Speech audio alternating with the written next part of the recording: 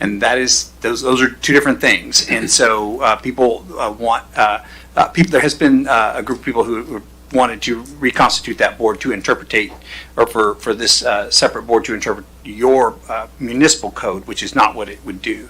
It would interpret the building code, which is a much different thing. So anyway, we can get into what the unique aspect of that particular topic is and look at it, but it hasn't been something that BFCOG and or the other two cities have really been in a hurry to go after, and so it hasn't really gotten a lot of traction.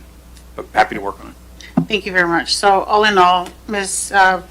Now Matson. Yeah, if it officially changed my name, but I'm working on it. So I just want to say thank you for updating this list. I know it's a work in progress. It's a live document, and it's constantly being looked at and checked into.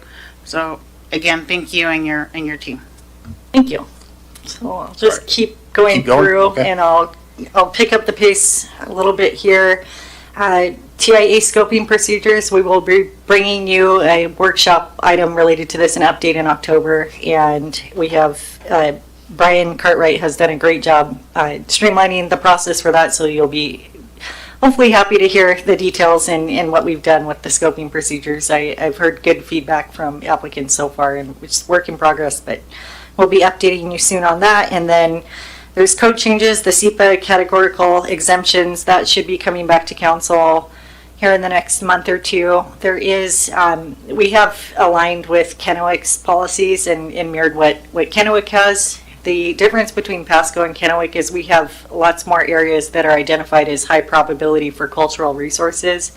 And so Kennewick has listed that as still requiring a SEPA, and Pasco will be too, doing that. So there will be SEPAs required for cultural review. I am working on a phase 2 of that where we can hopefully take SEPA out altogether for those reviews and do that administratively. That will likely require an MOU with the tribes and will be a lengthy process to go through. So first phase will be matching what Kennewick has, and then we'll just keep chipping away at the SEPA regulations. So that's moving along.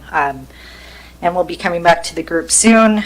I have 2 comprehensive plan amendments related to school impact fees and the RS20 zone that are on the list that'll be coming to council by the end of the year. And then, of course, the 2046 update for the comp plan is due at the end of next year. That will take priority over the code changes that is required to be completed. That is being assisted by a consultant. So we have help with that, but it will include lots of collaboration between the department directors here in Pasco and the community. And we do have some fun outreach ideas that we'll be bringing to the group and asking for input on too. Critical areas ordinance update, that's required by the end of the year. And then we have some local streamlining permit requirements to address. Accessory dwelling units I've touched on, and then parking regulations, noise regulations is on the list to look at closer. And then some other code changes, and many of these items, like I said, were either requested by council or applicants or identified by staff. So I've listed there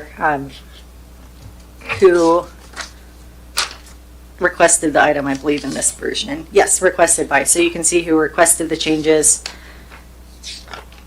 Anything else?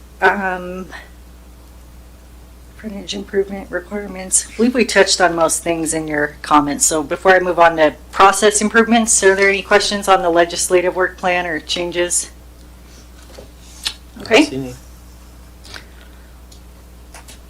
I got one. All right, I got one. Councilman Perales. How are we documenting legacy conversations?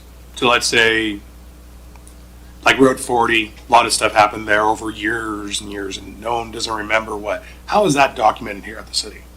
I'm not sure how it has previously been documented in the past, so I don't actually have a good answer. Best practice would be to hold a meeting and then send a follow-up email to everyone in the meeting and say, here's what we discussed, because that does happen too. You have a meeting and you're all going one direction, and then a few people either leave the city or the applicants lose interest in said topic, and then you're just kind of scratching your head, left wondering what happened. But I would say email is the best way to keep track of that.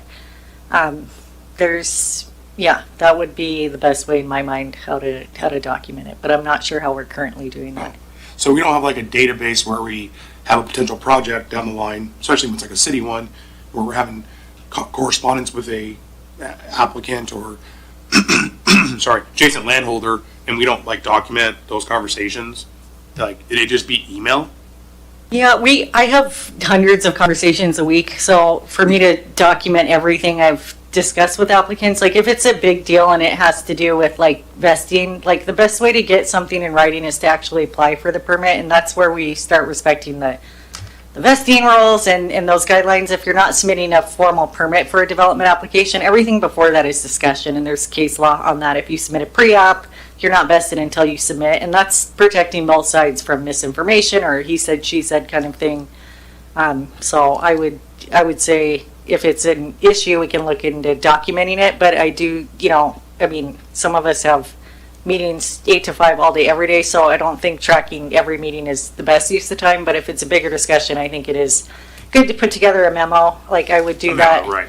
They just summarize what everyone discussed and what we stated. But the danger to that is codes, as you can see with this list from the state, these 30 items, codes can change rapidly. So, if an applicant doesn't submit for a few years and come back, the situation could have drastically changed, especially with the roads. So I have mixed feelings about it, and then someone comes in with this memo from a previous director and it's like, okay, this actually isn't binding. It's just a heads up on something because you can't really guarantee, you want to follow your word, what you give to people as much as possible. If something changes though, that's the downside to that. But I would say a memo after a meeting.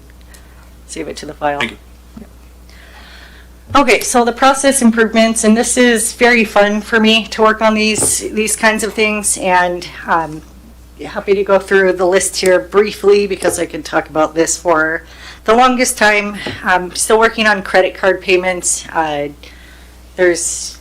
looking at payments citywide and the options for the department, and the best option for community and economic development is likely going to be integrating the payment system into Trackit. So there's some hangups that we've experienced, but we are still very focused on moving forward with the online payment option so the applicants have the ability to pay from the comfort of their home or from their cell phone, and that is being worked on and is very close to the top of my list to get done. So that's moving forward. We've just hit some unforeseen issues with contracts, and we'll move forward on that.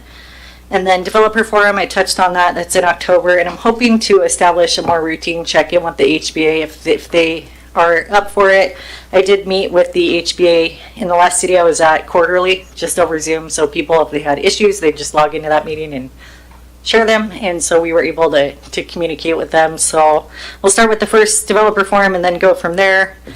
We have a development map online that hasn't been updated in a few years, but my idea is to get it linked on the front page of the community development site so that anybody in the city or anybody anywhere can log on to our website and see where the current projects are around town, and there'll be details on number of units, square footage, and then eventually I'd love to link it to the project documents so people can just click on the map and go straight to the publicly available submittal materials so that they can cruise through it and then ask staff if they have questions. I've seen that done before and it's very helpful, and working on that. So the first phase of the map, which will just show the project location and details, will be in the next month or two, and then when we figure out what we're doing with our file system and how we can make some of the files public, we'll link it to the map. So that'll happen, I would say, next year sometime, but we'll have the first version out here in the next few months on our page so you can see what is being developed around town all in one location. And then we'd like to establish a customer service survey that's linked on all of staff's emails, so when they're interacting with customers, we can see our progress with customer service over time. Right now I'm expecting, not 100% customer service feedback, not necessarily based on the staff, it's just their systems in place are a bit clunky, so I would imagine we'd get better feedback over time as we can fix the systems in the department, and that's just one way to measure our customer service numbers and share back with as a measurement. And then I have a fee study on here where we would be looking at fees to cover the cost of staff. I just have it on here as a place item for when we're ready to discuss that, but a fee study, I've just noticed the fees we're charging are very low and not covering a fraction of the staff cost at this point for development, and A fee study can be used to cover full cost or a portion of the cost depending on the policy direction there on that. And then creating process sheets for all steps in the permit process. And this is extremely helpful for staff turnover or training and consistency. And if you have a step-by-step procedure that's created for all steps, then everyone's working off the same system and not doing it slightly different. So it's just a way to provide consistency throughout the department. And we have started this process, and this will likely take 2 or 3 years to get completely finalized as we go through and build the process sheets. We're not just writing down the steps, we're writing down the steps and then analyzing it. Like, do we really need to send everything to Haley for final review before the permit's issued? Or, you know, this person, what are some logical steps that we can cut out? Or why are 2 people looking at the exact same thing? So you can start seeing themes when you write down the process, and then you can go through and start cutting out steps, which is the fun part, and then it starts becoming more efficient. And then you can put the process sheets on a quarterly review time frame, so you're not changing them too much and fatiguing staff with too much change after you establish these. Then you look at them quarterly and update as needed, and it goes through a committee so that myself or just any one staff member can't walk up to the process sheet and rewrite it and do something different. It just needs to go through a little mini process internally to change it. So I've done that in the past. It's worked really great. That's on the list. And then just updating our permit system to become current with the times and allow for applicants to log in online, apply for their permits online, pay for their permits online, receive their permits online. So we still would love to see customers come in and say hello to us in person, but when we did a similar fix in a similar size city that I worked at before, the customers just stopped coming in altogether, and it sort of freaked us out, but they were really happy with the change and they were able to apply online, and it went really well. So still would love to see people in person, but also allow for an option online to be ideally as easy as shopping on Amazon or, you know, fun things that you like to do online. We want permits to be fun, or at least, you know, just easy to do and follow. And we do have a staff person hired to help with this and fix the system, and we're moving forward on that. I have a kickoff meeting with the company that owns Trackit this week, and we're going to make a plan to start moving into the portal and make the forms easy online. So instead of filling out a PDF and submitting it to us via email, there's no PDFs. You just go online and fill out an interactive form. So the information is going in one time, and then it goes into the system, so it reduces error for staff and for applicants throughout the process. And then permit turnaround information, I've cited that already earlier in the presentation. We want to post our actual review times and target timelines online, and those get adjusted frequently if we, you know, are short-staffed. Let's say maybe the timelines go like up by 2 weeks, but at least people know when they come in, like, hey, here's our current timelines. So that will be online. Working on that currently. And let's see here. Temporary occupancy and final occupancy procedures. Like to look into that. It's usually a bit of a panic at the end when a business is looking to move in by a certain date and maybe hasn't finished all of their items. It's usually the paperwork or the as-built or backup documentation that seems to sneak up on applicants the most, and they're eager to move into the building, and we're eager to get the rest of our items that we need, because once you issue occupancy, you really don't have a way to get it, you know, unless you do compliance or code enforcement. So I'd like to work on that process to make it smoother for staff and applicants. Website updates, training program. This was mainly just for staff, like if they would like more training on certain items. Oh, Quick question. I want to interrupt real quick, real quick. Taking it back to the Trackit, making sure that individuals make use of Trackit. So what happens then if there's not enough information in there, or they just put wrong information? Is there a potential for the Trackit to not go through? yes. Okay. Yes, And it's get kicked designed out? to, so before a permit application is routed to the reviewers, it needs to be deemed complete. So the system, you can build it to force good submittals, and just say you can't hit submit until you have at least 10 items uploaded under site plan, archaeological report, and all these items. They could just upload a piece of paper with a big smiley face on it and, you know, get through that step, but then the permit techs will review the documents, and if it's not deemed complete, we would give them a notice. We're required to within 28 days, but we do that much sooner, and say it's not complete, please resubmit. So it doesn't really move until it's complete. Yep. And the system, once we update it, can automatically notify people over time. Right now it's done by hand, but it should be something where we can just send an automatic notice, and then the system can also update people through the process. That's one of the biggest feedback I've received since I've been here is people submit their permits and they're not sure where it is in the process until they get a bill or until it's done. So the system can update them. It's been routed to planning, it's been routed here, and give them timelines so you can follow it more in a live sense. Then just a couple more items and I'll be done talking and let you ask questions. We have other initiatives on here to organize the business license process and make that more streamlined. It's working good now. We've switched to the state system, but we're trying to figure out a way to process these quicker and currently working on process sheets for that.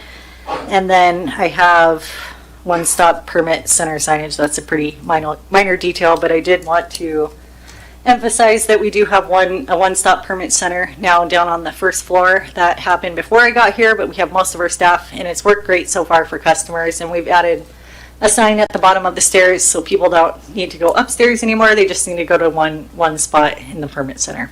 So those are the items on the list. I'm happy to answer any questions that you may have. I plan to fine-tune this a little bit, maybe tighten up the vision and mission statement to be a little more concise, and my plan is to roll this out to the development community and get their input. And I've told the development community, since we do get a lot of requests, that when they do ask for a code change, I will be putting it on the list and then working with my managers basically to prioritize it, because there's so many things to do at once. But we will at least add it on here and identify if it's the applicant request. That way everything's in one spot, and whether or not we act on it, that's a different thing. But I'd like to keep this list, pretty comprehensive of what our department's doing. Happy to All right, answer well, any thank you for that questions. great CED work plan presentation. Looks like we're going to start off with Mayor Pro Tem Grimm. Thank you, Mr. Mayor. Thank you, Ms. Matson. I appreciate you setting goals. It keeps challenging your team and gives transparency to the public and the development community.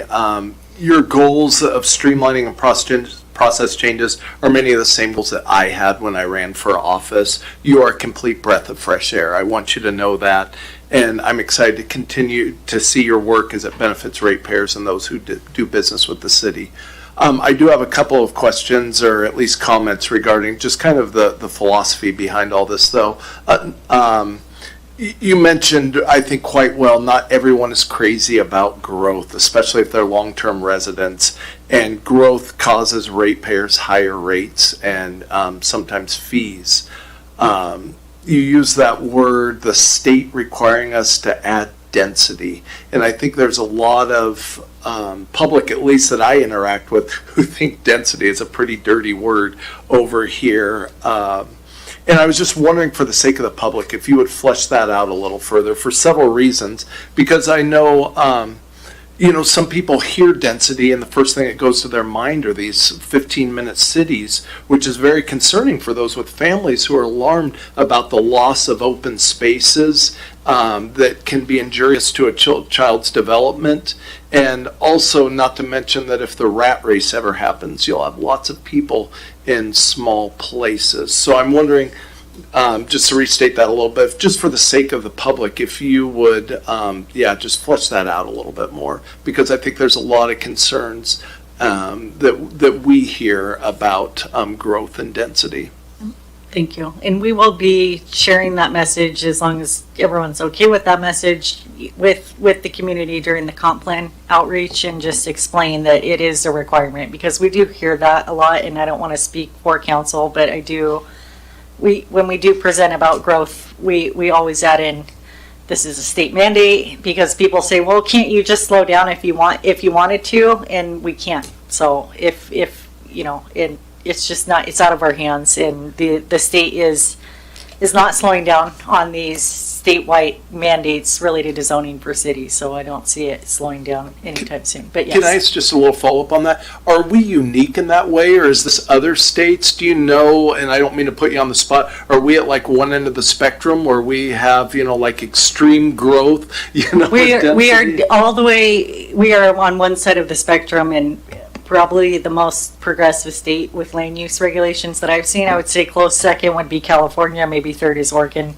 Okay, But and I really Washington's very appreciate that. progressive, like the middle housing stipulation that middle housing is required on all residential lots in the state. Basically, that's a very forward progressive requirement, and I believe there are other states looking at Washington to sort of mirror that are also in housing crisis. The state has said, we have a housing shortage of 300,000 units, so their solution to it was mandating that all cities allow middle housing everywhere. So yeah, Washington is definitely ahead of the pack, the leader of these initiatives that I've seen.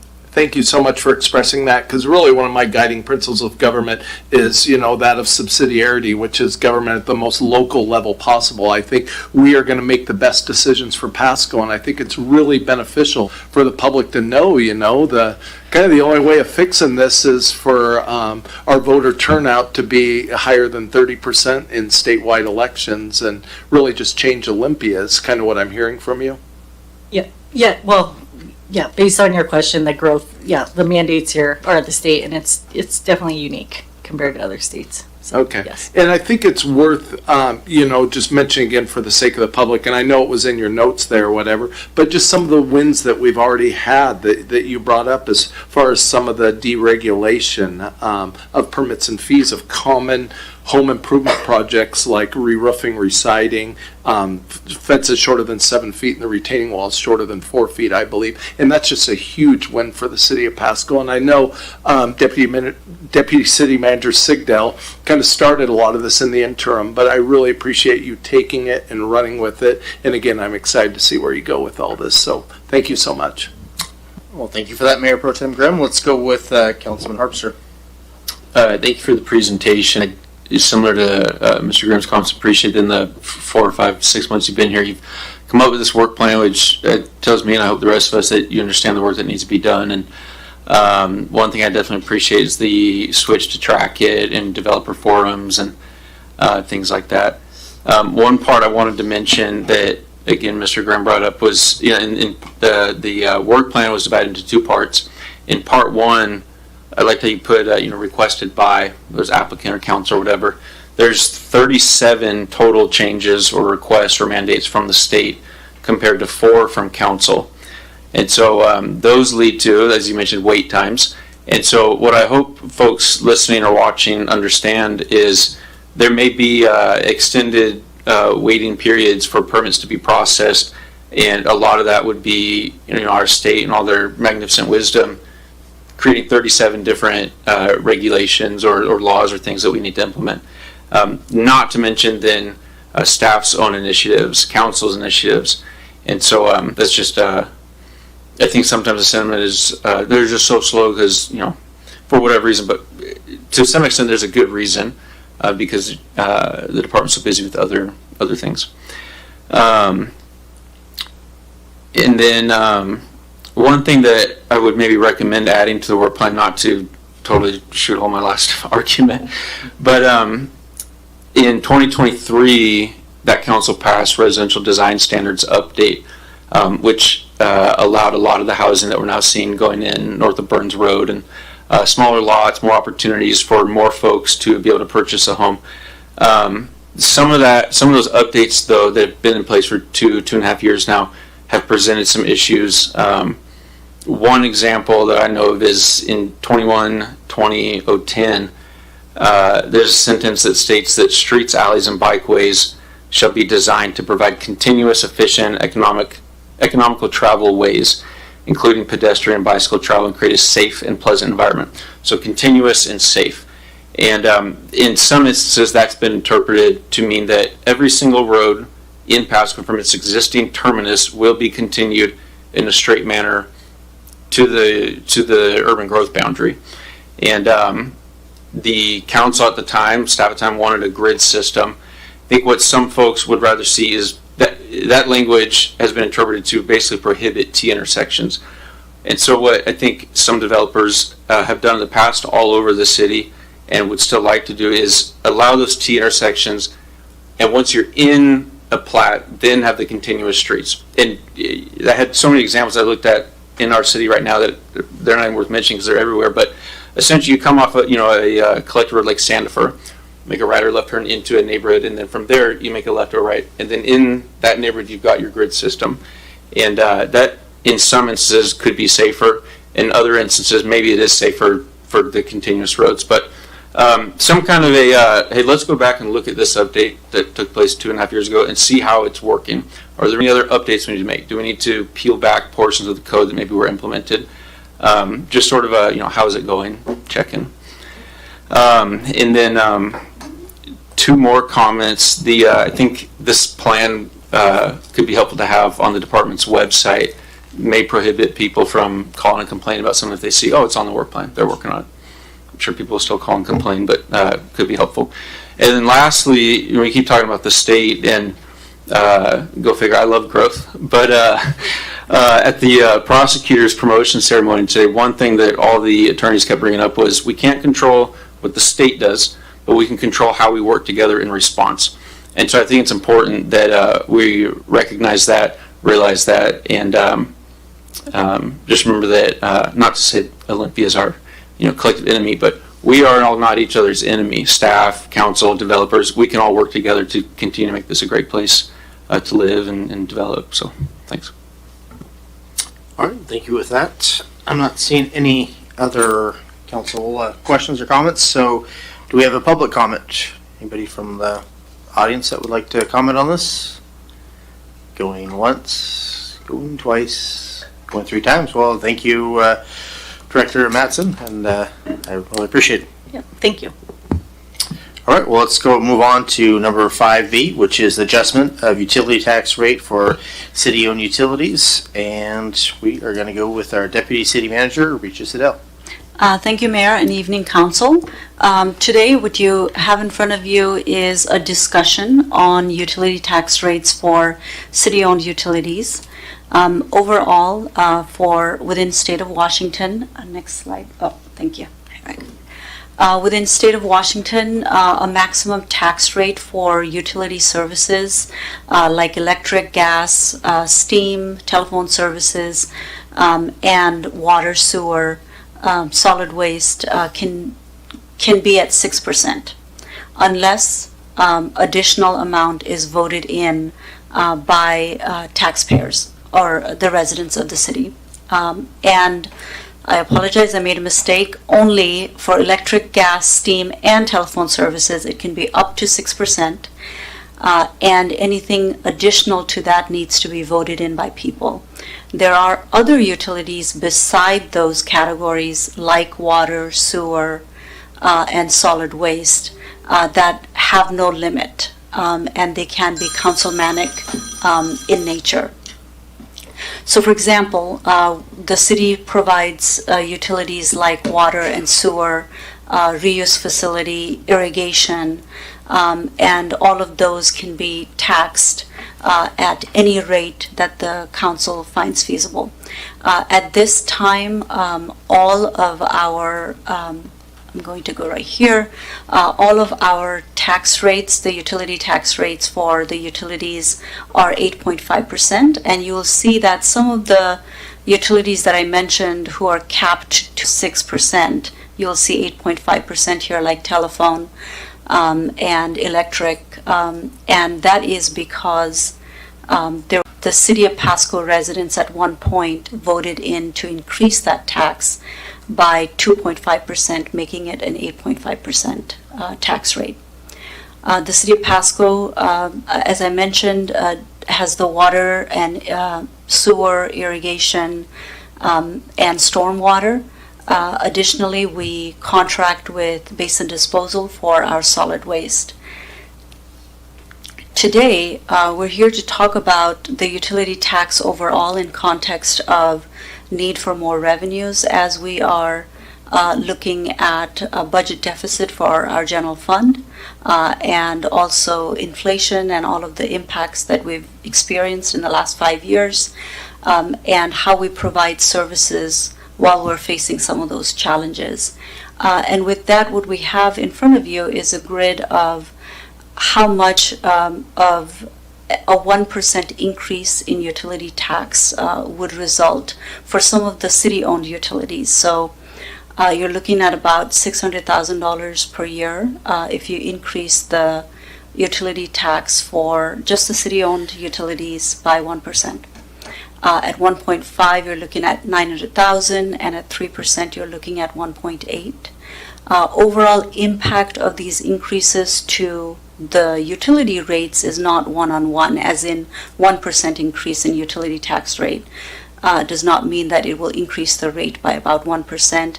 The ratio for some of our major utilities, like water and sewer, is about an increase of 0.25% on the utility rates.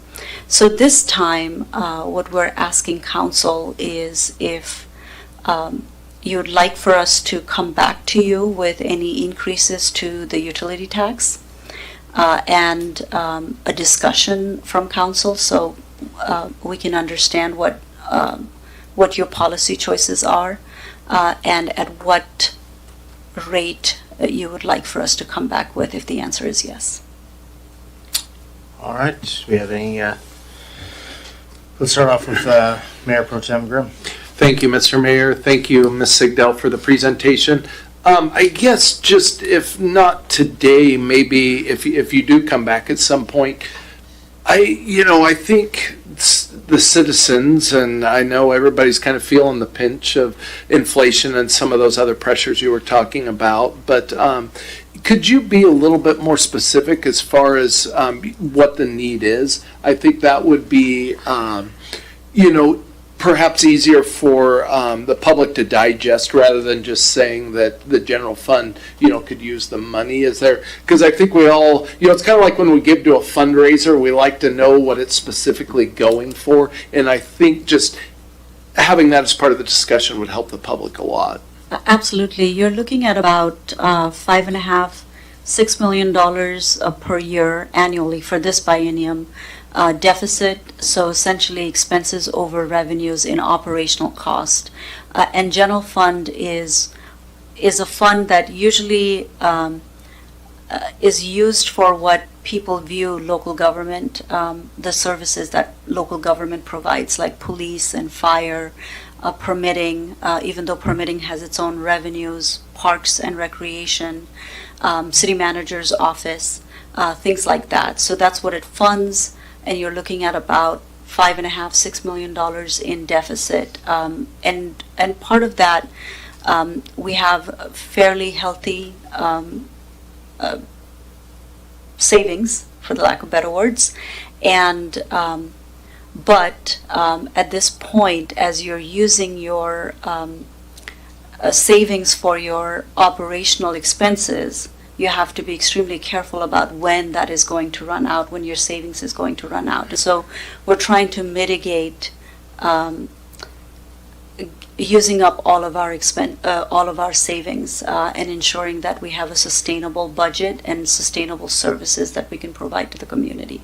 Thank you. Two more questions. One, do these funds have to be used, are they utility specific, or can we put more cops on the road with them, for instance? There is no restrictions to these funds. It can be used for any general fund purposes, which would be police, fire, anything that council chooses to use it for. Okay, last question. I noticed somewhere on here it said, I think it was up here at the very top, it said, alternatives. Council could choose not to increase the utility tax rate and direct staff to find other revenue sources or reduce expenses to reduce the current general fund deficit. What would those be? What are those other options? There's plenty of options. I don't think any of them are easy. So one is increasing property taxes, so that would require levy lid lift, which would need to be voted in by people. Increasing fees for, like Director Mattson just mentioned. Once we do a full fee review, if you choose that 100% of the permitting activity needs to be supported by the permit ratepayers, then that lessens the burden just a little bit, not a huge amount. You can increase utility tax, you can decrease services overall. So Some of the things that our fire department looks at is service time or call times. There's a specific word for it. Response time, thank you. There's a certain service level that you are promising to the community that would need to be reduced. And what that means is essentially maybe instead of 7-minute response time, you're looking at 8 minutes, 9 minutes, 10 minutes. There's many ways of reducing expenses by reducing services. And in terms of revenues, there's just as many, but not as palatable as well. Okay, and I guess I guess it's also worth mentioning. I think we have several unfilled positions of public safety already, don't we, on police and fire that just are really kind of that way mostly because of budget constraints. Is that correct? That is correct. We have about 8 positions in public safety and another 19 positions from general fund overall that are vacant for this biennium. And so that, to be frank, is another service level reduction in a sense, because those people would be able to serve the community if those positions were filled.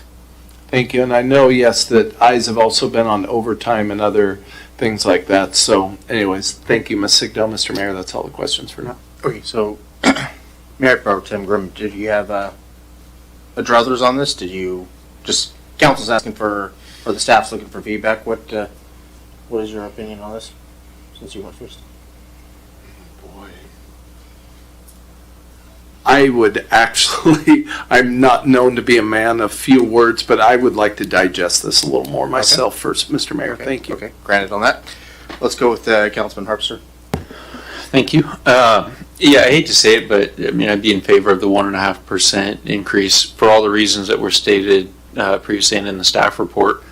This, would bring in nearly, if we go to 1.5%, bring in nearly $1 million in additional revenue, and going with the 1.5 versus 3, as mentioned in the staff report, doesn't overburden ratepayers. And then the fact that there's a legitimate need, it's not like we'd be doing this to, do cosmetic updates in this room. I don't even, it would just be closing the gap, a little bit, not all the way, but getting us there a little bit more. Knowing that we've been having and will continue to have lengthy discussions over increasing revenue and also decreasing expenses. That's another key part that we need to keep talking about. I'd be in favor of that. If we were looking at not decreasing any expenses, this would be harder to swallow, but since we're looking for options on both sides, it's a little easier to for me to tell my constituents, yeah, it's going up 1.5%, and here's things we're cutting from the budget to help on that side as well. So I get that tax increases are never fun and they're not popular, but the reality is I think it's very necessary in this situation. Thanks. All right, well, thank you for your opinion. I do appreciate it, Councilman Harpster. Let's go to Councilman Perales. Thank you, Mayor. I'll be brief.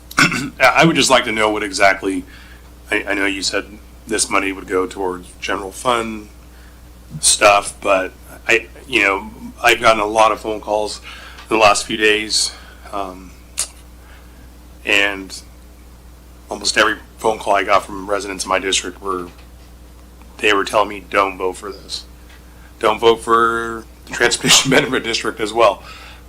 We want to see this money go towards something of value. You always talk about value-added services, projects. What exactly is this money going to go? I mean, they want to know the specifics.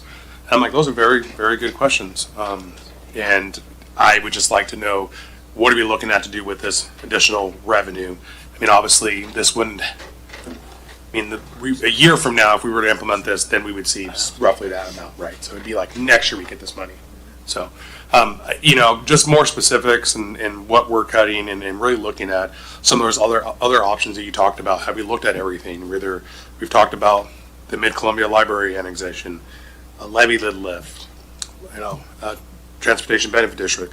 What are all the things? And it makes sense because when you get to the next general fund monthly report, it looks like we're going to look to get an additional $1.5 million because we're that much in the red and we're foreseeing that. So it makes sense, but I just have a hard time. I want to be able to look at people in the eye and tell them this money went towards this.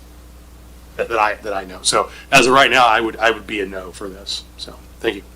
Okay, well, thank you for that. Let's jump on over to Councilwoman Barajas. Thank you. I'd like to add that, well, I agree with Councilman Harvster's points.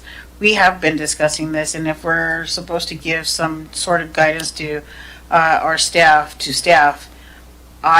from discussions we've had, meetings that we've all attended, based on what we've been informed and the need for the city, I think a 1.5 rate increase is our best route.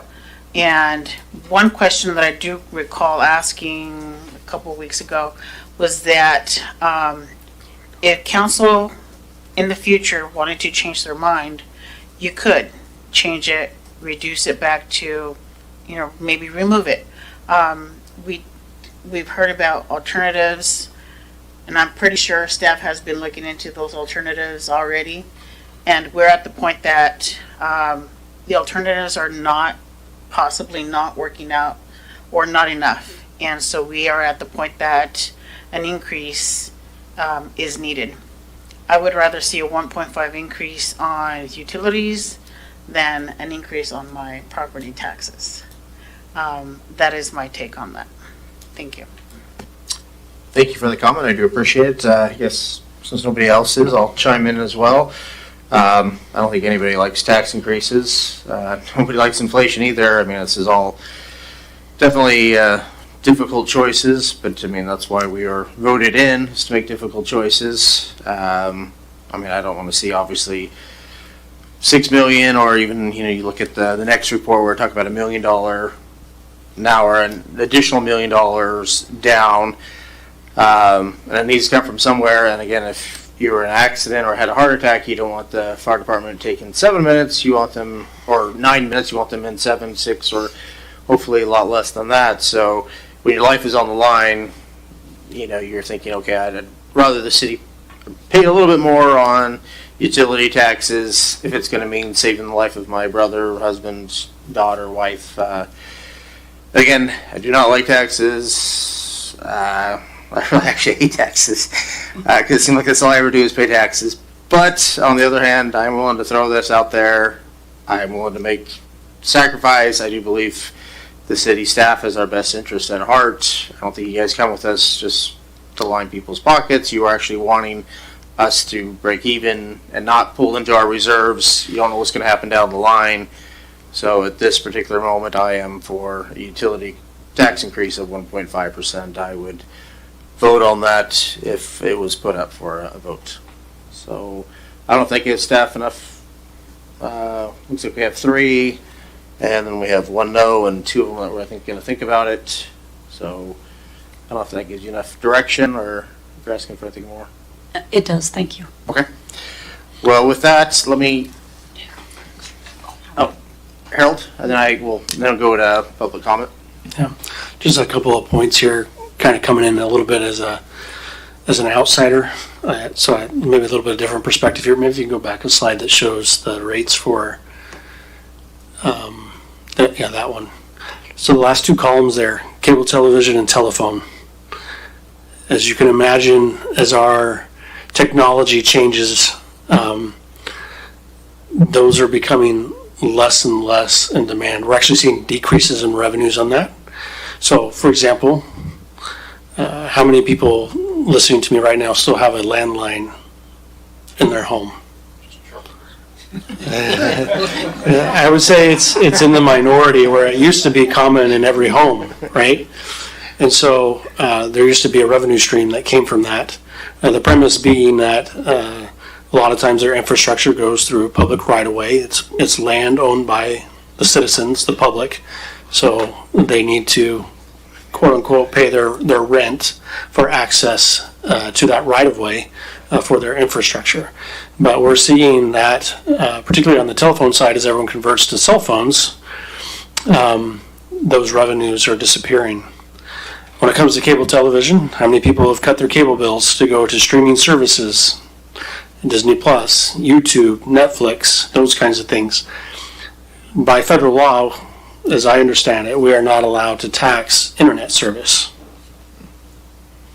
So that's a revenue stream that local governments have relied on for decades that is drying up and going away. So while it's easy, if you advance to your slide after this on the revenue projections, while it's easy to look at this as a revenue increase, what we're really trying to do is, one, increase revenues because the status quo is becoming more and more expensive year by year, right? Trust me, I've been shopping for houses for the last few months. The house prices today are not the same as what I was paying 10, 15, or even 5 years ago. It has increased significantly. We as a city organization see that as well, whether it's through construction projects, buying equipment, vehicles. The price on all of that is going up. And so we have to have revenues that either match that, or we have to begin cutting expenses, which means we begin to cannibalize ourselves of decreasing staff, personnel, vehicles. Not saying that there isn't room to do that, but having done this in several communities over almost 2 decades, I continue to hear we want to pay less taxes and those kinds of things, but anytime I propose any cuts anywhere, there's a strong defense to come out to say, no, we need that and we need to keep paying that. And in some cases, we need to pay more for that because you're not doing enough in that area of service that meets our expectations.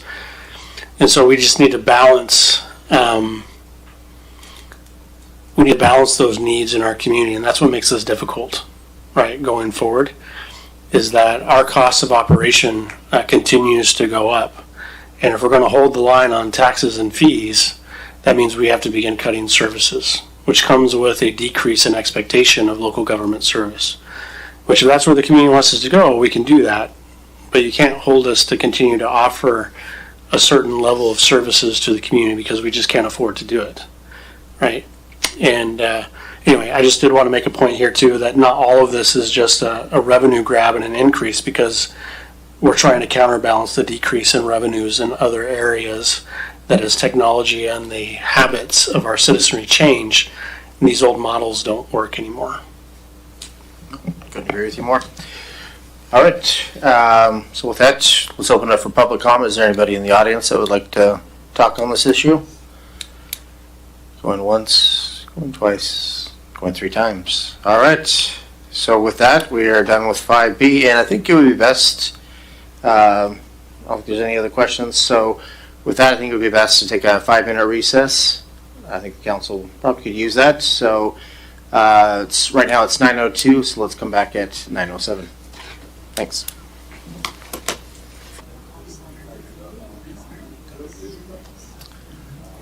All right, it is 9:07. Are we ready to resume this meeting?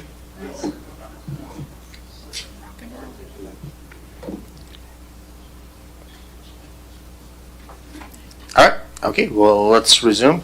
So we're going to jump to 5C, the General Fund Monthly Report for July 2025, and we got Interim Director Garcia.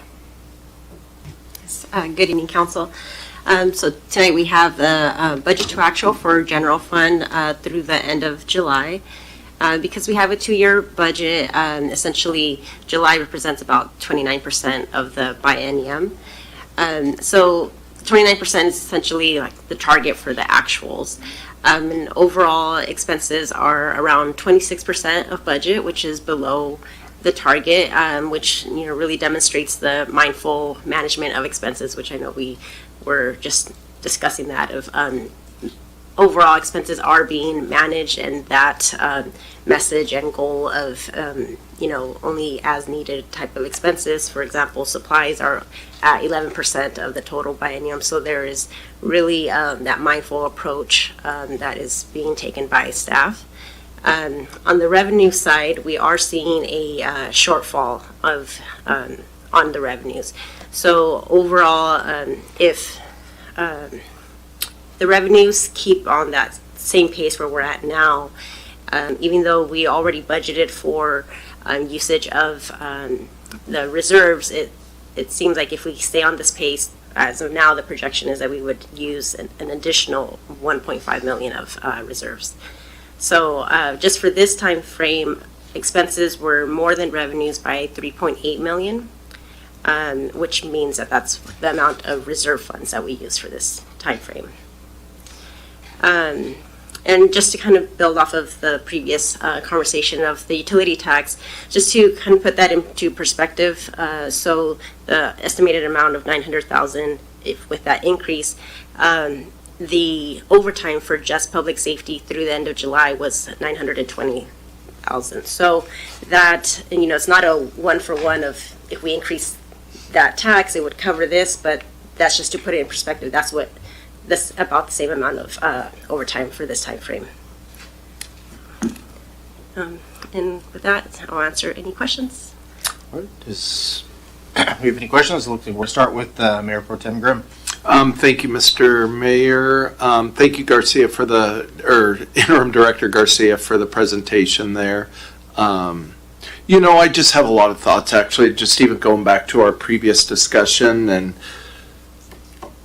man, in part of it, we are in a tough spot here in Pasco. We have, I believe it's about 30 or 40% more land than Kennewick. We have about 30 or 40% more population than the city of Richland.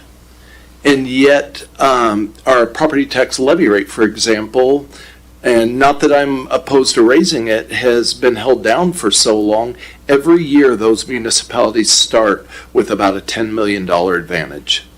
And yet, it costs the same to do all of our public utility work over here. If we don't pay our officers and our firemen and women a competitive rate, I mean, they just go across the river. And so these are really, really hard decisions we have to make, not only for the retention of employees, but just for the vitality of our city and for the future of our city. And so these, whether it be a rate increase or a tax increase or a fee, I mean, I know there are a lot of people living on fixed incomes where, it's easy just to think, well, man, it's just $10 and we all have to tighten our belt. And I know there are people making hard decisions about medication or meals or other things like that. And so, and I know none of us are being flippant about that. I know we all take it seriously. And on the other hand, we shouldn't be just raising rates just so we can match our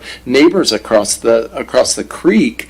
By no means should we be doing that. But I agree, as staff has said so many times, that Pasco's prided themselves on doing more with less, but, we can only do that for so long before we just, really have to look around. I noticed that, just looking through all this data, that overtime was, I think I saw 28%, year to date, but here we are, for public safety, we're in September, going to be October really soon. So here we are, almost 3/4 of the way through the year, and yet thank you, both of you chiefs in the audience, for just holding that down and helping, these hard decisions to be made a lot easier. And so, I think we really have some difficult decisions in days ahead as a council. Thank you for that, Mayor Pro Tem Grimm. I'm not seeing any other lights come on, so do we have any public comment on this issue? Going once, twice, 3 times. Well, okay, Interim Director Garcia, I guess you're off the hook. Thank you for that report. Let's jump to 5D, which is resolution change order number 4 for wastewater treatment plant phase 2A construction contract with Apollo, and we are going to go with Director Maria Serra. Good evening, Mayor and council members. We are presenting to you a change order. It's change order number 4 for wastewater treatment plant improvements phase 2A. This phase of improvements focuses on the solids treatment train for the facility, which deals with sludge and dewatering and thickening of those solids that then can be hauled off-site. The project is mostly complete. We've accomplished a lot of the bigger items in it, and portions of that facility are being turned over to operations team to be able to operate them and do the startup of those different components. As we've been doing this work. We had found a compilation of small items that need to be addressed, which all add up into what is this change order that has been presented to you. And you are seeing in the screen that our anticipated completion for the project is in the first quarter of 2026, and that is because there is integration of the different components and work within the system so that each system talks to each other, and that process is a bit of a long process, although it's not a huge dollar amount left to be spent. With that, just an overview of what the project looked like. This is a big project in our wastewater treatment facility. That's where the sewer discharges are treated before that cleaner water gets put back into the water. And again, the solids, which is what this project focuses on, we remove all the liquid component, or as much as we can, off of it, and the solids are then hauled off-site. So the project was awarded to bid for just under $14 million. We had 3 change orders that added up to about $350,000, and the current change order proposed is for just over $314,000. Those components, they're here.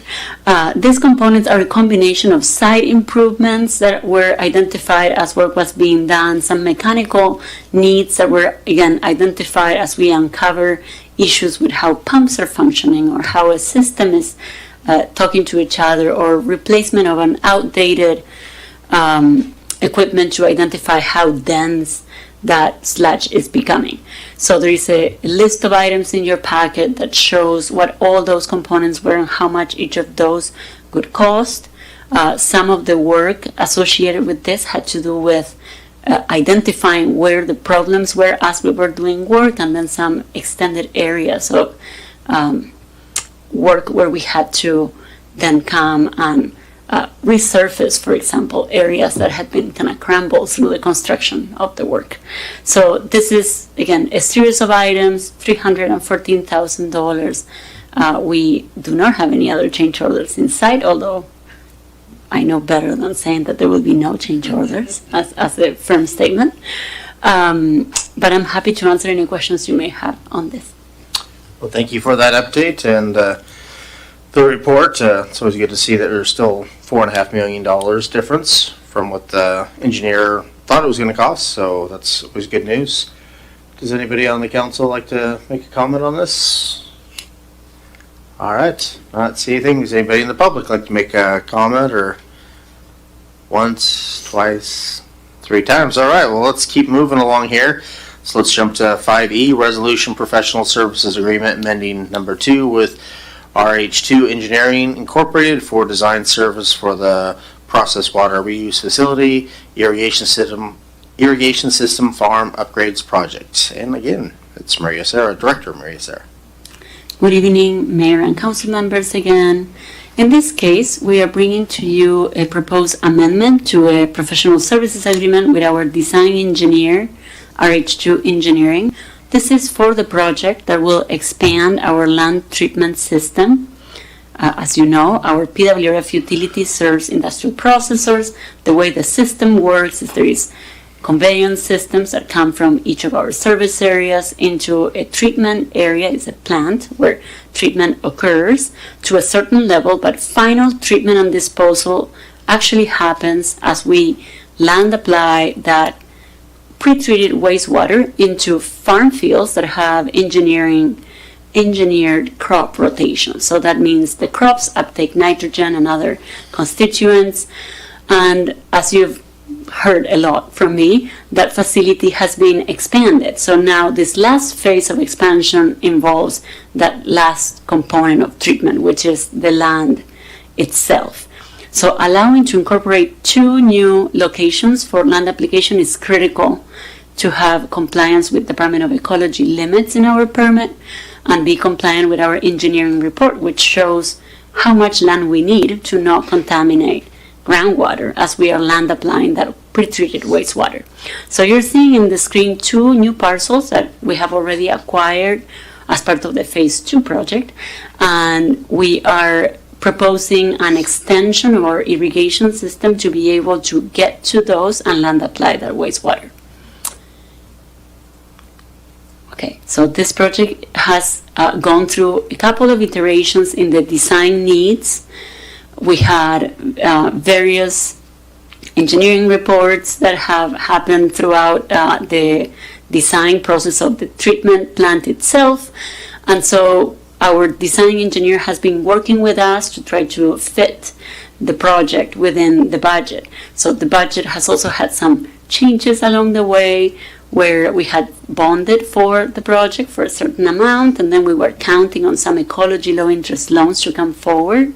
That low-interest loan from ecology has not been received, and so we had to tailor our scope to fit closer within our existing budget and look for other funding revenues to be able to make the project whole, as we absolutely need this land operational by the beginning of 2026. So this is a big overview of what we're doing. So the amendment itself with RH2 is to allow them to finalize those plans. We're shooting for a open bid advertisement date in October. So this is coming because work needs to happen this winter. And then the vast majority of this amendment really addresses their support throughout construction.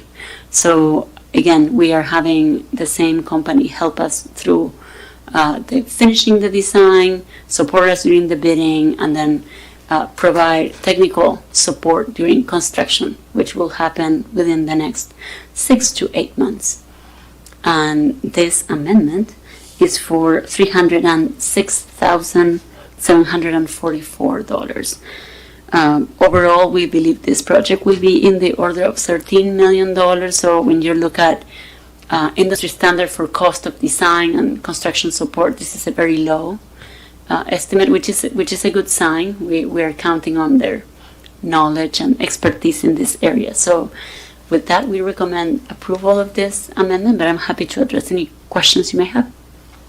All right, does any of the council have any questions for Director Maria Serra? Looks like we're going to start off with Mayor Pro Tem Grimm.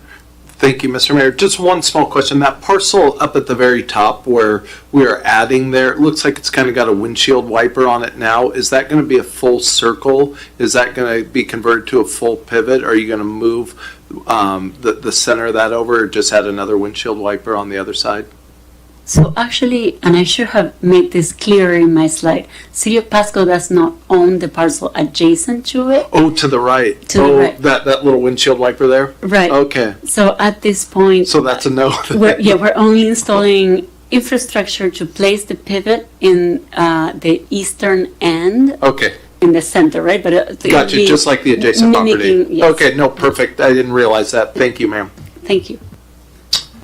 All right, let's roll on to Councilman Prowse. Thank you, Mayor. One question I had was, so how's the design being funded? The design is funded with bond revenue currently. So that is local funds through a bond revenue through the utility. Okay, but the project itself, the $13 million will be funded by, There is a component that is bond revenue, and then the remainder was planned to be funded through a low-interest loan, but that opportunity has not come through. So we are working between other departments of finance and public works to identify a funding source, potentially an interloan fund, or pursue some other allocation before we award bids. So that would be something that would come in front of you. okay. What fund is this one? Is it the sewer fund? It's PWRF. PWRF, its own fund? Okay. Okay, thank you. All right, with that, I'm not seeing any other council lights on, so we'll roll on to the public comment section. Anybody in the chambers like to comment on this? Once, twice, 3 times, all right. Well, that gets us through that, so let's jump on to section 6 and miscellaneous council discussion. Do we have anything you want to talk about? Mayor Pro Tem Grimm. Thank you. Since the Director of Fun isn't here, it's Fiery Foods this weekend, right? Yeah, hoping to see everybody in downtown Pasco for all the festivities on Saturday. I believe starting at 11 a.m., right? Oh, thank you. Yes, that's correct. Let me get my notes. A lot of fun going to be had, as Jesse always brings. I know there's a wing eating contest, lots of spicy food. I hope you all enjoy that. And we will have a lot of cultural performances, music. It's going to be a great time. So 11 to 7 down in Peanuts Park. All right. Well, thank you for that. Not seeing the lights. Did our new city manager, do you want to make a comment? You were talking about some other stuff that you had. Yeah, I kind of let a cat out of the bag earlier, so let me follow up and finish that out. Apologize for that. Anyway, as I was saying, I've directed the department heads we're going to make a change on trying to improve communication and transparency to the council and the public on updates of projects and things that the different departments are working on. So starting October, the first meeting, regular council meeting in October, every regular council meeting will have a city manager memo to the council that'll be available to the council and the public in the council packet. That will outline an update for me on some key highlights and priorities that have happened over the last couple of weeks. And each department head will provide an update in one of those memos once a month. So those memos will be split 50-50 between the departments. Half of them reporting at the first council meeting, the second half reporting at the second council meeting, consistently month to month. So let's say fire department is on the first regular council meeting, the first regular council meeting memo, you always have an update from the fire department on that memo. That's an effort to try and keep you up to date on projects and things we're working on, key items and issues that we're facing. So you have that as an ongoing basis. That will replace what we call the hot sheet, so to speak. But we do want to give you regular updates of what's going on, but try to do that in a way that balances our staff workload as well. And two is I just wanted to make it open and available to the public as well, that it's in the packet and any of the public can go read that memo and get an update of what's going on. If there's things that are not outlined in the memo that you would like to see, please let me know, and I will make sure that staff works on that to get that in there. It'll be a balance between regular projects versus just some generalized information of work that the staff is doing on a regular basis and working on. We'll also be working on probably changing the format of the agenda item memos so that we have more consistency from all the departments on how these agenda items help achieve council goals, maybe even provide some financial background on things, so that way, questions like we heard this evening, like how's that getting paid for, is that under budget, is that over budget, those kinds of things are clearly outlined within that memo going forward as well. So that'll be a quick change that we'll be making, and staff is excited to work on that. Finally, I do just want to give an update. We do have two key positions that are open and vacant, or will be coming vacant. One is the city attorney's contract expires at the end of this year.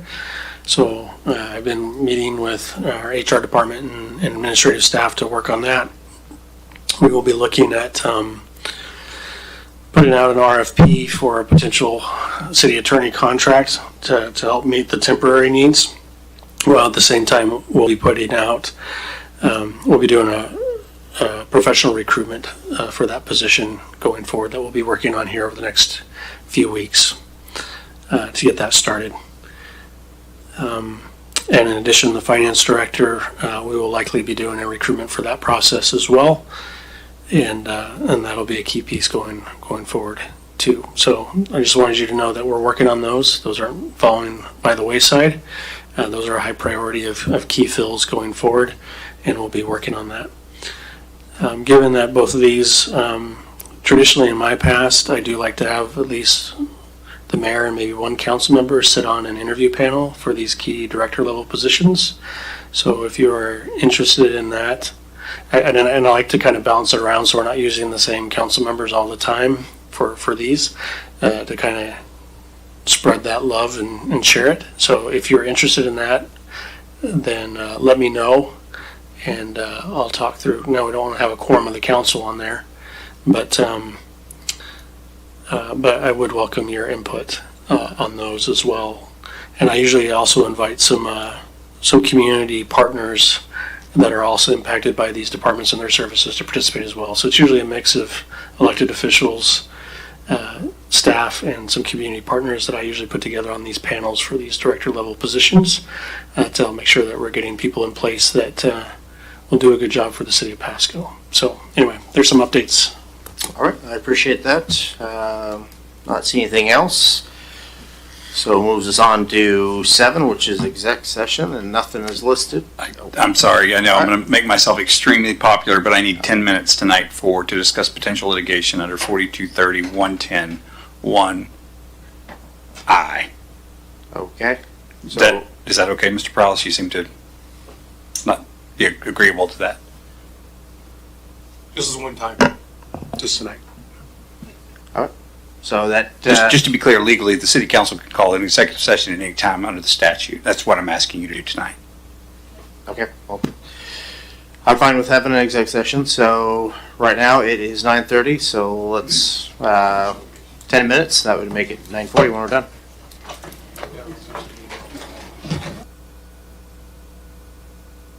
All right. Well, it is now 9:50, and great audience that is in the chambers here. They can all now decide to go home.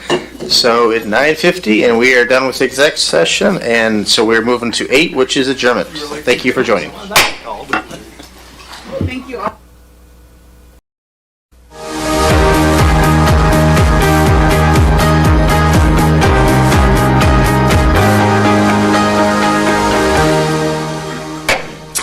Well, good evening and welcome to the City of Pasco's Council Special Meeting, followed by our regular meeting. Today is September 15th, 2025. The Council thanks you for being a part of our city government. At meetings, the City Council takes formal action on items, holds public hearings, and conducts other business of the city. Agenda packets for both meetings are available at the City of Pasco's website at www.pasco-wa.gov/agenda. These meetings are also being televised live on PSC-TV, channel 191, on Spectrum Cable in Pasco and Richland, and is streamed on the city's Facebook page, website, YouTube channel, and Microsoft Teams webinar. This and previous council meeting video is available at the city's website. Lastly, the public may submit their comments and/or questions by contacting the city manager, city clerk, or by asking the Ask Pasco app. With that, let's get a roll call. Councilmember Barajas. Present. Councilmember Blaisdell. Present. Councilmember Harpster. Present. Councilmember Prowlis. Here. Mayor Pro Tem Grimm. Here. Mayor Milne. I am present. Thank you. With that, let's rise for the Pledge of Allegiance. I pledge allegiance to the flag of the United States of America and to the republic for which it stands, one nation, under God, indivisible, with liberty and justice for all.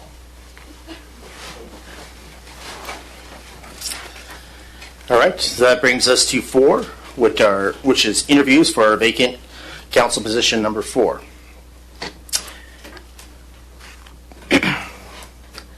So, do you want me to read the script? All right. So tonight, the council will interview 4 finalists for council position number 4, serving council district number 4. After the interviews are concluded, council will adjourn to executive session to deliberate the attributes of the candidates. Upon return to the meeting, council has the option to appoint a candidate to council position number 4 to serve to December 31st, 2025, when the term for position number 4 ends. While the candidates may stay in the council chambers during the interview process, as this is an open public meeting, council asks that all candidates remain outside the council chambers until it is their turn to be interviewed, so that the interview questions are new to each candidate. After their interview is finished, the candidate may return to the council chambers. At this time, will all council candidates please step outside the council chambers while the council finalize the interview questions.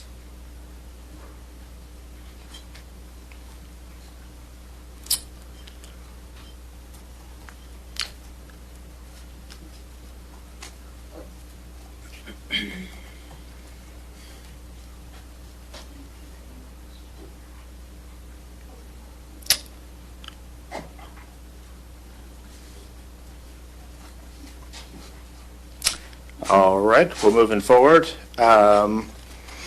I'd like to do number 1 and 1A. So start with Mayor Pro Tem Grimm. Which one would you like? Thank you, Mr. Mayor. I'll just go right down the line and take number 2. Thank you. Okay. Let's keep moving to our right here. And we're doing one each, right? Yes. I will do question number 3. We'll just go down the line. Okay. I'll do number 6. Okay. And I'll do number 5.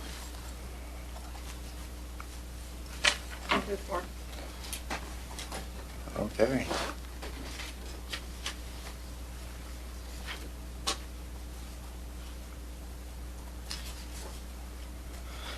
Okay, well, and then, number 7 we're not doing.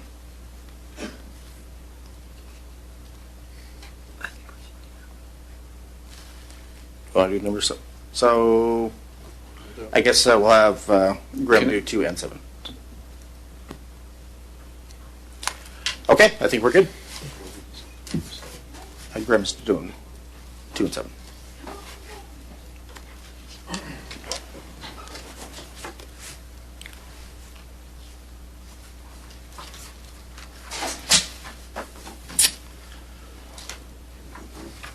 Thank you. All right. Well, thank you for taking time out of your day to come down here. Thank you. Let's just, I guess, for the record, let's state your name and. Joe Cotta, District 4. All right. Sounds great. So, we'll get right into the questions. Based on your research, what is your impression of the primary duty of a city council member? The primary duty? Yeah, city councilman. I think probably it has to do with listening to the constituents. You need to be a good listener. You need to figure out what's on their minds. You know, they're going to really have their hand on the heartbeat of the city, especially if they're heavily involved one way or the other. Usually the people that are involved are the ones that are talking to you, and there's some offense one way or the other. And we want to make sure that we're running the city right. We need to make sure that the people involved are approving of us in some way and that we do our business. Okay. And then 1A is, what are your thoughts on balancing the interest of your district and the overall interest of the city as a council member? Well, typically their interests are going to be my interests, but there's, maybe 2 constituents want a couple different things. And so, I'm going to listen to them. I'm going to explain where we stand, why we stand, where we stand, where I stand, where the council stands, and how we got there, and help them understand the practice that we applied to come to that decision. All right. Well, thank you. That's the end of my questions. And then Mayor Pro Tem Grimm.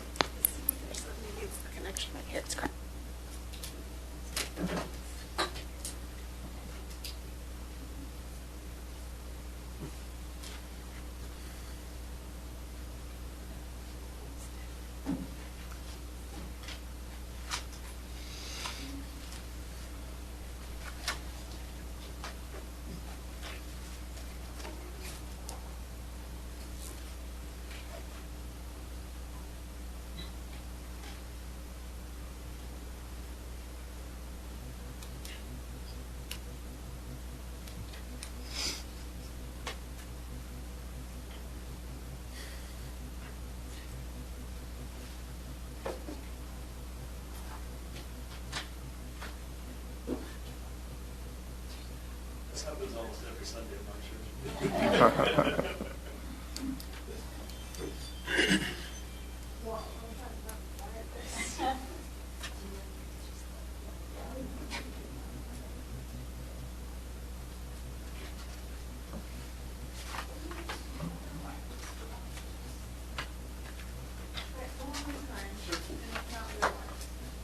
Testing, 1, 2. It's still crackling?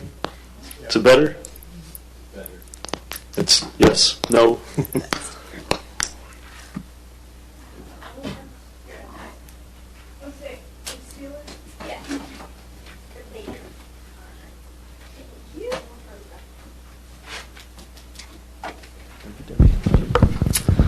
Okay, we're back.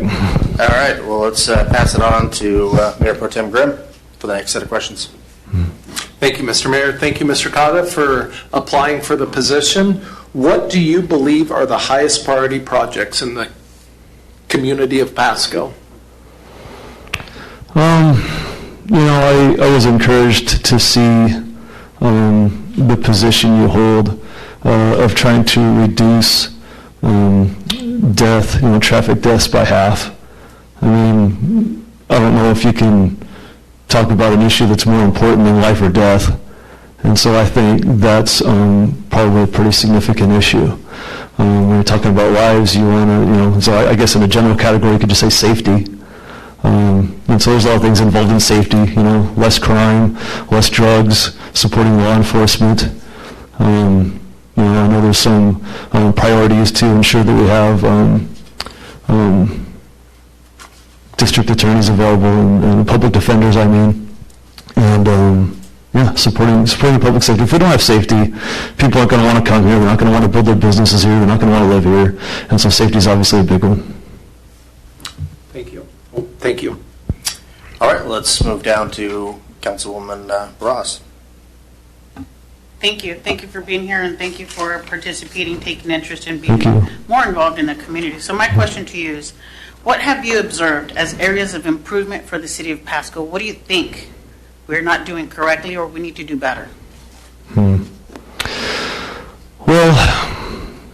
I think we're all struggling as a culture in a lot of cities with homelessness and behavioral health. And I'll be encouraged to, if I'm appointed, to help with solutions to those problems. My experience with the Turn for Christ and substance abuse recovery, it's just something that's important to me, dear to my heart. I know a lot of guys who have gone through those programs, who have been homeless, who have suffered from behavioral health issues, and helping those guys get better. And so I think that's something that, it's in a general sense, but, we can always be better there. We need more resources for those guys. All right, so we're going to jump to, what's that? Oh, let's jump to question number 4, and Councilwoman Blaisdell. How would you handle a citizen contacting you with concerns about the actions of a city employee or a policy decision of the city council? Well, you listen. They need to be heard. And there's probably a proper channel and a process that you want to take them go through a grievance process. And whoever that contact person is for that situation, you're going to want to help them. You want to have kind of a kind handoff, introduce them to the person they need to talk to or something in those regards if it's appropriate. And then there's a confidentiality that you want to maintain, and that's probably about it. It's just passing them off kindly. Because I guess in the negative sense, you don't want to start doing an investigation on your own. There's a proper channel for those things. Thank you. All right, well, thank you. Let's jump to question number 5, and we're going to go with Councilman Leo Prowse. Thank you, Mayor. What special skills or insights do you believe you could bring to the city council? What sets you apart from the other candidates? Probably my background in agriculture. I'm also a pastor. I think about 20% of the city's land use is situated in agriculture. And so I can bring some things to the table there. I managed a 1,000-acre vineyard, and so I have general management experience in the sense that you're managing assets and employees and capital budgets and operating budgets. And I have union negotiation experience. I have my chemical applicator's license, my commercial applicator's license. So I know about chemicals, I know about safety and those kinds of things, process and procedure. As a pastor, I'm going to be experienced with the needs of the community. I'm going to be experienced with managing a nonprofit, those kinds of things. Mm-hmm. All right, thank you for that. So we're going to jump to question number 6, which is Councilman Peter Harpster. Thanks for being here this evening and for applying for the position. Thank you. After thorough discussion at a public meeting on a controversial issue, you find yourself on the other side of a majority decision of the council. Tell us how you might react. I mean, if I'm really dug in on the position, and all of you guys are on the other side of that. You handle that professionally. You got to support the ruling of the council, and so there needs to be some support there. If I want to dissent, there's a professional way to do that. There's a process for that. There's a timing involved in that. But personally, I would like to strive to have good working relationships with all of you, and you don't do that by behaving immaturely when things don't go your way. So the relationships are important to me. Working with all of you is important to me. And then, on the other side of that, if somebody dissents from my position and I have the majority, the person who dissents still has a different perspective on things, and it's good to pay careful attention to those things, especially when the issue comes up again. It's like, well, you were against this before, what do you think now? What do you think we could have done differently here? Those kinds of things. And so there are times when it's important to dissent and bring the issue up again, but it needs to be done in a professional way. All right, well, thank you for that. So the final question for your interview is by Mayor Pro Tem Charles Grimm. Thank you. What is your vision for the city of Pasco in the next 10 to 15 years, and what changes will need to be made to make it a better place to live and work? Well, it looks like our projections over the next 10 to 15 years, we're expecting 40, 50,000 more people. And so it looks like 121,000 in 2046. Anyway, 2046, and 19,000 more housing units, 16,000 more jobs we anticipate. And so really, we're looking at a situation where we just need to be prepared to have the infrastructure for the city to grow that way. And where we're going to do that, I talked about safety already. A lot of the reasons I think people are interested in moving into Pasco, or the reason a lot of people live here, is regarding the transportation resources. We have an airport. The railway is obviously huge. The port. And agriculture is a big reason that people live here. Supporting agriculture in some way. So as far as things I would do to change it, I like the city. We're doing things with the projects, the Martin Luther King Community Center, the downtown project, the development on Broadmoor, the neighborhood parks, all those kinds of things are really great. And I think a lot of that stuff is going to be coming into fruition during this next term. It's just a wonderful thing to be a part of. I just like leadership. I like working with the team. And I think it'd just be a neat opportunity to do that with you guys. All right, well, you are done, so thank you. Thank you. And if we could get the next candidate. I'm going to leave this here. So yeah, you could stay if you'd like, or more welcome to do what you'd like. Thank you.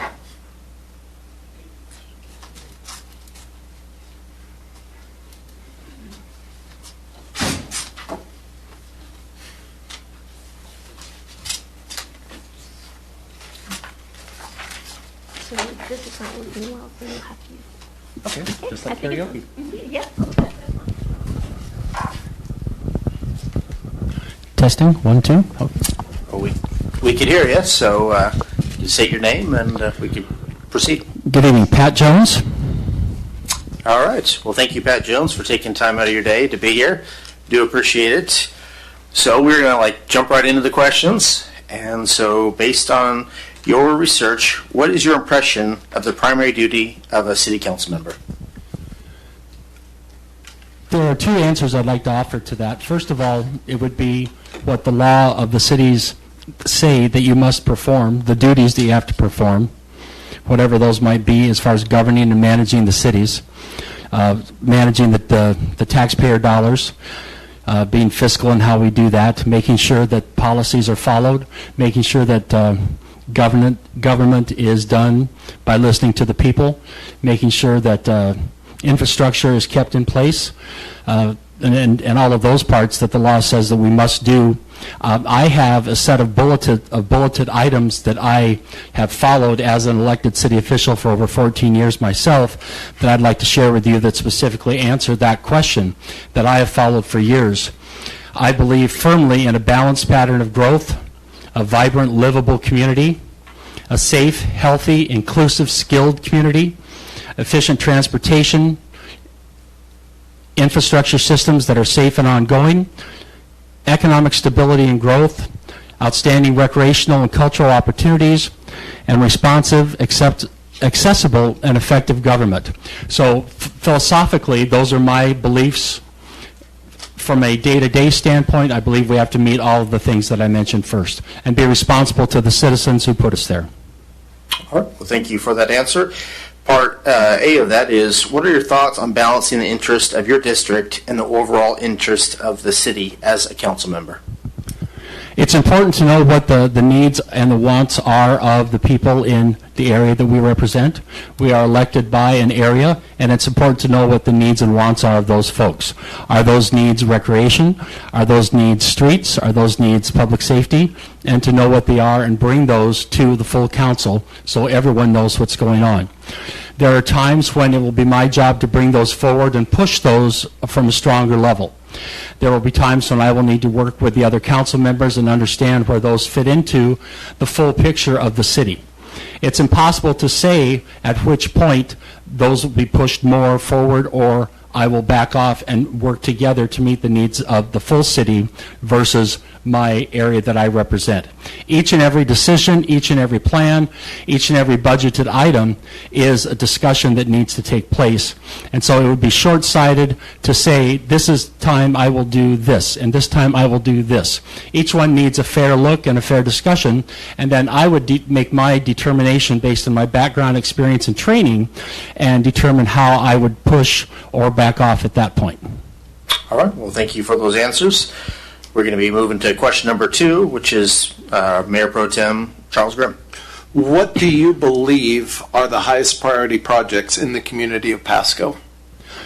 Right now, I would say infrastructure-wise, making sure that we have a plan for water in the future. I understand that our water system might be at a certain age where we have to start looking at either building a new water tower or investing in the one that we have.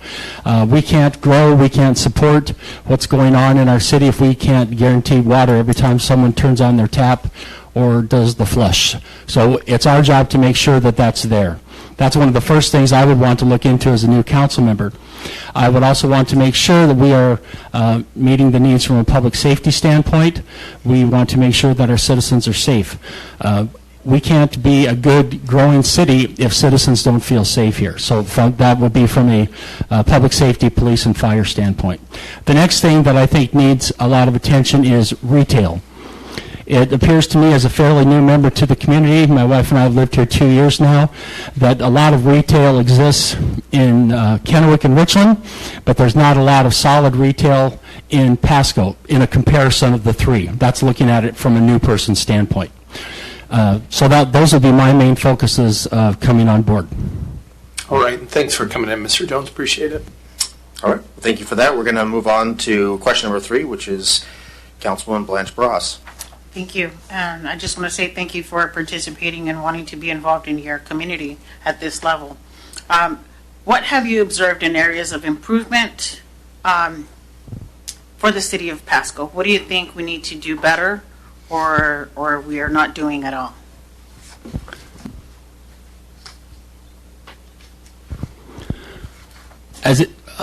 Can I get the question rephrased, ma'am?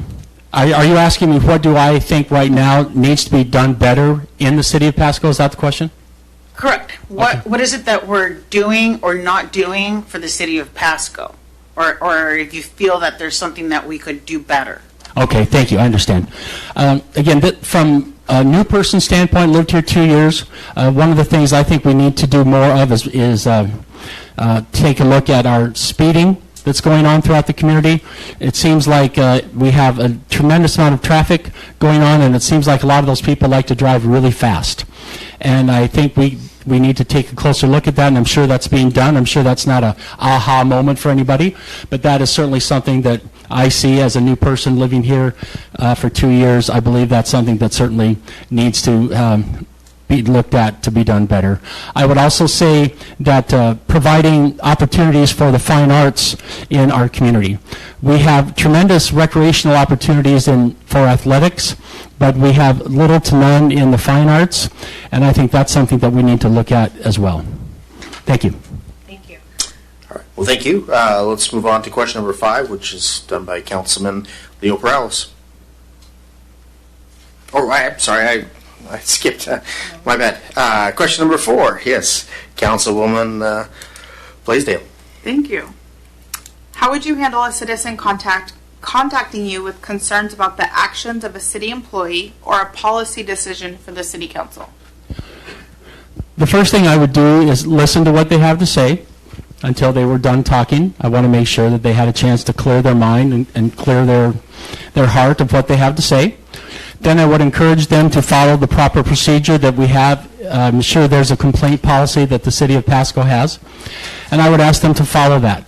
It's not my job as a city council member to reprimand, to jump into policy or the day-to-day operations of how our departments do their job. We have managers and other things in place to do those things, so I would ask that person to get a hold of the person's manager or however the structure is in that department and ask them to share their concern and follow the process that's in place. I am not elected to be a micromanager of a department, nor would I ever act in that way. Thank you. All right, thank you. Now we'll jump to number 5 with Councilman Leo Browse. Thank you, Mayor. What special skills or insights do you believe you could bring to the city council? What sets you apart from the other candidates? I have 14 years of elected experience as a city council member from South Dakota. I served 11 years on the city council in Leeds, South Dakota, and then just recently before we moved here, 3 years on the city council in Rapid City, South Dakota. Rapid City and Pasco are amazingly similar, both 80,000 people, both have very similar growth situations, both have ethnicity issues and things that go on within their community, both have growth issues, and so it's rather amazing to move here to this wonderful community and have them be so similar. So we have addressed a lot of the same things. Also, just my years of training, like I said, 14 years there, 17 years as a school administrator. I have great amount of training in how to run meetings, how to do proper procedure, how to do the simple things of making motions, how to vote, parliamentary procedure, all of the ways of how we do business. A lot of times for new council members, that can be a large learning curve, which inhibits their ability to be effective. I bring a turnkey operation to the council and will be an effective member almost right off the bat. I've sat on many dioceses, I know how to do the job, and will be able to be effective almost immediately. I have a bachelor's degree in music education, I have a master's degree in education and administration, and a doctorate degree in education and administration. I know how administration works, and I am ready to bring those skills and talents to the city of Pasco. All right, well, thank you for that. Let's jump to question number 6, which is done by Councilman Peter Harpster. Thank you, Mr. Jones, for being here this evening. After thorough discussion at a public meeting on a controversial issue, you find yourself on the other side of a majority decision of the council. Tell us how you might react. I've always taken a stand that once the debate is done and once the vote is done, it's done. If I've put my best into it, and I believe that my fellow council members have put their best into it, and we've taken the vote, then we have to be grown up enough, we have to be adult enough, and we have to be professional enough to move forward. I don't believe in parking lot meetings. I don't believe in talking behind people's back. I believe that we have to be able to move forward. I've seen many organizations that when something like that happens, Councilman Harpster, the people who are on the losing side of it, all they do is complain for the next day, week, month, or year, and it hurts the organization. It poisons the organization. And I've been on the losing side of votes before. Many of us have if we've been in this business. And we just have to realize that that one is done, and it's time to move forward to the next one and not waste our energy on one that is done.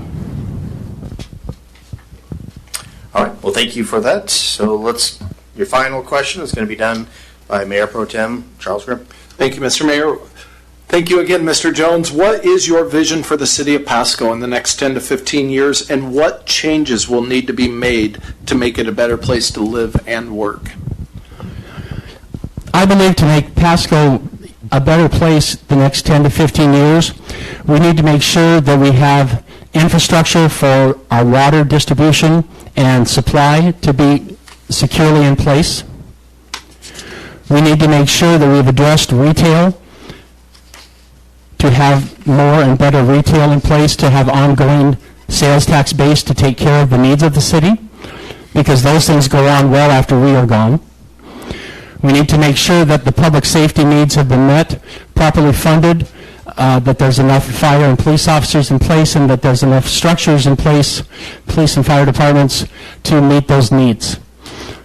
And that there's enough recreational facilities, both athletic and fine arts, to meet the needs of our vast, diverse communities.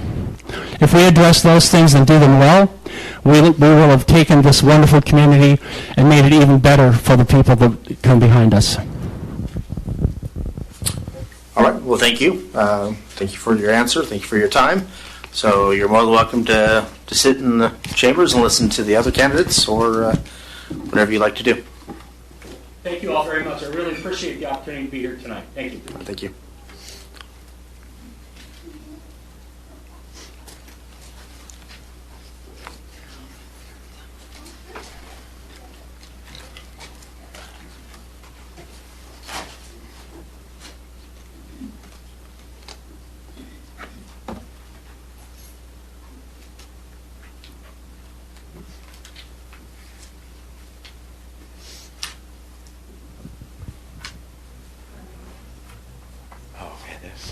All right. Hello, good evening. Hey, good evening. If you want to state your name and, I know who you are, but state your name. Yeah, my name is Abel Campos. All right. Well, thank you for that. So we are going to jump right into the questions. So based on your research, this is question number one. Based on your research, what is your impression of the primary duty of a city council member? Well, I think the city council obviously is the legislative body of the city. So they have some important aspects to that. So they go ahead and they make policies and laws. And so part of it's the making sure that they have everything that would make the city very successful.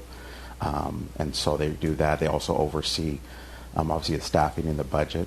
They also are representative of the city. And so each member is designated to a district. And so they represent that district, and so it's just making sure that they hear from them and then bring that to the council on that. I also know that they also designate different citizens in the city to serve on other commissions and boards to help with that.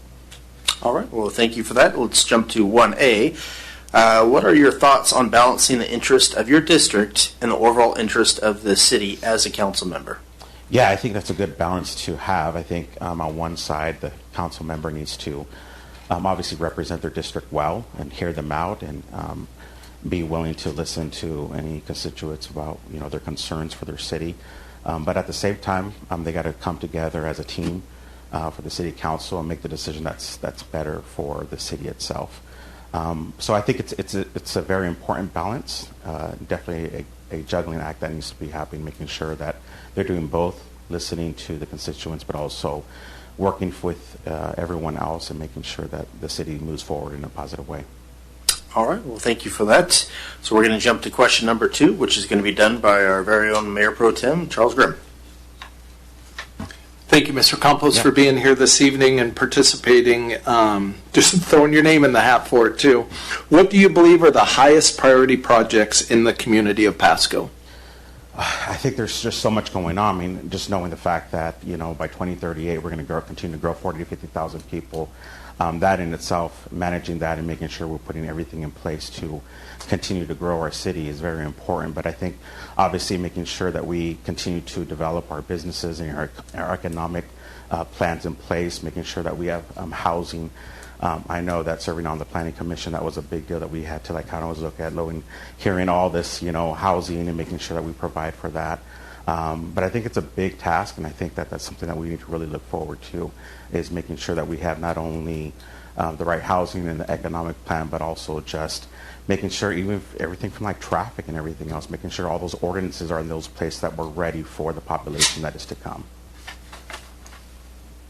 All right. Well, thank you for that. So we are going to move on to question number 3, which is done by Councilman Blanche Ross. Councilman? Councilwoman? Councilwoman. I don't know what I heard. Oh, no, my voice is a little dry. I'll take some My water. ears are Councilwoman. failing me. Thank you for participating and wanting to continue working for the city of Pasco. I know you're in the Planning Commission, but this would be a very, very different role. My question to you, what have you observed? What have you seen as areas of improvement for the city of Pasco? What can we do better? I think that it's just all part of gathering and making sure that we are gathering kind of those stakeholders for getting businesses that want to be here, making sure that we're putting all those right ordinances in place and making the system better to go ahead and draw businesses into the community. Also, we got to figure out what we're going to do with the people that are living on our streets and the homeless and the unhoused. Making sure that we establish some type of programs that we want to make sure to help either direct or help them as well. I think those are all very important issues that I think we must address, and knowing that more people are only going to come, I think those are the things that we have to absolutely address and make sure that we have that plan. Thank you. All right. Well, thank you for that. So let's move on to question number 4, which is Councilwoman Blaisdell. Thank you. How would you handle a citizen contacting you with concerns about the actions of a city employee or a policy decision of the city council? Yeah, I think that's, depending on what exactly they're saying, but I think it goes back to that previous question of being able to listen to our constituents, making sure that we're providing that ear. However, at the same time, making sure that we also represent our staff and making sure that we, depending again on what's going on, making sure that we somewhat defend our staff if it's something that's not as big of a deal, making sure that we do that, but also bringing it back to the city council. Again, depending on how big the severity of the issue is, communication, making sure that we are bringing that to the table, talking to the mayor and so forth. But I think also talking to the citizen itself, directing them to the right place as well. Whether it's an email or a conversation or directing them to somebody director that needs to do that. So I think just making sure that I'm the liaison of not only listening, but also helping them and direct them to the right place. Thank you. All right. Well, thank you for that. So let's move on to question number 5 with Councilman Leo Perales. Thank you, Mayor. What special skills or insights do you believe you could bring to the city council? What sets you apart from the other candidates? I think that one of the things that I know that I guess kind of pride myself in is just making sure that I have that emotional intelligence to carry on big, serious discussions and situations, but be able to stay calm and collective and patient. I think is one of the things that I kind of really just think that's one of my biggest strengths. I think the other part is just I'm a team player. I love to do teamwork and to work together and get our hands, dirty and trying to figure out a solution. I'm big on that. Let's figure out a solution. Let's talk about issues. Let's talk about problems, but let's work together and let's figure out a solution to that with that. And so I think those are the 2 biggest skill sets that I think that I have that I could bring to the city. Did I answer that full question? I want to make sure. Yeah. Okay. All right. Well, thank you for that. So let's move on to question number 6, which is Councilman Peter Hubster. Thanks for being here this evening, for applying for the position.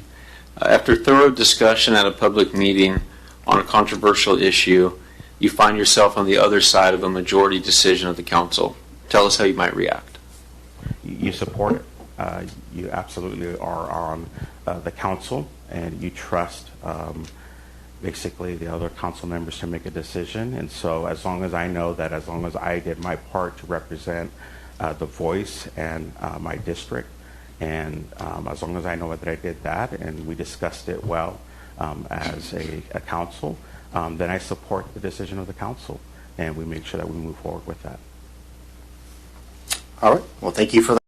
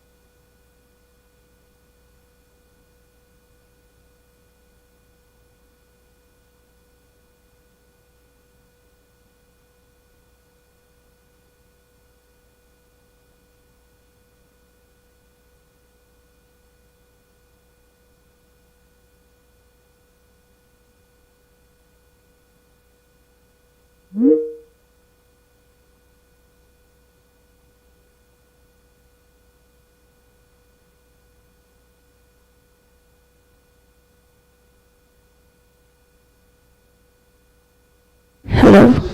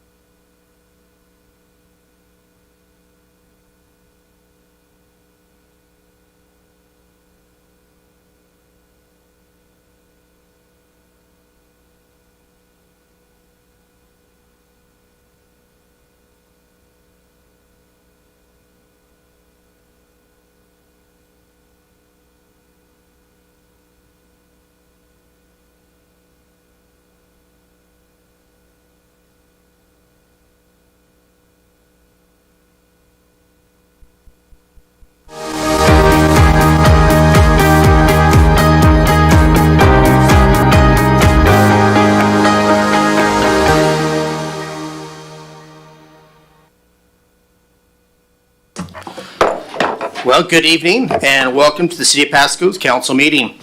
The council thanks you for being part of our city government. At meetings, the council takes formal actions on items, holds public hearings, and conducts other business of the city. Agenda packets are available on the City of Pasco's website at www.pasco-wa.gov/agenda. This meeting is also being televised live on PSC-TV, channel 191 on Spectrum Cable in Pasco and Richland, and is streamed on the city's Facebook page, website, YouTube channel, and Microsoft Teams webinar. This and previous council meeting video is available on the city's website. Lastly, the public may submit their comments and or questions by contacting the city manager, city clerk, or by using the Ask Pasco app. And with that, if we can get the roll call. Thank you, Mayor. Council members Barajas, Present. Cotta, Here. Hernandez, Here. Perales, Here. Mayor Pro Tem Grimm, Here. and Mayor Milne. I am here. Thank With you. that, if we could all rise for the Pledge of Allegiance. I pledge allegiance to the flag of the United States of America and to the republic for which it stands, one nation, under God, indivisible, with liberty and justice for all.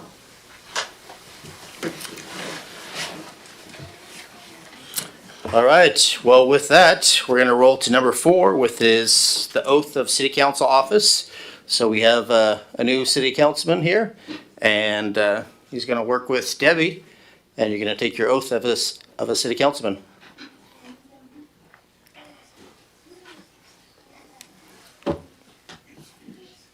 So if Mr. Figueroa is here tonight? Nope? Okay. Yes? If you could, oh, there you are. Hello. I'd appreciate if you could come up here and raise your right hands and repeat after me. Now, when we do this, you can either swear or you can affirm, so you decide on that one. Are you guys ready? Great. I state your name. Do solemnly swear or affirm that I will support the Constitution of the United States of America,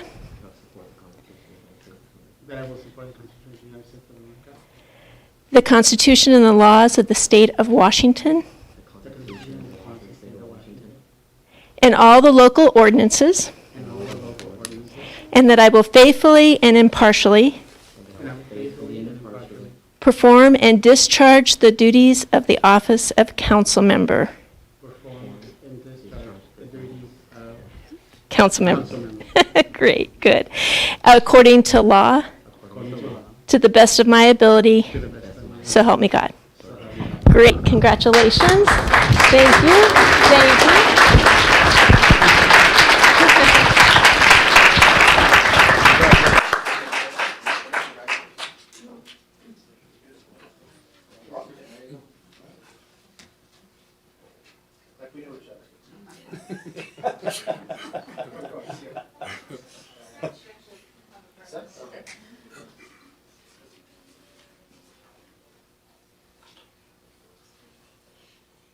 Can we stand on this? Can we have the whole council come down? Sure. Yeah.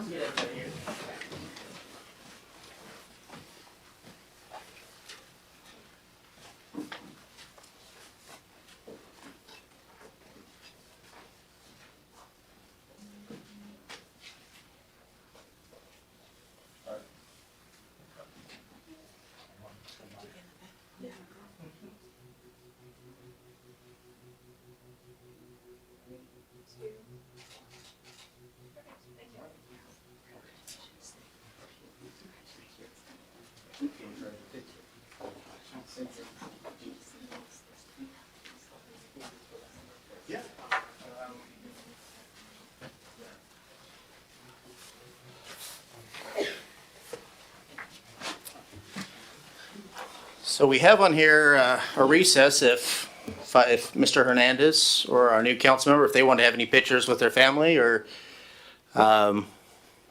did you want to take some pictures? Okay, well, let's take a 5-minute recess. Right now it's 7:05, and we'll be back at 7:10.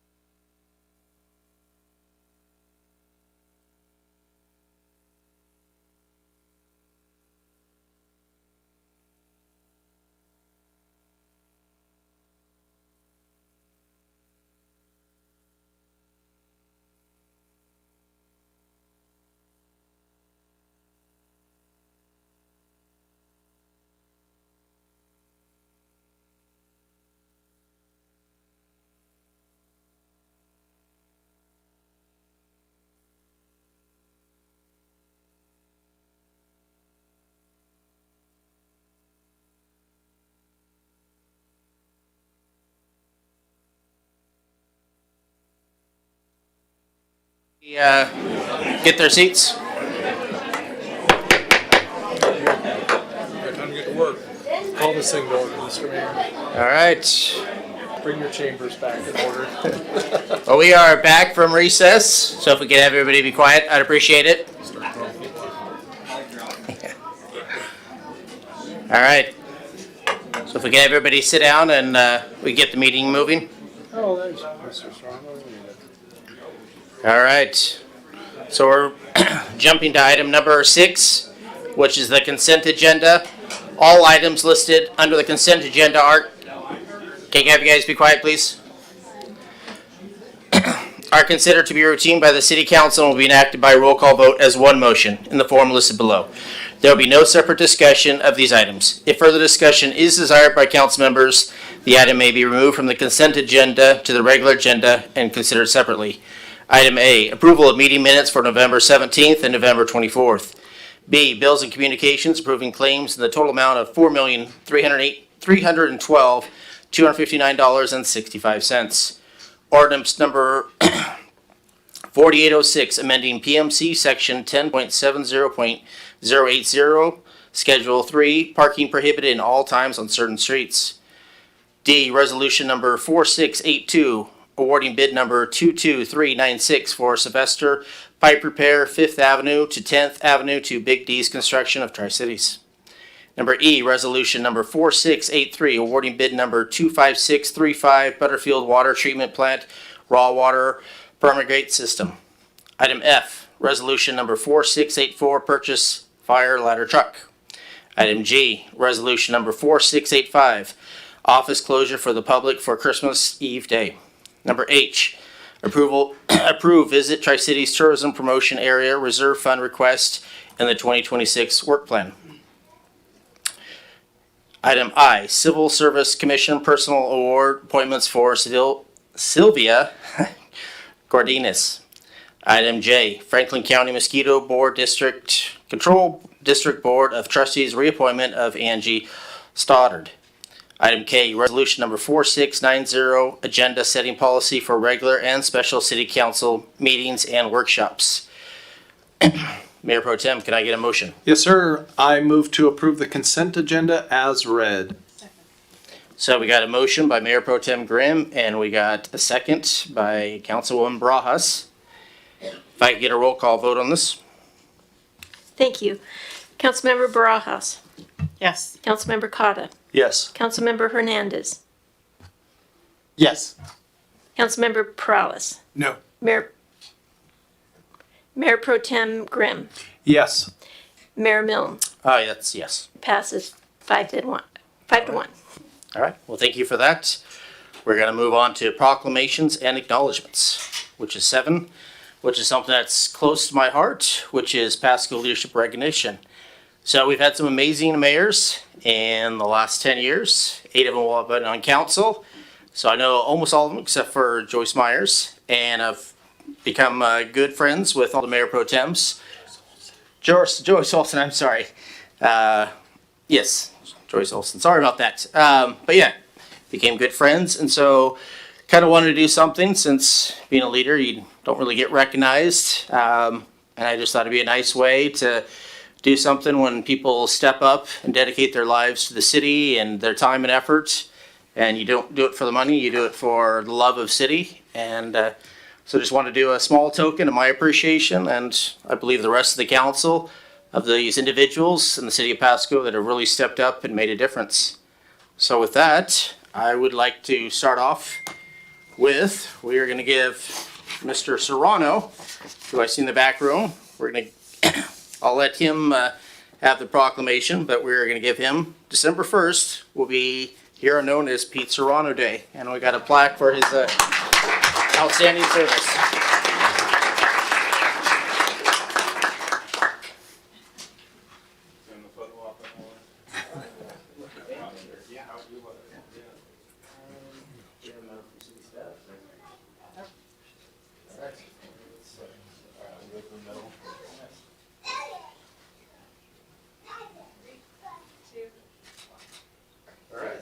Hang that on your wall, and now Serrano Day.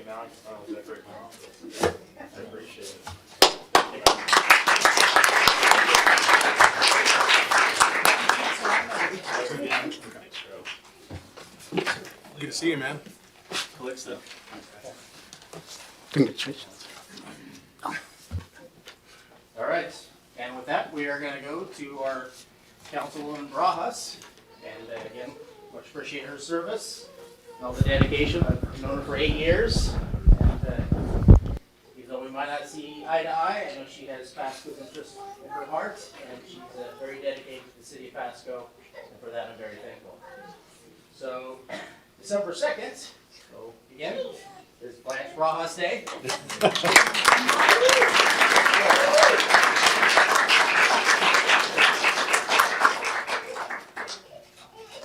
All right, you can hang that in your office. We'll try to thank you for all your service.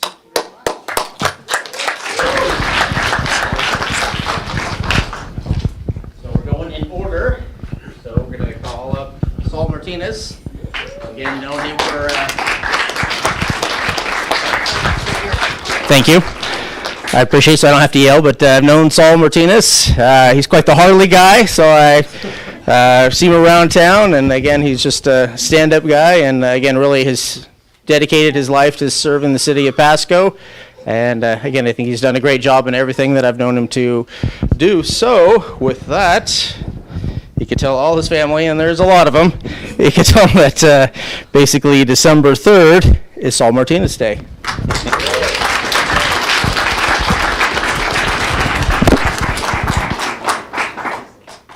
All right. Thank you. We get to hang that in your office, and Thank you. appreciate you being mayor. All right, thank you very much. Thank you.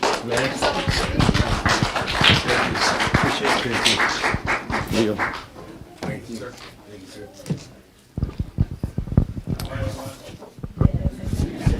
That one.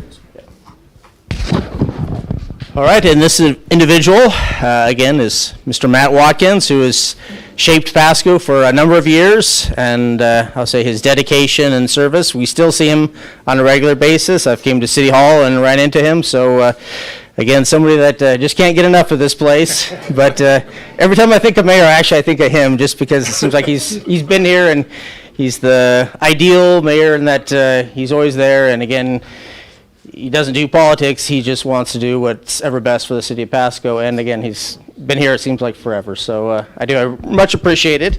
So with that, as you can tell, you get December 4th. Yes, your own day, it's Matt Watkins Day, and there's your proclamation, and then again, here's your plaque.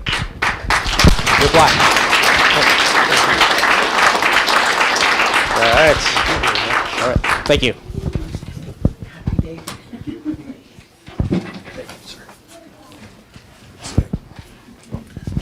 I need to go to the other one. All right. And I'm tickled for the next one.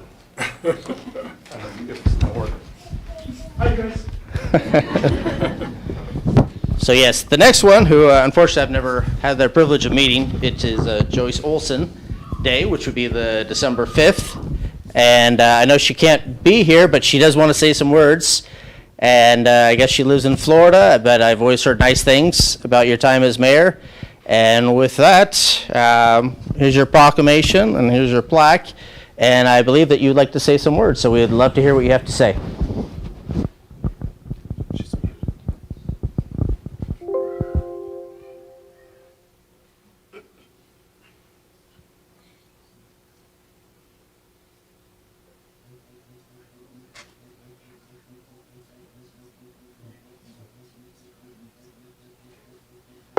Hey Joyce, can you unmute yourself? We can't hear you on this end.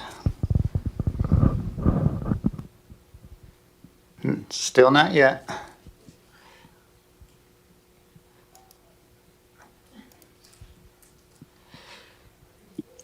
Can you hear me now? Yes, Yeah, now we can. Thank you. Go Okay, ahead. great.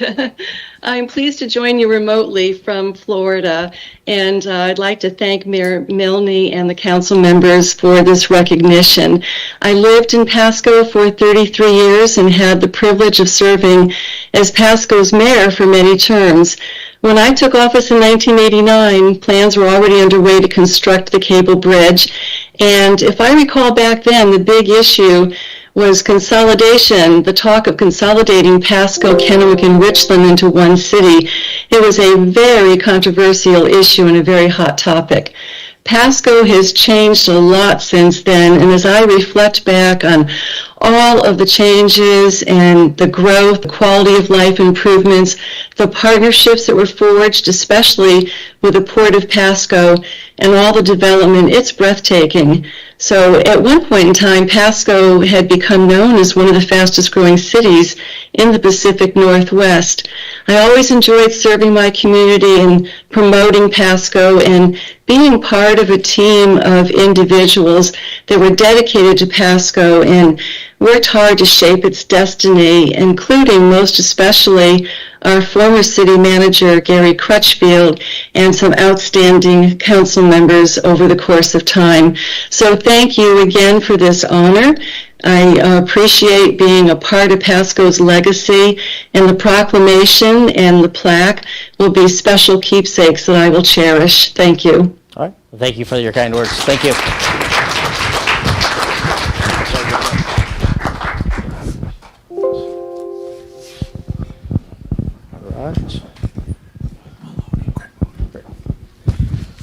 All right. With that, we're going to move on to Mayor Pro Tem. And again, he gets his own day as well. And somebody that I'm glad to call my friend. And it's former councilman and again, Mayor Pro Tem Craig Maloney.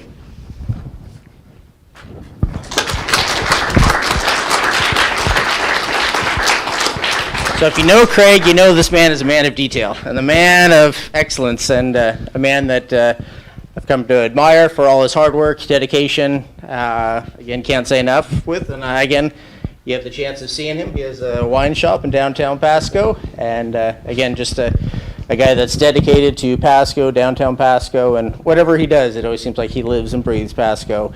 So again, you got December 6th is your own day. So hopefully you're able to post that in your house. And then again, a plaque for all your hard work you've done for our city. So thank you. All right. Okay. Thank you. Thank you for everything. All right. And for this special individual, she's online, but again, I think she's the longest serving council woman. I know that for a fact, but probably council person in the history of Pasco. Was it 21 years or 23 years? 21. 21. Well, I guess my first guess was right. But again, she was definitely an advocate for Pasco. Again, somebody that always is in a good mood, and it's always a pleasure seeing her and her husband around town. And again, just a pleasure to have known her. And again, somebody that I also look up to. So again, it's proud to have you serve on the council. And again, I'm giving you December 7th. And again, that's not a framed Pearl Harbor, nothing like that. Just that's how it fell in the week.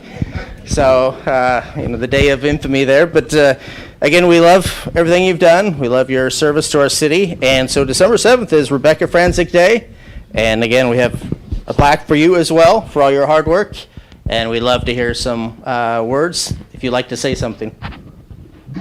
Well, I'd just like to echo what Joyce said. I worked with some stellar council members under Gary Crutchfield and then later under Dave Zabel.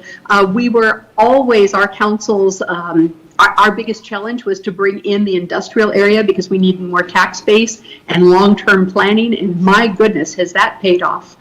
But I think what I want to say most is how much I appreciate the community letting me represent them. I think our council really believed that there was nothing political about potholes, there was nothing political about parks. We were a community and we worked to serve the entire community.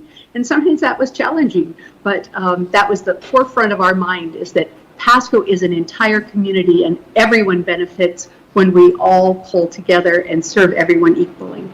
Thank you. All right, well, thank you.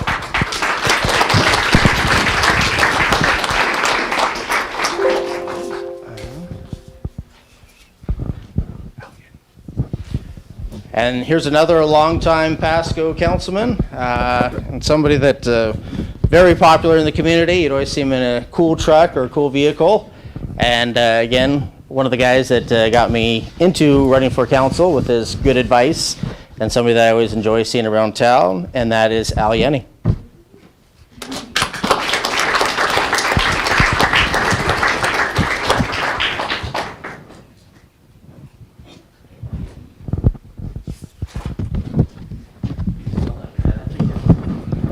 Oh, yeah. Okay, all the stuff I've missed, yeah. All right. Were you able to get it?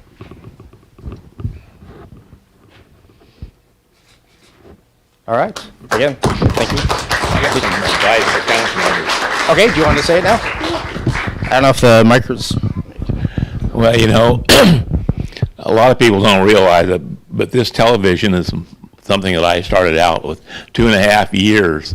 I filmed this council on my own dime, which actually I was probably the most advanced council member when I come on board, because I would film it on Monday, have to change it from Super 8 to VHF on Tuesday, and have the charter on Wednesday.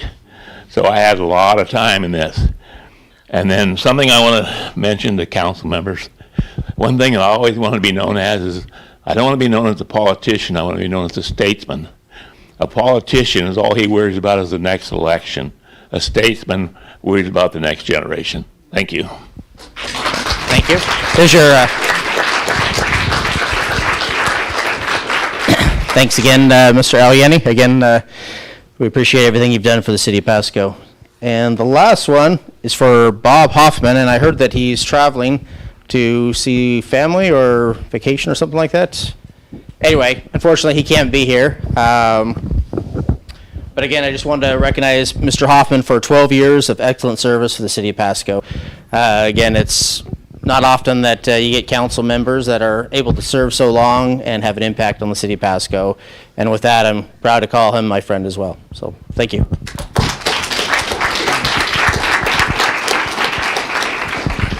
Here's the mic.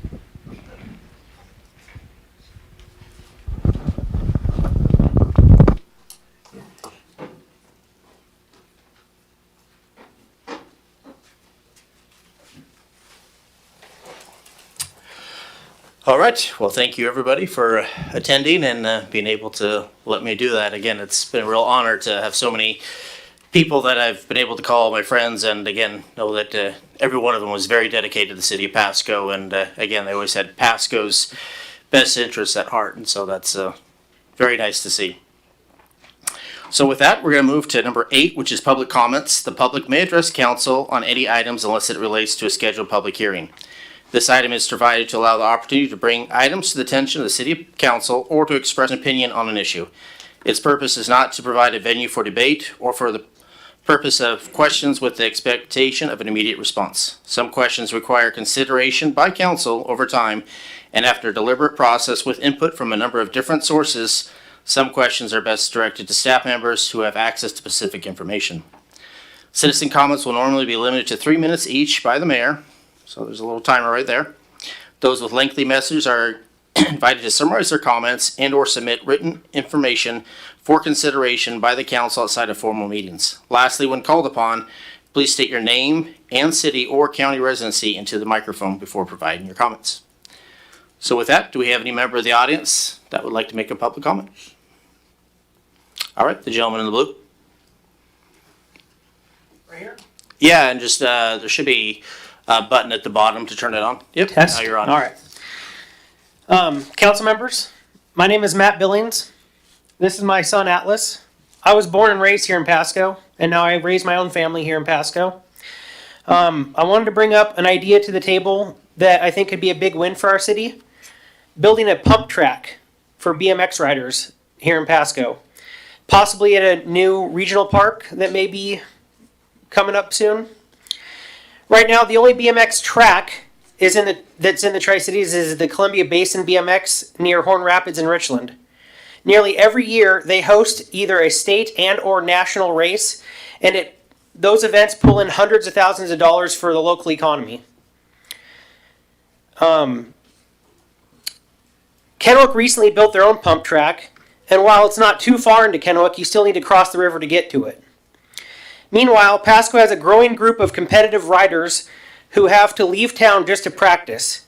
In my own family and my in-laws' households alone, we have 6 riders. And there are plenty other kids in our neighborhood, in our immediate neighborhood, that also ride. Pumping is an essential and important skill for BMX riders. Every single track has a dedicated stretch of the racetrack dedicated for pumping, and pumping can decide if you win or lose. The BMX community is very tight-knit, super motivated, and when something new opens, word spreads fast. If Pasco builds a serious, well-designed pump track that's not just something for small or little kids, but a fully realized pump track that riders of all ages can actually train on, and it will get used every day. And honestly, this is an opportunity to get ahead. If Pasco doesn't move on it, Richland absolutely will. Kennewick already did, so we have a chance to be the city that brings riders into Pasco instead of sending them out. A pump track isn't just a fun thing for the kids, it's a community resource, a tourism draw, and a way to invest a healthy outdoor activity for families. And it's something that would get used immediately year-round. I'm not asking for a decision tonight, of course. I'm just asking that the city council kind of have the seed planted in their minds and consider looking into it, running the numbers and seeing what it would take to get it done. I think you'll find the return on this is huge for the cost. Thank you for your time. All right. Thank you for your time. All right. Thank you. I would suggest, like, if all, maybe send your proposal to the city staff or to the city council, and then maybe also send an email to Director Rice or somebody like that that would be on the Park and Rec board, so we could. I'm on the Park and Rec board, but somebody on the city staff that could actually get a better look at your proposal. So just if you could do that, I'd appreciate it. Will do. All right. So anybody else, member of the audience? We got the gal sitting right next to you.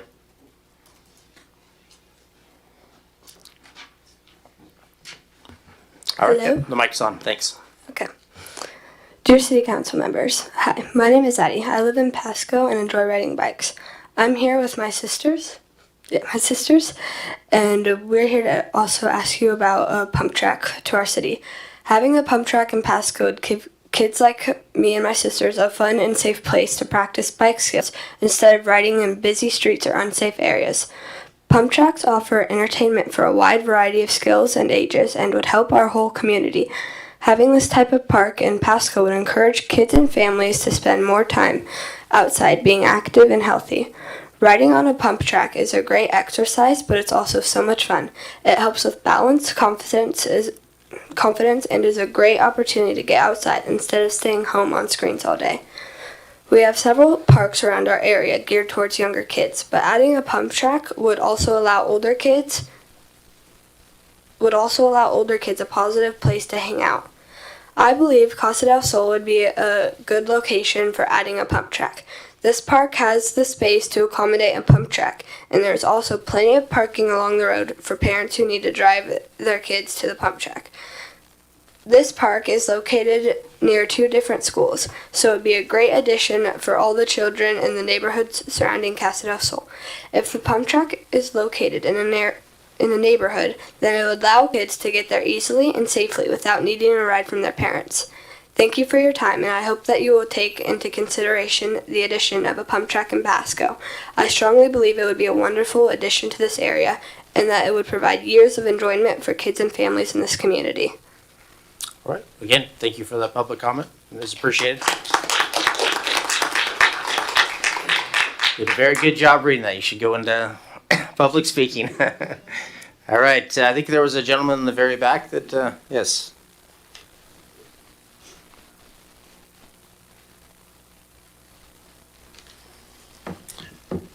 Thank you. Good evening. I'm Wilson, Steve Wilson from Pasco. I'd like to mention that we've been doing a lot of construction, of course, over in the Broadmoor area. It's come along nicely, we're dealing with it and all that. I'd like to point out that the off-ramp on I-182 coming from Richland, when it gets backed up, there's no visibility there to see, to gauge it. You can only tell if people are backed up around the dirt. And coming in from 60, 70 miles an hour to the recommended speed of the off-ramp, whatever that is, especially during rush hour, if you've been on that stretch during that time, how dangerous and potentially dangerous it could be. I would also like to point out that since we have crews over there already, it shouldn't be too difficult, if it were possible, to remove the dirt from that off-ramp. So at least as we come off the highway, we could have some visibility and at least have maybe a little more time to react to the traffic that's backing up. So I thought I'd point that out and see if there was any way we could have a look at that. All right. Well, thank you. One more thing, I looked at the public comments from the last regular meeting on November 17th. It is clear to me that local citizens are requesting that the city council maintain the standard of wisdom that incorporates taking time and allowing a little more time for such processes as public feedback and participation when appropriate. I mean, I realize sometimes you gotta strike when the iron's hot. Opportunities only present themselves, maybe once, if that. It's good to spot those. I'm just asking, as was requested at the last regular city council meeting, that sometimes when it's important, you maybe step back like you did. I feel you did that with the fluoride thing. I mean, there's been some criticism, but hey, I haven't weighed in because if it ain't broke, don't fix it. The cost is the thing with me, and that's it. I don't care about the other stuff. I know other people do, but I think you gave the public plenty of time to hear it out. So I would just say incorporate that wisdom into your choices going forward. Thank you for your time. All right. Thank you for your comments.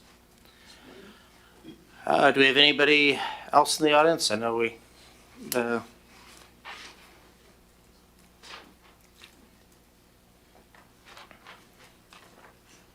Good evening, Lori Thompson, Pasco. First of all, I'd like to welcome our new council member Hernandez. Thank you for your service here.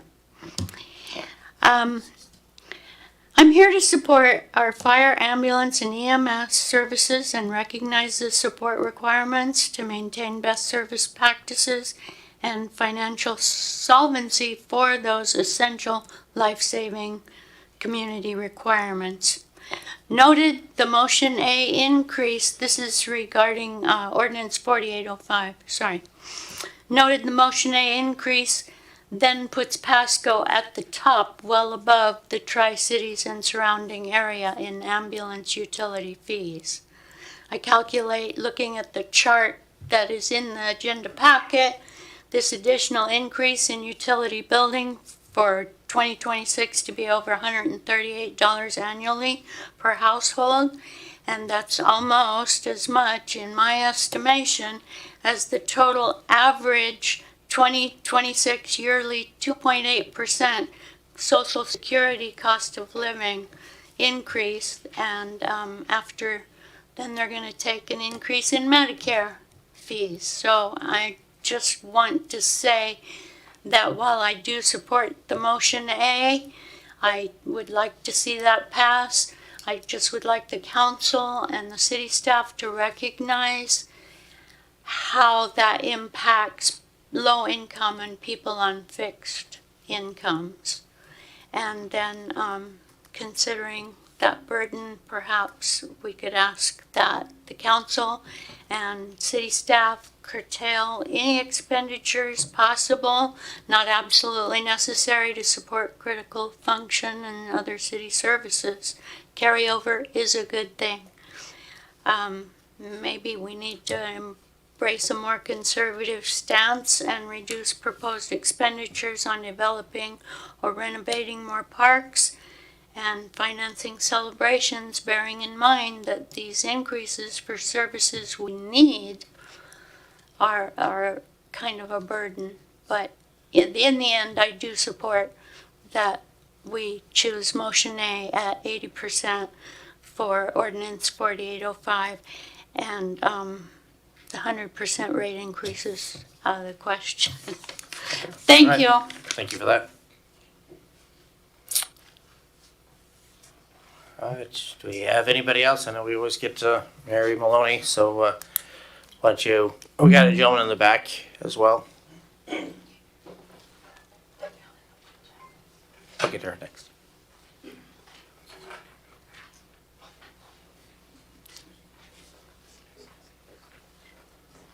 I was told you'd never had a musical public comment before. No, 8 years, I don't remember that ever being a thing. I talked to the clerk.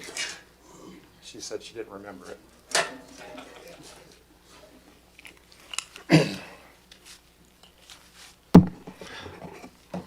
Do I need to press this button? No, you're on. Okay. My name is David Coho. I'm from Pasco.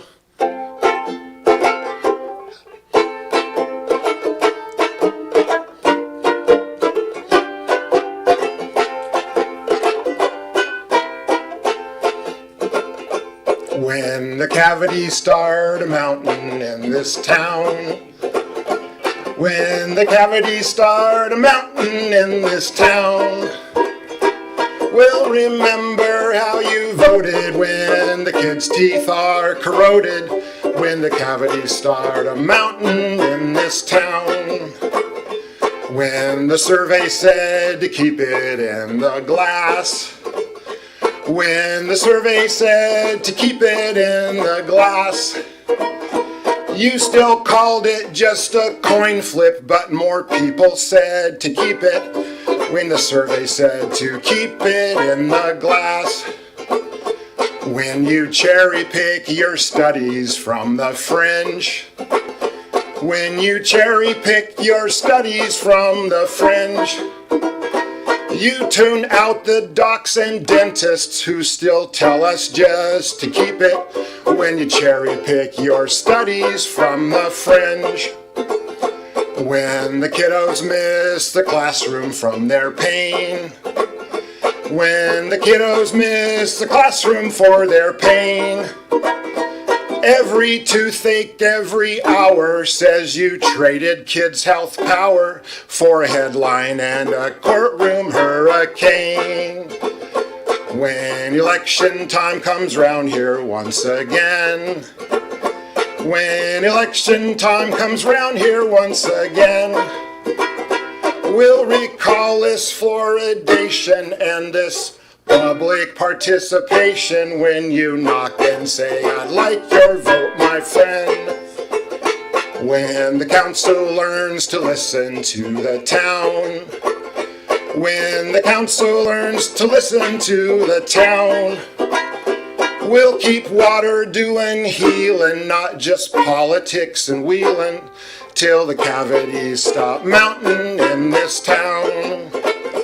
As disappointing as the 4-2 vote was to remove fluoride, I was even more disappointed to learn the bad faith and low information way our council works. Ignore public comment, ignore the citizen survey, ignore decades of established science and public health, act in a way that directly harms the people in our community, and it seems act on a premeditated decision to serve a personal agenda. We'll remember how you voted when the kids' teeth are corroded, when the cavities start a mountain in this town. Thank you. All right. Thank you.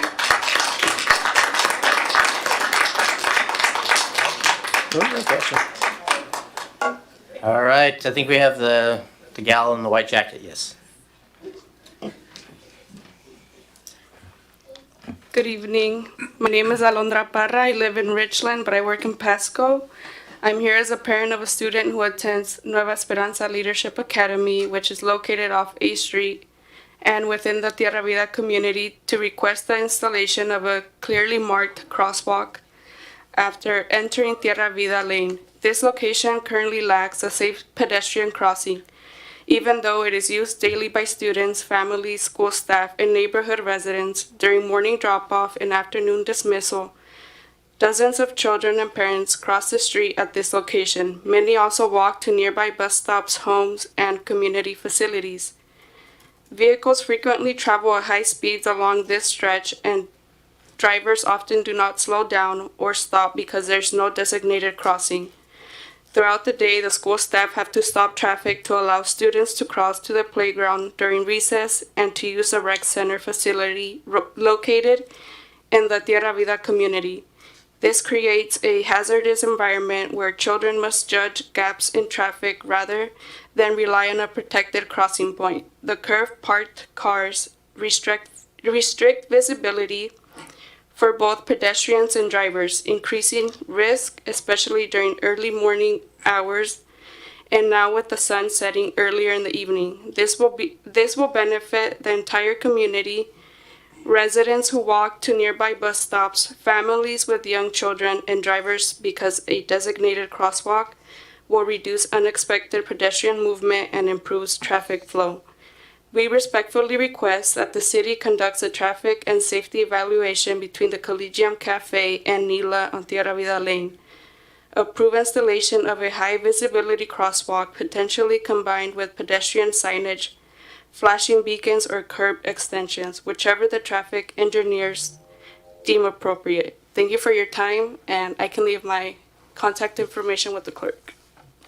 All right, well, thank you for that. I would recommend also reaching out to Mayor Pro Tem Grimm. That looks like that's his district.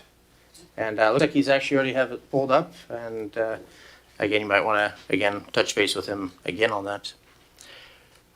Do we have any other members that would like to make a comment or sing a song? We got Mary Mahoney.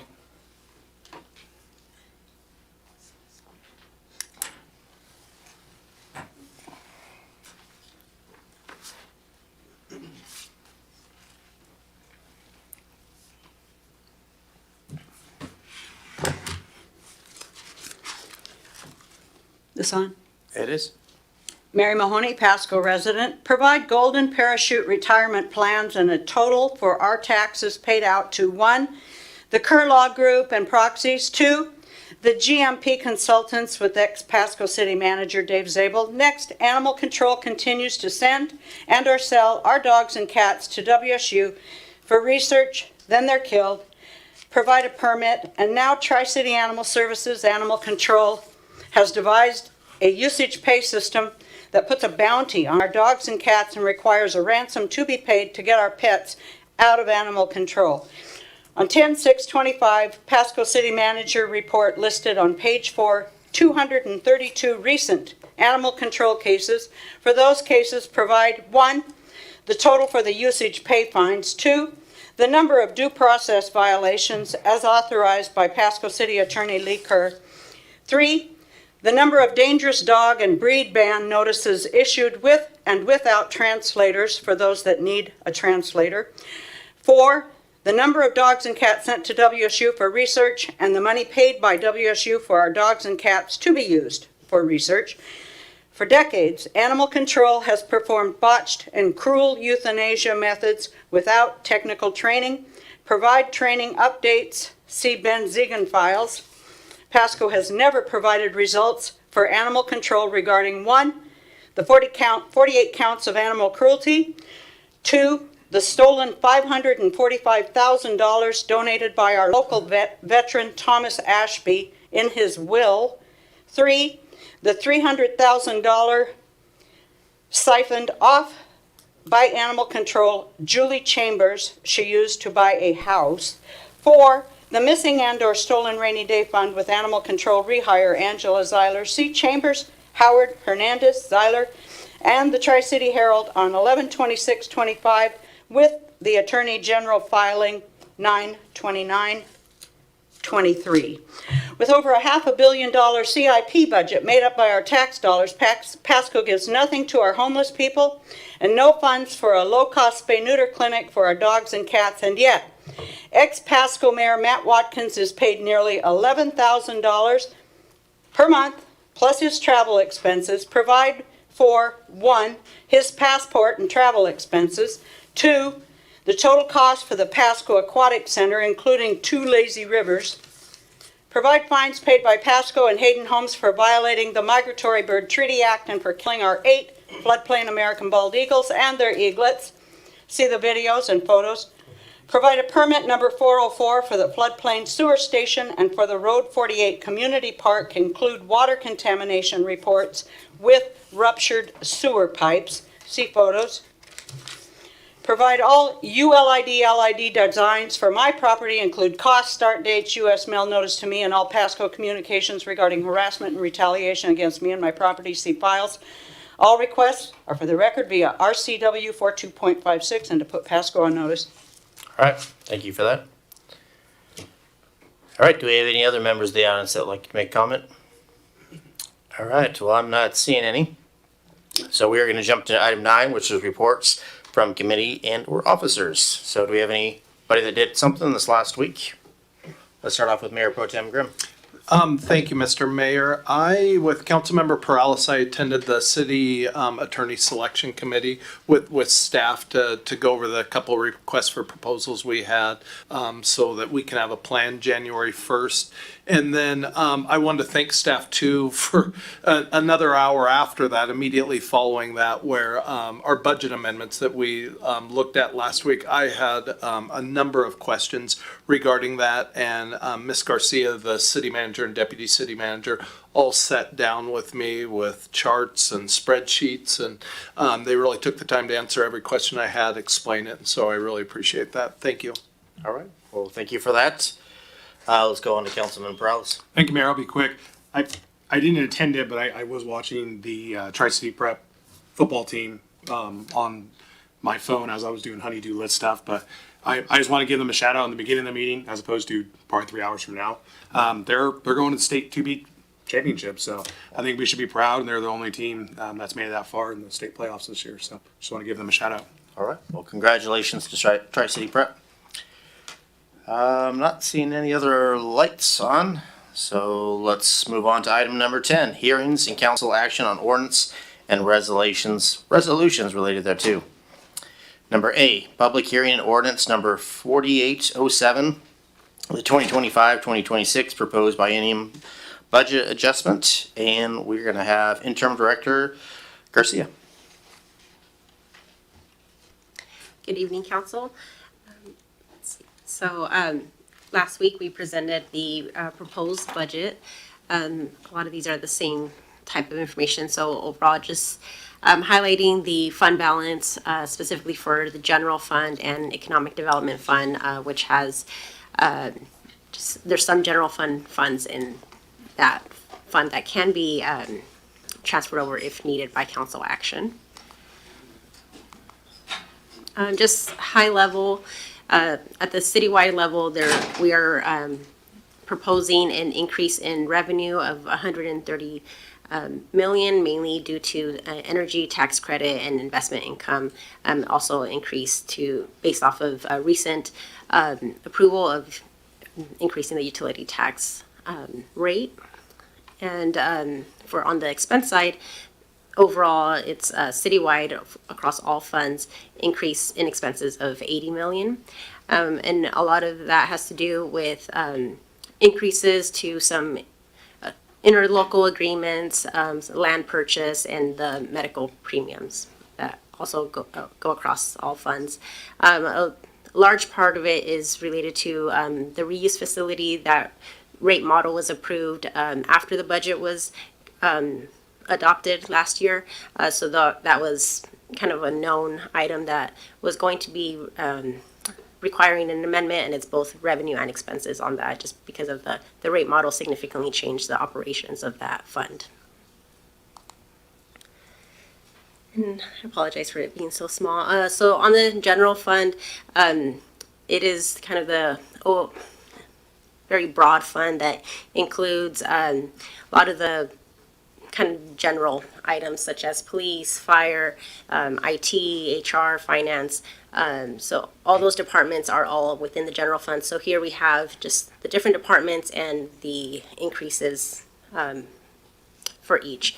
But overall, with some of the more notable items is on the revenue side.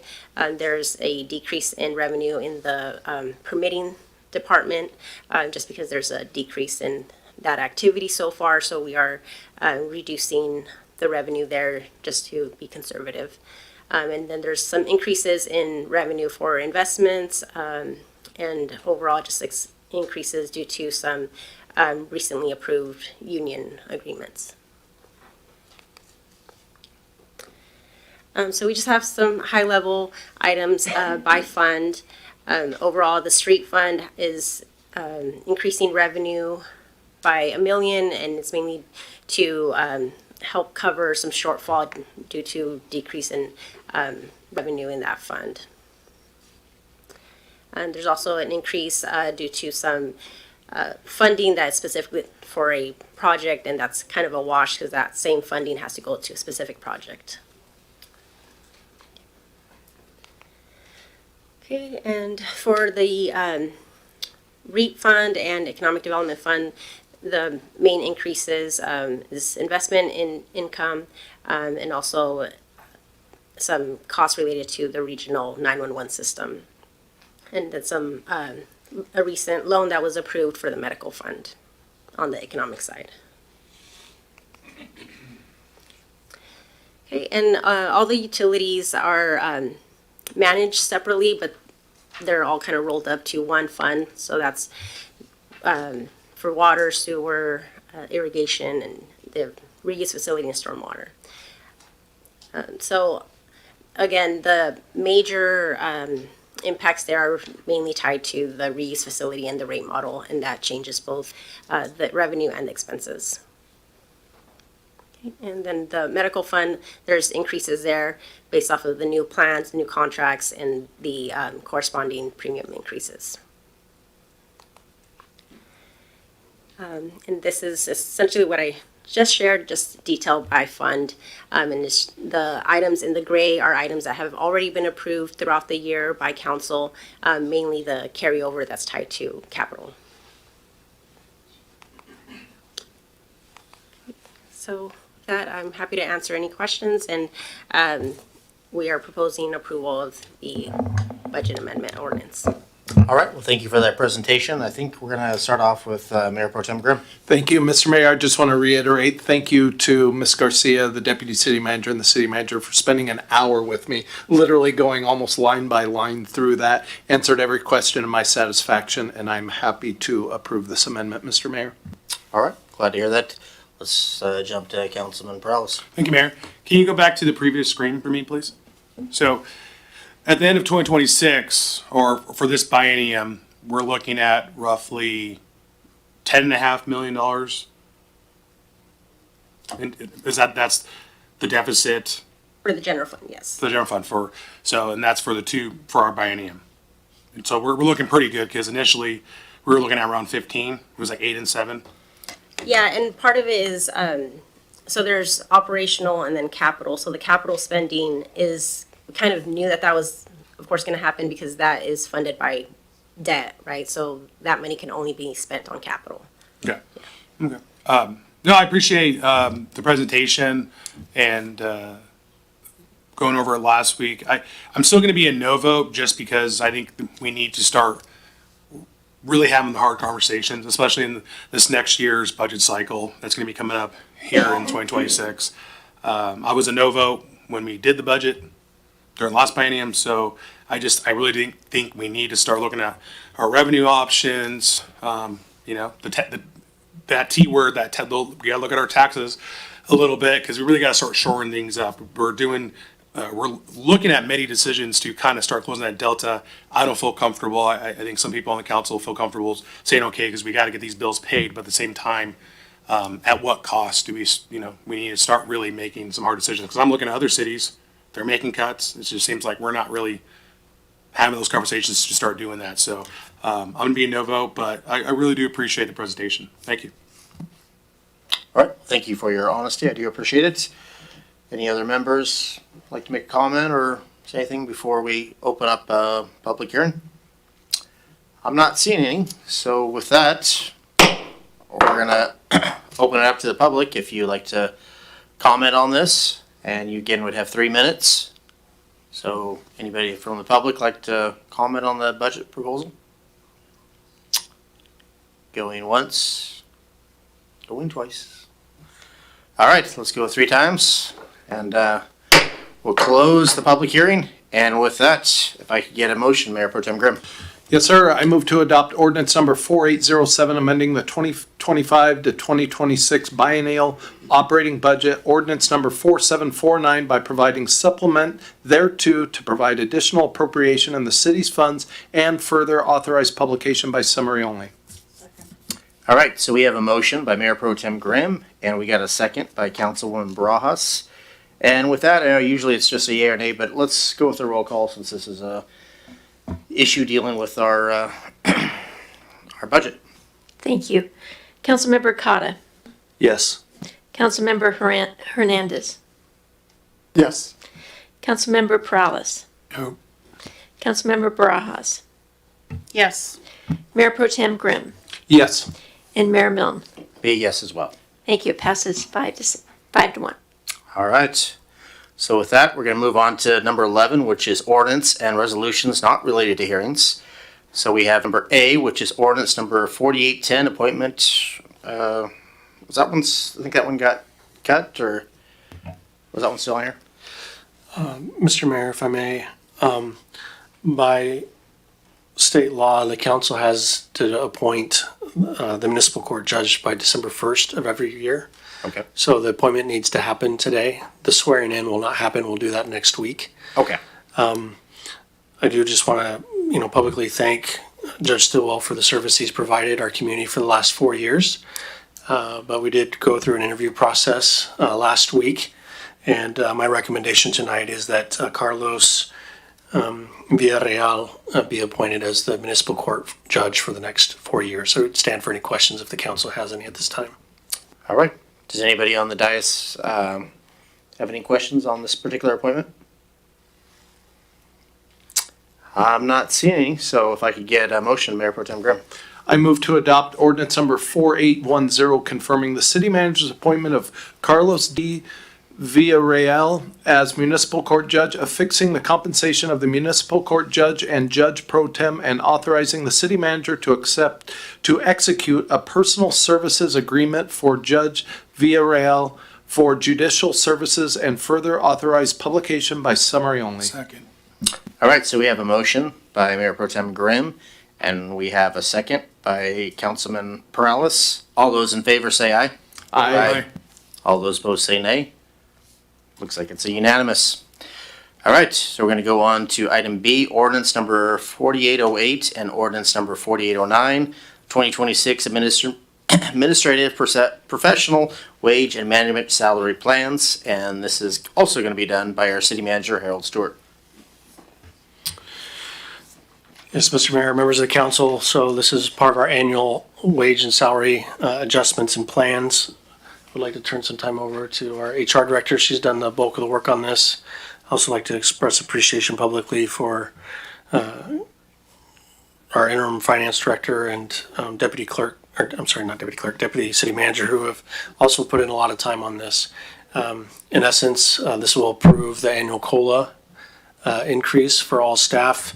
It'll address some compression issues that we have within our wage plan and help modernize our wage plan going forward. But either myself or our HR director can answer any questions if the council has any on this issue. All right, thank you for that report. Does anybody here on the dais have any questions or? I just have a comment. All right, Councilman Because if Perales. someone's just gonna make a motion for both ordinances, or we're gonna go. So I'm gonna be a yes vote on the first ordinance, which would be for the staff. But I guess when it comes to the management, I guess I can't really wrap my head around it. I understand it's a COLA, it's 2%. You give your various reasons, but I mean, it looks like for the management salary, the schedule I see, the lowest paid person on here is $108,000. That's some good money, right? And I look at like the cost. I mean, the common household in Pasco is like $80,000. I mean, are people really going to leave over a 1%, 2%? I said this the last time, sure, but it's like, you can throw in morale in there, but it comes to a certain point to the last thing we just kind of talked about with the budget and stuff. We need to start making concessions somewhere. I think people who work here need to understand we need to figure stuff out. We need to bring in revenue. I would love to give people raises.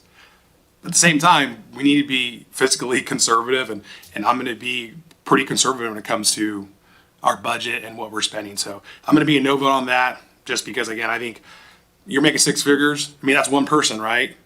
That's a lot more than the $80,000 I was just talking about. So for me, they're doing a great job. I know I've seen a lot of them. You guys are doing great work. I have nothing bad to say, but it just gets to a point where we really have to start having those conversations. So really no questions for you, just really a comment. Thank you. All right, did you want to make a comment or? No, I just wanted to Oh, you just turned off the mic. Sorry. Just wanted to kind of communicate. So a lot of the non-exempt employees that are union get paid quite a bit more than some of our managers and or directors. We also have some compression issues with management with the bargaining unit employees. So we need to kind of address those. The other thing to be aware of in the management scale, we don't have step increases like our non-reps and union employees do. So every year, the non-reps and union employees get a 3% increase because they get up a step, where the management and directors do not. We are kind of subject to what we may or may not get. So every year that compression just gets tighter and tighter. So that's kind of why we made the adjustments to the management scale. Additionally, we didn't have minimums and midpoints that needed to get added because we were not compliant with Washington state salary transparency laws. All right, I appreciate that explanation. Thank you.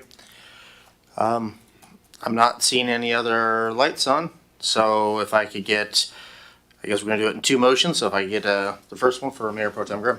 Yes, sir, Mr. Mayor. I move to adopt ordinance number 4808 concerning wages for certain administrative, professional, non-management personnel for calendar year 2026. All right. Second.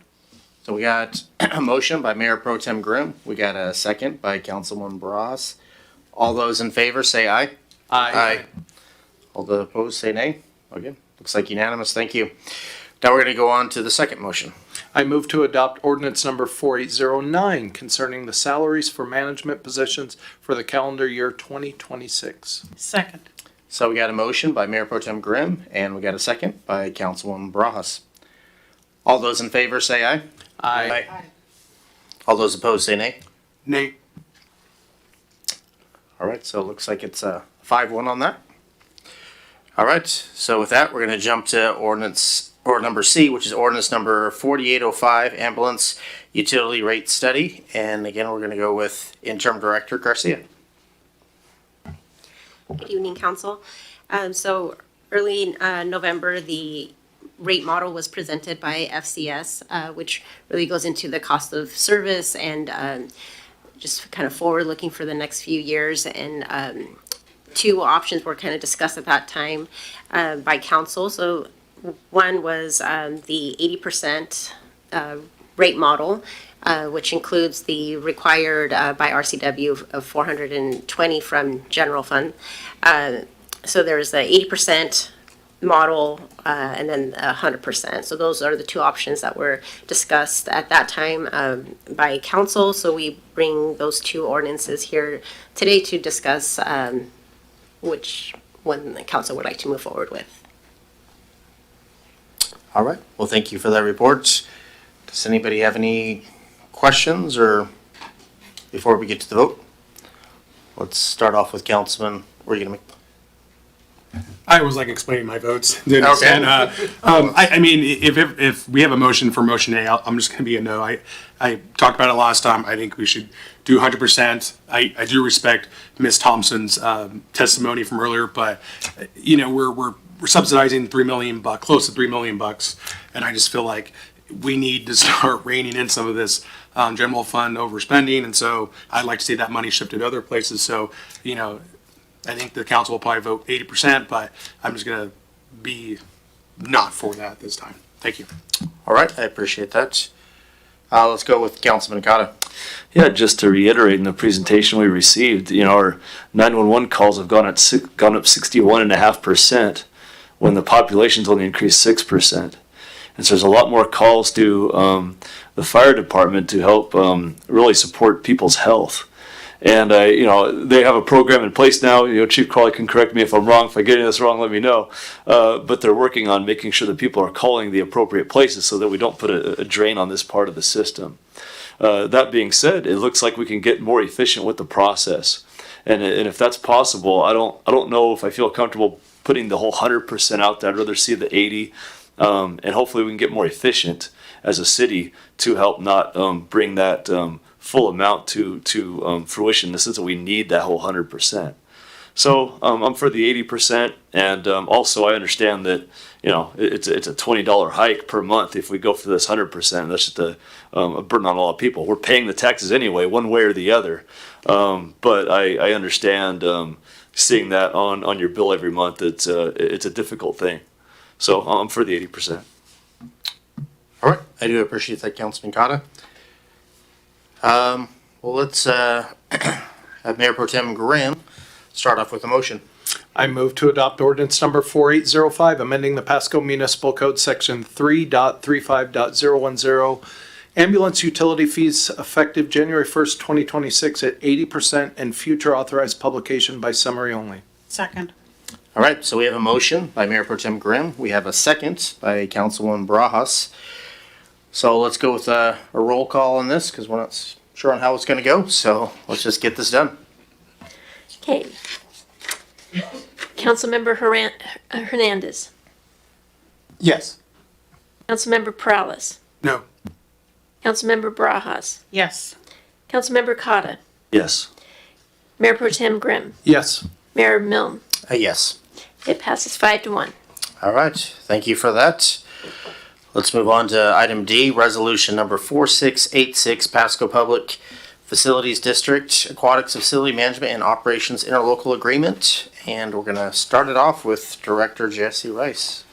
Good evening, Mayor and Council. In addition to myself, I don't know if you've met Matt Watkins and Matt Watkins Day. So he's here representing Public Facilities District this evening.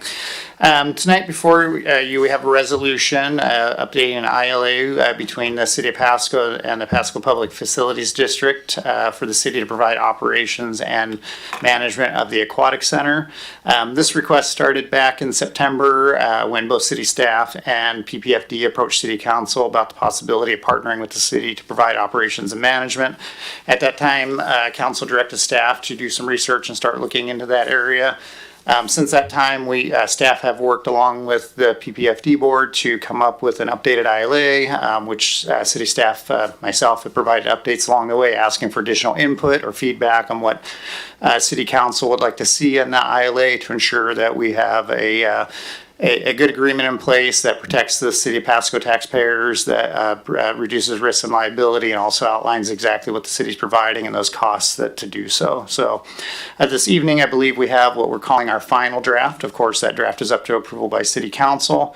That draft has included a lot of those areas that we have focused on and talked about, including limits of liability, management, operational, administrative services that are going to be provided, budget, annual adjustments to payment as needed, development of aquatic facility and equipment maintenance policies and plans, provisions for insurance, and then of course the initial term renewal and termination provisions of the agreement, which I'll highlight that we did agree ultimately present a 3-year plan with an option for either organization with 12 months notice to cancel that agreement. So that leaves us a lot of flexibility.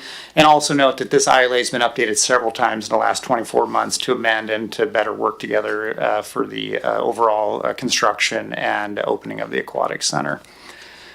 So with that, a little bit of background, since this is developed, city staff did hire our own legal counsel so that city's current legal counsel could represent the Public Facilities District, and we'd have both legal counsels representing each organization. We used our contracted legal service to help finalize the agreement that was presented before you this evening. That agreement was jointly worked on in 2 separate sessions last week, both with city staff and with the Public Facilities District, to take a look at that agreement and to ensure that both organizations understood and agreed to those terms, so that when presented to you tonight, that had a good possibility of passing both us and then in a few weeks with the Public Facilities District, so that this could start January 1st and allow plenty of time for operational startup. With that, I think I threw a lot of words at you in a really short amount of time, but again, I can answer any questions, or again, we have Executive Director Matt Watkins here to answer any potential questions on this resolution or the ILA in general. Thank you. All right, thank you for that, Director Rice. Do we have anybody here on the dais that would have a question for Rice or former Mayor Matt Watkins? All right, I guess with that, then I would ask City Council to consider passing the resolution to authorize the city manager to sign this agreement as presented before you this evening. And we could move forward with the next steps, which include working with the PPFD board to come up with these policies and procedures as explained in the outline, start our lifeguard recruiting program, and plan to open up this facility in about 6 short months. So thank you. All right, well, thank you for that. So, yeah, let's, if we get a motion, Mayor Pro Tem Grimm. I move to approve resolution number 4686, authorizing the city manager to execute a new interlocal agreement between the Pasco Public Facilities District and the city of Pasco for administrative and financial services and for management and operations of the new aquatic facility. I second that very much. All right, so thank you. So we got a motion by Mayor Pro Tem Grimm. We got a second by Councilwoman Brajas. All those in favor say aye. Aye. All those opposed say nay. Nay. All right, looks like we got another 5-1. Thank you for that. Did you want to say any words? I just want to say thank you, not only on behalf of the Public Facilities District, but also the people of Pasco and everybody. Appreciate everything that the council has done. This is an important community or asset. We're going to do our best to open it and be the best aquatics facility in the state. And appreciate your vote of confidence. And also we'll do our best to even sway you, Mr. Prowlis, too. We will try and operate it as diligently as we can and appreciate everybody's support and discussion on this. Thank you. All right, well, thank you for that. I know it's been a long time coming. And you guys I expected a long meeting tonight, so I was trying to time it and ask my board members. I do have one board member, and I think a second one's here to show support as well. They're also very happy that this is moving forward. All right, well, thank you for that. We are very excited to see how it turns out. And again, hopefully it is the best aquatic facility in the state of Washington. We'd love to see that. So thank you. Thank you. All right. So we're going to jump to item E, which is resolution number 4689, professional services agreement with InfoSend Incorporated for utility bill printing and mailing services. And this is also going to be by Interim Director Garcia. Good evening, Council. Yes, so we have a resolution here for an InfoSend is a contractor for printing and mailing our utility bills.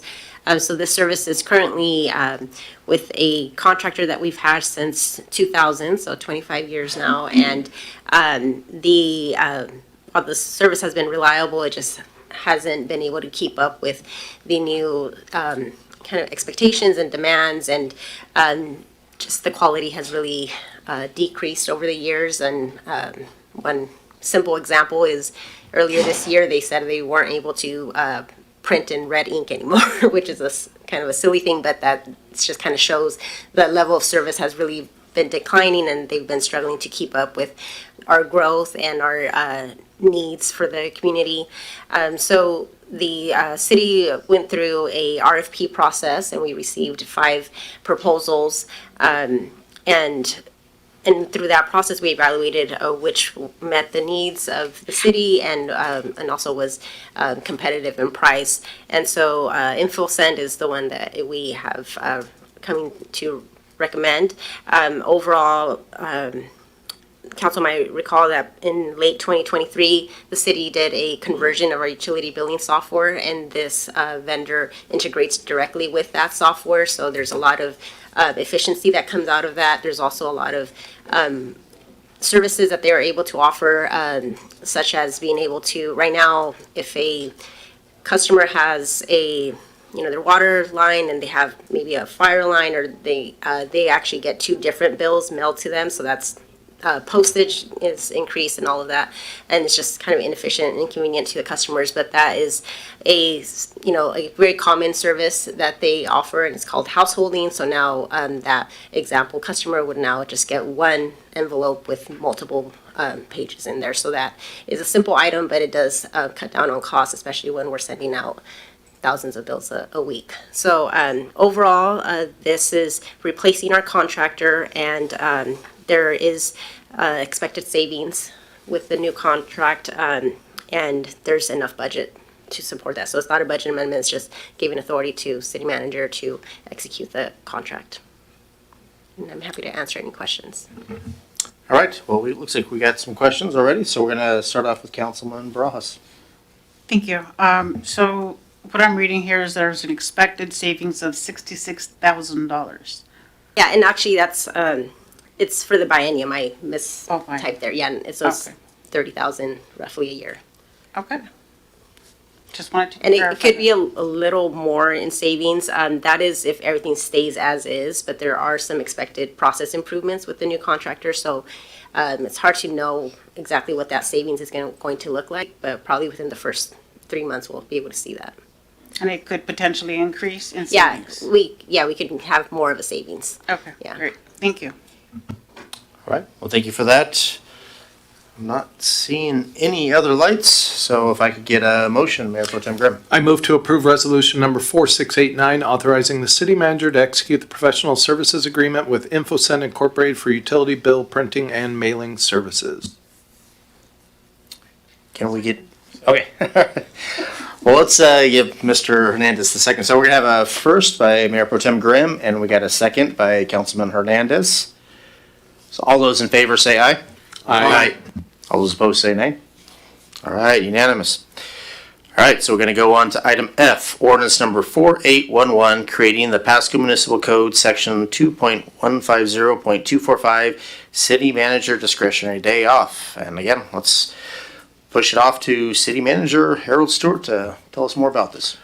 Yes, Mr. Mayor, as we discussed at the last work session last week, this is accomplishing potentially two things, and that is I would like to close city offices December 26th and make that an additional paid day off for city staff. One, out of appreciation for the hard work they've done this year with a lot of turnover and transition and leadership and council and staff. And then the second thing it helps potentially accomplish is it would actually change city code that would allow me the discretion to make that determination once per year if I deemed it appropriate. So for example, if the 4th of July falls on a Thursday, I could potentially give that Friday in between off as well. It's not guaranteed that that is given every year, but it does give me the ability to do that if I determine it to be appropriate. It also requires me to give 21-day notice, so that way to the council, so that way when I make that decision, if you disagree with it, you have at least 1 or 2 council meetings to discuss that before it goes into effect. So I'd be happy to answer any questions if there is any. All right, I do like the idea of having the council be able to weigh in on this, so thank you for putting that in there. Let's go start off with Mayor Pro Tem Grimm. Thank you, Mr. Mayor. No, and I just wanted to thank staff for this. This is our way of, I guess, putting our money where our mouth is, so to speak. But we have put a lot on staff over the last couple of years. I mean, you think of all the changes we've done to the code, to redoing, oh my goodness, getting rid of the rental inspection program, or getting rid of all the fees and permits needed for common household projects, or redoing the mobile food vending, or I mean, the list just goes on and on. And so I know staff has put a lot of time and effort into this, and I know there's been pressure from time to time of, us wanting stuff maybe sooner than they can always get it. And so I think this is a great way of saying thank you and showing our appreciation, Mr. Mayor. All right, thank you for those comments. I'm not seeing any other lights, so Mayor Pro Tem Grimm, if I could get a motion. I move to adopt ordinance number 4811, amending the Pasco Municipal Code by creating section 2.105.245, city manager discretionary day off, and further authorized publication by summary only. All right, so we have a motion by Mayor Pro Tem Grimm. We got a second by Councilwoman Barajas. All those in favor say aye. Aye. All those opposed say nay. All right, unanimous, like it's, so we have a second motion, if I could get that, Mayor Pro Tem Grimm. I move to confirm the city manager's scheduled discretionary paid day off on December 26th, 2025. Second. All right, so we got a motion by Mayor Pro Tem Grimm. We got a second by Councilman Cotta. All those in favor say aye.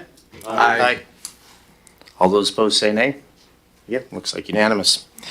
All right, let's go on to G, resolution number 4687, change order number 4, Sanford Parkway, Broadmoor intersection improvements by Tappanee, and this is going to be by, I am not seeing her, so, all right. Well, take it away. Good evening, Mayor and Council. My name is Mary Heather Ames. I'm your Deputy Public Works Director. Okay. And I'm following up to last week, you had a full presentation on this item. There was a question from a member of council about reaching out to the Pasco School District to inquire about helping to fund this change order. We have started that process. However, Delta High School is a collaboration between all three school districts. So coordination with Richland and Kennewick needs to happen. And with the holiday last week, it has not happened yet. So what I would request is that council moves forward with this change order, and we will continue to pursue the conversation with the school districts. That then if they are able to contribute to this change, we can do that. However, we can keep the contractor moving forward and ordering the long lead items. So I wanted to provide that update and then recommend that we move forward with this. Thank you. All right. Well, thank you for your reports. Does any member of the council have any questions or? Let's start off with Councilman Perales. Thank you, Mayor. I was the one who asked, so I appreciate the staff following up. Thank you very much. All right. Well, thank you for that. I'm not seeing any other lights, so let's get a motion, Mayor Pro Tem Grimm. Thank you, Mr. Mayor. I move to approve resolution number 4687, authorizing the city manager to sign and execute change order number 4 with Topani Incorporated for the Sanford Parkway Broadmoor Intersection Improvements Project. Can we get a second? Second. All right, so we have a motion by Mayor Pro Tem Grimm. We got a second by Councilman Cotta. All those in favor say aye. Aye. All those opposed say nay. Again, another unanimous. Thank you very much, council. Let's jump to item number H, resolution number 4688, capital improvements planned for the 2026-2031 projects, and we are going to have Interim Director Garcia. Good evening.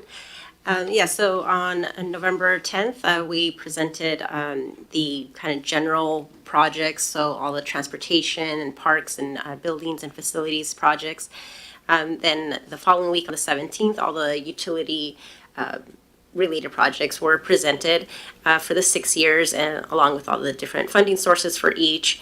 The one notable item is the water projects list, depending on whatever rate is adopted later in 2026. I would kind of tweak that a little bit based off of those different scenarios that are available in that rate model. So the water is the only one that is subject to change, but all others are in line with, for example, the sewer is in line with the rate study that was presented there. So overall, discussion was held on those two sessions, and we are here requesting the approval of the resolution for the 6-year plan, and also in your packets, there's a link to a site, and it will be live on our website tomorrow, which has also the list of all the projects, and you can click on the map and see each project has just kind of talks about the scope of the project, shows the different funding sources and the time frame for each project.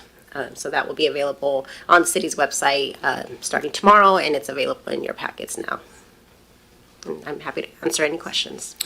All right, does any member of the dais have any questions for Interim Director Garcia?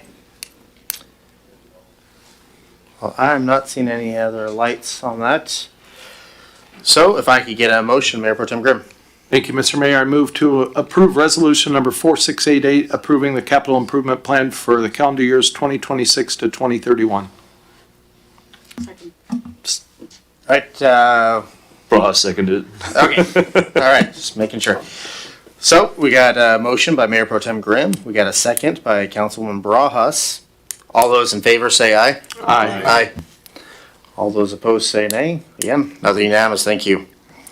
We're going to jump to item number 12, unfinished business. I'm not seeing anything listed. So we're going to jump to 13, which is new business. So we have a SEPA flexible categorical exemption thresholds update. And again, this is going to be by Director Haley Matson.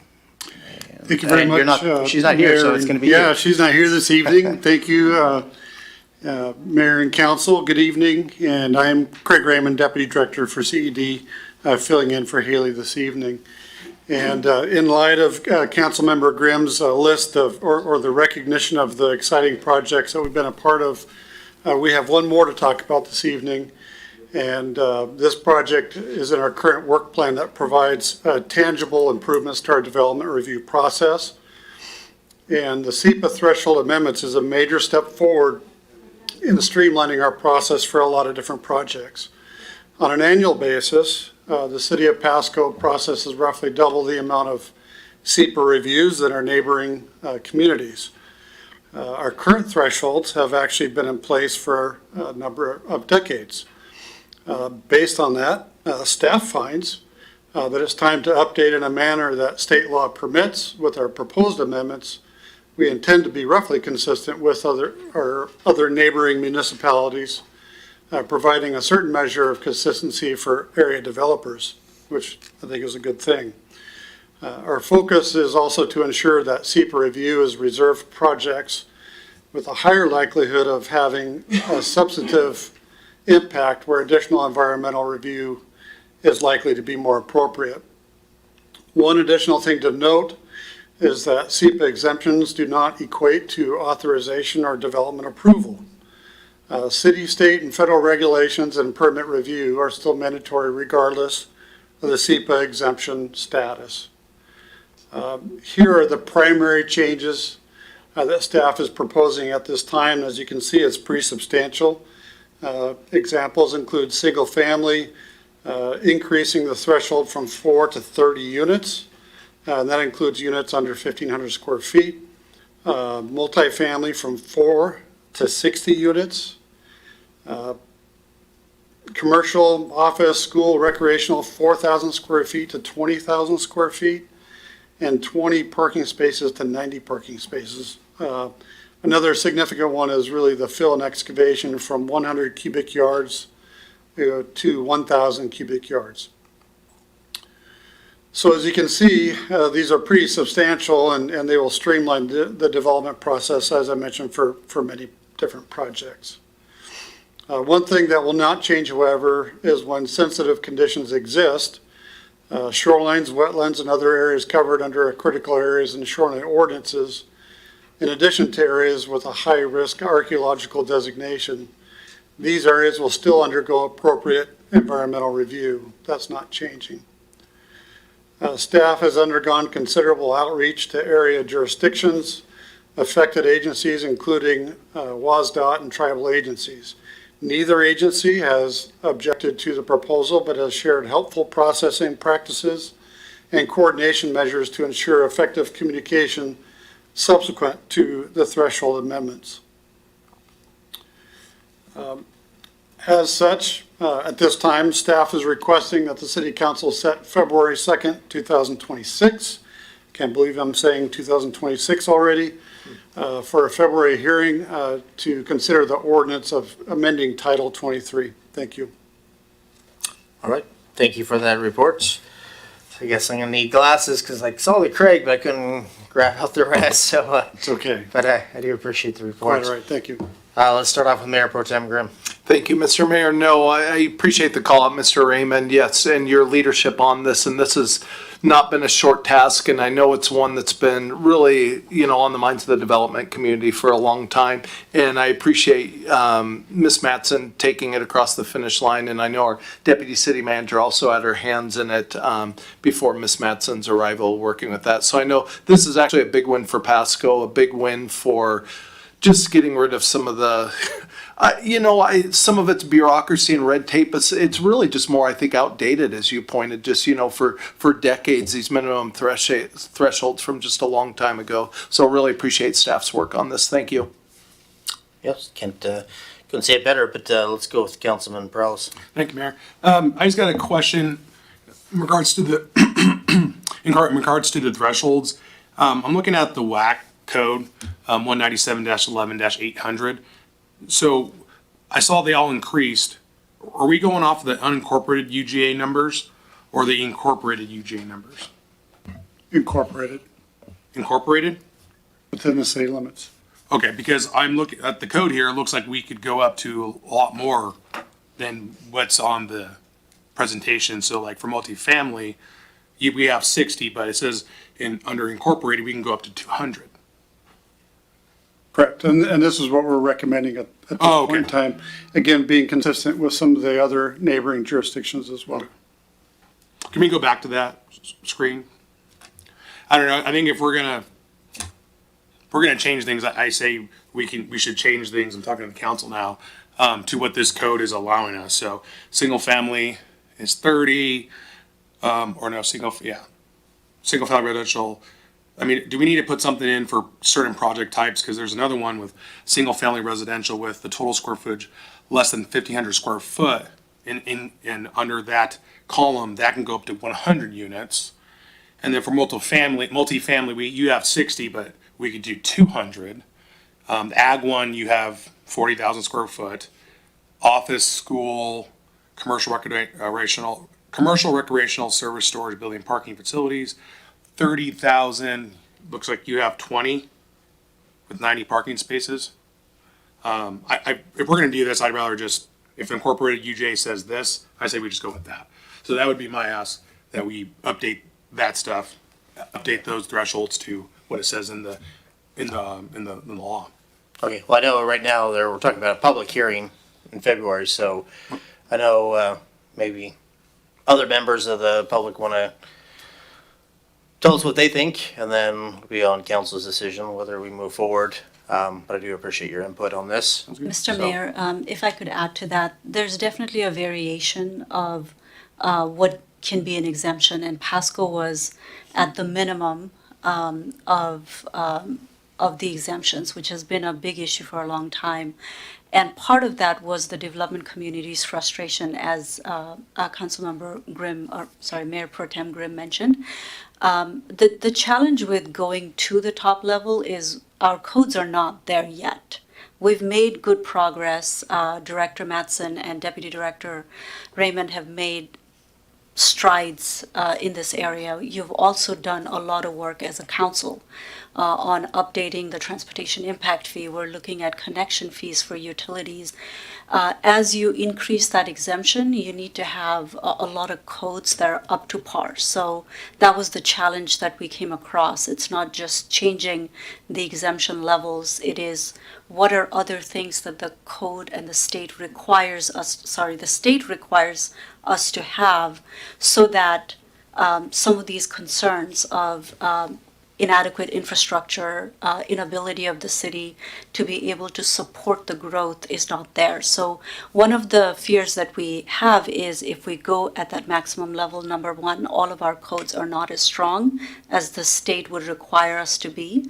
So that takes us a couple of years to probably get there, at least from my last estimation. But I know Director Mattson and Deputy Director Raymond have a lot better capabilities than I do. And the other part is our partners like Department of Transportation, like tribal partners might have concerns over exempting 100 units. And so then you start talking about transportation impact fee and whether that's adequate or not. And if you remember, when we were talking about transportation impact fee, we talked about the first step. We've not touched it in a very long time. Let's do a reasonable approach and get to the first step. When you start going higher, you have to really look at a lot more projects and make sure that you're really ready for it to exempt it at a higher level. So I would caution you on that, just because it'll take us longer to make this incremental step. But definitely, there's nothing stopping the city in a year or two to look at this exemption level again and increase it as we have sustainable infrastructure fees to be able to keep building, but also changing and revising our codes to meet the state standards. All right, thank you for the clarification. Let's go back. Do you want to comment, Mr. Prowse? I guess we'll just wait till the hearing. I guess we'll see what some of the development community is saying. I don't agree with a lot of what Ms. Signell said, but because I don't like hearing, well, it's going to be a couple of years. You made some good points, but I guess maybe I got to do my research about other cities and where their thresholds are at. But I mean, if we need to do more work and change our codes, then let's just do that. I mean, I can go on and on about the different instances with ARCO that we haven't updated this in 15 years, 20 years. So if we need to update stuff, then let's just update it. But some of the comments you may have good merit, but I'll do my research and I'll reach out to some people in the development community and see what they kind of think, and I'll just go from there. But I'll look forward to the February hearing. Thank you.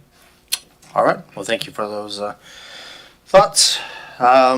Not seeing any other lights, so let's get a motion by Mayor Pro Tem Grimm. I move to schedule a public hearing on February 2nd to consider an ordinance update related to thresholds. We got Tim Grimm. Can we get a second? Second.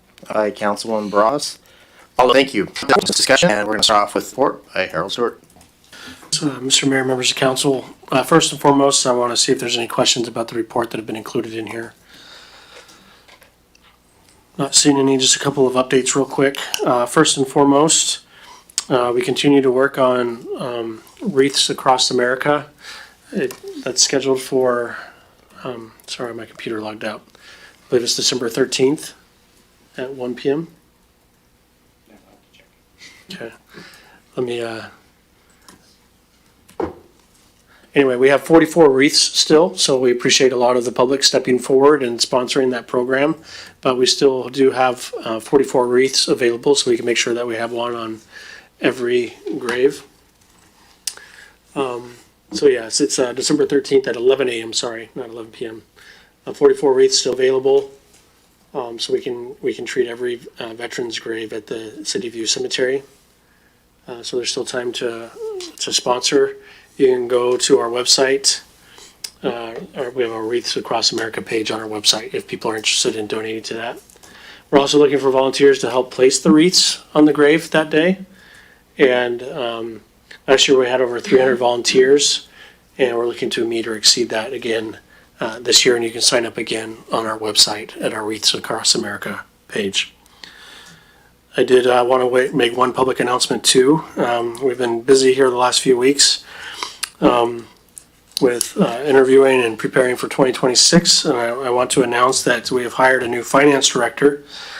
Kevin Hebden will be joining us. He currently works for Franklin County Transit and previously worked for the Pasco School District in their finance departments, and a previous assistant state auditor as well. So we're looking forward to the expertise and leadership that he will bring to our organization. He will start December 29th with us, and so we'll be available at the first meetings in January. And a special thank you to Mayor Milne and Councilmember Cotta for participating on those interview panels and helping us make a good decision. Also, a thank you to Councilwoman Barajas and former Council Member Blaisdell for sitting in on the interview panels for the municipal court judge. And also Mayor Pro Tem Grimm and Councilmember Perales for sitting in on our interviews with regards to our city attorney law firm contract that'll be in front of you next Monday for approval as well. So if there's no further questions, just a reminder too that this will be our last regular meeting for this month. So there will be no regular city council meeting on December 15th. And wish everyone a happy holidays and a happy new year. And most of you will see next Monday, and then after that we can say see you next year.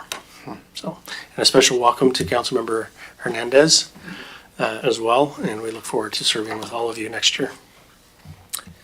Well, thank you for that report. I do appreciate all the council members taking time out of their day to sit on these interviews. It's difficult, like for myself or anybody else taking off time from work, but I know we're all dedicated to the city of Pasco and wanting to make Pasco a better place from when we got on council to when we leave. So again, it's definitely just my gratitude, because I know Councilman Cotta and myself spent like 5 hours, and I'm sure you guys also spent a number of hours trying to do your best. And again, I really do appreciate the time and energy that you guys put forward. So let's start off with Councilwoman Bras. I want to do some shout outs to some staff that I may not see next week, being that this is my last month here. Mr. Trouble, sorry, Raymond, I want to say thank you for making it fun, for making it easy, for helping me understand process. way before Miss Matson came on board. So thank you. And if I don't see you again, it's been fun meeting you. Mary Heather Ames. It's a tongue tie. If I don't see you again, thank you for the tremendous work that you do, for everything that your department does. I know Miss Sarah is an extremely knowledgeable person, but you have a wealth of knowledge as well. And I just want to say thank you very much for everything that you do in your department. And I'm pretty sure I will see the rest of you next week, so I won't say bye. But I will bump into you, some of you, at some point soon. And for the general community, you will still see me next Monday, but I want to say thank you to everyone that's been consistently here. I will not point fingers specifically, but I do want to say thank you to all the department heads and to all the staff within your departments. So thank you again. All right, thank you for that. Mr. Cobb, did you have your light on, or? You were talking about the interviews that we did, and just want to say it was my pleasure. It's fun to work with the group. It's fun to listen to the interviews. So appreciate the opportunity to serve and to listen and to help contribute. Thank you. Well, thank you for that. So let's go on to Mayor Pro Tem Grimm. Thank you, Mr. Mayor. I just wanted to put Ms. Garcia on the spot real quick and say we updated our new utility billing. And for people that haven't responded to that yet, would you be so kind as to tell people what they need to do so their bill gets paid? Yes, so we've actually had quite a bit of activity already. Within the first day, we had about almost 2,000 customers that had already registered, which is very impressive. So that means that our communications team has really done a great job with outreach. So overall, you can.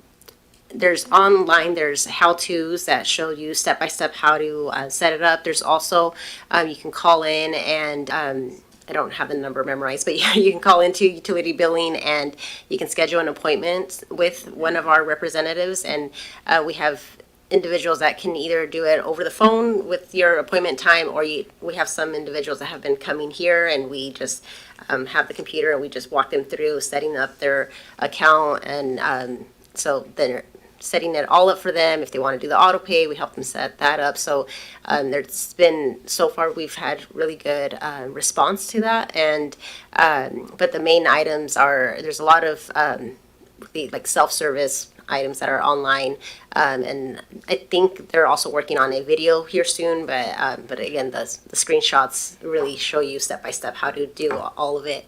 But we're available to help, and there's no late fees for this, next month, to make sure, or it might be longer, but for sure the next month, month or two, to make sure that everyone has good transition to the new portal. But overall, it's been pretty positive.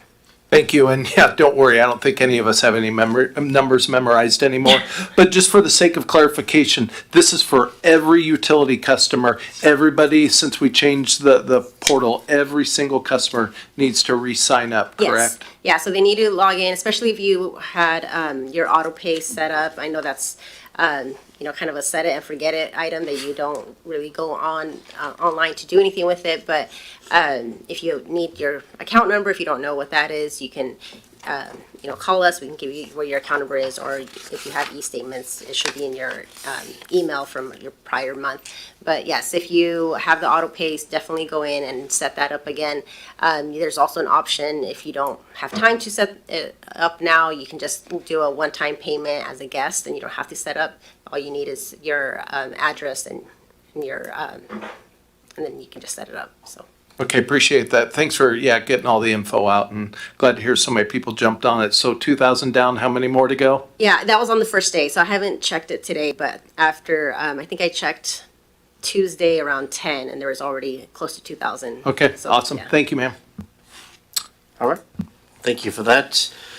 I'm not seeing any other lights, so we are going to jump on to number 15, which is exec session to evaluate the qualifications of an applicant for public employment per RCW 42.30.110, subsection 1, subsection G. And we're going to need 45 minutes, but I think we should take a 10-minute recess, and because we're going to have a long evening. so that we can get some coffee or do some stuff like that. So anyway, we're gonna be in exec session from 9 o'clock, and we should be back at 9:45. Again, appreciate everybody for showing up, and thank you.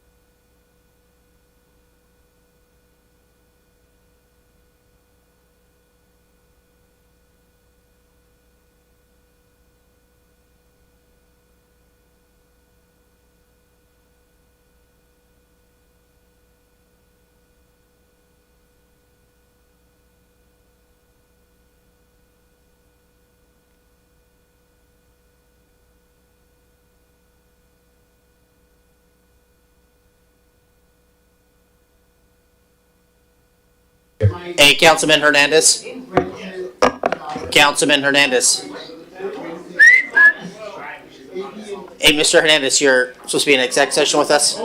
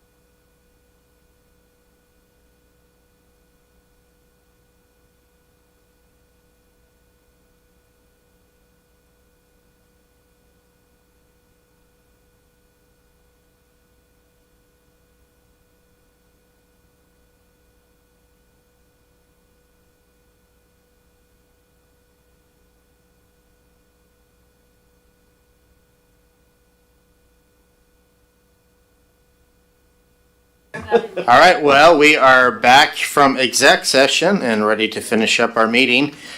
So we're going to jump to 16, which we already did, which was setting council position 7 interviews. So we had good discussion. So we have 16A, which is selection of candidates to interview for city council at large, number 7 position. And if I could get a motion, Mayor Pro Tem Grimm.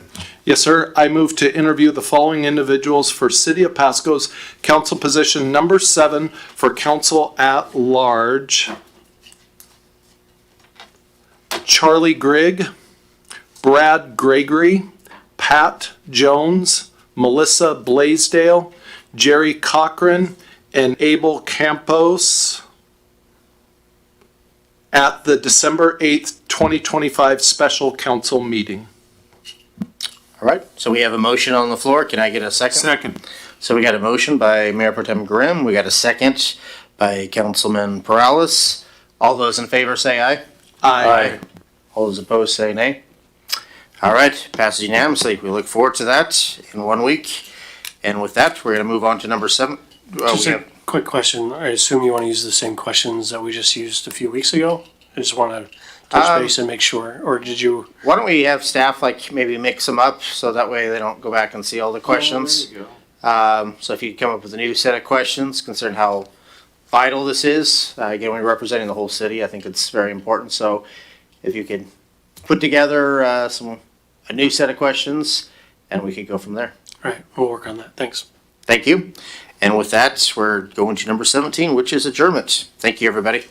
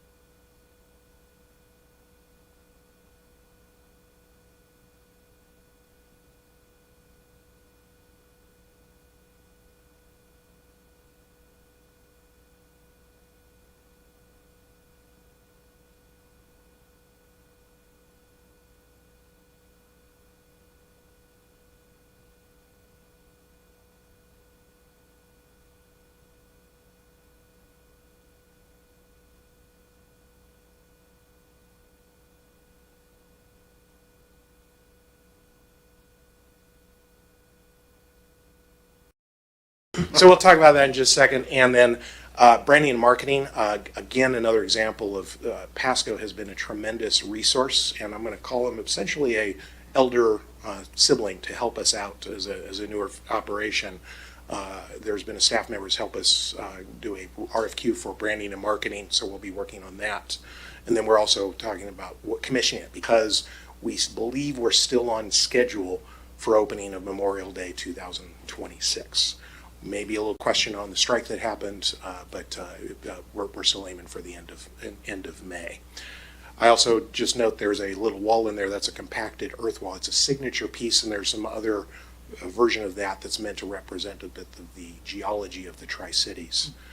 So the colors and the textures, I think, remind me of a little bit of the Tri-Cities. So things are coming along, and we're getting a facility built. And with that, then we go back over, and I'm going to ask Mr. Rice to talk about what we want to talk about. All right, thank you, Mr. Watkins. So yes, this is a two-part presentation this evening, which Mr. Watkins has already covered and updated the construction of the Aquatic Center and progress they've been making so far. And as when last time Mr. Watkins presented, one of the key items that still is yet to be completed is that the PPFD board needs somebody to actually manage and operate the facility. And they had several options to choose from, including going with a private company, which would basically run it for profit or near profit, hiring their own staff, or partnering with the city of Pasco.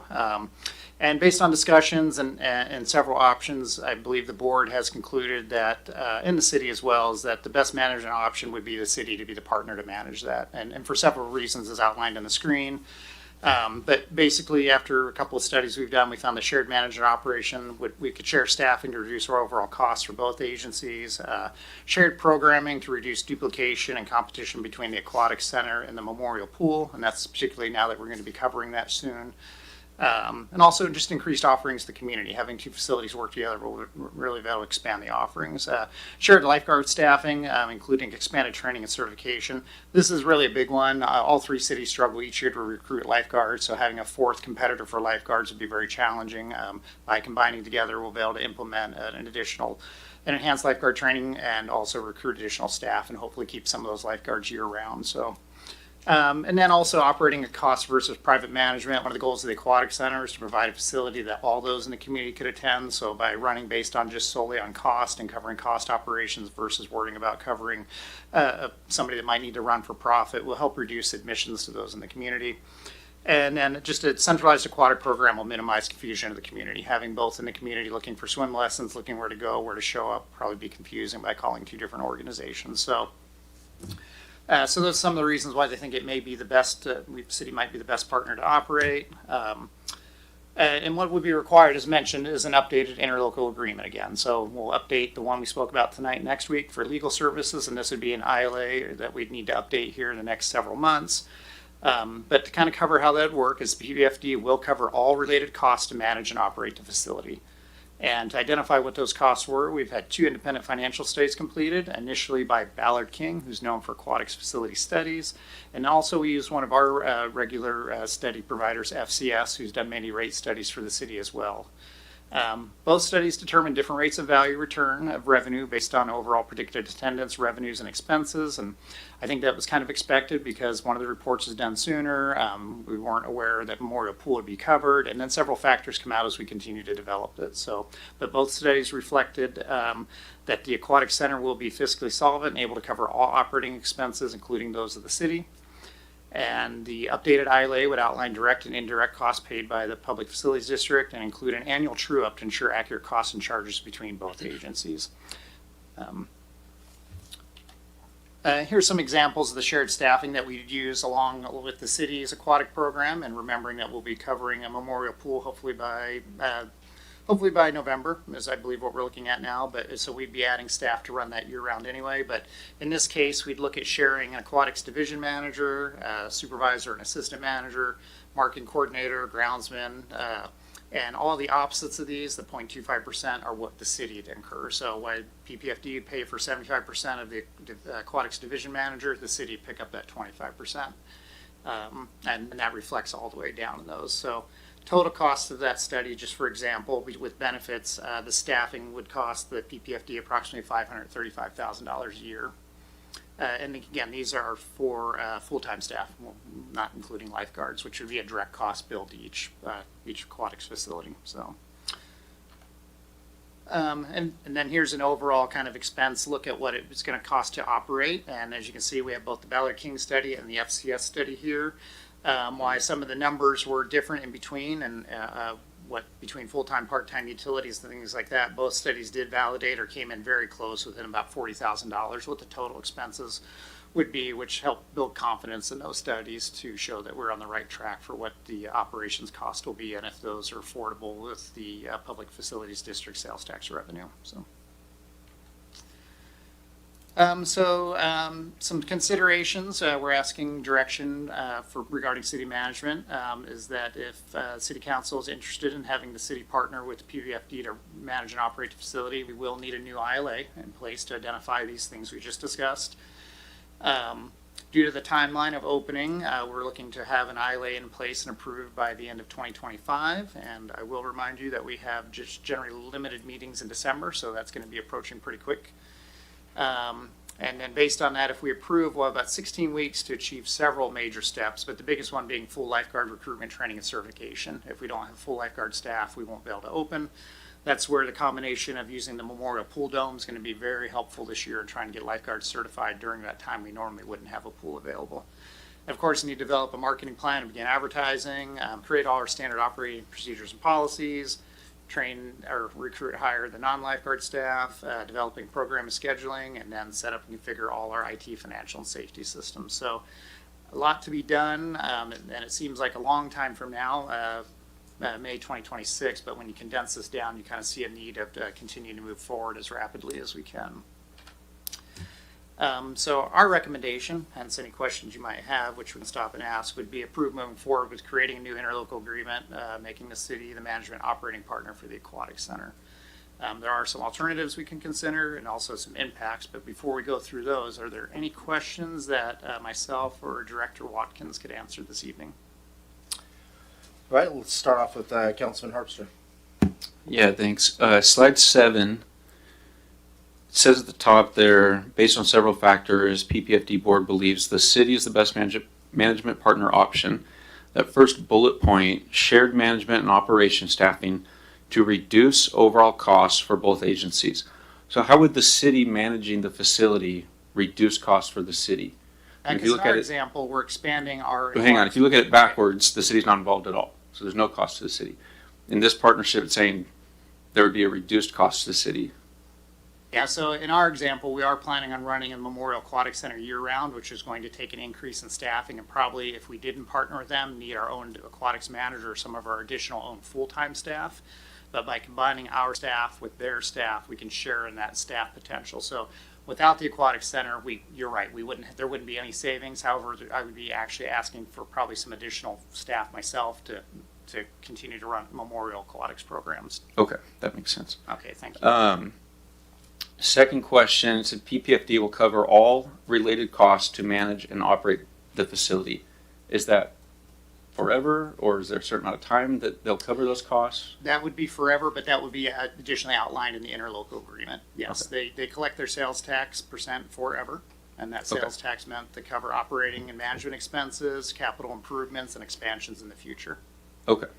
I asked because we all know we're already using a significant portion of our reserves just to make our general fund whole. And so I'm just concerned that even though it seems like there's no total direct cost to the city, that there really is no direct cost to the city. Is that accurate? Yeah, that's accurate, and it's one of the reasons we actually hired our own FCS study aquatics program, primarily due to the observation of Deputy City Manager Sigdell, because again, she wanted to ensure that they would be, financially solvent, and that we wouldn't be trying to carry any losses they may have to continue to operate that center. So that was the need for both studies. They performed one, we performed one.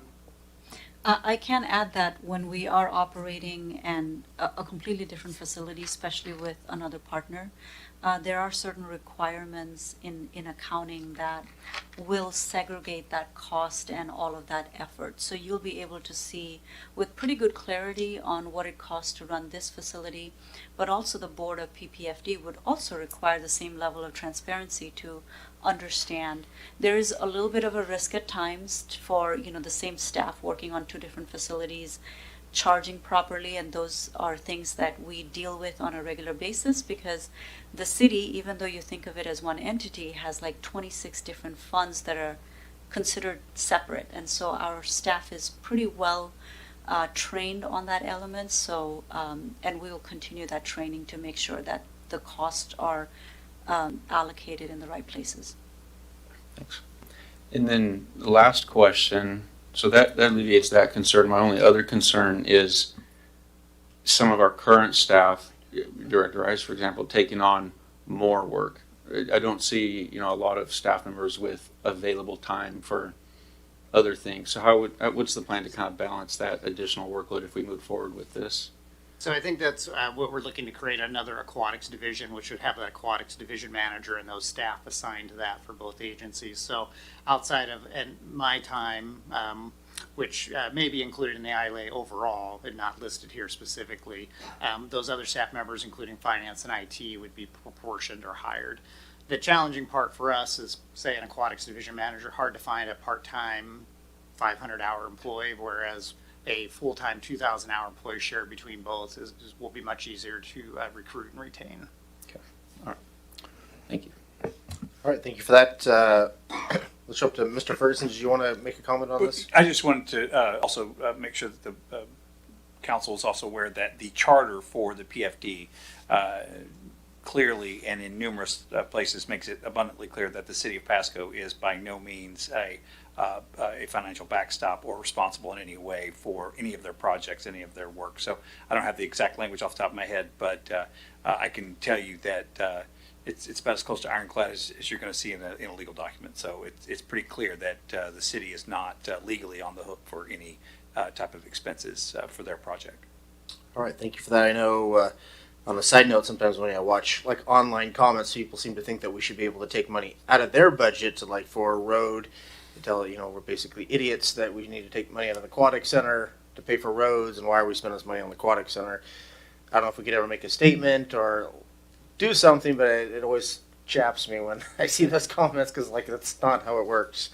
But anyway, Director Rice, were you done, or did you have anything else to say? Okay, so let's go to Mayor Pro Tem Grimm. Thank you, Mr. Mulney. Thanks for the presentation. Just a couple of questions as far as the funding goes. Just if someone would explain to me, what is a general fund allocated charge out? So as we identified all the individual positions and what those may do, there's also several overlapping staff that may include in finance, payroll, or other things. So that general finance charge out is what the cost of doing business is, which would be a prorated portion they would pay for those services. Whereas we don't have a specific payroll person that would be hired to do that, or a specific IT person, or a specific finance person, or facilities and some of those other things. And we see those charges in other agreements that we use as well. Okay, thank you. And then just as far as when we're talking all the operations of it, does that include, we're talking making sure the right amount of chlorine's in the pool and just every unforeseen, detail of it, I assume? Yeah, it'd be 100% managed and operated by the city. So all the opening hours, all the facilities, all the maintenance, all those things would be performed by city staff as the operating partner. Okay, thank you. I guess, Mr. Mayor, I would be in favor of us doing that for some of the reasons given. I never want to see the government compete with private enterprise, but at the same time, it doesn't sound like we really would be. We'd be competing with ourselves basically at Memorial Park, and it does seem to be the best cost-saving way. Oh, pardon the pun, it just came to me, to pool our resources together. Sorry, I am a dad. I come by that honestly, but that's terrible. To pool our resources together to manage the facilities better, and like was stated in here, to keep overall costs down for the people who want to visit and enjoy it. And I think that's a huge factor. And I appreciate you considering it. Thank you. Did you want to make a comment on that? Just slight augmentation. Mr. Rice laid it out very well, and I think I also want to thank the city of Pasco for the FCS study, because by doing that, it also illustrated some details that we need to work on as a PFD. What this notion too is that since this relationship is going to be ongoing, we have now a plan of what that looks like with specific details for staffing. And Jesse's also shared extensively that it would be also either 6-month or a yearly process where we go a true-up process where we'd say, is this too low or is this too high? Because exactly as you mentioned, the aquatics facility needs to do the aquatics, City of Pasco needs to do the City of Pasco things.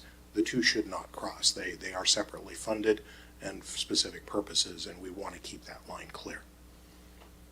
All right, sounds great. I know I've been involved in this issue the last 8 years, and initially I was hesitant about the city being involved, but now I think it's 100% the right choice. It just makes sense. So I appreciate how Director Rice laid it all out. Appreciate reading this, and I think that it's our best interest to work when we can together to save on commodities and staffing, and it's a... And we, the PFD, appreciate that, and would note also that we'd ask Mr. Ferguson on the PFD's behalf to initiate that ILA detailed update and get it done before the December meeting for the council. We wanted to come to council first to make sure that you're on board with this. I'll do a similar presentation at the next PFD meeting, and they'll be enthusiastically supporting this, and we'll run in parallel. Okay, well, I think we're all on board on this. I see some heads nodding, so it looks like we're unanimous on this. And again, it would be kind of nice to have the city put out like a little video that the taxpayers, as far as how it's being funded, why these are separate. I just think it would be good put on like the Facebook page or something like that to show that these things aren't, like losses and stuff like that. I just think it'd be good for the community to have an idea, and then like comment. I know Leo always comments on everything, but I could comment like, hey, go to this article. I have a comment. Yeah. Oh, okay. Mr. Perales, did you want to comment on this? Yes, right on cue. You just said I always have a comment, and I do. All right. I think we should pump the brakes on this. I don't like being pushed into a corner here. I heard the comment, this needs to be done by the end of 2025. We don't meet in the month of December that much. And, I guess my first response would be that we should have had this in front of us about 2 months ago then, so that we can digest a little bit because, I have not been a supporter of us taking this over. I think we're scaling up quite dramatically from Memorial Pool to this huge aquatic center. And so I have a lot of questions that I will issue online that I would like to get addressed and commented on. And honestly, when it comes down to the money, I think I have an issue with that as well, is because, we're only going to pay 25% here, but I think we all know that really doesn't happen. And then before we know it, hey, we need to use more money because I would push back and say, the PFP can foot the rest of that. And, we have a budget deficit. And so we are growing our government by taking this on and overseeing it. We're going to have to hire more staff. It could be argued that we should reduce staff, but again, I get it. We're managing a huge facility. And it just comes down to also safety things that I want to see just a little bit fleshed out a bit, in regards to the training of the lifeguards, emergency action plans, and just other stuff. I think this is a huge undertaking, and I know it sounds like a lot of you in the chambers are in favor, but I just think I want to get some questions answered. Obviously, if I'm the minority, I'm in the minority, but I'll send my questions to the city manager, and maybe perhaps we have a follow-up presentation where some of those questions can be answered to provide full transparency to the community. I don't got the warm and fuzzies. I don't want to dip my toe in the water, to use another pun, on this one right now. So those are my stands. Thank you. Okay. Well, thanks for the comments. I know being in the process from 8 years ago, this really has came a long, long ways. Again, I was against a lot of it, what we're hearing, where it would be like up against some like Pacific Clinic where they would have weightlifting machines, all this, but it is totally different concept. I do trust former Mayor Matt Watkins where he's going. But yes, we do want your questions answered. So I would say schedule a meeting with city manager or any members of city staff. And I know Matt Watkins has also asked that if we would like to go out there and check out the facility, he's willing to give us a tour. So let's get involved and let's see what we can do to answer some of these questions and make this the best facility for Pasco. Mr. Mayor, I hope we could proceed forward at the same time that if Mr. Perales has any questions that I can answer, PFD representative, I would imagine I could work with the city manager. Also, any questions that Mr. Perales might have and see if we could work those in parallel and still aim for a December adoption. Well, I know time is of the essence, so yes, let's see what we can do to get this pushed forward. So I'm all for that. All right. And we have one for, let's go with Joe Cotta, and then I'll see if Melissa has anything to say. Yeah, just a comment on the attention that was given to organizing this so that you can have a consistent manager. I mean, somebody who can be there. You'd like to have a guy stay for a decade or however long it is. Obviously, if there's not enough resources to support somebody long term, it's not going to run as efficiently. And so I appreciate that. Exactly. And I would note too, we are in a very good situation. We've been fiscally prudent on this facility and spending the taxpayers' sales tax dollars as wisely as we can. We're excited about the facility and want it to be as sustaining as it can be. And we have full confidence that we're going to have an open facility that the voters approved in 2022. All right, thank you. Does Councilwoman Blaisdell, do you have any comment on this or any questions? I do not. Okay. Well, again, if you do, just please chime in as we go along with the agenda. I'm not going to constantly go back and forth because. And I don't know if you're at all interested. I do have a quick little video it's about a week old. If you'd like to see a zoom around drone shot of the facility. Okay. Well, let's see what you got.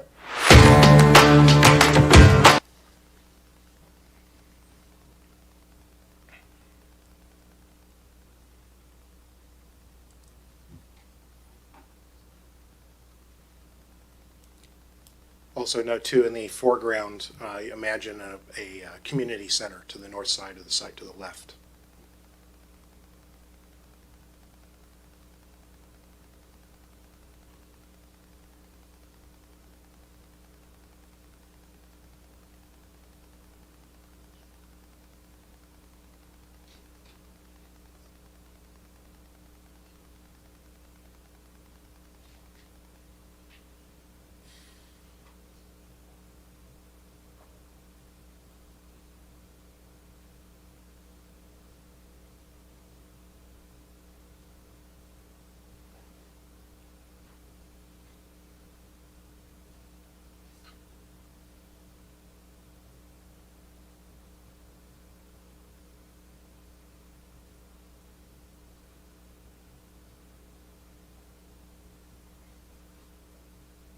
Don't think it was looped, but you've seen the booklet. May 2026. We're looking forward to opening it. Appreciate your support. All right. Well, thank you on that. Looks pretty impressive, and yeah, should be exciting 5 months, 7 months, whatever. Do we have anybody in the audience that would like to comment on this? Not seeing anybody jumping up on that. Let's go once, twice, 3 times. All right. Well, thank you for the presentation. Much appreciated. Let's jump up to number C, which is resolution office space leased at post office building. And this is also Director Jesse Rice. Almost done. Good evening, Council and Mayor. This evening I have a resolution in front of you for approving a office lease space at what we call our post office building, 403 West Lewis in downtown Pasco area. It's office space currently in the basement location. To determine value of that space, we did work with our real estate agent to determine a market value as well as build in a annual increase to keep up with that market value. On your screen, you'll see a post office and the floor space plan where the occupant will be renting that space. Monthly rent includes, and the annual increase is indicated and displayed on your screen. The initial lease is for 3 years with 2 optional 1-year renewal periods. In addition to all leases, the city must also charge a leasehold excise tax. So in addition to the monthly rent, you'll see leasehold excise tax added to that. If the agreement is fully executed, it'll be for a 5-year total of $20,274. So staff recommendation would be to approve resolution authorizing city manager to sign the lease agreement. Again, we have some alternatives. You could request some additional information from staff, or of course do not approve the lease request. So with that, I ask, are there any questions? So before we get to other council members, are these other offices also rented out that were down there? Or? We do have additional space. Yeah, this is the space we currently have available. There's another group that rents space within that building, including the post office themselves. Okay. I've never been to the basement. I've been to the post office umpteen times, but yeah, let's start with the Councilman Barajas. That's what I said. Councilwoman. Councilmember Barajas, yes, thank you. So I do have a question in regards to article number 4, use of premises.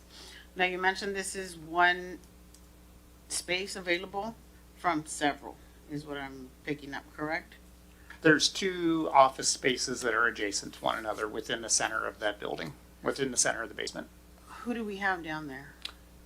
With the addition of the other users, the Anatai Foundation. We used to be group, I want to call them Group Health, but that might not be the right name. I think it was. Yeah. Anatai, yeah. Anatai, Thank yeah. you. So in regards to our item or article number 4, it says the premises shall be used by lessee for office use and no other use or purpose without city's prior written consent. Even though they submit a request, what is the likelihood of the city issuing a permit for them to use the space for anything other than office? Say there's a desire to put in a radio station. I think as we identified in the use of the premises is identified in the lease as it's written. So how you're reading it is as written. As written, okay. And that was reviewed by Mr. Ferguson's office. Okay, so Yeah. no potential changing, adding, or changing the purpose of the rent of the space. Not without your consent. And then I had one other highlight. Oh, never mind. I'm good with that. Thank you. Okay, let's move on to Mayor Pro Tem Charles Grimm. Thank you, Mr. Mayor. I just want to thank staff for working and actually getting this filled. I know sometimes office space can sit there a while, so I'm grateful that we're able to find a tenant and get some income and, add to the business viability of our downtown. So yes, I would definitely be for this, Mr. Mayor. Thank you. All right, my words exactly. Anybody else? All right, so with that, anybody, I guess we'll go back to Councilwoman Barajas. One last question. I was not clear on the rent, item number 3. What will the rent be? There's 2 different graphs, so I wasn't too sure. Sorry, so the actual rent, it will be a total of both the monthly rental rate and the inclusion of the lease excise tax. So on this slide as presented, you'll see the total monthly rent. It includes in the far right column, total monthly rent. So base rent per month, leasehold tax, total month. So first year it'll be $318 per month. Thank you. All right. Do we have anybody in the audience that would like to comment on this? Going once, going twice, going 3 times. I think Councilman Perales may have his hand up for comments. Okay, well, I can't see his hand from here, but let's. Okay. Just a little council joke. All right, Councilman Perales. No, I have my hand up for the other one. Okay. No, I have nothing to add to this one. I'm glad to see the Latin Business Association back in downtown again. Appreciate it. All right. Well, thank you for that. Anything else? Nope. All right. No, so with that, we'll bring this back next week on consent agenda for approval. Thank you. All right. Well, looks great. What's up? I already did. Yeah. So let's go on to number D, resolution city retirement plans. And we got Director Mattson with the Z. Can you turn on your microphone, Director Metzen? Thank you. Is that better? Okay. I'm pretty loud. Good evening, Mayor and Council. Tonight I'm presenting a resolution that updates and modernizes the city's retirement plans. This will not add any new cost. It simply puts the right framework in place so that we have more options going forward. Currently, the city offers a 457B plan where employees can contribute and the city also contributes. What this resolution is asking for or does is it updates and adds, it creates a 401A plan, which would create another avenue for employees to save more money for retirement. The city will continue contributing into the 457B plan for now. The 401A simply will give us a tool for the future if and when we decide to use it. Also, the resolution would create a 457F plan for the city manager. This is required by the employment contract. Instead of paying into the state retirement system, the city manager's retirement contributions will go into this account. Again, cost to the city, it's no added cost. The city manager contributions were already budgeted. They're just going to go into the 457F. And the 401A is free to set up and does not require the city to put money in it right away, or right now for that matter. Why this matters, this keeps the city competitive in attracting and retaining staff. Many cities and other public entities offer 401As. This also cleans up old, outdated retirement stuff that we have from old resolutions, and it gives us flexibility for the future without making any changes today. In short, this resolution modernizes our retirement plans, meets contractual obligations, and gives us flexibility going forward. So staff is recommending that council approve the 2 additions to our retirement plans by offering a 401A and the 457F. The alternative is that council does not move forward with this. Any questions? we have any questions for Director Mattson? I'm not seeing them. Looks pretty good. So thank you for their presentation. Do we have anybody in the audience that would like to comment on this? Going once, going twice, going three times. All right. So let's go on to E, consideration of deferral of water rights rate study. And we got our Deputy City Manager, Richa Siddell. Thank you, Mr. Mayor, and evening council. Per council direction, a couple of years ago or a year and a half ago, there was a requirement to conduct a market value study or a rate study for water rights every 2 years. That is a part of our Pasco Municipal Code. The rate is essentially when there is no water rights for the development, whatever development that might be, and the developer would be paying fees in lieu of the water rights. So essentially requiring the city to go out to the market, buy the water rights so that we can serve that development. The rate was set in late 2023, and so we're due for that 2-year refreshment. We discussed this with our subject matter expert, Dr. Daryl Olson, who conducted the last rate study for us, and he believes that the market factors have not really changed that significantly to change the number, which is currently at $4,150 per acre feet of water rights, or cubic acre feet. Is that right? Or acre feet. A new study can be conducted at this time, and we can still meet the deadline of the 2 years. The cost is going to be around $18,000. Given that the market factors have not really changed, and even the subject matter is saying that he does not anticipate any significantly different number, staff is recommending that we skip this update for another 2 years unless there's something really drastic happens in the water rights market within those next 2 years. So at this point, we're looking for your direction to see. Head nods would be great, so we can see if we can forego this and come back to you hopefully within 2 years. All right. Well, thank you for that. I thought the recommendation was good. We'd save some staff time, and then $18,000. Obviously, now is the time to be saving as much as we can.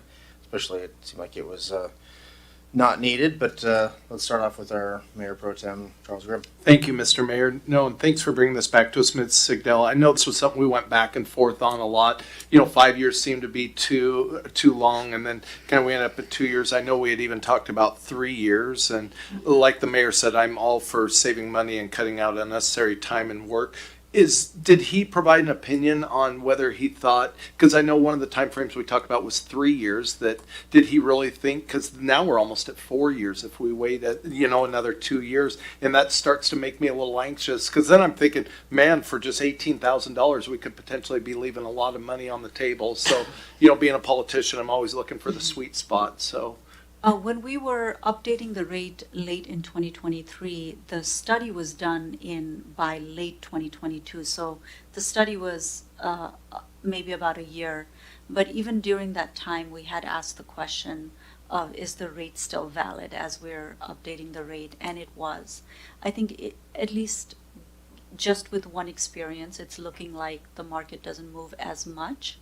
But water rights, it's a really interesting realm, complicated, but also it's the new gold, I think. So we don't know exactly what the future will be. I think it's a good idea for us to continue talking with experts and seeing if the market is changing or not and keeping an eye on it. Maybe in the next 2-3 years, we'll figure out whether 3 years or 5 years or 2 years is the right time. And maybe that changes as things get more interesting. No, thank you, Ms. Sigdell. I do appreciate that, because this, I'll be honest with you, it does seem pretty, it seems like we almost just got through that. And, part of it, that was a big arduous thing. It hadn't been updated in a long time. I know it was a huge, heavy lift for staff. We appreciate it. And I know the stakeholders were very engaged, and obviously it was a big process for us. And, another 2 years seems like a long time. I would definitely be foregoing it. like for foregoing it. I'm still not going to say that right. Like the mayor suggested, but another 2 years does seem a little long, and I would be interested in maybe at least hearing from our SME again next year if he, just has a feel for what the market is. But thank you. All right, thank you for those comments. Let's go to Councilman Herbster. Yeah, I would just express my support for staff's recommendation with skipping it for now, and saves a little bit of money. And yeah, I deal with water rights a lot and would agree with Dr. Olson's take that the market has not shifted substantially in any direction over the last couple of years. And it's worth mentioning, he did our last study, presumably he'd do the next one. So if he's willing to say, hey, you don't really need to spend this money, that speaks volumes to me on that. I think I don't even feel like we need to go with the second alternative of keeping track of the markets. I know you're already doing that, keeping an eye on it. So that's all I've got. Thanks. Thank you for that. Saw a couple head nods. I guess just for the sake of argument, Mr. Councilman Perales, do you have any comment on this issue? Yeah, I'm kind of the same mindset of Councilmember Grimm. It's 2022 is when the last council decided to change the policies, and then we came in. And I guess one of my questions would be: is the current price that we have per acre foot, are we held to that amount if we were to go out and buy water rights from someone who has them? And if that's based off this study, so if someone has 200 acre feet, we can only pay them $41.50 for those 200 acre feet? No, it's still a negotiation, and as I'm learning quite quickly, not all water rights are created equal. And so Right.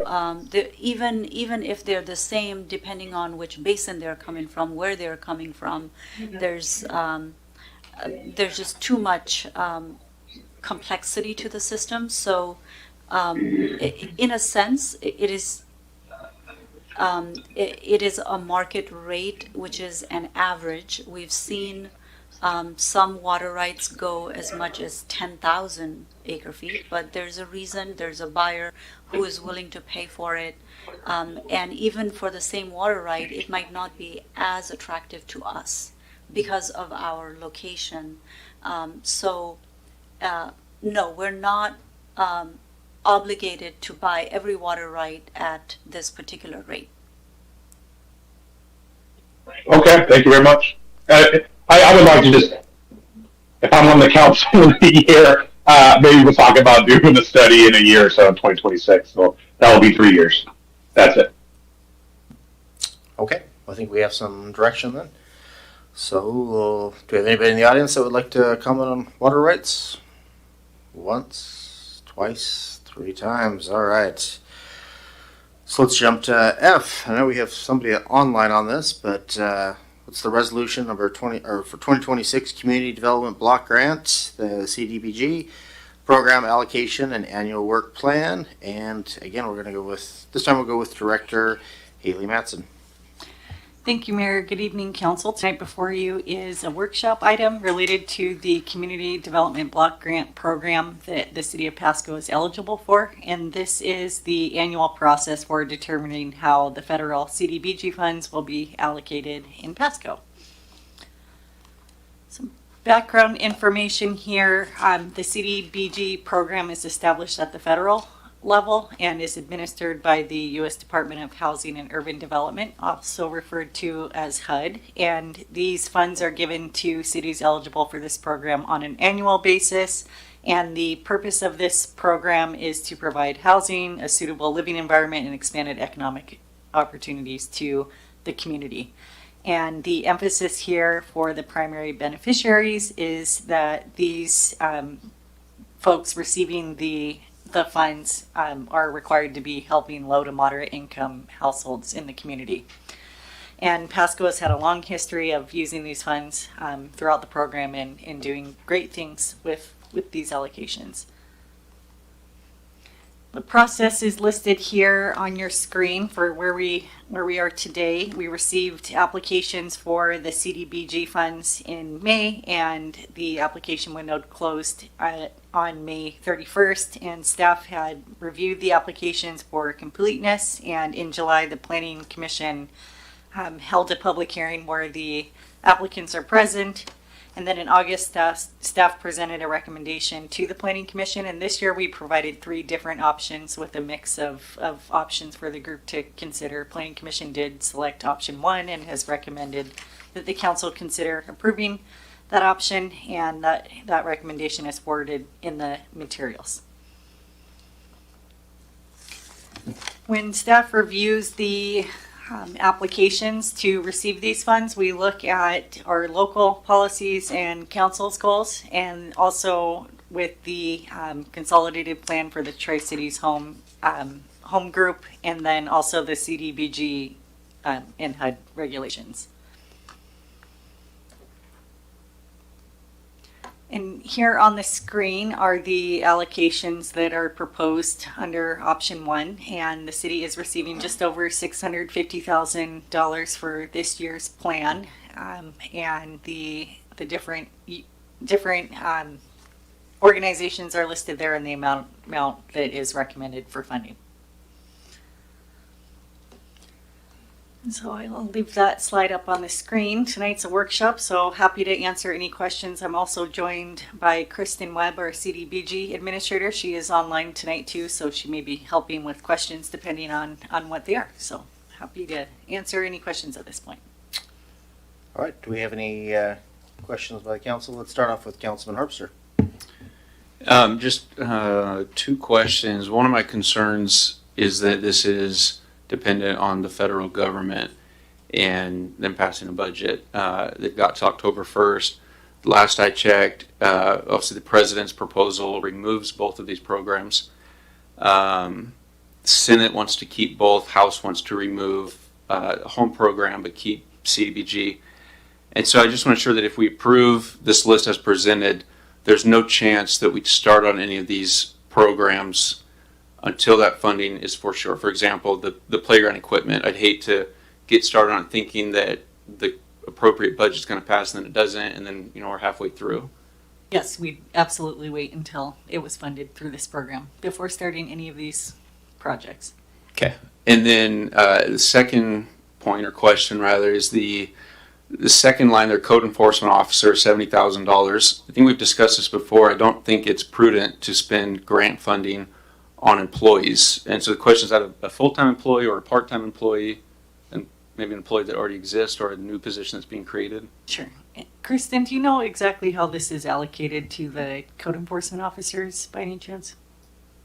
Yes, so that actually is, it is for a current employee, and it is for the employees that goes into the low to moderate income areas in the city, and code enforcement actually is an eligible expense. So I believe for budget reasons, which I could be overspeaking there, this is what they've always done.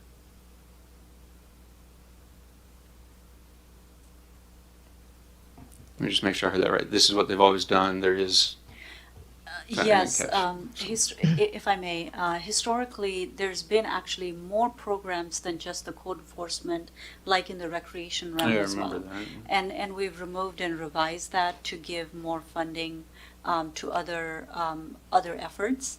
Code enforcement is one that is remaining. It is not an additional position that the grant is funding. We have one code enforcement officer, I believe, right now, and essentially their salary is supplemented by this grant funding, very much like in the past, the recreation staff that were funded via this program. It was not that it was above and beyond that we were hiring additional recreational staff because of the grant. We're just supplementing their income, and now general fund is paying for that part of the income. Okay, so we just to make sure I understand, the general fund, we've already counted for the cost of that employee. This just helps kind of offset some of that. Exactly. Okay, thanks. All right. Any other council discussion? I know, looking at the list, it looks like, if I'm reading this right, you had requests for 1.29 million, and again, there's only allocated 650,000. So obviously, we got a comment from Upwards wanting to reconsider, but at this time looks like there's only so much, so you're actually getting less than half of the request. would that be pretty much Yes. what you're saying? Okay. Yep. Just want to make sure. So, I mean, we're not trying to take anybody out or, I mean, obviously daycare and other things are very important to us. On the other hand, it's hard when you only have so much money. Do you want me to comment on that? I just wanted to clarify, we have 2 code enforcement officers currently, but the explanation that Richa gave was accurate. Okay. Let's go back to Councilman Harpster. Yeah, I forgot my notes. I wanted to thank the Planning Commission for their time spent on this. Appreciate that the meeting minutes were included in our report. They did, I think I watched about half that meeting live, and they did spend quite a bit of time on this discussion. Helpful for us, then we only have to spend 5 minutes on it this evening. So thanks. Good point. Good point. All right.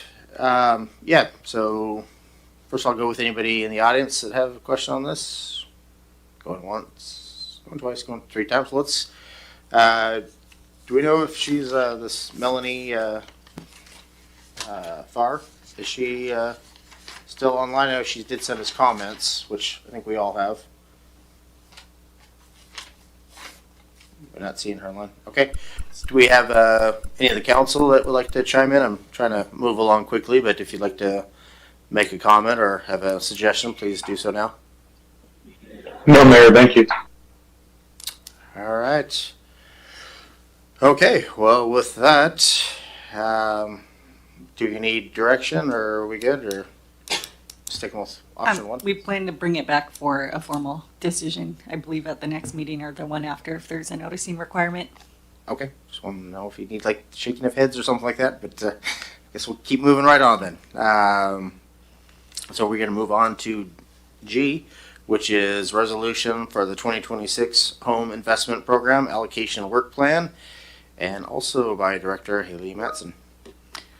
Thank you, Mr. Mayor, and good evening, Council again. Tonight before you is the annual work plan for the Home Consortium Program, and the city has been a participant of this program along with Kennewick and Richland since 1996, and this makes the city eligible for federal home investment partnership program funds. And this agreement was recently renewed through December 2028, and for the city of Richland is serving as the lead agency. So the estimated amount for Pasco this year is $263,000, and these funds are regulated by HUD. I mentioned that during the last presentation. And for Pasco, staff is recommending that the funds be allocated across the 3 eligible activities listed in your packet. That would be for the Down Payment Assistance Program, also referred to as CHIP, the First Time Homebuyer Program. And this helps low to moderate income households purchase homes. The second option, or the second allocation that's being recommended, is to the Tenant-Based Rental Assistance Program. And this is rental subsidies that help households afford rent and utilities. And the third is owner-occupied rehabilitation. So it's important to clarify here that council is not approving the funding itself. This is a part of the program, and the amount allocated to the city is determined through that. So tonight's purpose of tonight is to determine which activities the home funds can be used for in Pasco, as outlined in the packet. So staff is recommending the distribution as proposed within the packet, and we believe it meets all the federal regulations and our local stance as well. So happy to answer any questions if you have them. All right. Do we have any members of the dais that would like to comment on this or have questions? Let's start off with Councilman Cotta. How does one apply for these benefits? Kristen, would you like to help answer that question? Yeah, so we actually have online applications as well as paper applications, and most of this is just advertised on our website, or we do advertise also on our Facebook social media. How is eligibility determined? It is determined by income, so we have a formula that we have to calculate per HUD, and it's all based on income basis. Thank you. Mm-hmm. All right, Scott, do you have anything else to say? You have your lights still on? Okay. Just making sure. All right. I'm not seeing anything else. So anybody, do we have anybody, Melissa or Leo, do you have any comments on this or questions? I do not. Okay. I do not as well. Thank you. All right. Well, thank you for that. Do we have anybody in the audience that would like to make a comment on this? Going once, going twice, going three times. All right. So we'll move on to item H, which is Resolution Ordinance Section 108 HUD Loan Refinance and Budget Adjustment. And we got Interim Director Garcia. Good evening, Council. So before you, we have a proposal for a interfund loan and a corresponding budget amendment related to a loan that the city received back in 2021 from HUD, and it was for the Peanuts Park project, and it was for a little over 3.7 million. And at the time, it's a variable loan rate. And as you just saw with the CDBG allocations, there is annually allocations that are supposed to cover the debt service for that loan. However, over the past few years, because of the variable interest rate, that allocation hasn't been sufficient to cover the interest and the principal payments. So general fund has had to subsidize that and cover the excess on interest. And over the past 3 years, that subsidy from general fund has been around $299,000. So we have worked with HUD for a few months last year to try to fix that interest and restructure the loan. However, that effort was paused early this year.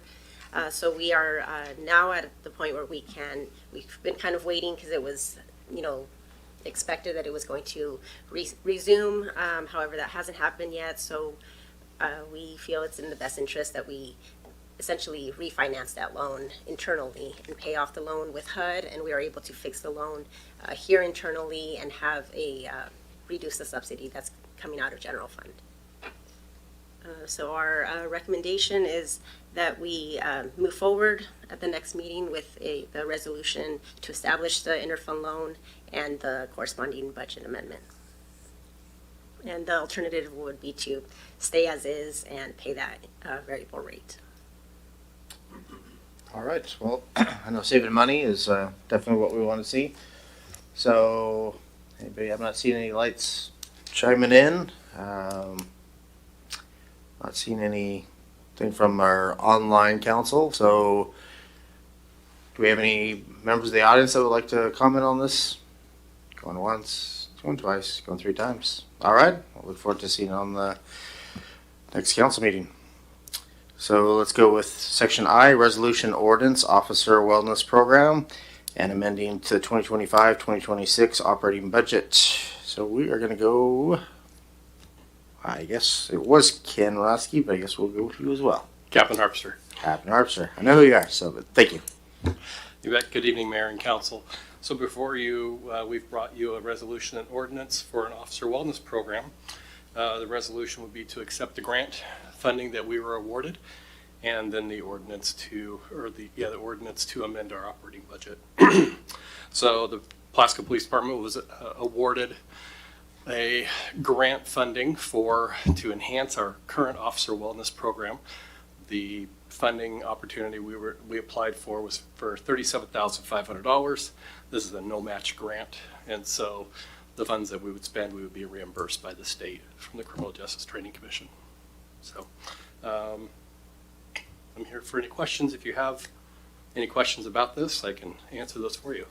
All right. Well, let's start off with Mayor Pro Tem Charles Grimm. Thank you, Mr. Mayor. I just wanted to say thanks for looking out for your officers first and foremost. We appreciate, finding grant money and everything too, but always, officer safety and officer well-being is at the forefront of our minds also, obviously along with the public too, but appreciate you looking out for your crew there. Thank you. Thank you. Yeah, thank you for those kind words. I think, everybody on the council thinks the same thing, so thank you. Do we have any from the online council that would like to comment on this? No, Mayor. Okay. All right. Thanks for the presentation. Anybody in the audience that would like to comment on this? Going once, going twice, going three times. All right. Thank you. Looks like you're off the hook there. All right, so we are moving right along. So we're on item J, resolution award bid number 23467 for Schlegel Park storm water main replacement to Big D's construction of Tri-Cities. We got Public Works Director Maria Serra. Good evening, Mayor and council members. We are presenting to you a bid award, and this is for action next week should you concur with this recommendation. The bid award would be to Big D's construction of Tri-Cities, and that is for the replacement of a stormwater main. It's a 42-inch water main that exists within the Schlegel Park area, and it sits in an easement from the Corps of Engineers. The renewal of the easement with the Corps of Engineers requires us to do analysis on the condition of that pipeline, and it was found that there were root intrusion and some of the prior linings of that main had failed. This main serves an area that is shown in your packet. Actually is one of our basins which eventually discharges into the river. So it is important that we perform the repairs and replacements to be in compliance with the Corps of Engineers, but also to avoid further damage of that pipe with potential for sinkholes, for example. So the bid was published and it was publicly open. There were 6 valid bids. The lowest one was from Big D's Construction for an amount of $506,233.08. That is lower than our engineer's estimate, and there were a total of 6 valid bids and 1 non-responsive additional. So 7 in total, 1 was not responsive. Again, our engineer's estimate was just over $552,000. And this project is fully funded with local funds. It is through stormwater rates, and there is a bond that has been issued to allow for this work to occur and then be repaid through rates. And with that, I'm happy to answer any questions you may have. All right. Anybody on the dais have any questions on this?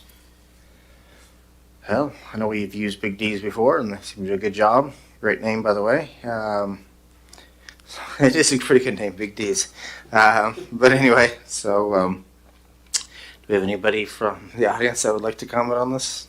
Going once, going twice, going 3 times. All right. Look forward to seeing that on the agenda. Let's go with number K. So ordinance and resolution amending the PMC sections to modify start dates of certain city boards and commissions and updating recruitment process for city boards and commissions. And we are going to go with our city clerk, Deborah. Thank you, Council. As you know, I don't usually talk to you, but I'm going to be carrying this baby for Ms. Pashon tonight to hopefully get it over the threshold so we can have it some action done on October 6th, which is the next council meeting. So as you recall, Ms. Pashon brought this topic before council on mid-August and discussed possibilities of making some changes to the recruitment process for our boards, for your boards and commissions, city boards and commissions. So when you discussed that, you said to go forward, and council did, the staff did, and they identified some opportunities to provide some streamlining of the recruitment process and to help emphasize predictable timeliness, reduce administrative burden, and also improve the onboarding process for new members. So as you can see, the result was we're supporting and wanting council to consider transitioning to a semi-annual recruitment cycle, and that would be in the spring and the fall. And also, prior to advertising the upcoming terms, have the mayor and his selected subcommittee for the boards and commissions determine if eligible incumbents require an interview. And if they don't require an interview, then we would contact the incumbent to see if they're willing and wanting to continue on and then that incumbent would just go on for approval without having posting that position. Because as you know, some people are interested in applying and then the incumbent takes that position. So that would help alleviate that. And then of course, we're also considering or having you consider modifying the start dates of some city boards and commissions so that would align with that semi-annual recruitment process. So some boards and commissions would have a start date of January 1st and the other half would be July 1st. So you can go to the next slide, please. Thank you. Oh, we already talked about that, so the next slide. Okay, so we talked, let's go back one. Where's the slide with all the boards and commissions? There we go. So those are the boards and commissions that we're considering an adjustment to their start dates. Thank you, Jesse. So if you want an example of what a recruitment cycle would look like, we would take like the September cycle where we're looking for filling vacancies for the following January. So at that point, we would confirm the subcommittee from the mayor, propose interview dates and onboarding, and then in October, we would actually advertise for the vacancies with the marketing campaign, which would provide a better outreach, we believe. And then in November, this council subcommittee would conduct the interviews and the mayor would make the appointment, and we would place those on the council agendas for the full council confirming those appointments. And then what's really nice is in December, we'd have a group of people from a variety of different backgrounds, and we would meet with the staff liaisons of those new board or council commission members and the city clerk to do onboarding, which would be a nice enhancement. So the impact for these would create efficiency. It reduces recruitment cycles from a multiple of times throughout the year of recruiting to 2 planned cycles. And that helps free the council because you would know the dates or the approximate month when you would be doing your interviewing and such. It provides consistency, creates that predictable process. And then preparedness aligns recruitment with a structured onboarding schedule and ensures new members are ready to contribute effectively. And then as we go on this process, of course, we will continue to look for improvements if improvements are needed.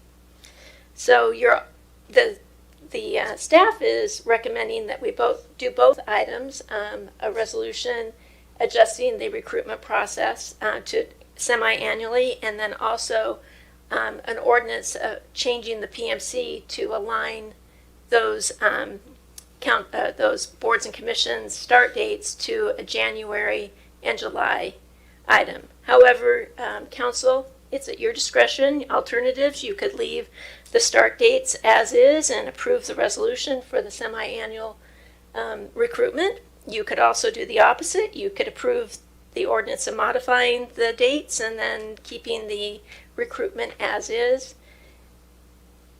Or you could do nothing. You could keep it status quo. So I'm just looking for your guidance, and we'll bring this back on October 6th if everything's been A-okay. All right, well, I like the improvements. I think it worked really good for us. I mean, it's a lot more simple. It makes sense. Like efficiency, that's the number one thing is city government should strive for, or one of the things we should strive for. So I'd definitely be all for of changing that. I would say, like, a lot of times in November, we got a lot on our agenda. Do you think that there would still be problems to get all this done when we're trying to wrap up at the end of the year? Well, we'll try that this first year. I mean, we're already if this moves forward, we'll be a few weeks behind the 8 ball, but I think we can do that. That's our goal. Okay. And working with you. And so the first thing we'll need to do is find out who you'd want on your subcommittee this time. So that would be 2 council members or a mayor pro tem. Okay. Well, let's see who has the questions or comments. So let's start off with Councilman Joe Cotta. Do you know why the staggering was done to begin with? Are there maybe some justifications that are now obsolete, or what was the justifications there? To the best of my knowledge, it was, many of these boards and commissions have been around for many, many years, the Planning Commission, and that's just one example. And so I think it's just when they actually started their jobs on that commission or that board. So over the years, they've just started at different times. Okay. Yeah. Thank you. All right, Mayor Pro Tem Grimm. Thank you, Mr. Mayor. Ms. Barham, it was not lost on me that you said you were carrying the baby for Ms. Pashon. Yeah. Everybody else may have missed that, No, but I see you over there. On a more serious note, though, ma'am, I would definitely before all of these changes, and this has honestly been one of my favorite parts of council, like the mayor was alluding to, just how many of these process changes, efficiencies, and staff time we've been able to save, partnering with staff, us giving recommendations, you guys bringing us ideas, and really over the last 2 years, have been one of my favorite things, just streamlining processes, like you said, Mr. Mayor, and us just getting more efficient as a city. So thank you for bringing this one to us, and thanks again for the humor. Thank you.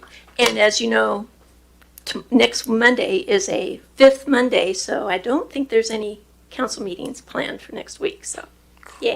Correct. Yeah, we like that. Especially since I'll be out of town, so that's good.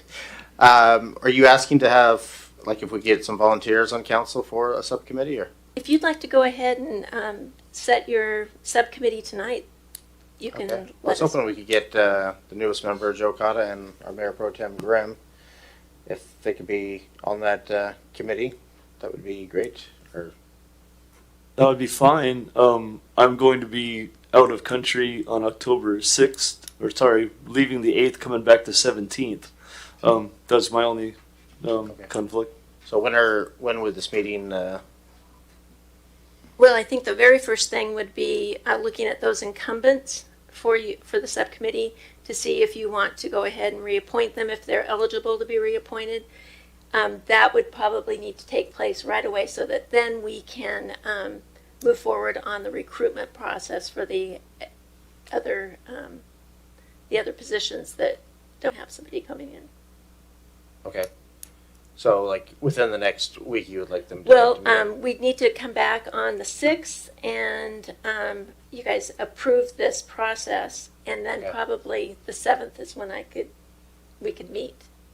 And with the subcommittee, since you're not a quorum, you can meet virtually, so that wouldn't be an issue. Okay. Are you good for that, or? I'm happy to serve at your disposal, Mr. Mayor. Don't hear that often, so thank you on that. All right. So we got 2 members that are willing to serve, so thank you. And do we have any other comments? I'm not seeing any. Anybody from the council chambers that would like to make a comment on this issue? Once, twice, 3 times. All right. So that rolls us through that. So we're going to move on to number 6, miscellaneous council discussion. I'm not seeing anything. So let's start off with our city manager, Harold Stewart. Just one item this evening. I believe our Parks Director has some data and statistics from our Fiery Foods Festival. So I'd like to have him share that, and then I don't have anything further after he's completed. Okay. I'm going to surprise you with 2 items since you gave me control. So, thanks. So good evening, Mayor and Council again. I want to a brief update about our Fiery Foods event, which was held in the previous week. We're able to get our metrics to determine our attendees and also share some other additional information with you. So approximately 2,400 people attended Fiery Foods, which was comparable to the previous year. We had about 40 vendors signed up through a range of food and informational and retail sales. We featured 4 food eating contests this year, 2 rounds of hot pepper eating, one for our community VIPs, which Councilman Perales participated on and made it pretty far, and then one open to the community. Both of those, we had first place winners that went all the way through the end of the Carolina Reaper, plus a couple more to help do a tie break. So those individuals have heavily punished themselves for the wonderful medal we provided and other gifts. So very entertaining in that. We also added a hot wing eating contest this year, which was solely sponsored by Wingstop, so we appreciate their contribution. They provided several hundred wings and several rounds of competition for that. As well as added a taquito speed eating contest at the very end of the festival. All those seemed very well received by the community, so we hope to expand that next year into maybe a commercial salsa contest. We're hoping to recruit about 10 different restaurant vendors to contribute salsa to have a salsa tasting contest. So staff are already working for next year's event. So. In addition, we had, of course, several musical entertainers as well as a kids zone. So I think it was a very good event. We hit the perfect day of the week for the weather, unlike some of our other events we've had this year. So appreciate all of you that came out in attendance. Appreciate all of our sponsors and all the staff time that made it in there. And for those of you that have been here for a while, you know I always track my steps. I had a little over 28,000 that day, so about 13 miles. And no scootering. I didn't have time to scooter anywhere, so those are all real steps. So appreciate that, provide that update. And then also this Saturday at Tri-Cities Animal Shelter, we have our Felines and Firefighters adoption events. You can come on down and see some of our local firefighting heroes. I believe we have City of Kennewick and City of Pasco planning on be there. Plenty of pets in stock. Come on down. They're only $50. Take 2 for $100. Whatever I can do to help clear out that shelter. I appreciate the community's help in adopting some wonderful pets. So thank you for that. All right. Well, thank you. Thank you for all of your work in trying to adopt these cute little pets. Yes, we need people to step up and adopt the little dogs and cats that don't want to. It's pretty difficult being at an animal shelter and with all the barking and stuff. So again, thank you for putting these things together, and thank you for your work on these issues. With no other lights, I guess we got one light by Councilman Harpster. Just a quick comment. I believe Councilman Blaisdell is our representative on the Visit Tri-Cities board, but one of the sort of bummers of the Ironman being here in town is that it doesn't come into Pasco at all. And but it goes through Richland, Kennewick, and West Richland. They revised the course compared to last year and this year. And so I wonder if it wouldn't be helpful for Ms. Blaisdell, maybe others from the city, to contact Kevin Lewis at Visit Tri-Cities and just petition to maybe alter the course again so that it comes into Pasco, at some point. And like I said, Pasco agencies there assisting, but it'd be really nice to get some of that traffic in here and be more of a full-on Tri-Cities event. So it felt more like a Richland event. So just some food for thought. No, it's a great idea. Thank you. All right. Well, I'm not seeing any other lights. And anything else from Perales or Blaisdell? No, Mayor, have a good night. All right. Well, thank you for that. At least we know they stayed to the end. So we got an exec session. I'm not seeing nothing. So jumps us to number 8, which is adjournment. Thank you, everybody, for staying here. Meeting is adjourned.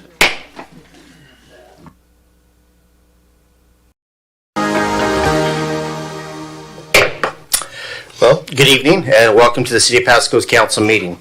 The council thanks you for being part of our city government. At meetings, the council takes formal action on items, holds public hearings, and conducts other business of the city. Agenda packets are available at the City of Pasco's website at www.pasco-wa.gov/agenda. This meeting is also being televised live on PSC-TV, channel 191 on Spectrum Cable in Pasco and Richland, and is streamed on the city's Facebook page, website, YouTube channel, and Microsoft Teams webinar. This and previous council meetings video is also available on the city's website. Lastly, the public may submit their comments and or questions by contacting the city manager, city clerk, or by using the Ask Pasco app. So with that, if we could get the roll call. Thank you. Councilmember Barajas? She is online, supposedly.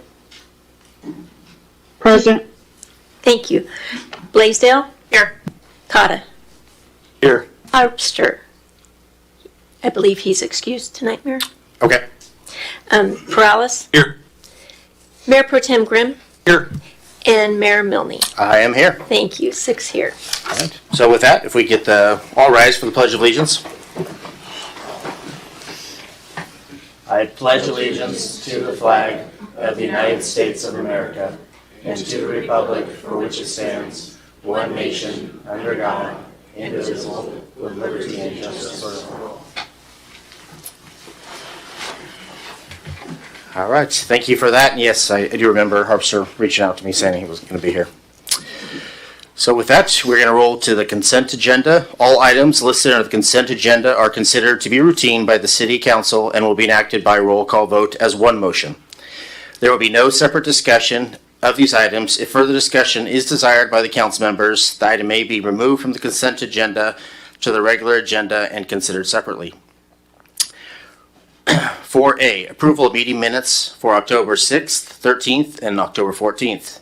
B, bills and communications approving claims in the total amount of $5,362,870.22 and a write-off totaling $11,752.58. Item C, resolution number 4661 and 4662, Road 80 Park acceptance of grant and purchase agreement. Item D, resolution number 4663, project acceptance, Highland Park, Southside Landscape. Number E, resolution number 4664, supplement to professional services agreement with Consor North America Incorporated for design services for the Sylvester Street Overpass Pedestrian Bicycle Access Project. Item F, resolution number 4665, project acceptance for the Burton Boulevard Soccer Complex field lighting. Is everybody fine with this or anything you want to move? Not seeing any, so can I get a motion, Mayor Pro Tem Grimm? Thank you, Mr. Mayor. I move to approve the consent agenda as read. Second. So we got a motion by Mayor Pro Tem Grimm and a second by Blaisdell. So if we get a roll call. Yes. Councilmember Barajas, Yes. Blaisdell, Yes. Cotta, Yes. Perales, Yes. Grimm, Yes. and Milne. That's a yes. Passes unanimously, All sir. right. Thank you for that. So we move on to item 5, proclamations and acknowledgements, none listed. So that'll bring us to number 6, public comments. The public may address council on any items unless it relates to a scheduled public hearing. This item is provided to allow the opportunity to bring items to the attention of the city council or to express an opinion on an issue. Its purpose is not to provide a venue for debate or for the posing of questions with the expectation of an immediate response. Some questions require consideration by council over time and after a deliberate process with input from a number of different sources. Some questions are best directed to staff members who have access to specific information. Citizens' comments will normally limit to 3 minutes each by the mayor. There's a little timer up there. Those with lengthy messages are invited to summarize their comments and or submit written information for consideration by the council outside of formal meetings. Lastly, when called upon, please state your name and city or county residency into the microphone before providing your comments. Do we have anybody that would like to make a public comment? All right. Yes, let's go with you. Mary Maloney, you're up.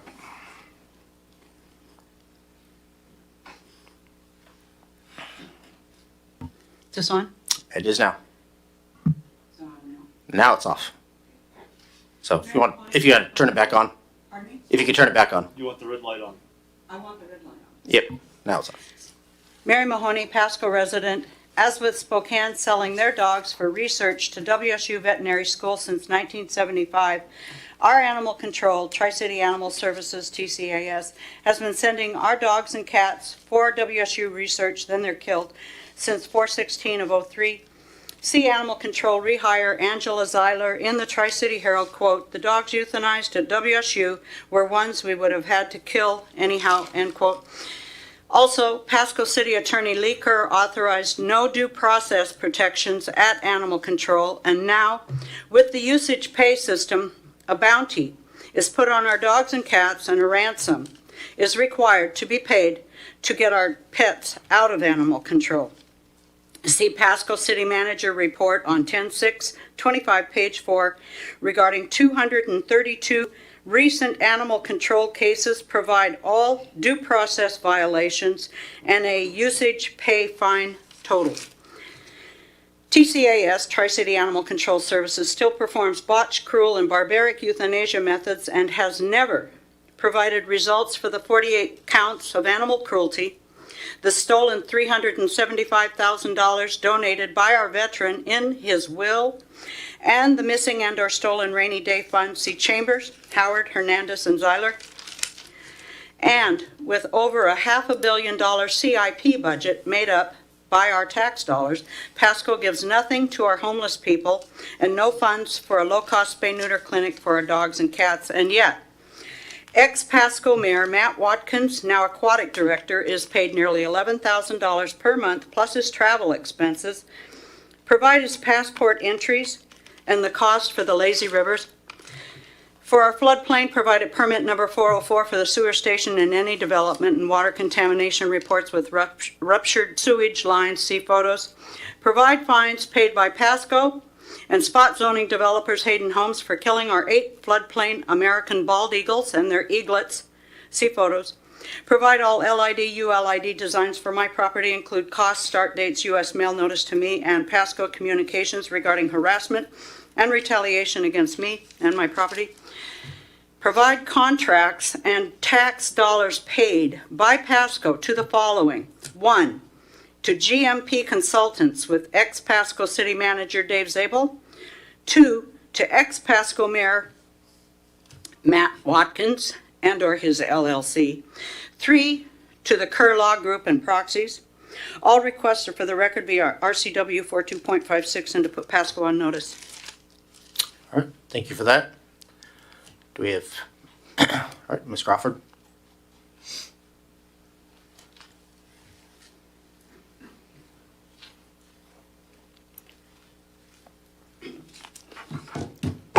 Thank you. I came here tonight to thank Leo Perales for his astute attention to a derelict property in our neighborhood. And it's not well, but it's a lot better. Better than it was. Where maybe a friend of mine who also lives across the street from them, maybe her realtor will show that property because she has been refusing because of the mess in the neighborhood, which is really scary. Okay, and Leo, thank you for listening to my whining and my persistence because I can kind of be that way sometimes.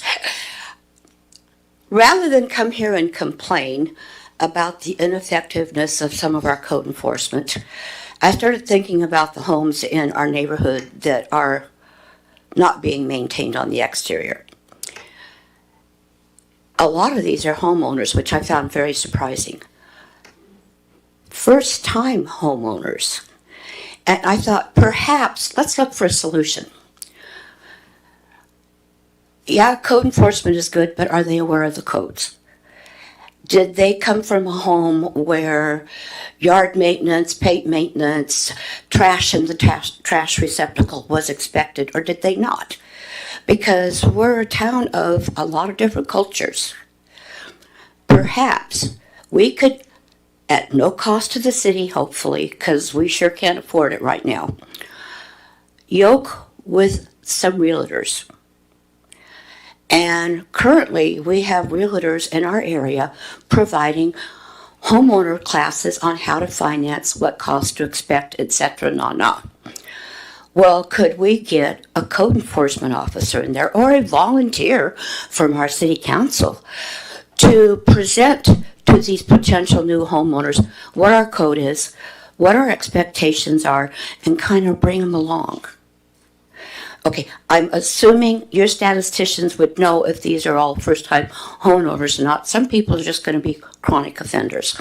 But y'all get paid from our taxes. Sure. Property taxes. When Pasco turns back to the bad old days, and there may not be anybody here old enough to remember them, property values were way down. When I was on Planning Commission and City Council, we worked hard to bring Pasco's image back up. I'd really like to see it stay that way. And the cancer from that house spread to next door. I was going, oh, okay, because they started piling their trash out on the street. And I'm just going, this cannot be happening. It's cleaned up right now. But we need to stop this cancer. We need to educate homeowners, let them know we're proud of Pasco. And Pasco pride means taking care of what's yours. True. Okay, and off topic, current score, bottom of the sixth is Mariners 3, Blue Jays 1. All right. Have a good evening. All right. Well, thanks for the update. And all right, do we have anybody else that'd like to make a public comment? Going once, going twice, going 3 times. All right. Let's move on to item number 7, reports from committees and/or officers. Do we have anybody that would like to talk about what they did this last week? Let's start off with Councilwoman Blaisdell. I attended the Hispanic Chamber Spooky Ball with the COPA board members and the Colima delegation. It was a night of entertainment from the Colima students and dancing and singing. Director Rice was also present. And I also wanted to report on the Colima Pasco Friendship Collaboration. The partners include City of Pasco, Port of Pasco, WSU Tri-Cities, Pasco School District, the UPN Colima. This continued partnership has opened opportunities for so many different reasons. These students had a dream to come to United States, and they had the opportunity to tour Pasco Police Department, the Pasco Fire Department, WSU Tri-Cities, the Pasco School District's Port of Pasco. Then they also attended the Terra Vita ribbon cutting and toured their facility. They toured a handful of daycares in Pasco while they were here, and they also got to eat and experience what we offer downtown Pasco. Over the last week, I got to spend a lot of time with these remarkable students to hear their story and just to understand things through their eyes. They didn't know what to expect when they got here, but they left here feeling the embrace of our community, all wanting to return back to Pasco in the near future. This is what makes our community so special. The community partners united together to make Pasco a great place to live and visit. Well, thank you for that report, and thank you for all your dedication and helping the city. I've seen some pictures online, and you were Johnny on the spot. You were everywhere, so thank you for all that. Let's move on to Mayor Pro Tem Grimm.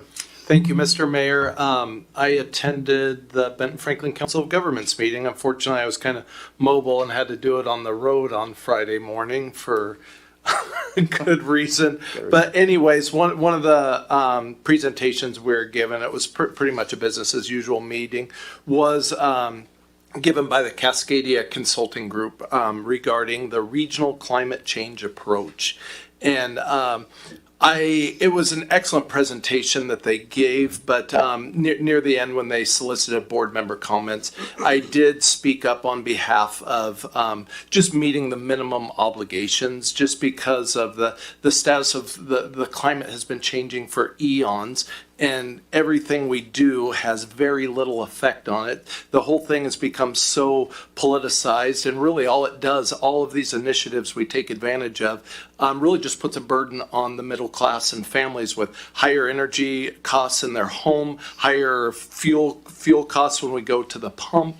And so it was my input that our goal just be to meet the minimum obligations as required by the state. And I was grateful that the city of Kennewick also joined in and felt that was also the proper approach. So that was that. And then that was Friday. So then the day before, we had our quarterly Franklin County Emergency Management meeting where we just kind of did year-end budgets. We're still trying to work through an issue out at Franklin County number 5. That's kind of been an ongoing issue for a while. Hopefully we'll bring some resolution to it. But that's what I did this past week on the short week. Thank you. All right. Well, thank you for representing the city of Pasco. Let's go with Councilman Cotta. Less relevant to Pasco, but I was in El Salvador on a mission trip. That was great. One of the highlights there was visiting the women's shelter. It's the only women's shelter in El Salvador that takes in pregnant women. And so we gave them a baby shower, and that was fun. And so there was a lot of cool stuff going on there, and El Salvador is great. I think there's a lot of them that would like to come visit us here. But it was a good trip. All right. Well, glad to hear it. I'm not seeing anything else, so let's move on. Item number 8 is hearing and council action on ordinance and resolutions related thereto. Item 8A is public hearing and ordinance number 4794, Rocky Hills Management, LP Row Vacation. And we're going to start off with Ms. Director Haley Matson.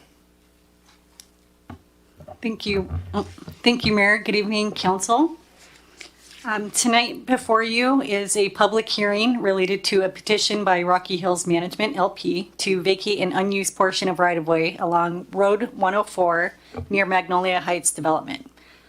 This ordinance 4794 is an instrument that would formally vacate that portion of right-of-way, and staff recommends that council adopt the ordinance and authorize publication by summary only.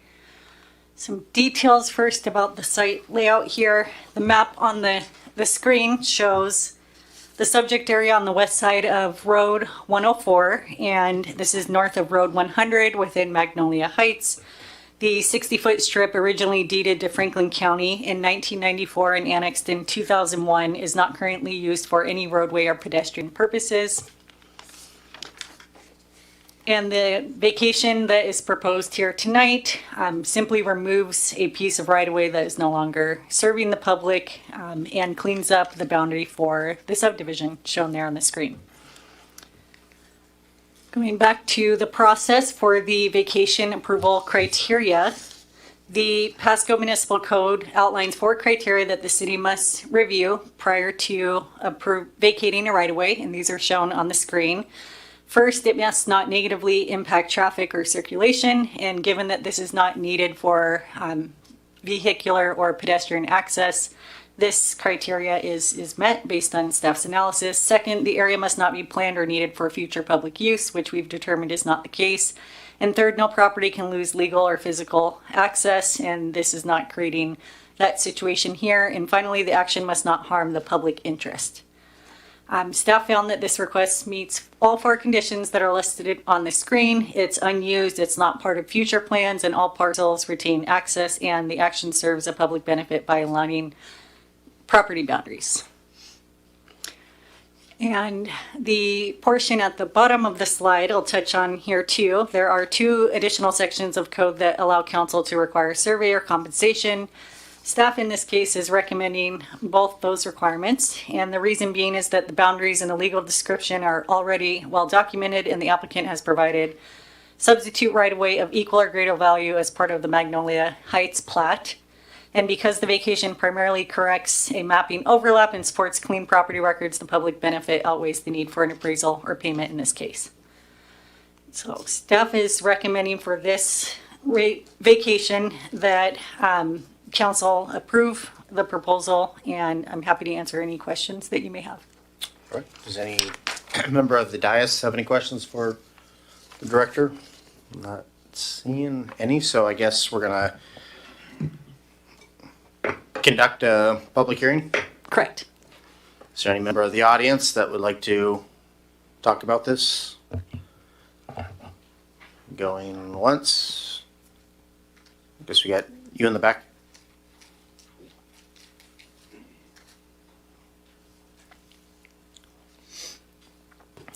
Hi there. Good evening. My name is Jim Malu, and I'm the pastor of Hope Fellowship on 4100 Road 100, which is this right-of-way vacation request is the back part of the parcel that is on our property. And so we approve this request. We're for it. It would clean things up. And I believe the developer has also expressed the same thing. Okay. So I don't need to waste any more time. But All right. Sounds great. Do we have any other members of the public that would like to make a comment? Going twice, going 3 times. All right, so we are going to close the public hearing. And if I could get a motion, Mayor Pro Tem Grimm. Thank you. I move to adopt ordinance number 4794, vacating a portion of Road 104 right-of-way as established by special warranty deed under Franklin County Auditor's File number 505754, and further authorize publication by summary only. Second. So we got a motion by Mayor Pro Tem Grimm. We got a second by Councilwoman Blaisdell.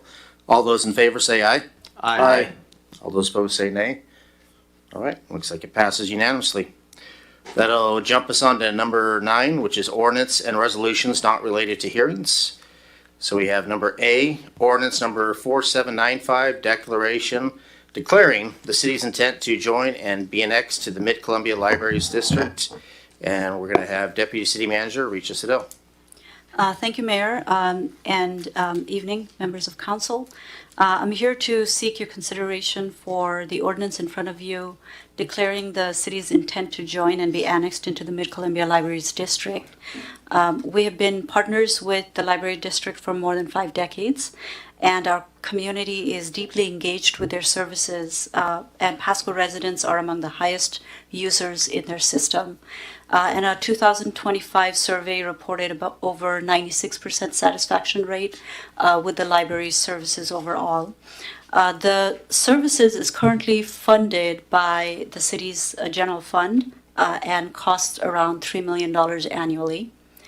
And it is important for us to secure something that is long-term sustainable and stable fund, and that is also the library's desire as well. With this annexation, if it passes, it would shift the funding model from the general fund to a dedicated Mid-Columbia Library property tax levy. And at this time, it is estimated to be 23 cents per thousand assessed valuation, about $115 per year for a home that is valued at $500,000. The action in front of you, however, is not approval of the annexation itself, and that's important to remember. What you have in front of you is a request to be annexed, which, if approved, will then go to Mid-Columbia Library's Board of Trustees. If they concur, it will go to Franklin County Board of Commissioners to be put on the ballot, and when it goes on the ballot, the residents of Pasco will vote on whether they want this annexation to go through or not. If the voters approve the annexation, Pasco residents would gain direct representation within the library's district. Governance structure and library's operations would shift fully under Mid-Columbia Library's authority. Right now, we have essentially a management operations with them. Some additional agreements, if this passes, we would have to kind of work through, for example, continued use of some of the city-owned facilities. We'd have to work through the lease. And also, we've been discussing opening a branch at Martin Luther King facility, so we'd have to work through that. So there's still some work to be done if the Pasco citizens vote to be annexed into the library district. And with that, I'm open to any questions that you might have. All right. Is there any members of the council that, let's start off with Mayor Pro Tem Grimm. Thank you, Mr. Mayor. So if I'm understanding you correct, Ms. Signell, in a sense, this is kind of cutting out the middleman, right? That is correct. Us being the middleman, okay. I guess, Mr. Mayor, I would be up for, letting the voters decide at that point. Yep. Let the voter decide is always important.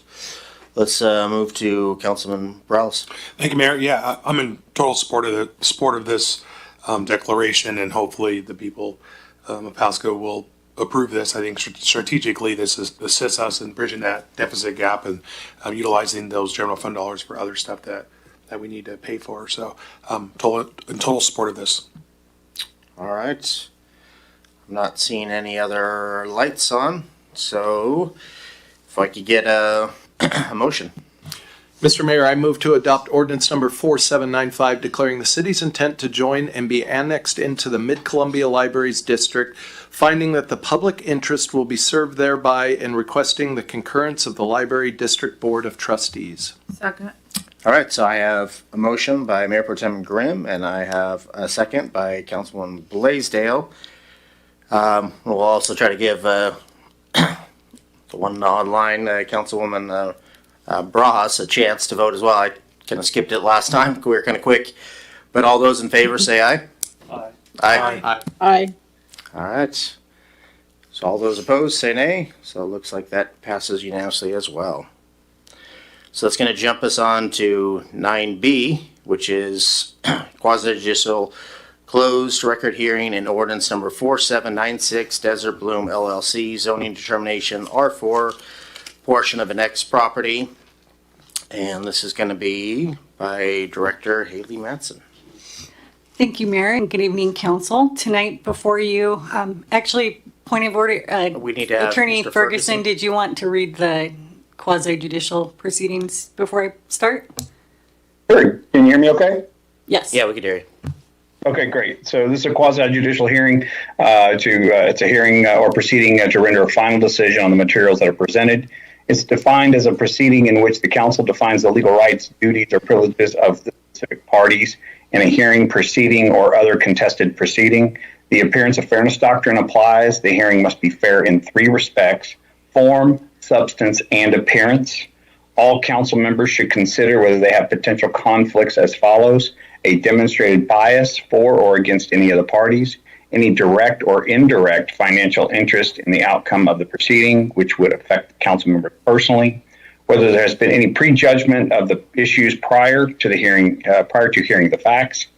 D, whether there has been any ex parte contact with anyone other than staff prior to this hearing. And finally, any other conflict which a council member believes would prevent them from hearing this matter fairly and impartially.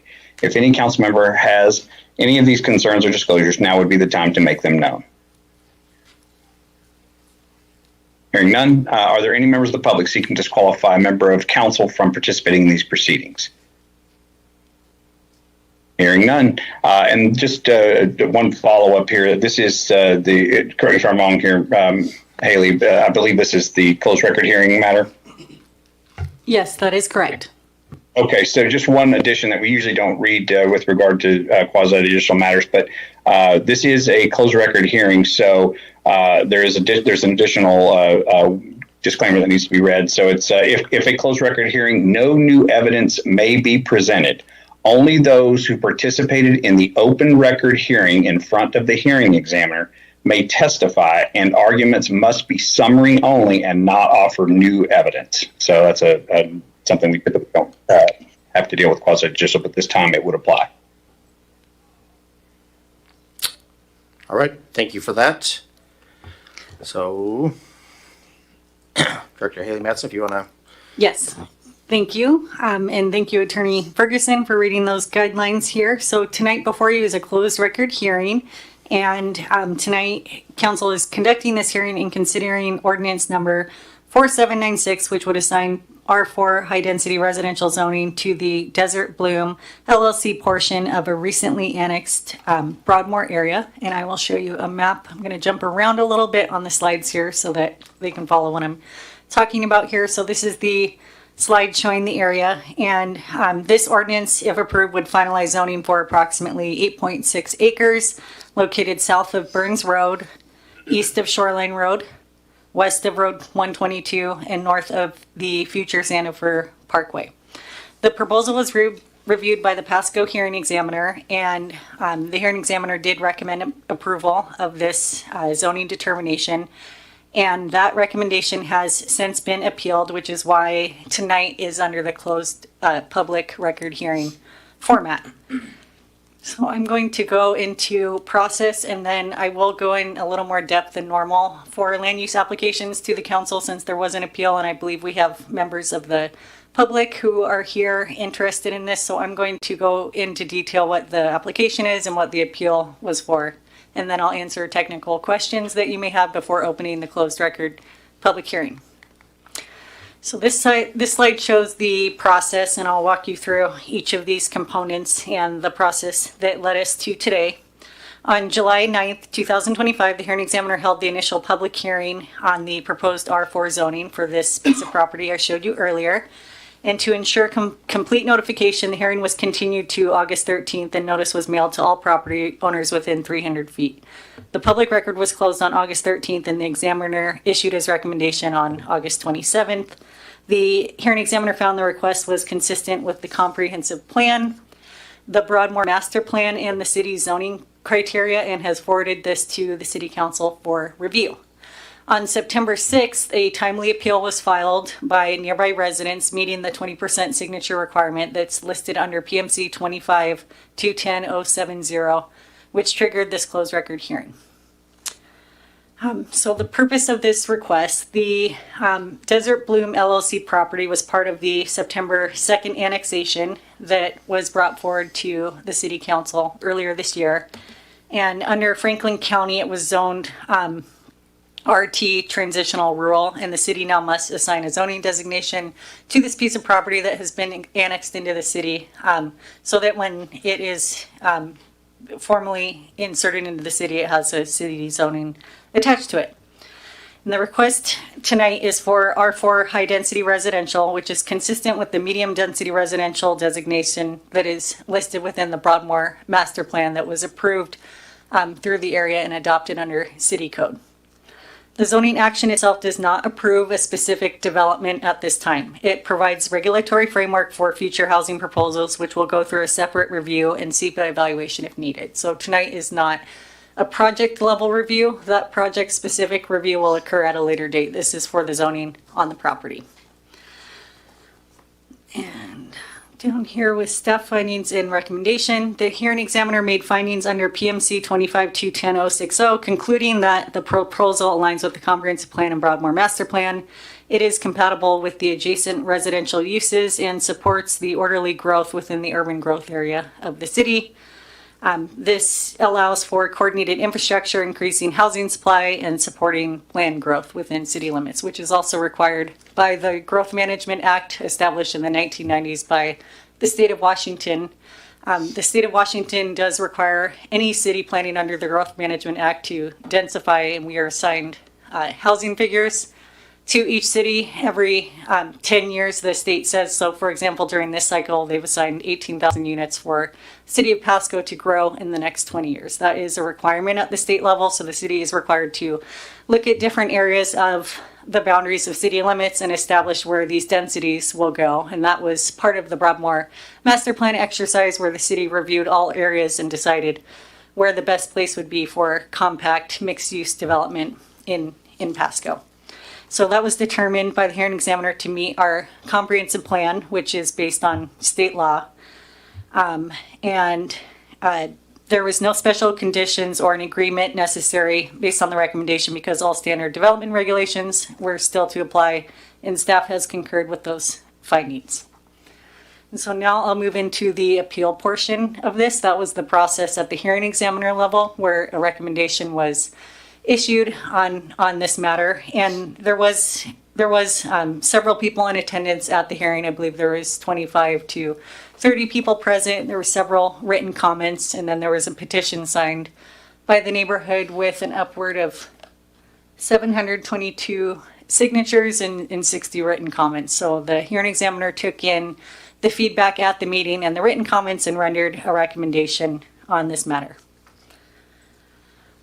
On September 6th, the appeal was filed by nearby residents, as I touched on before, and it met the 20% requirement in code. And the purpose of the request here was that, I'm losing my spot here. One moment, please.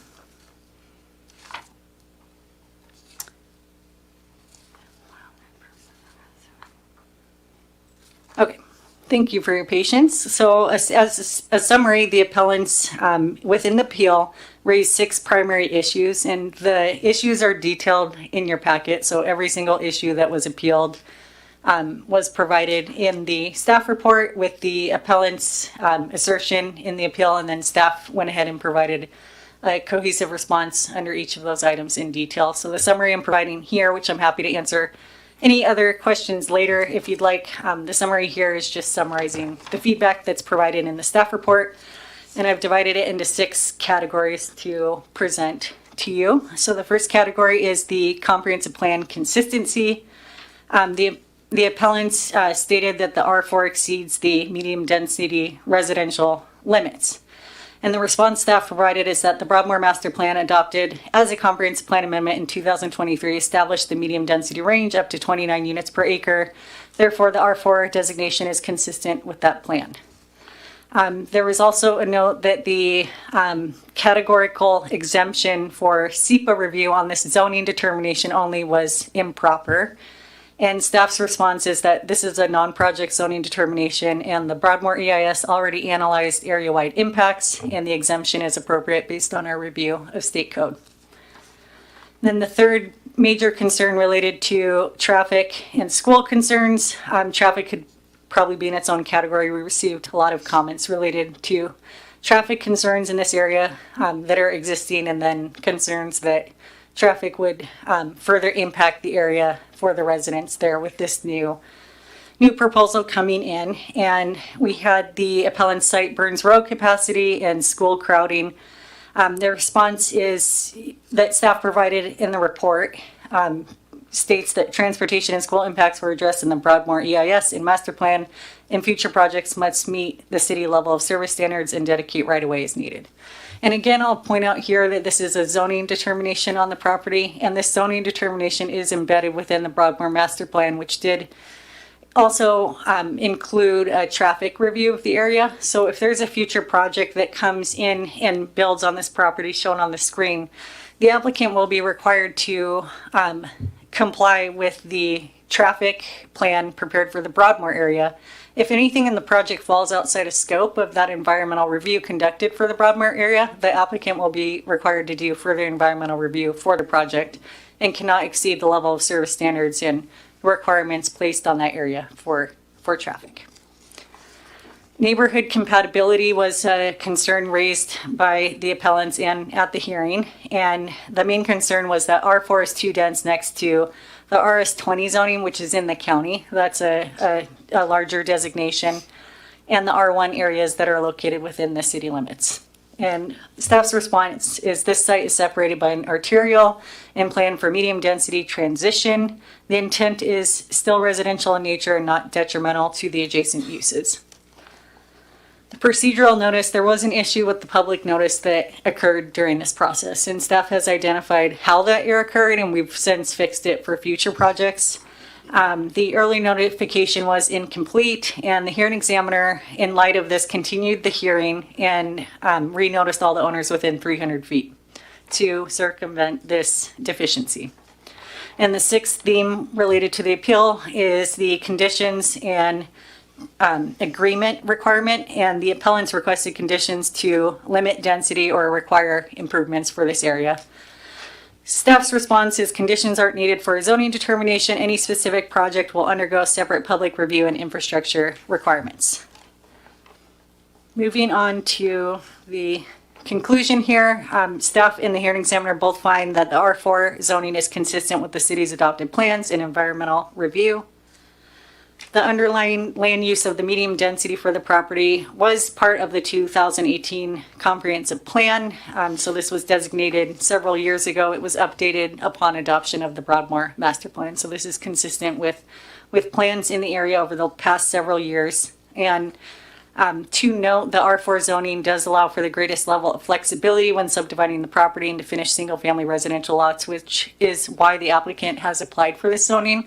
There have been statements that the R4 zone is the only zone that allows for multifamily housing, and that's not accurate. All of those R1, R2, R3 zones allow for multifamily development. There's just different ranges of lot sizes and more flexibility offered in the R4 zoning. Again, this project supports Pasco's long-term housing and infrastructure goals for the Broadmoor area. Future projects will still be subject to public hearings if applicable, SEPA review and mitigation is needed. Therefore, staff is recommending approval of this. And if council does approve this ordinance tonight, the city clerk will record it with Franklin County, and staff will issue a notice of decision to all affected parties. Any future subdivisions or development on the site will come back through the public process for review and approval. We do have alternatives for council. Council may modify the recommendation, deny, or direct staff to prepare a commitment agreement. I'm sorry, I struggle with that word, as provided under PMC 25-210-080. And if council would like to be advised more of those steps later on in the process, Attorney Ferguson and myself are happy to walk you through that. But staff is recommending approval. And at this point, Mayor, I'm happy to answer any technical questions that you have, maybe not policy questions, but technical questions related to the staff report. And I can field those with council. After that, we can proceed to opening the closed record public hearing, where we'd be seeking input from folks, as Attorney Ferguson stated, that have already attended the initial hearing and have been a part of the new record, and that no new information may be submitted to the record or brought in. So we do want to be flexible with this requirement, since people are coming this evening to speak on the matter, and we love participation in these processes. So if there is something that's severely out of scope of the materials here. I will turn my microphone on and ask to jump in, Mayor, as a point of clarification to inform you that the testimony provided was out of scope of the testimony that we can take in. So at this point, happy to answer technical I questions. appreciate you clarifying that. Let's go with Councilwoman Blaisdell. I just have one clarification question. The Broadmoor Master Plan traffic study that was done, it says 2019, that was for medium density residential or high density residential? There was a range of units provided, so it was done based on a mixed use of residential and commercial uses. So there was a range up to 15 dwelling units per acre that was looked at for the whole area. So that wasn't conducted on a site-by-site basis. It was conducted globally for the Broadmoor area. I'm not sure if it was actually listed under medium density residential or high density, but the range of units reviewed by the traffic report was up to 15 dwelling units per acre. And that was mentioned in the appellant's application about the density not quite matching, but it's important to note here that the traffic review is a preliminary transportation analysis for the entire Broadmoor area. It does not dictate zoning. So if the traffic review went up to 15 dwelling units per acre, and we find that the specific proposal falls outside of that range during review of the actual development proposal, the applicant is required to submit another SEPA and an updated traffic report. So it looked at the area collectively, 15 dwelling units per acre. And this is one piece to that entire area. So if this area is higher in density, it doesn't necessarily mean that it's not compliant with the Broadmoor TIA. Okay. You just said a lot of. It's a very my mind's technical. trying to process Yeah, everything you just said. It's a very technical matter. So very thick packet of information here. Thank you. Of course. All right. Can I follow up to that? Yeah, let's jump on to Councilman Cotta. So with this R4 transition, you're saying that the scope of the traffic study did include a possibility of this amount of density in that area? Yeah, so that was an average for the whole area, 15 dwelling units per acre. And the area is composed of commercial uses and residential uses. So we're not going to see this amount of density throughout the whole area. That's how an EIS works when you're looking at a established master plan. You look at it collectively as one impact. And then as you get projects that come in, you look and you say, okay, let's give this development as an example. So they're coming in at a higher density. We're looking at the trips collectively for the area. Now, if this project does need more analysis, given that this transportation analysis, again, was preliminary for the master plan, we will require that upon development application. But we don't know if we would require that now?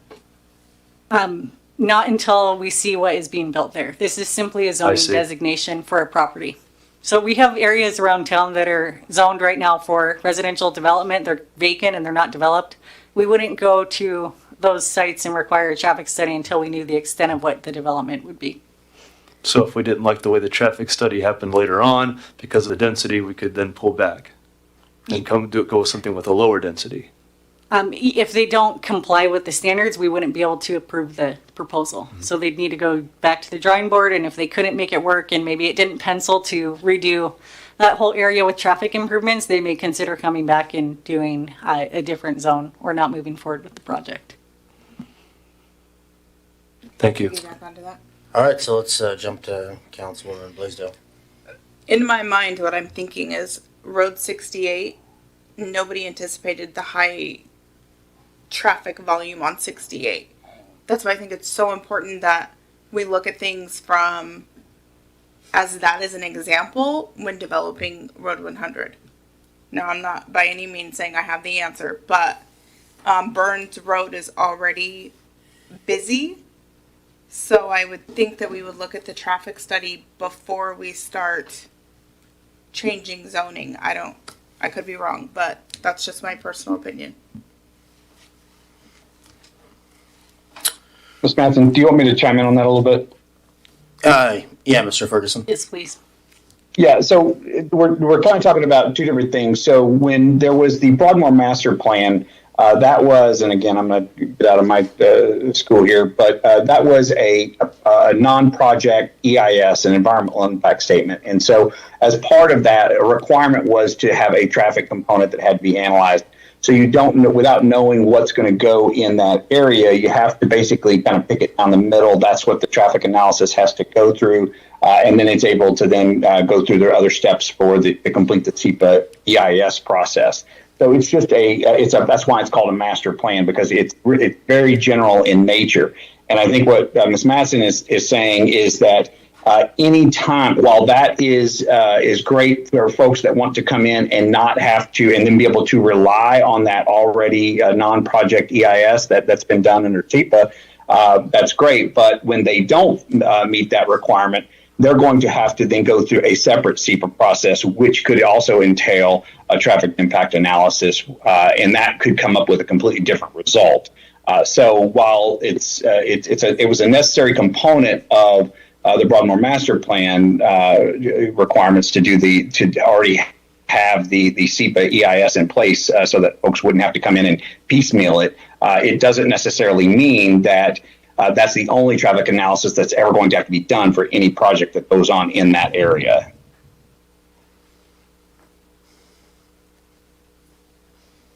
That answer your question? Sure. Okay. Let's move back to Councilman Cotto.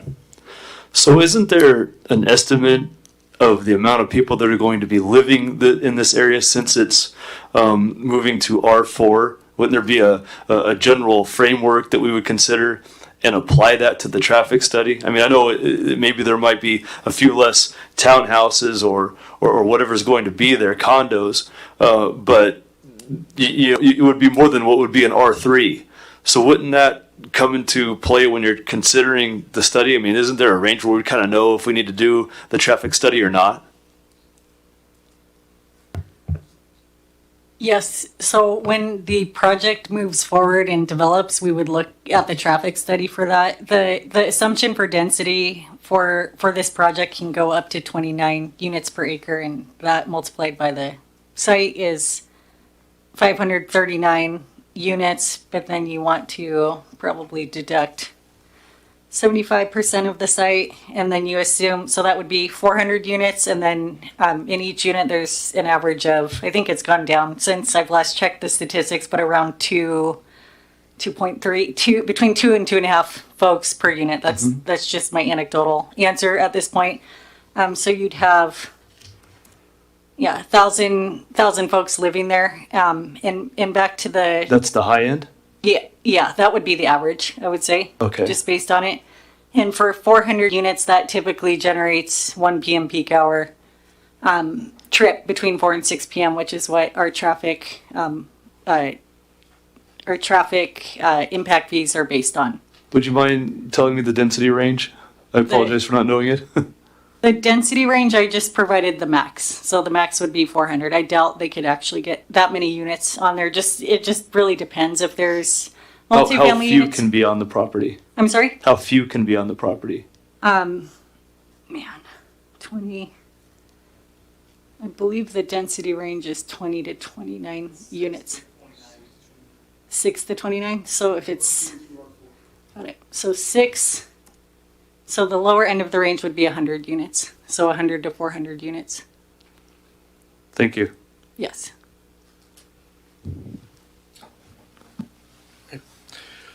All right, so I'm not seeing any other questions. So now we're going to conduct a closed public hearing. So, and anybody in the audience, I assume you're all not against the Mariners and Seahawks, so you're here for this. So, so who would like to be first? I'm online here for this as well. Okay, well, let's go with the online person first. Mayor, just to clarify, every person needs to attest that they did speak at the open record hearing prior to speaking tonight. Okay, did you hear that? Did you speak at the with the Yes, hearing my examiner name at is- his meeting? Nathan Grimm, I spoke at previous hearing examiner meetings. All right. Well, please proceed. So my concern was about Burns Road. I've written into Councilman Milne about the master plan and the transportation master plan and the comprehensive plan and the level of service on Burns Road. Burns Road just cannot handle it, and more traffic. It has not been able to handle more traffic. The county proceeded to add projects. Thus, I live in. We're going to continue to build. I understand that, but we have to do something about Burns Road. We can't just say, oh, we can't. The hearing examiner found the arguments that we made about traffic unmoving due to the issue had existed previously. Well, the issue exists, so when do we fix it? The answer is not to say every project just gets a pass and we never have to fix it. That is lunacy. And we know in Pasco, based on our previous experiences, that we've gotten traffic stuff wrong. And I have a grave concern, and I've expressed this to the hearing examiner, that once we zone this, the ship has sailed on our opportunity to do it correctly. The transportation master plan says Burns Road's supposed to be a primary arterial, which gives it four lanes of travel, 2 lanes in each direction. With the current right-of-way that exists, that is not possible. The current right-of-way and in the current places that Burns Road is developed, it's a single lane of travel in each direction with a turn lane. And to make that whole Broadmoor area medium density to high density, and you're relying on Burns and a future Sandifer, which isn't even designated in the transportation plan as a primary arterial, just an arterial, which means it's 2 lanes of travel and a turn. That is not enough. Traffic, east-west, in and out of that entire area from now into the future. So that's my concern. That's a summary of my concern. I know the hearing examiner said it's a pre-existing condition, but at some point we have to fix things that are not right. And just continuing to say because it didn't get fixed before, we're not going to fix it now. I ask staff to explain that logic. Thank you. All right, thank you for that, and just clarification, I was advised by staff to not read any emails, to only stick with what was in my packet, and so again, just clarifying, I did not have any ex parte communication, I didn't read any emails, I stuck with just what the hearing examiner, or else I would have been recused from this meeting if I was getting outside advice, so just making that comment that unfortunately in these cases I can't be involved and just go off what is presented. So I think that's the only online was Nathan Grimm. All right. So those are members of the audience that would like to make a comment or say something.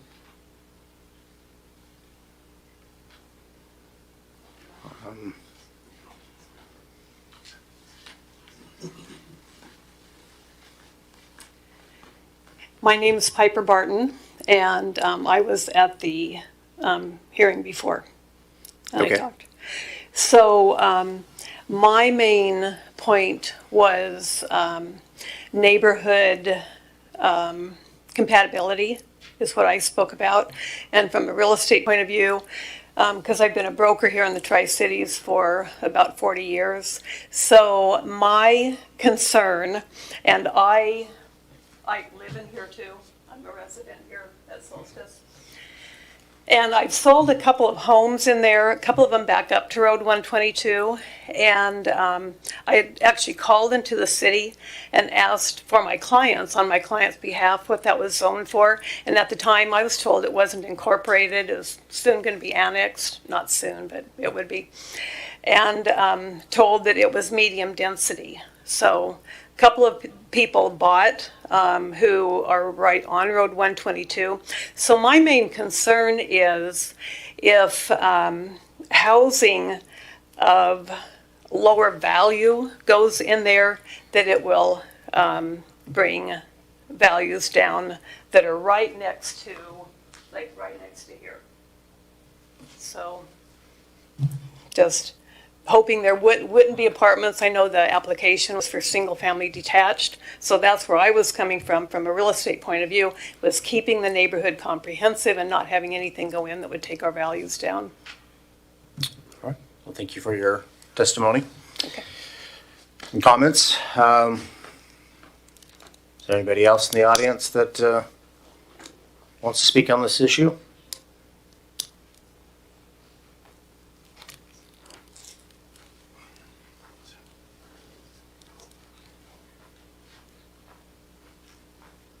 Mayor, just a reminder to have people test or attest at the beginning that they did actually speak at the open record hearing. Okay.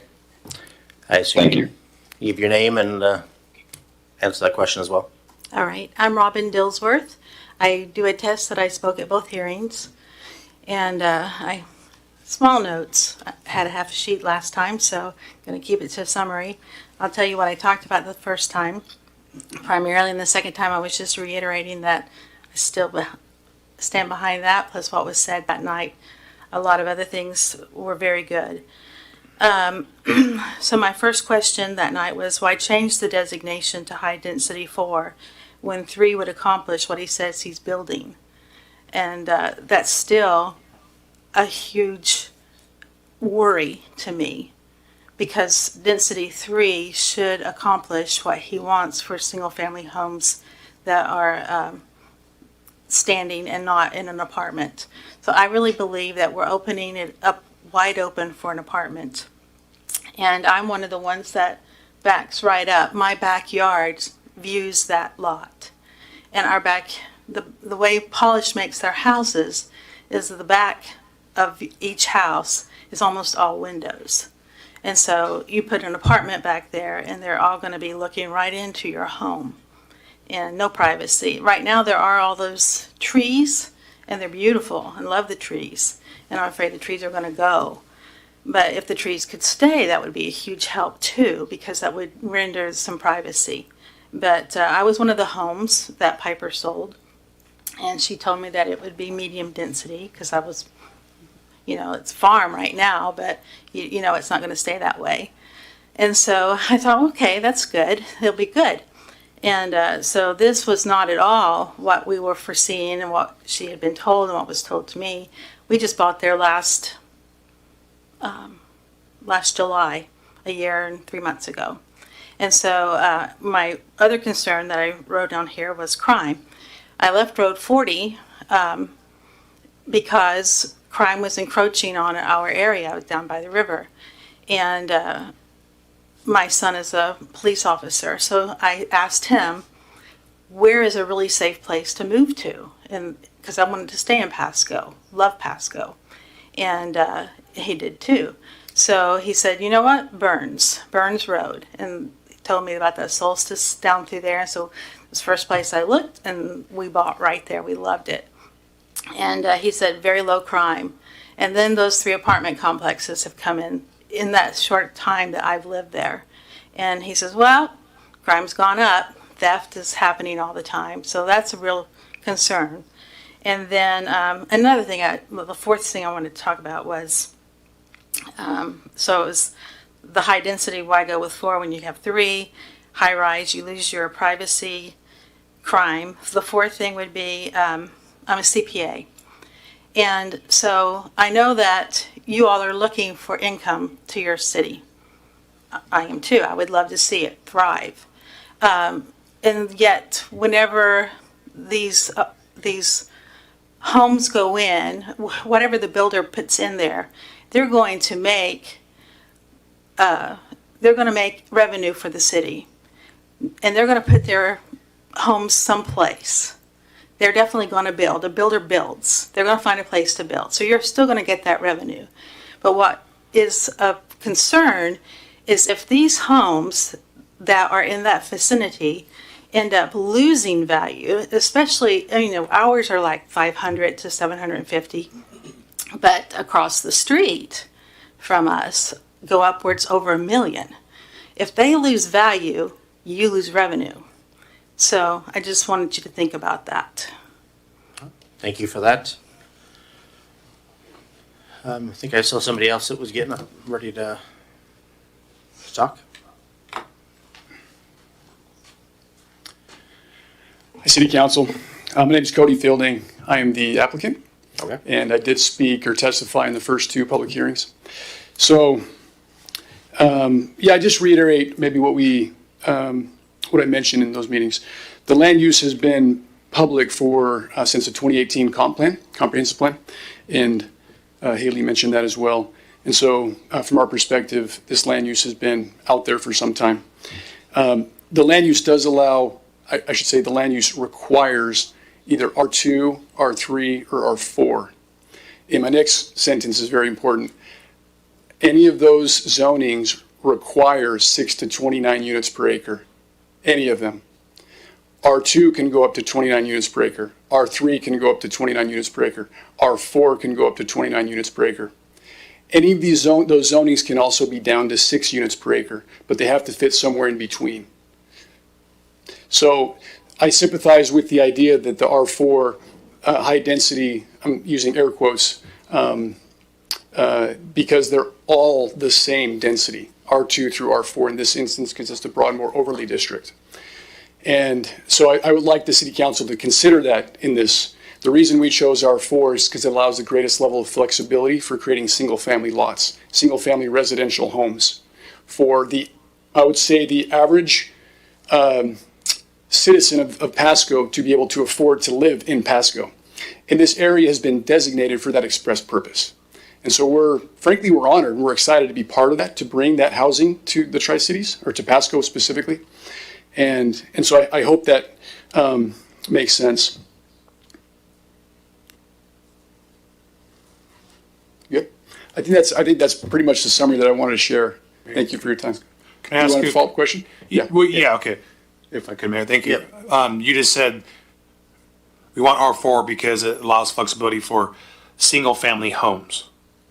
So we're not talking about townhomes, condos. Technically, condos and townhomes are single-family homes. Technically, Okay. What we're not referring to is, call it 3 or 4 story apartments, where one doesn't own their unit, or rather they rent a unit, and those units are typically, in a 3 or 4 story building in typically 3-story in the Tri-Cities, which is what we see on Burns today.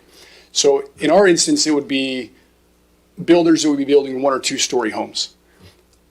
Detached or possibly attached, depends on the builders. To be just totally honest with you, there's likelihood for townhomes if those builders desire townhomes, because that's what the public wants. It's a little bit lower price point that makes it more affordable for a lot of people. Typically, a townhome is $30,000, $40,000, $50,000 less than a detached single-family home, and therefore sometimes builders prefer to build that because it gets more people into houses. And how much is a townhome going these days? $360 to $420. Okay. Yeah. Okay. Thank you. I'm happy to answer any other questions that the council might have. Basically, you're saying, you're telling us that these are going to be townhouses, they're not going to be 4-story apartments? Right now, correct. So to clarify, right now the builders that are interested, we're not the builders, we're developing for builders that want to come in and build. They are interested in single-family, attached and detached. What that means is single-family sort of standalone that you would see kind of in a traditional neighborhood where it's 1 unit per building.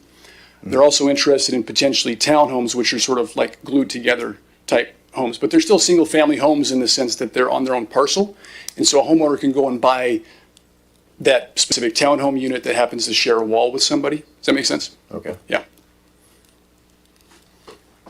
Well, let's go with our Mayor Pro Tem Grimm. Thank you, Mr. Mayor. This might be a question for staff. I don't know who's the best to answer this, but what makes an R4 more flexible?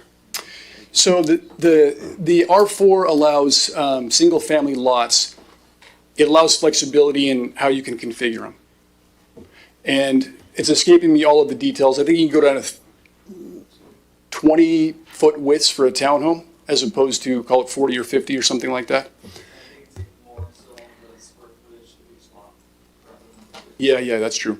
So the square footage. So to get to 6 to 29 units per acre requires a little bit of creativity, let's call it, for lot sizing to achieve single-family residential, which is what we're trying to do. It's really easy to get there on 3-story apartments. I mean, that's super easy. But to do single-family residential, which is what our plan is, you can go down to, I want to say it's 2,000 square feet for R4 per lot. That would be like a townhome lot. Whereas R3 and R2 are bigger than that. Off the top of my head, it's escaping me exactly those numbers, maybe 4,000 and 5,000, something like that. But that's pretty much it. So again, we're going to be less than half of the 29, like we just are. Because that's the only way to get there. It's impossible to get up to 29 units per acre doing single-family residential. And even 3-story apartments, they're hovering in the 18 to 22 units per acre. Maybe 24, 25 if they're smaller units. So, yeah, does that answer your question? Yeah, that does. I may ask some follow-up questions of staff during discussion time, but yes, thank you. That starts me down that path. Thank you. Very good. Anybody else? I know member, I mean, I guess kind of like maybe a little off topic, but they talked about like a tree line or trees. Is there going to be any way, like say if you're building these townhouses where there's like trees, because I mean, say if you have 3 townhouses and you have another guy that has a yard, there could be maybe 3 to 4 townhouses in that one guy's backyard, you know, as far as if you stack them in that small of lots, is there any plans to separate the housing development that's the low residential development from the one that you're proposing? I mean, what would be like like a tree line or something like where you don't have people looking down into your yard? Is that for consideration on this, or? At this point, to be honest, we have not considered that. Yeah. So our viewpoint is you kind of have, 2-acre lots. I'm going to disappear from the microphone. Okay. 2+ acre lots over here, turn into 1-acre lots, turn into half-acre lots, turn into quarter-acre lots, and then there'd be smaller lots here. And so there's already sort of a natural progression, and my understanding is that there is no requirement for any sort of transition other than the actual transition of the homes themselves. And so, that's kind of our stance. At some point there should be a transition, which is why we're proposing something that we are proposing as opposed to 3 or 4-story apartments. Yeah. Oh, obviously townhouse is better than apartments, I can guarantee you that, but, all right, let's go back to Councilman Cotter. According to the constraints that we are under, according to Growth Management Act, according to the comprehensive plan, what has to go here anyway? What are, or is there a possibility of going to less density here and still being compliant? It has to be between 6 to 29 units an acre. Yeah. And you're just saying you're already at the lower end of that? Mm-hmm. Yeah, we're going to be somewhere between 8 to 12 units per acre. Yeah. Thank you. Yeah, so I'll just reiterate. So we feel like that's a reasonable transition as opposed to going, 25, 26, 29 units per acre right there. Yeah. All right. I'm not seeing any other council lights on, so I do appreciate. Does Councilwoman Rojas have any questions, or? I do not. Okay, I guess she's good. And I would say the previous zoning, I think it was 2 weeks ago with SG Land Management, that was approved. This is effectively the same ask. Just happens to be R4, but they're still within the 6 to 29 units per acre. And that was passed by City Council. So, Point of order, Mayor. This is a closed record public hearing where we're supposed to be taking in comments from individuals, including the applicant, and back and forth conversations and Attorney Ferguson can weigh in too, but I just want to point out if we keep doing a conversation, we might need to jump in and wait for those technical questions to happen after the closed record hearing is closed. Okay, well, I think we're good, but I appreciate that. Thank you. thank you. Thank you. Andrew Libert. I testified at one of the hearings and one of the applicants as well. The traffic has been brought up several times, and just reiterate that this is not a project-based hearing. This is a zoning determination, and as Mrs. Matson clarified, that any traffic mitigations that would be required would come about when the project comes to City Council. We'll have a preliminary plat application, and so any needs to address traffic would come through the application after we've applied for that application, and if we need to have a traffic study and what the implications would be to that. But this is just for zoning, and I just wanted to clarify that. All right, thank you for that. Is there any other member from the audience that?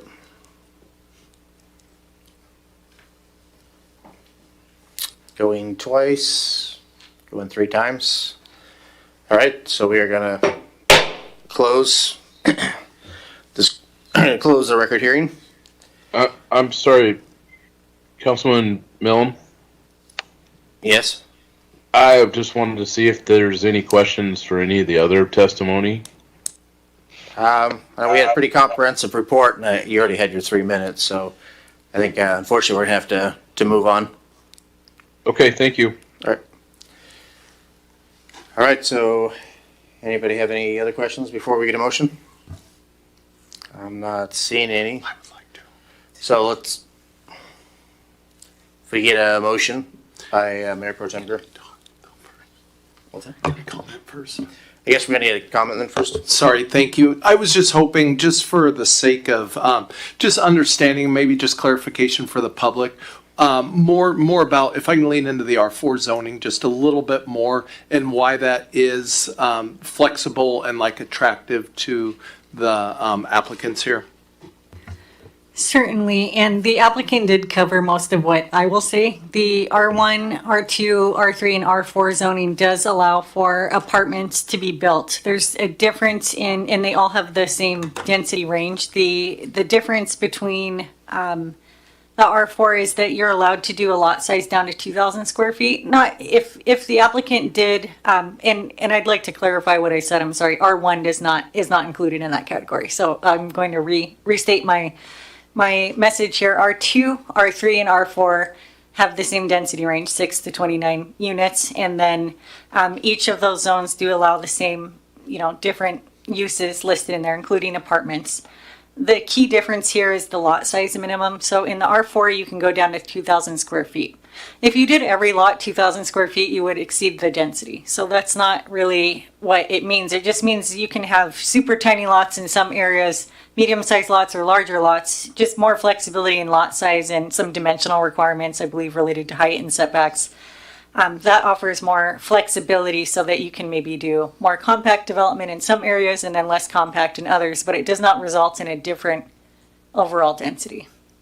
Okay, that's helpful. Thank you. Of course. I guess, just one of the, thinking about this from a couple different angles is, obviously one of the things that we heard last time was just the lack of a buffer. That is what we heard 2 weeks ago when we designated that to R3 that people had some concerns about. And one of the things that really stood out to me was how many people spoke against it last time, but yet this time it's exponentially even more.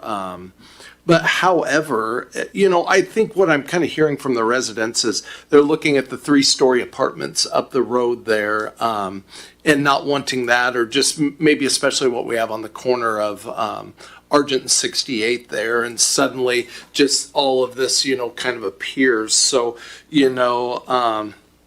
I'm going to probably struggle with this as much as Ms. Mattson, but I'm just wondering if, based on the testimony of the applicants, if a concomitant agreement might be better, if I pronounce that correctly, just might give some comfort to the residents of, the zoning that they're planning on, or the units they're planning on building per acre could match up to that, to give some of the citizens there the peace of mind that they're not going to end up with what they feel is a monstrosity right in their backyard.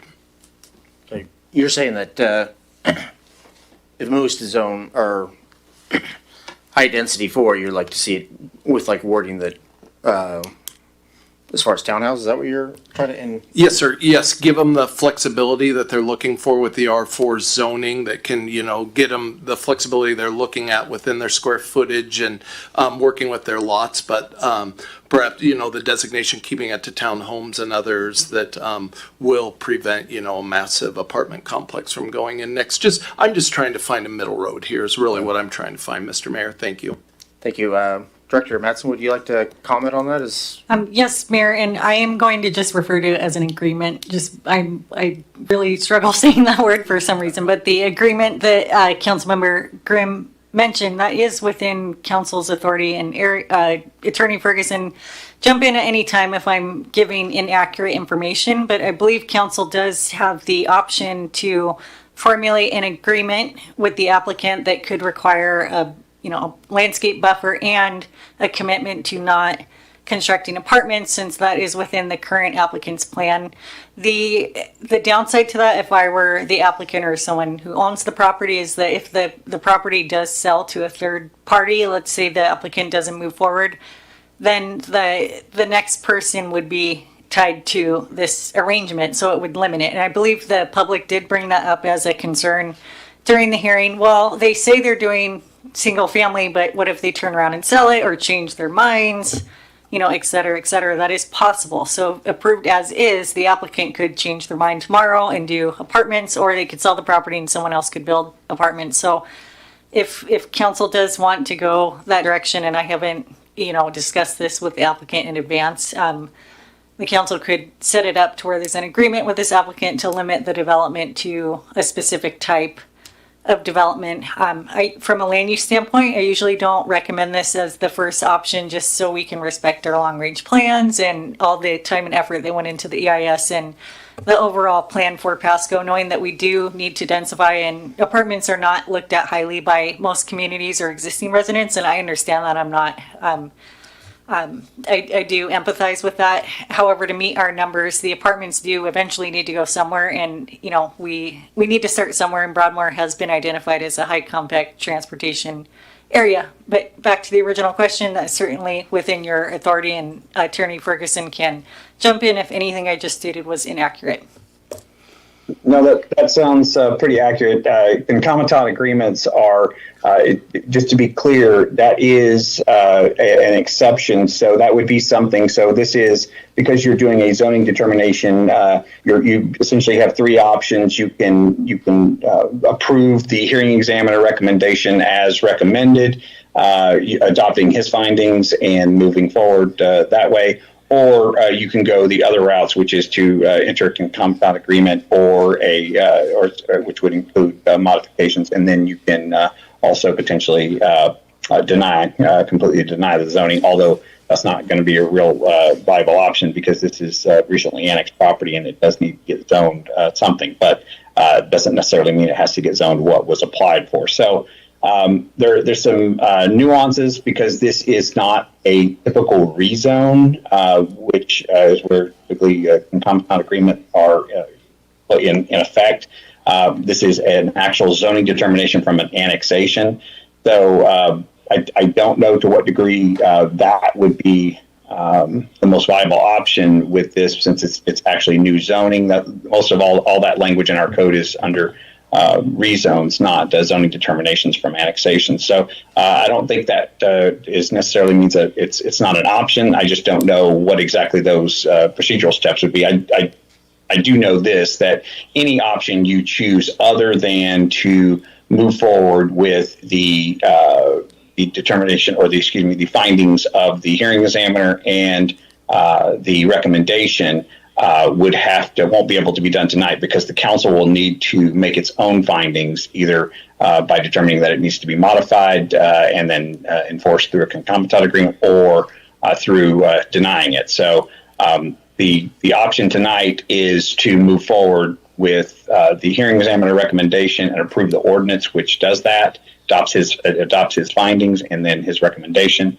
or do your best to come to a conclusion on what the majority of council wants to have staff work on and draft to bring back to you for findings, which are obviously able to be amended, but we can't do that on the spot right tonight, not knowing whether it's going to be what the council's decision would be. All right. Attorney Ferguson, I'm not sure what the answer is to this question. The applicant has asked if they're allowed to state their position on this matter. No, not at this time. This is a closed record hearing based on the recommendation from the hearing examiner. So the hearing examiner has, sorry, let me pull up here just 1 second. I lost you here. Okay. So the hearing examiner recommended, if I'm stating this correct, Ms. Madsen, please correct me if I'm wrong here, but the hearing examiner recommended approval with no conditions and not entering into a concomitant agreement. That is correct. Okay, got it. Okay. So I think I'm trying to, so yes, if that is the recommendation of the hearing examiner, then I think that the applicant could speak on that matter. Okay, so the applicant's permitted to go up and speak on this matter at this time? Only if that was an issue that he addressed at the previous open record hearing. So would I need to open up because I did close the record hearing, would I need to open that back up? No, since this is a closed record hearing, and I appreciate you going through the machinations for that, but this entire hearing is a closed record hearing, and that's why the applicant or the folks, when they come up to speak, are only allowed to restate the claims, or excuse me, the statements that they made at the open record hearing. So it's from a technical standpoint, it doesn't have to be open and closed that specifically, but at this time, I don't think that the applicant addressed that at the hearing examiner level. So I wouldn't recommend him being allowed to address that at this time. We can certainly, staff and I can certainly work with the applicant separate and apart from this hearing. But at this time, I don't think that's advisable. Yep, I concur with Attorney Ferguson's recommendation on not allowing the applicant to speak right now, because it was not brought up specifically at the original hearing, and we haven't permitted anyone else to bring additional information. So the applicant, that applies to the applicant as well. Okay. All right. Let's Mayor Pro Tem Grimm. Thank you. I guess just, to empty the thoughts, I guess some of the thoughts that I'm working through as we think about this, beyond what we've even mentioned already, is I think it's important for the public to know, as I get reminded frequently, that I believe we're only one of 4 states in the whole union that has a Growth Management Act. And what that means is the state basically dictates how we are to build and the density and all that. And those requirements, like I think Ms. Madsen was trying to get to, is that density has to go somewhere. And, no one kind of wants it in their backyard. And that's what makes this really difficult. And my heart goes out, definitely the people that, no one wants to see their quality of life or their property value go down. But at the same time, to attract businesses out to the Broadmoor area, they're going to want to see more dense housing out there too. And so I think that's another side of this, we do need to consider at the same time. So, there are, I know the onion illustration gets way overused, but I think there are a lot of layers to this that are worthy of consideration. All right. Any other comments? All right. Well then, Mayor Pro Tem Grimm, can I get a motion? I move to adopt ordinance number 4796, assigning R4 High Density Residential District to the Desert Bloom LLC portion of the annexation area as recommended by the hearing examiner and further authorize publication by summary only. Second. All right, so we have a motion by Mayor Pro Tem Grimm. We have a second by Councilwoman Blaisdell. Let's do a roll call on this. Councilmember Blaisdell. Yes. Councilmember Cotta. Yes. Councilmember Perales. Yes. Councilmember Barajas. Yes. Mayor Pro Tem Grimm. Yes. And Mayor Milne. Yes. It passes unanimously. All right. Well, thank you for that.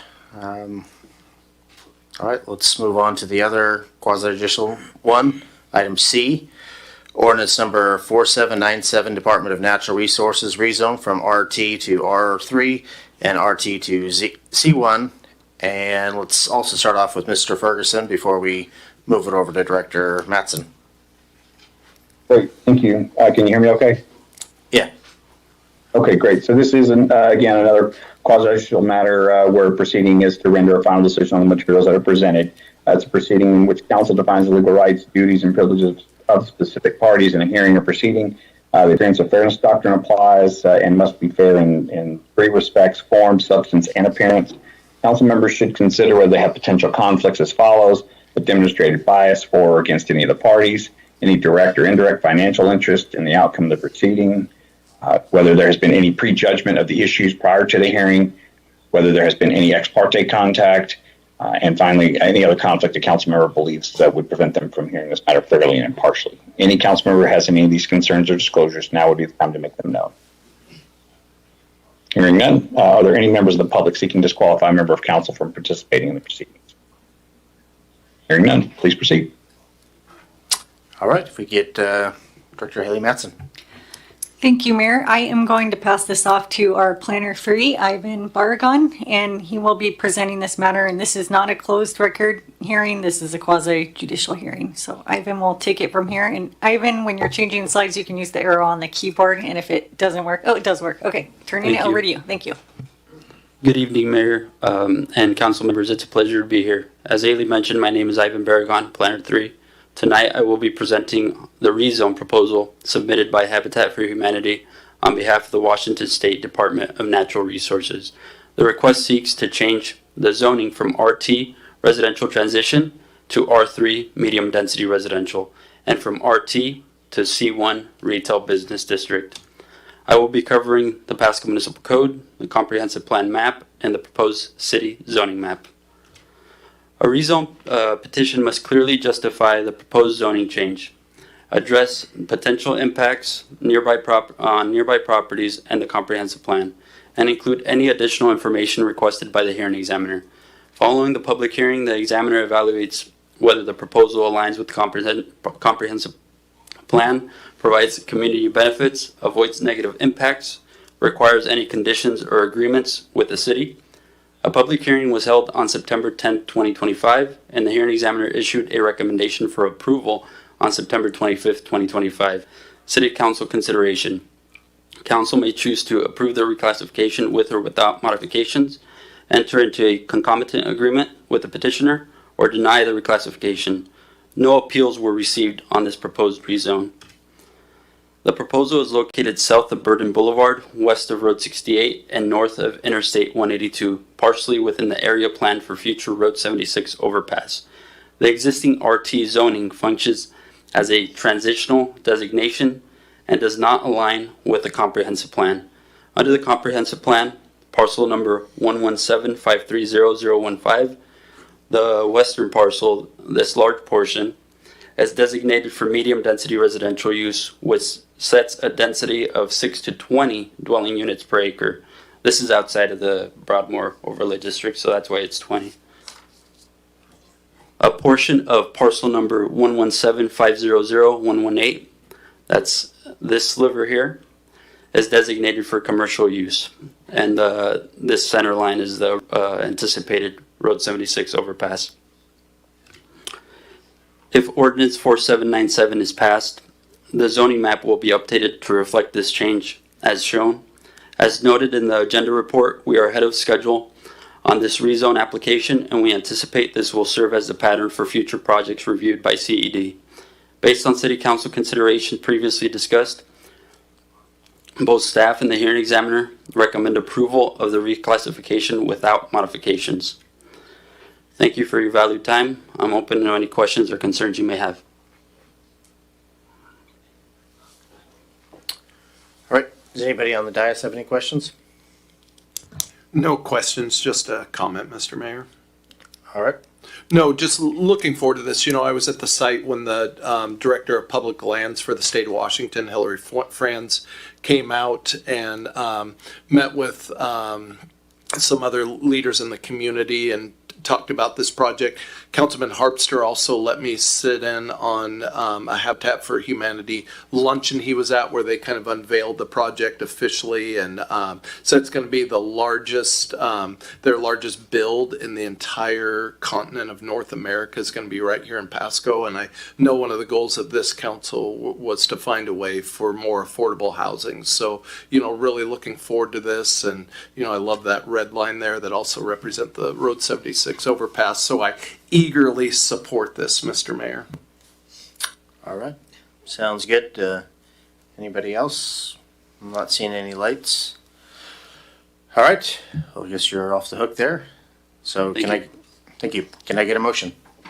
You can, Mr. Mayor. I move to adopt ordinance number 4797, amending the zoning classification of certain real property located south of Burden Boulevard, west of Road 68, north of Interstate 182, in part within the area between the planned Road 76 overpass in Pasco, Franklin County, Washington, from residential transition RT to R3 medium density residential and RT to C1 retail business, and further authorized publication by summary only. Second. All right, so we got a motion by Mayor Pro Tem Grimm, and we got a second by Councilwoman Blaisdell. All those in favor say aye. Aye. All those opposed say nay. All right, did we hear from Councilwoman Bras? Be able to vote? I don't know if we lost her. Did you get that? Nope, I'm here. Did you get that? So what was your vote, yay or nay? Yay. All right, thank you for that. All right, that moves us on to item D, ordinance number 4798, approving Fat Beam franchise agreement. And this is going to be by Director Maria Serra. Good evening, Mayor and Council members. This item pertains to the renewal of a franchise for Fat Beam. They are a fiber optic provider within the city of Pasco. They currently serve the school district. They do not serve any residential areas. And this franchise will allow for them to construct, install, operate, maintain, repair, remove, do all the things that they need to do with their underground fiber optics within the city's right of way. There was a public hearing held. Of course, I have the slides from our public hearing. I think you've seen all this information, so I don't want to delay this meeting unnecessarily. But I will go through. This is the area that they're serving on their installations, and those items in dark blue are the schools, which is what they're serving currently. This franchise is a 10-year agreement for them to, again, operate their infrastructure within the right-of-way. It is non-exclusive, meaning that there's others, other utility providers that may have a franchise within the same area, and all that is coordinated. These are underground infrastructure. And the public hearing took place on October 6th. There were no comments. And there were a handful of questions which have been answered now through this packet. They do not serve residential customers in Pasco, and they are not a disadvantaged enterprise. And with that, tonight's request is for action on this item, approving the renewal of the franchise for Fat Beam. Thank you. All right, do we have any comments or questions for Director Maria Sarah? All right, so if I could motion, Mayor Pro Tem Grimm? I move to adopt ordinance number 4798, approving a non-exclusive franchise to construct, install, operate, maintain, repair, or remove fiber optic cables within the public ways of the city of Pasco and further authorize publication by summary only. Second. All right, so we have a motion by Mayor Pro Tem Grimm, and we have a second by Councilwoman Blaisdell. All those in favor say aye. Aye. Aye. All right, all those opposed say nay, so that again passes unanimously. All right, so that moves on to E, ordinance number 4799, water and sewer revenue refunding bond ordinance. And this can be interim Director Garcia. I'm going to be covering for Director Garcia. Thank you, Mayor. All right. And evening, Council. The action in front of you is refinancing approximately $10.5 million of outstanding bonds. There's about 12 years left to the debt service. And traditionally in municipal government, if we have outstanding debt and there's favorable conditions where we can reduce the interest rates or other conditions, then we refinance it. It depends on what the interest rate is at the time. There's also cost to refinancing, so we consider all of those factors as any homeowner, let's say, would when they're looking to refinance their mortgage. The proposed, as we're going into this, we request counsel on their agreement on the matter, but there's also parameters within which staff can move forward in. And in this particular case, the parameters would be not to exceed $11 million in refinance debt principal, not to exceed 5.5% in interest rates, and a payment structure of semi-annual payments, and only move forward if the net savings is 3% of the debt service. So net savings would be just the total savings over the next 12 years minus the cost of issuing the debt. If it's not less than 3% of the debt service, then staff would not move forward. So at this time, staff is looking for your approval on the action in front of you. You do have a choice to vote this down, at which point staff would just not be refinancing the debt service that currently exists. All right, is there any questions on this, or? All right, well, it looks like let's get a motion, Mayor Pro Tem Grimm.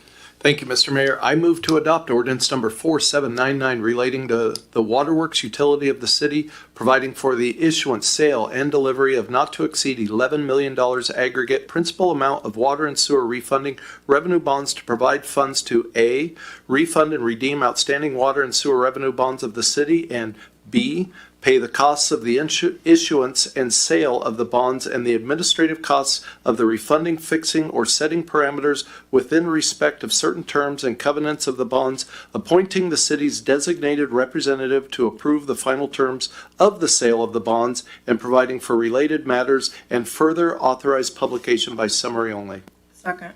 All right, so we have a motion, first by Mayor Pro Tem Grimm, and we have a second by Councilwoman Blaisdell. All those in favor say aye. Aye. Aye. All right, all those opposed say nay. Looks like that one passes unanimously as well. Let's move on to item F, resolution number 4666. Interagency agreement with Washington Traffic Safety Commission grant funding, the 2025-2026. And, well, you don't look like Chief of Police Ken Roski. No, sir, I'm filling in for him. All right, well, thank you for doing that. He's probably watching the Seahawks game, so. Oh, good thing I'm a Baltimore fan. So, Lieutenant Matthew Decker, I'm the lieutenant for patrol, one of them for Pasco Police Department. I'm here in front of you again, make another request, so I'm going to give my usual dissertation to tell you what the Washington Traffic Safety Commission does, and then I want to just compliment the good work that the Pasco police officers have been doing, which is why I'm asking for your support again.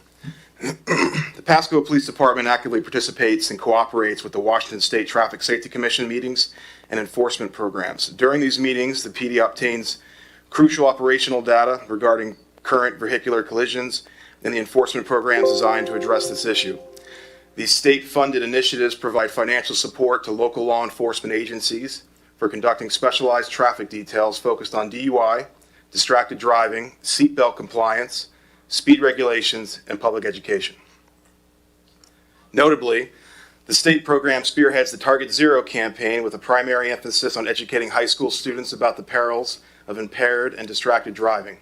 The state-funded program has enabled Pasco police officers to tackle specific traffic concerns within the city while being financially supported by the state. To continue to participate in this enforcement that is reimbursed by the state, a letter of understanding or interagency agreement must be signed and submitted to the commission. This year, we saw the Washington Traffic Safety Commission was reduced our funding by about 20% statewide, but Pasco was actually able to get about $2,500 more in funding to do what we usually do, what we do best is go out there and enforce laws and make the roads safe. And I think that's in part, and I want to pat the men and women that have helped out this year with the dedicated DUI patrols, that we were picked out from the state. Out of everybody, I think only 5 departments in the entire state got this program for a grant for $43,000 that you guys also approved that interagency agreement for. During that, 379 total grant hours were used for that. 265 were in active DUI patrols, guys out there hunting for people on the roadways that were driving drunk. 114 of those hours were doing mentorship, meaning they were training new officers, those that aren't as good at that craft as others. They received $5,000 in new equipment to go help patrol. Officers made around 658 total contacts while they were out. That included stops for infractions, but most of the time just being visible and stopping vehicles that they believed to be drunk driving or speeding. They made 18 DUI arrests plus 32 other criminal arrests. That is just for the patrol that was out there working. That doesn't include the other officers who were out there doing these other patrols, which Pasco right now saw an increase in 32% in drunk driving arrests just this year. We're at about 150 arrests for DUIs. That is a 5-year high for the city of Pasco, and we haven't finished the fourth quarter yet, just began it. DUI-related crashes, because of this enforcement and the actions of those police officers in this program and others like it, have decreased DUI collisions 36% since this program started. Unfortunately, that's not happening anymore. This program only ran from May to September, but this Target Zero program we're talking about does the same enforcement action. That's why we think we've got about $2,500 more than what we did last year to handle this. So I just wanted to tell you guys that, to let you know that the men and women who you guys support and help me get things done in the city did a heck of a job this year. I'm very proud of them. Appreciate that, Lieutenant Decker. Thanks for the good report. Sure. So anybody on the dais have a comment or question? Mr. Decker? All right. So if I get a motion, Mayor Pro Tem Grimm. Thank you, Mr. Mayor. I move to approve resolution number 4666, authorizing the city manager to execute the interagency agreement with the Washington Traffic Safety Commission and the Pasco Police Department for grant funding to support high visibility enforcement activities during federal fiscal year 2025 to 2026. Second. All right, so we have a motion by Mayor Pro Tem Grimm, and we have a second by Councilwoman Blaisdell. All those in favor say aye. Aye. All those opposed? Aye. Aye, all right, we heard that one. All those opposed say nay. So again, passed unanimously. Well, thank you. Thank you very much. All right, so let's move on to G, which is resolution number 4667, hearing examiner professional service agreement. And we'll get, it says you got Regis Adele, and then it also says city attorney as well, so. Yes, thank you, Mr. Mayor.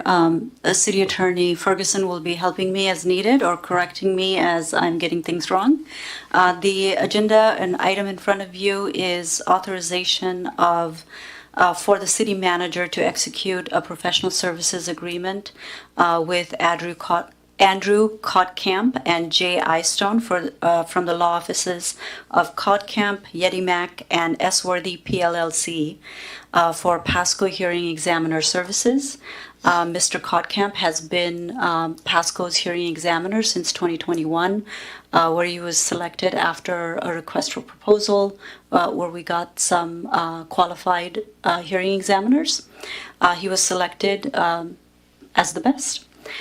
Since then, he has performed a significant amount of services for the city, especially around, let me get my notes here, around special permits and rezones.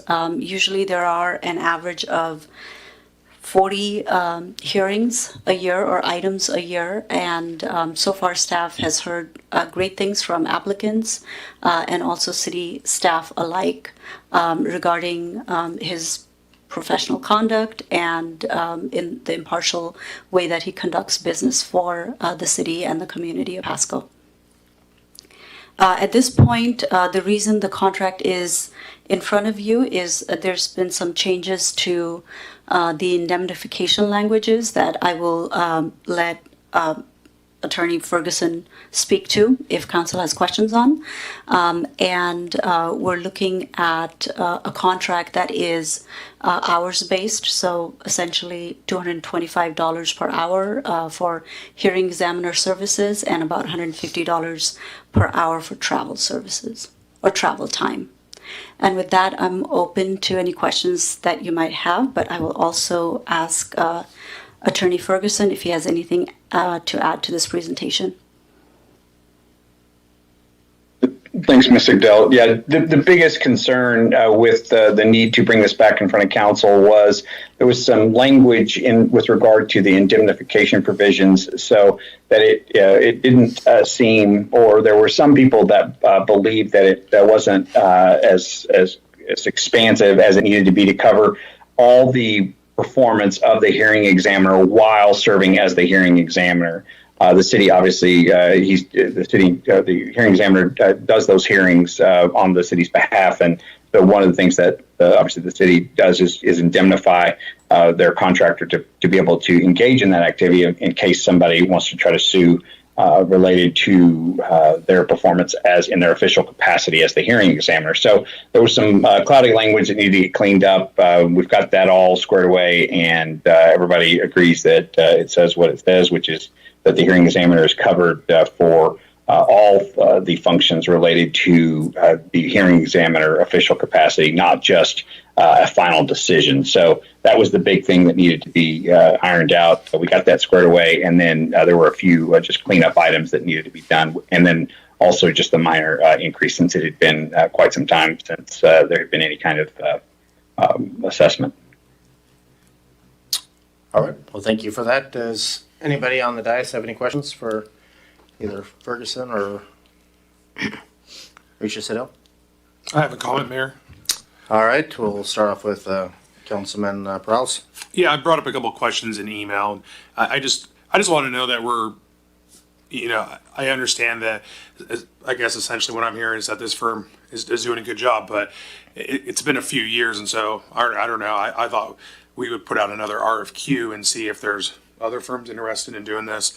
I was made aware that I guess hearings examiners are hard to find, but yeah, when we're in a budget crunch, maybe there's a cheaper version that provides quality services, and so I thought it was odd that, and I won't bring this up because in the report it said this is of the essence, we need to approve this as to not to delay hearings that are coming up, and that's when I brought it up in my emails about, well, shouldn't this have been on a workshop? We talked about it.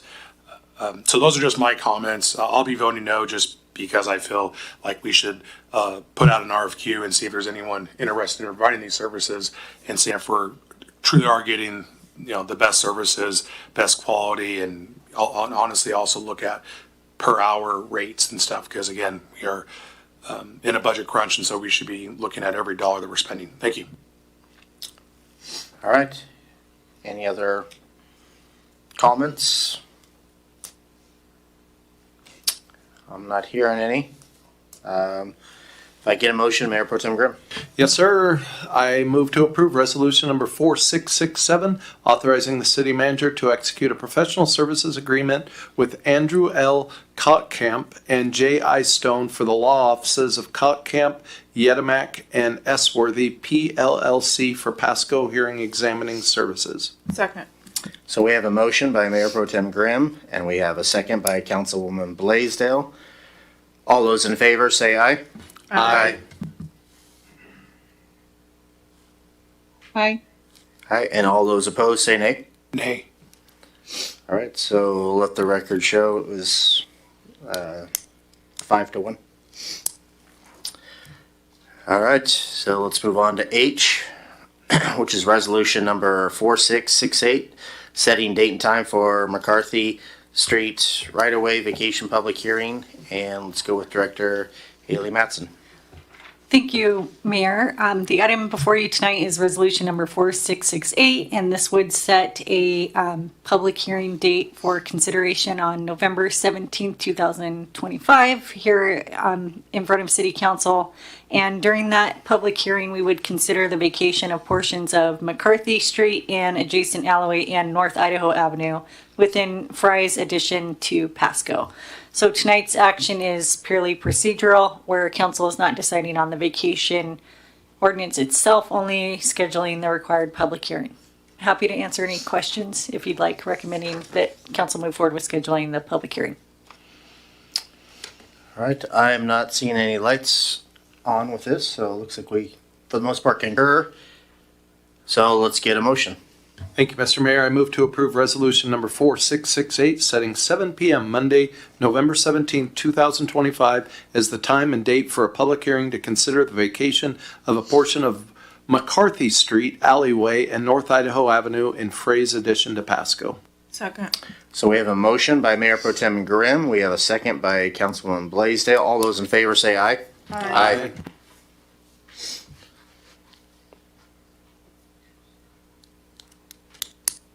Councilwoman Rojas, can you hear us? I can hear you. What was your vote on Sorry, that? Did you not hear that? Okay, I heard an aye on that, so, all right. Looks like it passes unanimous. Let's go on to item I, resolution number 4660, health insurance inter-fund loan. And this is going to be by interim director, well, she's not here, so Yes. let's go with Thank Rachel you. Siddell there. Yes, thank you, Mayor. This topic we've discussed quite a bit in the last couple of weeks. This is an interfund loan. Essentially, as a reminder, the city has many different funds, and other than general fund, everything else is restricted in its use, as in there's a specific purpose for it. Some are councilmanic, as in council makes the restrictions for specific purposes. Some are defined by state. So I'll give an example of traffic impact fee. You can only use that for very, very specific purposes. Just because it is in the city's bank account doesn't mean that it can be used for any purposes.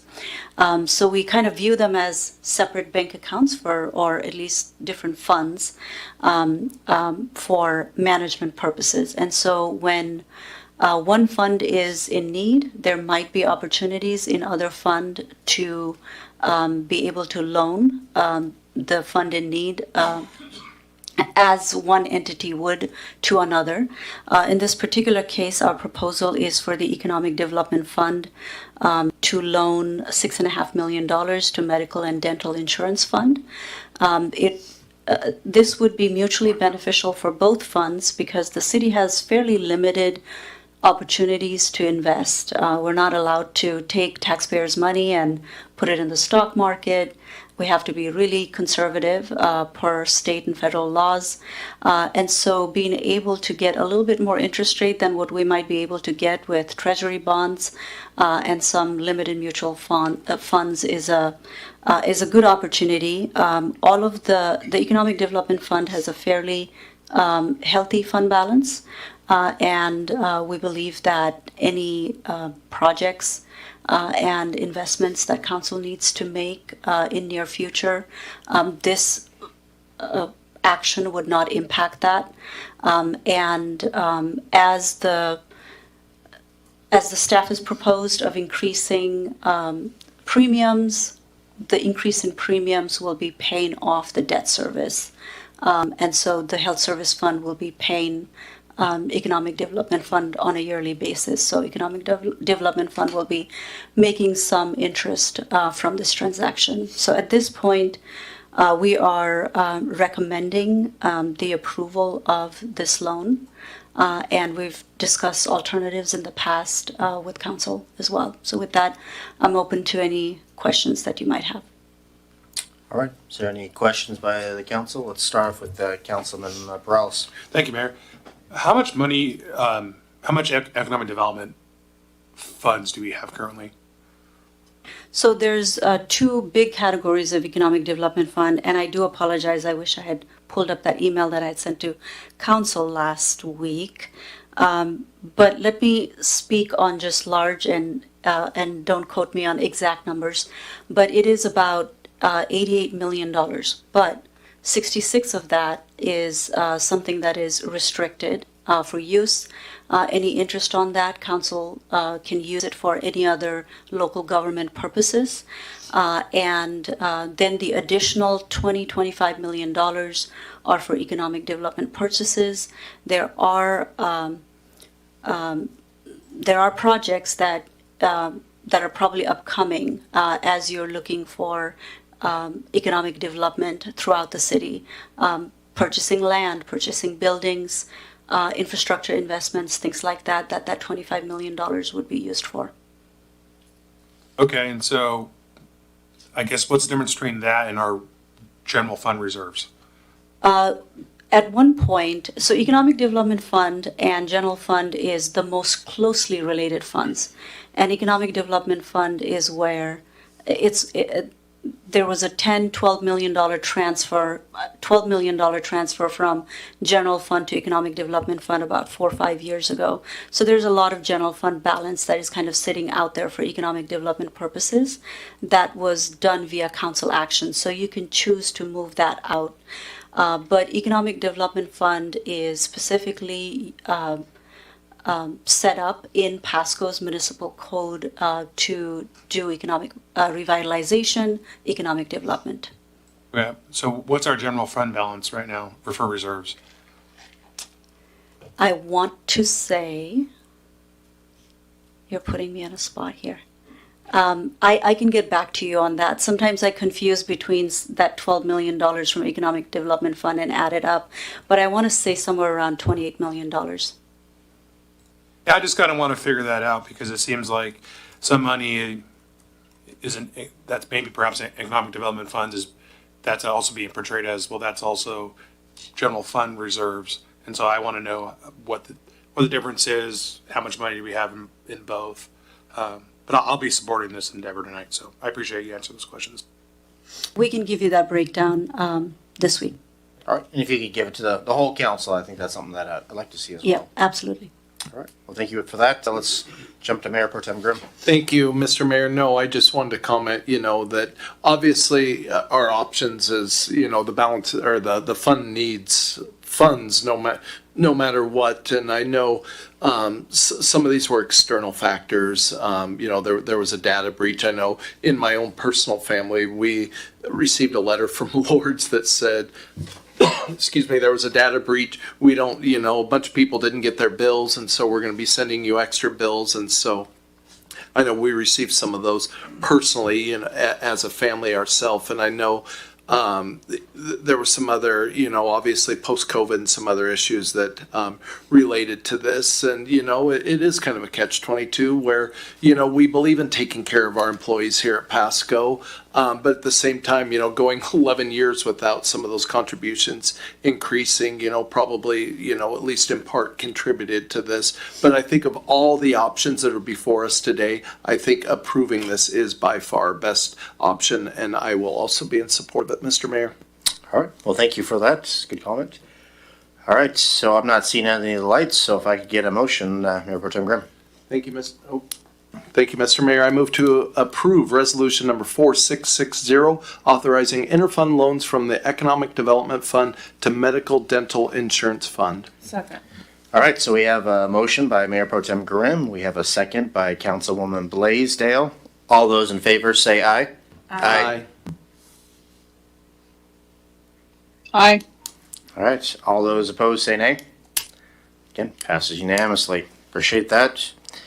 Let's move on to J, resolution number 4669, the 2026 collective bargaining agreement with the International Association of Firefighters, Local 1433. And we got Director Sarah Matson. Good evening, Mayor and council members. Tonight, I'm here with Pat Herron, the president of IFF 1433 and our firefighter. I'm presenting resolution number 4669 for the 2026 collective bargaining agreement between the City of Pasco and the International Association of Firefighters Local 1433. This agreement will cover just next year, so it's only a year-long contract, and was ratified by the union membership on the 17th of September. Negotiations were productive and collaborative, and they concluded with a tentative agreement on the 15th of August. Some key updates to the contract. There was a 3% base wage increase that'll be effective January 1st. Additionally, there's a $110 monthly city contribution into an employee health reimbursement account. There's going to be new vacation and sick leave cash out provisions that provide flexibility and long-term planning options for employees.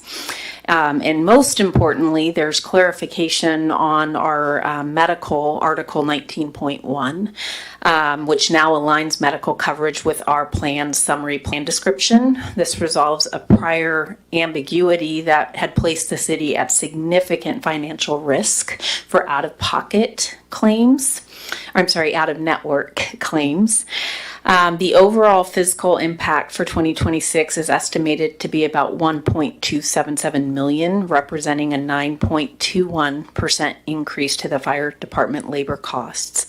This is higher than normal increase, primarily reflects the correction to that article that I just mentioned, Article 19.1, which previously required the city to pay all out-of-network claims at 100%.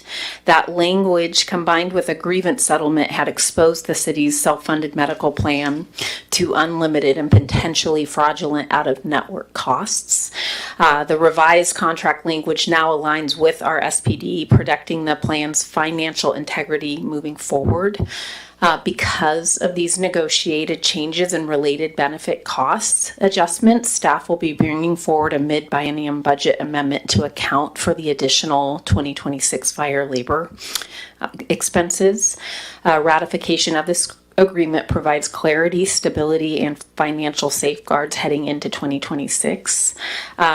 I provided some options in the agenda report, and I was very silly because I don't have my computer on me and don't have it in front of me, but I am recommending that council approve and ratify the IFF 2026 contract.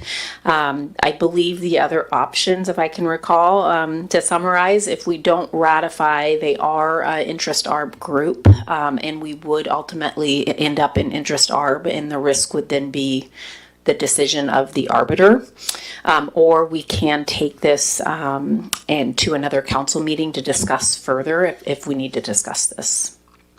And I'm going to conclude by taking a moment to recognize Pat. Pat's job, to be perfectly honest, is one of the most difficult jobs. He's a strong advocate for his members and consistently brings their priorities forward with professionalism and persistence, while still working collaboratively with the city to find fair and sustainable solutions. With that, I'm going to turn it over to Pat.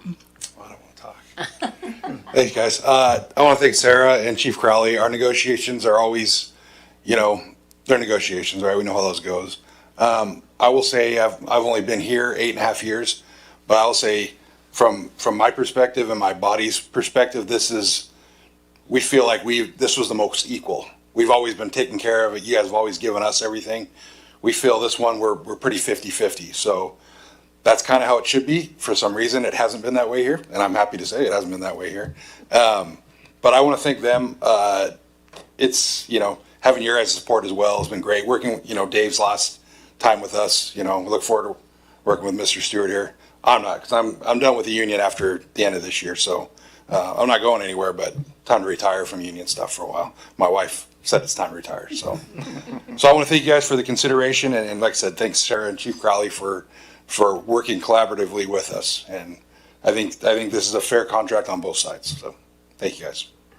All right. Well, thank you for that presentation. Do we have any members of the council that would like to have question or comment? I'm not seeing any, but I do know you guys do an amazing job, and probably one of my best things on council I've ever had the opportunity of doing was going out to the training center and being a fireman for a couple days. And I came home one time in the whole outfit and surprised my wife, but I don't think she was too so. Wasn't like you see it in the movies where the women are totally gung ho that you're in a fireman's outfit. So well, that's the truth. So anyway, I guess a little embarrassing story there. Anyway, since I'm not seeing any questions, can I get? Now I'm embarrassed. Can I get a motion, Mayor Pro Tem Grimm? Yes, sir. I would like to move to approve resolution number 4669, approving the January 1st, 2026 through December 31st, 2026 collective bargaining agreement between the City of Pasco and local number 1433 International Association of Firefighters. Second. All right, so we have a motion by Mayor Pro Tem Grimm. We have a second by Councilman Blaisdell. All those in favor say aye. Aye. Aye. All right, all those opposed say nay. Looks like that passes unanimously, so thank you. Thank you for your hard work. Much appreciated. All right, so we're going to move on to number 10, unfinished business. I'm not seeing any, so we're going to move to 11, new business.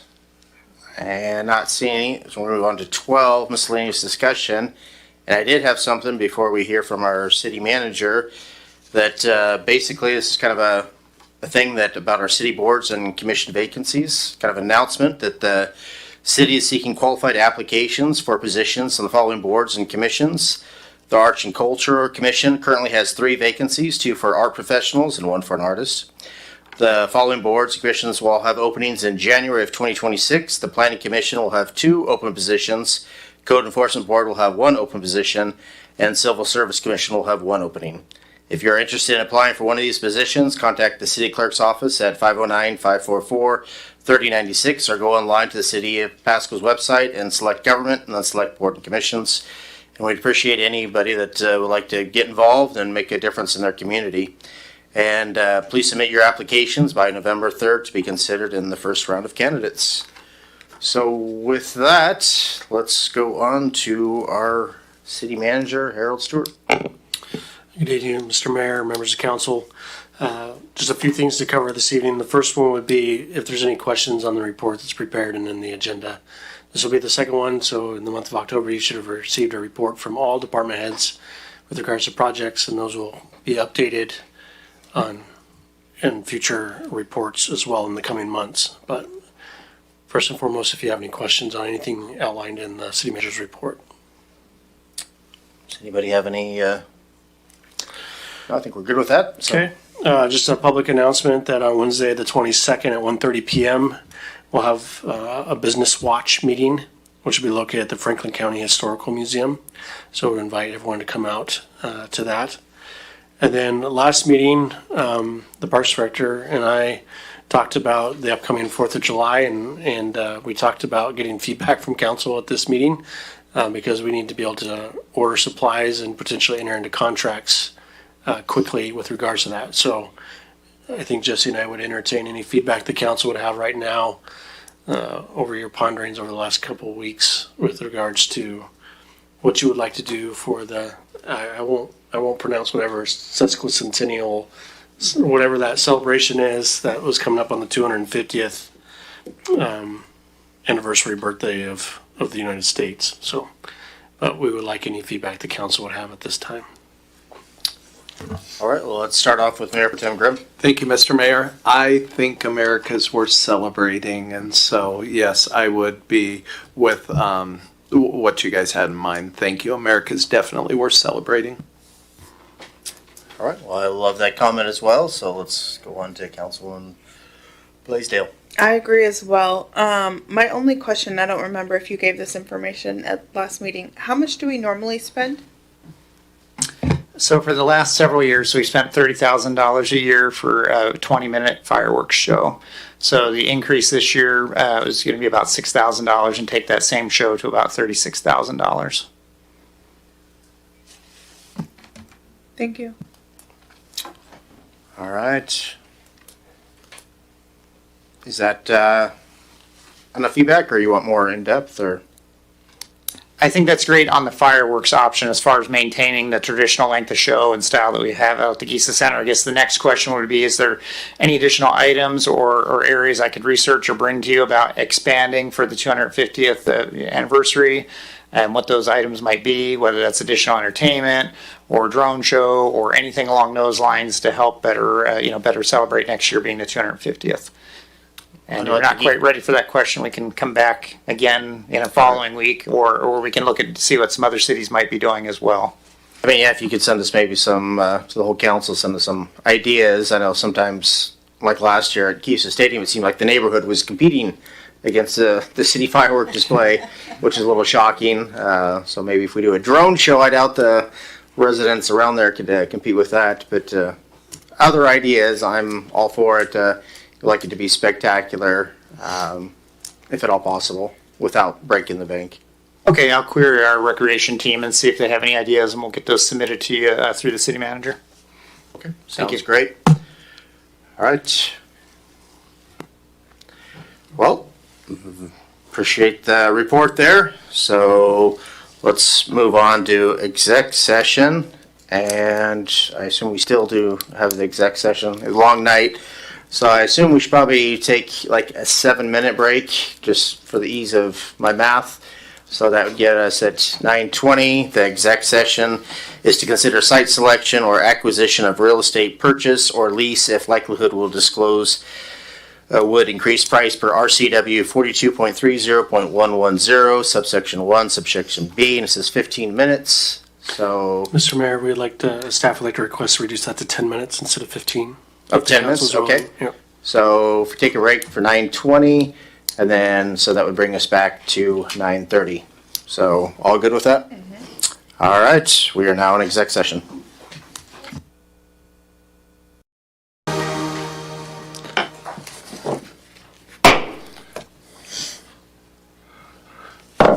Good evening and welcome to the City of Pasco Council Workshop Meeting. The council thanks you for being a part of your city government. At workshop meetings, the council discusses issues, but no formal action is taken. Agenda packets are available on the City of Pasco's website at www.pasco-wa.gov/agenda. This meeting is also being televised live on PSC-TV. Channel 191 on Spectrum Cable in Pasco and Richland, and it is streamed on the city's Facebook page, website, YouTube channel, and Microsoft Teams webinar. This and previous council meeting video is available on the city's website. Lastly, the public may submit their comments and or questions by contacting the city manager, city clerk, or by using the Ask Pasco app. And before we go any further, I just want to make a reference here. This gavel I chose to use tonight was actually my grandfather's. He was given as he was the international director of the Lions from 67-69, and it is made from the first apple tree in all of Wenatchee.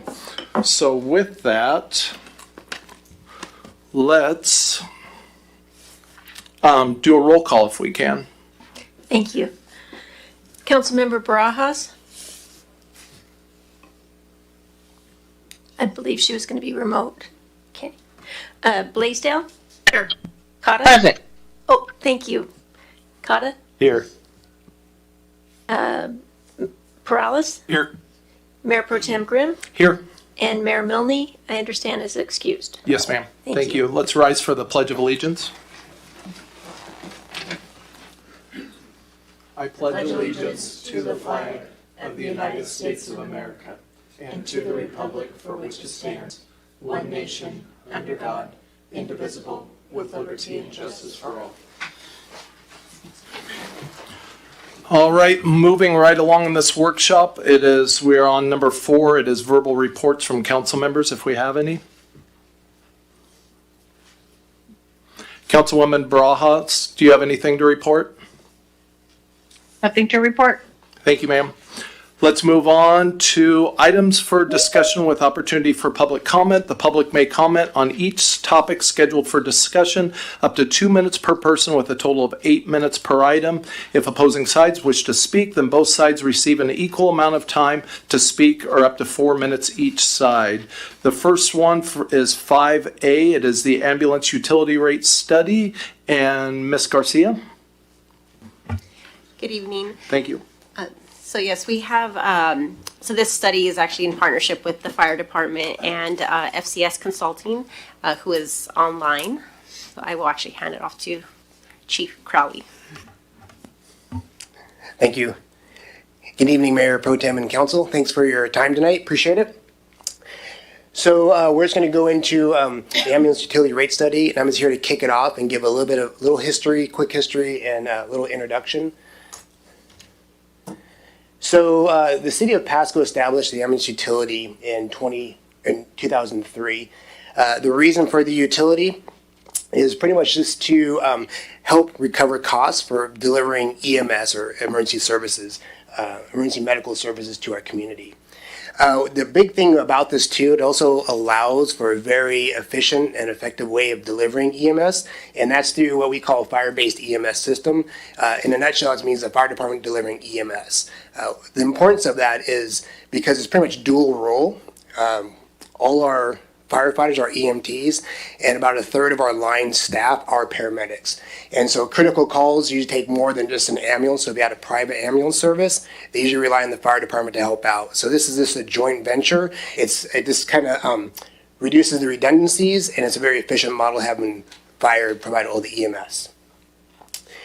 With the ambulance utility, it's broken down into two different categories. The availability and demand. The availability is pretty much just the reliability of our service, making sure we have the right stations, the right equipment, right staff to respond to a call when the call comes out in a reasonable time. And then the demand is the cost associated with the call itself. And so that's just showing any of the medical supplies, the medic unit, and the ongoing cost for that. So the reason for the ambulance utility study. So there's a few. But the main reason is to actually assess the actual cost of delivery of the service. So as here, we show that when we get a rate coming in, it does decrease some of the stress on the general fund to supply the funds to maintain the fire department itself. Also, it's a legislative requirement for council. So as far as before you make a vote or decide, we want to make sure you have the right information so you can make a decision. And as you'll see through this presentation, you'll have a few options, and then you'll see a staff recommendation with that. And also, lastly, probably the most important too, is it provides transparency to our community. It shows exactly where we're going, the cost of our EMS service, and we try to not hide anything and be very open with the public and also with council so you guys can make the right decision. So with that, we'll go into the agenda, and I'll be passing this over to Savani. She's online. Okay, thank you. Thank you, Chief. Thank you. And can somebody confirm that you guys are able to hear me? Okay. Yes, we could hear you. Perfect. Thank you. Thank you, council members, mayor. Thank you this evening. We had the great pleasure of working with the city team with this study. We have a comprehensive technical analysis. So we have a packed agenda. We'll start with looking at our study approach. FCS has done prior studies for the city as well as pretty much all Washington state. We look at ambulance utility overview, background, offer the technical analysis, existing level of services with their current forecast. We're exploring 4 different scenarios presented to you this evening. With that, one scenario is identified as a staff recommendation. While keeping all this information up front, we also want to look at what the comparable jurisdictions rates look like, so you're making an informed decision, and then what the next steps would be after this study is completed. Next slide, please. So looking at the study approach, the ambulance utility study is a comprehensive study. We look at 3 to 4 years worth of call history. So we start with data collection on the far left. We look at city's financial data, billings data, and incident data. Chief mentioned demand and availability. All calls are looked at individual calls. We've identified the number of times staff are available, EMS staff are available, they're actually in action and providing the services to build up our model. And then we also look at and develop the financial forecast. We'll look at the baseline of current cost.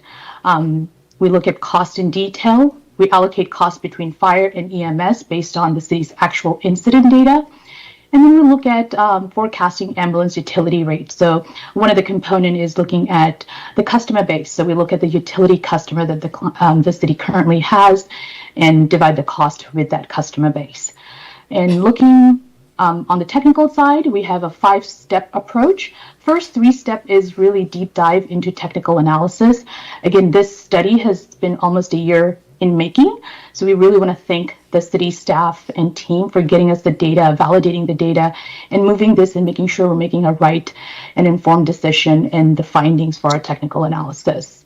And then we're here today on step 4 of informing the council and public of what our findings are, what the scenarios are presented to you.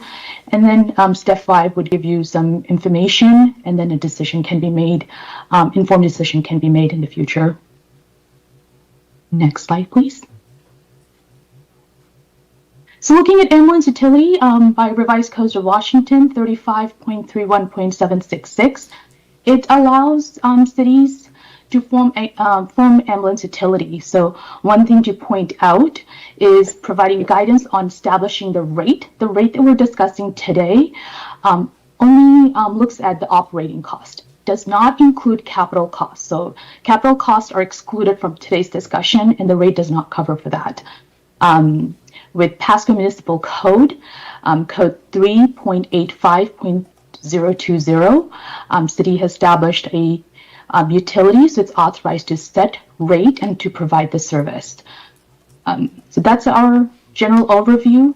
Looking on the graph on the right, this is a graph that is very important and is critical with our analysis. Look at the total cost.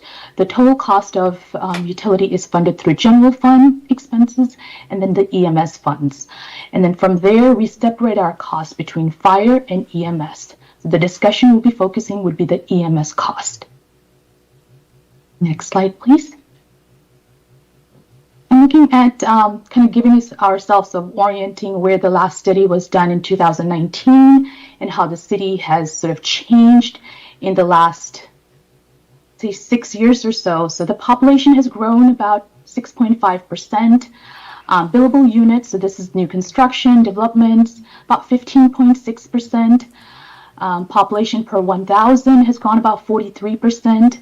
And a big outlier we're seeing, and we're seeing this regionally, is EMS calls. So calls for service has grown up 61.5%. So tracking that, the cost has gone up, and looking at where the city was in 2019 and what currently is the data for the city.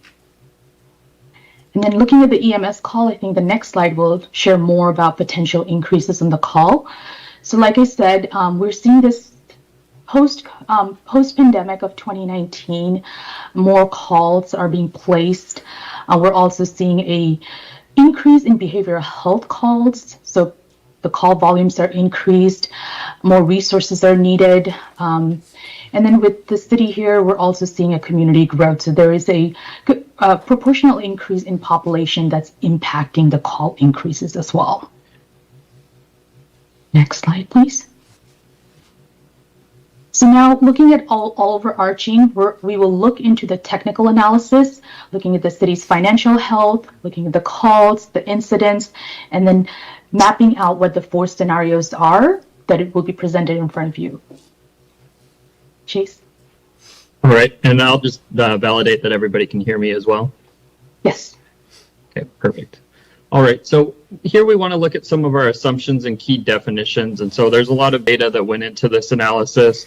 Just kind of give you the highlights here. For our forecast basis, we looked at the city's 2025 budget, as well as the 2026 budget and the collective bargaining agreement budget increase for both the firefighter and EMS costs. We've also been looking at various inflation factors. So beyond the 2026 timeframe, we're wanting to forecast costs through 2030. Based on the work that FCS has been doing for the long-range planning effort, we align these with our general costs increasing at about 3.5% per year, labor and benefits at 5%, and then our customer growth at just over 1.1%. When we're talking through this presentation, we have some definitions that we'll just want to bring back. We have billable units that Shivani mentioned, and so this is a standardized unit where one single-family household equals one billable unit. Your commercial and non-residential customers are kind of scaled based on the number of occupancy and various other factors, but we'll be looking to kind of standardize that for today's discussion. We also have a percentage of rate recovery, and so this is the percentage of the rate charged compared to the maximum allowable rate that we calculate under the EMS analysis tonight. And then we have a total EMS cost recovery, and so this is a percentage of all EMS revenues compared to the total cost to provide all of the EMS services. Next slide. Bringing back this graphic that Shivani mentioned, we have our two different types of costs. And so we have our general fund budget for 2025, that's $11.3 million. And then we have our EMS fund budget that's just under $14 million, which looks at a total fire and EMS service cost in 2025 for about $25.2 million. We then go ahead and look at that using various allocation factors line by line within those two budgets to come up with the fire costs and the EMS costs. And some of the allocation factors we use allocate them completely to fire based on if it's a fire specific cost, completely to EMS, or something like dispatch services would be allocated based on the number of fire calls versus the number of EMS calls. And then your labor and kind of cost timing there is based on the amount of time spent on your fire and EMS calls. And those are based on 21 through 24 city incident data. At the end of all of this, we have about 30% of our cost, about $7.6 million related to fire, and the remaining $17.6 million are about 70% related to EMS costs. And we'll be looking at recovering that EMS cost through various means through the next couple slides. Next slide, please. Taking that $17.6 million in 2025 that we had from the last slide, we're doing the same allocation in 2026 using the 2026 budget, plus that collective bargaining agreement adjustment. And then in 2027 through 2030, we're looking at allocating those or inflating those costs at about 4.7% annually based on our various escalation factors. So from 2025 to 2030, we have EMS costs of $17.6 million up to $22.5 million forecasted. Next slide. When we're looking at our operating revenues, we're looking at ways that we can offset those expenses for the EMS utility. And we have two different ongoing revenue sources. We have our transport revenues, which is denoted in kind of that black box of the stacked bar chart here. That's about $4 million in 2025, and that increases with your customer growth. And we also have a very small amount of miscellaneous revenue. It's about $80,000. I'm not sure if you can actually see it. It's so small. But we do have those forecasted ongoing through the forecast period. We also, as part of 2025, have an assumption of grants at just about $1 million. And then our ground emergency medical transport revenue that we also have forecasted in 2025. These two revenue sources we are not forecasting moving forward due to the uncertainty of these revenues. So for 2026 through 2030, they have fallen off the forecast.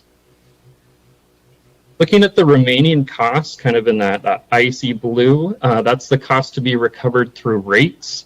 And so in 2025, that's about $10.2 million, and by 2030 increases to just under $18 million. Next slide. When we're looking at allocating those costs to our customer base, we have our equivalent billable units. And so based on 2025 customer billing stats, we're at about 31,000 billable units.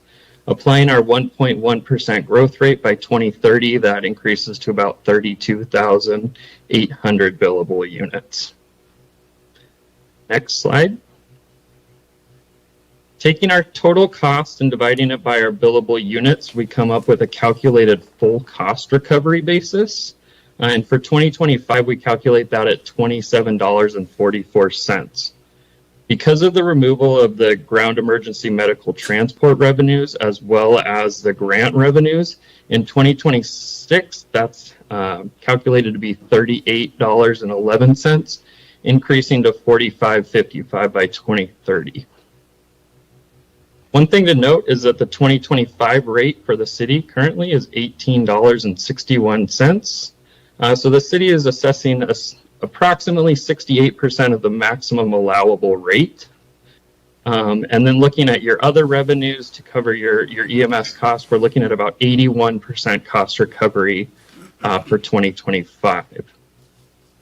Meaning that currently in 2025, we're forecasting that about 19% of the EMS costs are covered through general fund support. Next slide, please. As we look at some scenarios and how we could look at different rates and different general fund subsidies, we're going to look at 4 different scenarios tonight. The first one is to continue that rate recovery metric of 68% that we saw in 2025, and assuming that the general fund supports the remaining 32% of the rate. Scenario 2, we're going to look at the current budget operating practice, and so looking at that general fund budget portion to cover the fire costs as well as a portion of the EMS costs.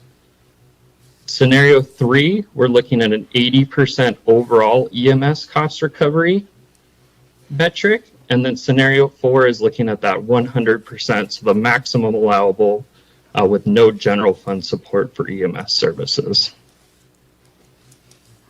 Go to the next slide, please. So we have a series of graphics here for each of these scenarios, and so we'll kind of walk through this first one in detail. Over on the left here, we have our monthly rate in kind of that green color, and this represents your 68% of the maximum allowable rate, which is scenario 1. In 2026, that new rate would be $25.85, an increase at $30.90 by 2030. The gray bar on top represents the amount that would be subsidized to the customers through the general fund at $12.26 in 2026, up to $14.66 in 2030. What this means for a general fund subsidy to the EMS fund in 2026 would be about $4.6 million, up to about $5.8 million in 2030. This does include a one-time large rate increase to the customers due to the removal of those GEMT and grant revenues from the forecast.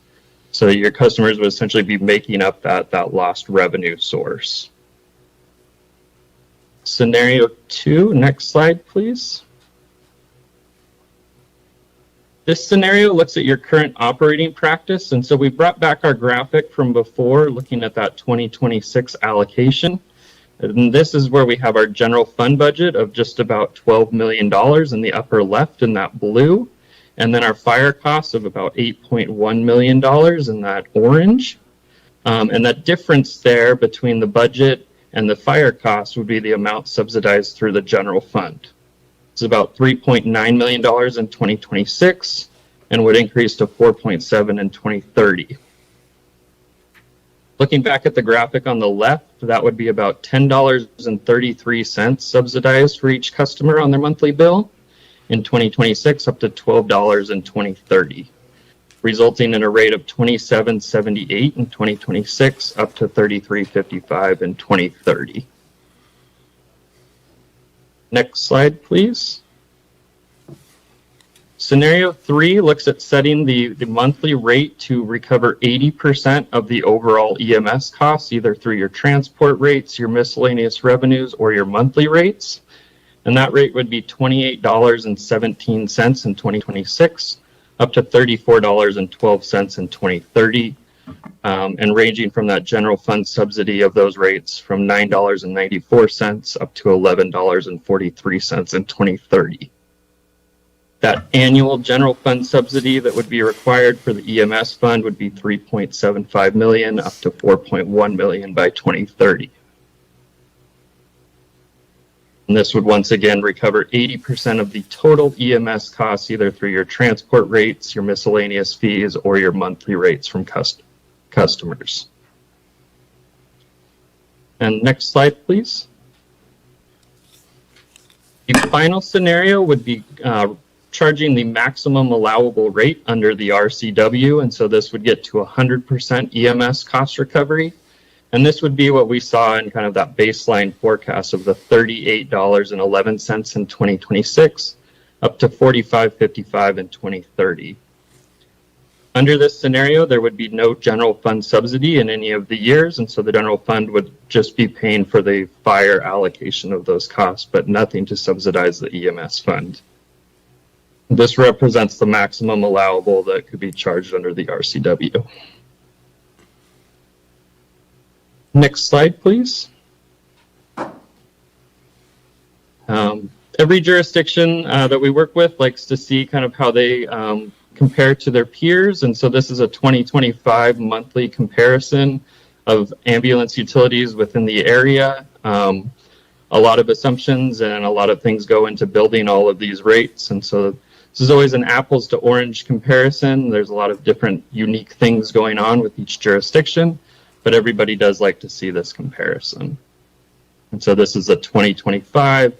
Many of these other jurisdictions may have an increase in 2026 planned or even adopted at this point.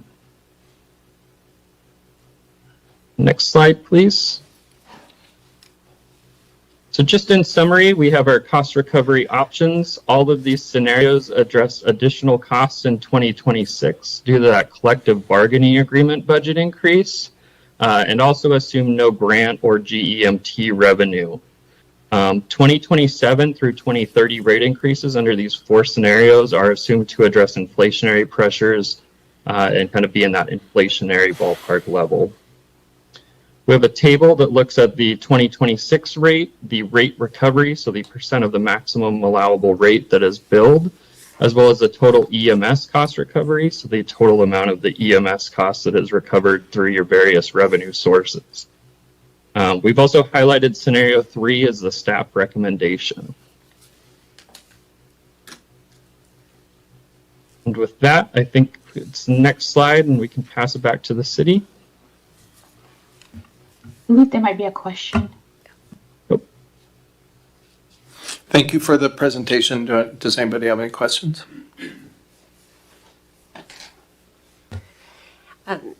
Okay, so yes, we as staff recommend scenario 3, which is the most balanced approach to reduce the impact into the general fund over time, and with the goal of having the ambulance utility be self-sustaining. So we're here to answer any questions and incorporate any feedback into the scenarios, and come back at the next meeting with a formal proposal. Councilmember Cotter. The calls for service going way up, 61.5%. And then there were some justifications supplied there, mental health.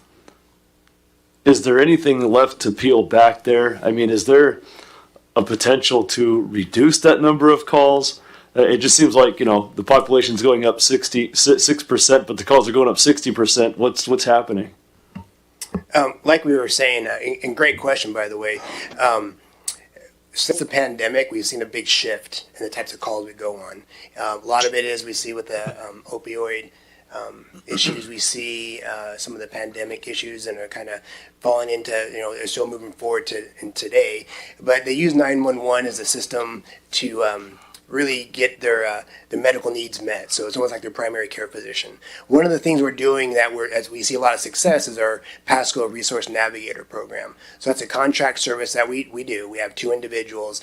And so when we go to patients or see people out in the field that might not need to go to the hospital, we contact our resource navigators who go out and make contact. That's one of the ways we look at reducing the impact or the burden on the 911 system and the hospital system as well. So that is one of the things we're looking at and trying to maybe even expand with that and even regionalize with the other cities. Thank you. Welcome. Thank you. Councilmember Perales. Thank you, Mayor. I didn't have any questions or anything. I just had a comment. I I guess I came here with the intention of proposing that we do the full 100% cost recovery. I just don't understand why we would go with 80% if we're subsidizing to the tunes of millions of dollars every year. I think we need to align our services with our charges. So, I mean, we're facing a budget deficit. That money can be used for other things than our budget. Sure, it's going to be a sharp increase, but I think it should be self-sustaining. And we're not going to get 100% cost recovery. I know that, but at least it'll be higher than if we go ahead and choose 80%. So that's going to be my motion. I would like for us to approve the 100% cost recovery scenario. Awesome, thank you. Councilwoman Barajas, do you want to add to the conversation? Yes, actually I do. Can you please explain how much is getting reimbursed from Medicaid or Medicare? Yeah, so it's a little over 2 million that's being reimbursed. And on the GMT side, it's about 2.3. Okay. And that still won't help with the 80% recovery. Right, and we are taking out the GMT for now just to be very conservative. So if it doesn't, at the federal level, if that doesn't change and we end up continuing to have that revenue source, then we would likely come back and adjust if needed. But at this time, we're just being conservative with the information we have at this time and excluding that revenue source. Okay, thank you. Nothing else to add. Thank you. Councilwoman Brast, is there some direction you were hoping to give staff or a way you think we should go with this? Sure. I'm going with the recommended scenario 3. Okay, thank you. Councilmember Cotta? Leo's suggestion, I understand the logic behind it. Are there criticisms behind scenario 4 with the exception of a large rate increase? Criticism? Not that I know of, except it is a large rate increase. And so looking at the what our community can tolerate, and with such a drastic increase, we see most of it's because we're removing that GEMT funding, which is a pretty big source. So we just wanted to look at it if there's a phased-in approach, or if we can go in all at once, that'd be very good. But again, we want to be very cognizant of the impact it has on our community. Yeah. Thank you. I appreciate that. I guess. Can I add to that, please? Oh, what was that? I'd like to add a little comment. Oh, go ahead, ma'am. So this is in support of, again, what Chief Crowley just said. If we were to raise 100% the rates, again, we need to take into consideration the high users. The majority of the calls are individuals that are on a fixed income. You give them 100% of the cost, we're putting people out. They're going to have to decide whether they're paying for their low-income housing, food, or medication. We're talking senior citizens most of the time. So hopefully people take that into consideration. And just to clarify, if I can clarify, this is just the monthly rate, not the actual cost for service, though, correct? Right, that's the rate that residents would receive on their monthly utility bill, and it comes along with their water, sewer, and irrigation. It's all. Oh, so yeah, it's spread across Right. what everybody's paying, not somebody that uses the service more often isn't necessarily paying more like that, unless they're actually taking rides in the ambulance. Right, and that's like. in the transport fees. Okay.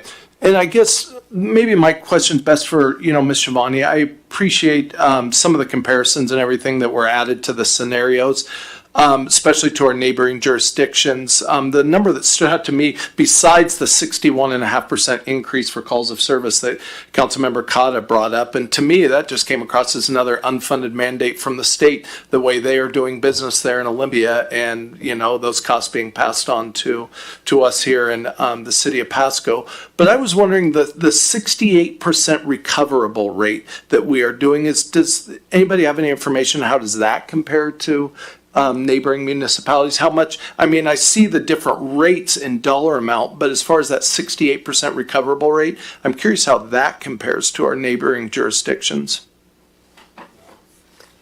Can you? Thank you. That's an excellent question. I'm going to have Chase help us because we are doing a couple of studies, and Sunnyside is another city that we're supporting.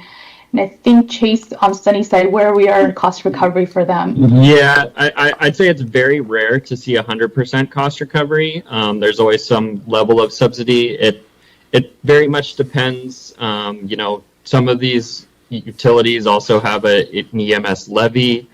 I would say 100% is very rare. I would say somewhere in that 55 to 85% range is probably fairly typical. But we could get back to you with some better numbers on that. Okay, appreciate that. Councilwoman Blaisdell, anything to add? I guess, go ahead, Councilmember Cotta. Is there any accountability on the person making the call? Do they pay anything at all when they call for an ambulance or for an EMT or for the fire department to come help them out in some way? So if I'm hearing you right, if someone picks up the phone and calls 911 and we respond and we make contact with them, do we bill them directly from that aspect? Yeah. Or just services rendered? Usually if it's a transport. Mm-hmm. So we, if we go and provide a service and we take them to the hospital, then we would charge them. Mm-hmm. So this is just funding you to get to them and then provide a service there. Right. So part of that, when we talked about that rate, the reliability and availability, that's part of that. And so make sure we have the staff. And then the other part is actually providing the service. So the medications and the supplies. Okay. Thank you. Mm-hmm. I think that's really helpful the way you put it there, Councilman Cotta, that it is kind of the cost to get there and render the service, not to take them away if needed. And so I guess just if you would help clarify, just for myself a little and for the public too, Ms. Garcia, as far as these different funds, if really it's either the general fund supporting this through property taxes and sales tax or this utility fee, correct? And so we're just kind of choosing which one we're doing, correct? Yeah, and we do get, we do have some Medicare and Medicaid payments that come in, but typically it's discounted, right? We bill the full amount and then it gets discounted quite a bit. So we don't always get the full amount that we bill when it's a Medicaid. Awesome, yeah, and I see those write-offs every month. Well, I agree with Councilmember Perales that, we are in a budget crisis and everything, but at the same time, I know a lot of our constituents are also struggling with their budgets right now, so I would probably be more prone to go towards the 80% recovery rate is kind of where I'd be on it. And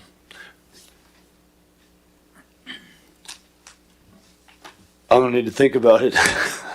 Excuse me. Yeah, I think it's a huge increase when you go. You're already getting a $10 increase, and a $20 increase on top of that is difficult. But I like the transparency of people knowing exactly what their dollars are going to when it comes from a general fund. Yeah, it just gets pulled in from some other tax revenue, and this is very direct, and people know what they're paying for when they do it. So I don't know. I'll be considering one of those two options. Ms. Sigdell? Mayor Pro Tem, if I can add a few things just from Yes, please. My history with this fund. There's really three sources of revenue. One is when you transport someone, so somebody calls, you transport them to the hospital. One is the utility fee that goes in, which is essentially called an availability cost. So you're paying for the fire station, for the ambulance to be there when you call. And so it gets charged on your bill, on your utility bill every month. The other thing that we try to do is really connect the demand for the system. So for example, with some of the high foot traffic businesses, we charge ambulance fee based on the number of employees that they have within that business, because so if they have 6 or 7 employees within the business, that's equal to about 2 households. So we try to spread the cost in a way that feels equal. But the other part that is a little bit difficult is this is essentially a medical service. And so you have patients who we bill Medicare and Medicaid for, and what might cost around $3,800, $4,200 per visit That is what it costs for us to go to a call. You might get $350 from Medicaid and $550 from Medicare. And so when you see those bills that you approve on a every other week basis, and you see the write-off and there's large amounts there, majority of that is from the ambulance fund as a write-off for those Medicare and Medicaid. And so there's some components there that essentially we have to subsidize or allocate overall. So those are the challenges that you're dealing with as well. Just want to add that in. And that's probably the biggest thing that you see that jump, like we talk about that GMT. So if you're not familiar, that's that bridge. So as we talk about with Medicaid, if you're only getting $300 and some dollars per billable that you can bill out, we know no system can sustain this billing that service. And so that's where GMT came and made that offset and made that bridge. As we're being very conservative, is we're pulling that out because that's federally funded, and that really through the state is only supposed to last a couple of years. We're on year, I forget what it is, 5 or 6. And with the current climate with our government, we will want to make sure that we're not relying on that as a means of being sustainable. And so that's why we're pulling that out. So it's almost like worst case scenario, just to ensure that we can provide the service to our community. All right, thank you. Anybody have anything else before we invite the public? Oh, sorry, go ahead, Councilmember Prowse. Just to make a note, if we would have implemented perhaps 100% operating cost recovery, we're not going to pay $3.75 million in 2026, 3.9, and goes up. We're burning $6 million this past year. $3 million, we cut that in half. So just I think we need to be a little bit fiscally responsible. Like Mr. Cotta said, people need to understand when they call for service, what they're going to pay. Obviously, we're not going to get the full 100%, but we need to stop the bleeding. So that would be my only. Obviously, it's only going to be between the 80%, 100%. So whatever the council decides, I'll go with that. But I think the 100% operating cost scenario is the best one. There was a graph about how much the citizens, the households are paying for this service compared to other cities. What about the cost of the service compared to other cities as opposed to what we're paying? I mean, are they fielding much less calls? Is there anything going on there that justifies paying less in these other cities compared to what we're paying here? I can speak to, so for the city of Kennewick, they run more calls than us, and we're real close to Richland with those calls. So I can do some research and see what their cost per call is and what they do with that, if that's what you're asking.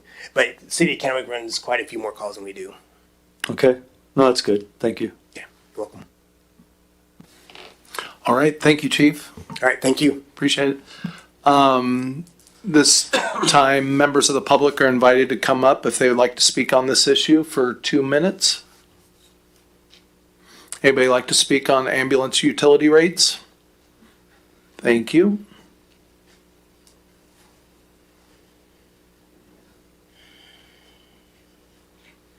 I have a question that I probably can't answer right now, but I get charged for an ambulance fee through my mobile home park of. Oh, your microphone. Oh, thank you. So I get charged an ambulance fee of $16.79 a month, along with billing fees of $6 and then $1 for mailing fees. How do I verify that the money that I'm giving my landlord and mobile home park going to these fees? Because when I pay for my ambulance, it comes out of Medicare because I'm on state assistance. So are we regulating what is happening on billing in our community with charges like ambulance fees and so forth, where why is my mobile home park charging me that? Is that money going towards the city and the community for those charges? And we have the billings all over the place, but I don't understand why we're getting the ambulance fee along with. I would like to see if the city holds the mobile home parks or whatever accountable if they are charging us for that. Where is that money going? And is it really going to Pasco City?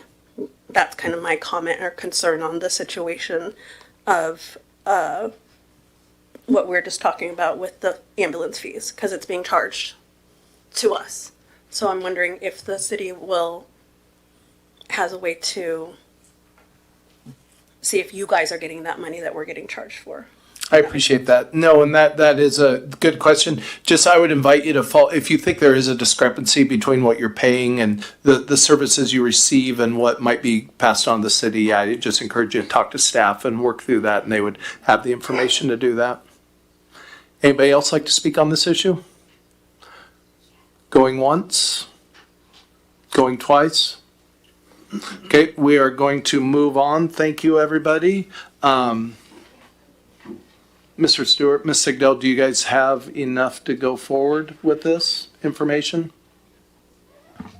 What I'm hearing from at least most of the council is moving forward with option 3, the 80%. Or do you want us to prepare both the 80% and the 100% and bring that, and the council can decide then? That would probably be best, especially since Mayor Milne isn't here tonight, and let him have an opportunity to have that option, I think would be really good. Okay. Thank you. All right, number B, adjustment of utility tax rate, letter B that is, adjustment of utility tax rate for city-owned utilities, and this is Ms. Sigdell.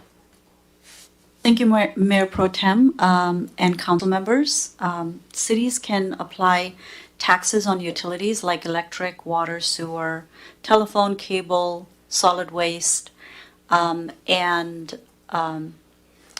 currently our rate for the city of Pasco for all of these services is 8.5%.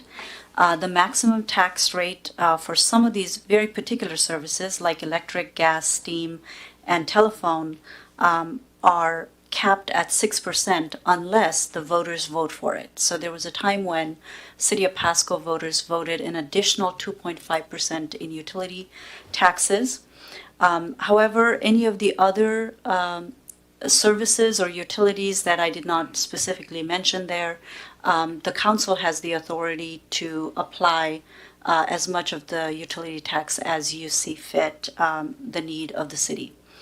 The city relies on these revenues to essentially it goes to the general fund, and it is the third major revenue after property taxes and sales taxes. So it's a pretty critical revenue source for the city.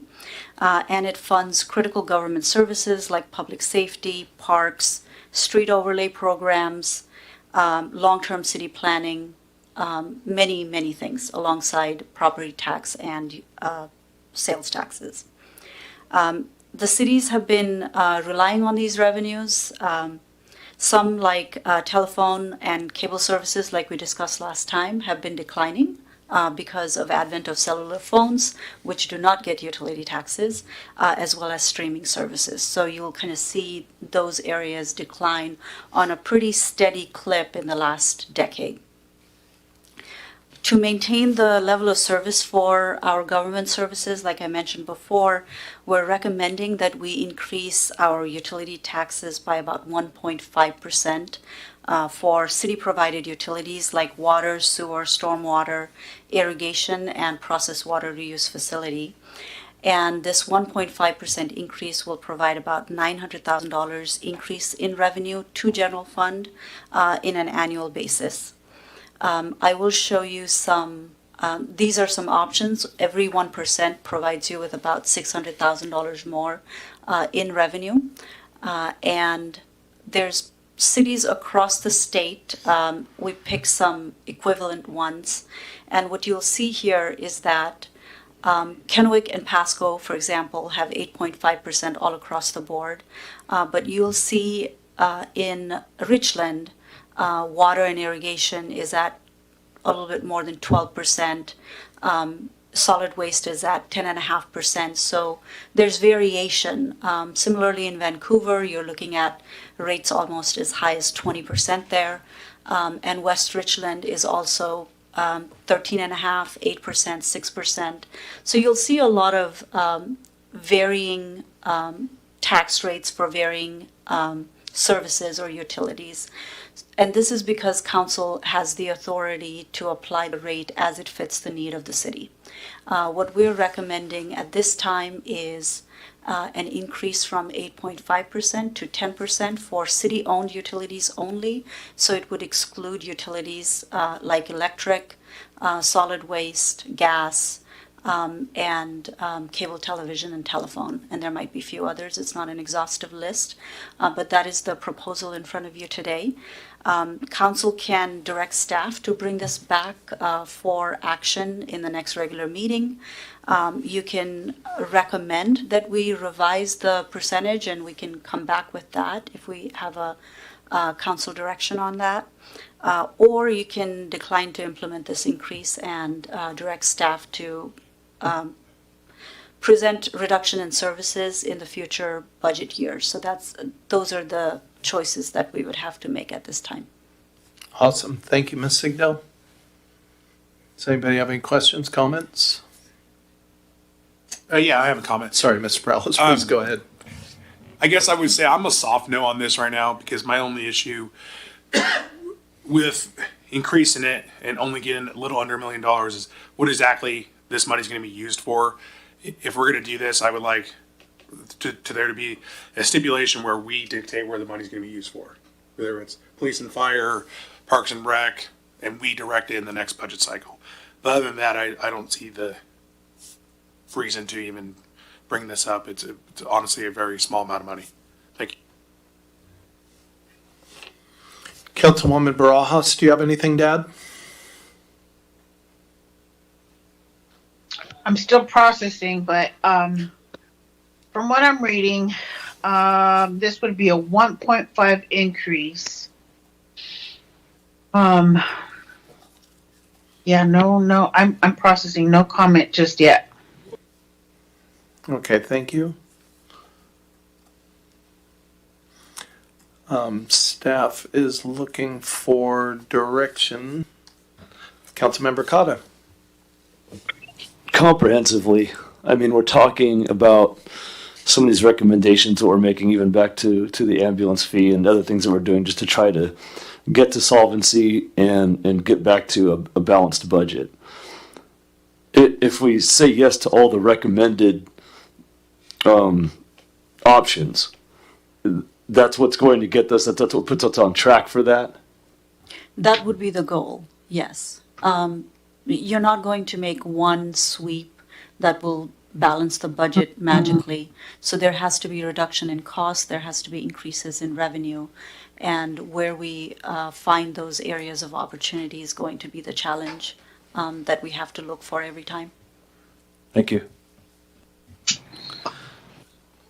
No, and yeah, I appreciate it. I mean, it's hard. I mean, like just kind of the last discussion, I see we're not done talking about these things. I mean, it is, it affects ratepayers, it affects taxpayers, but as Councilmember Cotta was saying, I think we do have a fiduciary responsibility to obviously bring us back to solvency and not live on our reserves over a long period of time for the city.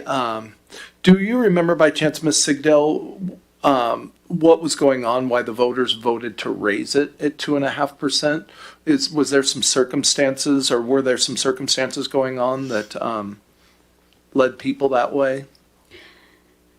I will have to confirm this, but if my memory serves me right, it was for street overlay. And so we moved those funds to the street overlay fund to maintain our city streets. Mm-hmm. No, I appreciate that. Thank you. Oh, sorry, Mr. Stewart. Thank you. No, that's right. I just wanted to follow up on Councilmember Cotta's statement as well as what Rich has said. So, and to some degree to what Councilmember Prowlis was talking about on the last agenda item with ambulance fees and whether it should go to 100% or 80%. You're balancing your budget right now with $6.5 million, and that's assuming that stays flat, which it won't. You have to close that gap, but that gap's actually getting bigger year after year. a couple council meetings ago, we approved a $1.2 million increase in wages for the fire department, which we addressed a little bit here in our presentation with regards to ambulance fees. We're limited by state statute that we can't be reliant on property tax. That isn't an option to go to raise, to bring in revenue, because we're capped at 1%. So the only other alternative we have is these other fees, or like Ms. Sigdell said, is we have to begin reducing services and cutting back costs, because you cannot continue to sustain using reserves at a clip of $6 to $7 million a year. Eventually you're going to run out of reserves. You're going to hit minimum levels, and you're not going to be able to rely on it anymore. And so I think the council is correct in deliberating. This isn't fun conversations to have. I don't think anyone in this room wants to increase fees on taxpayers.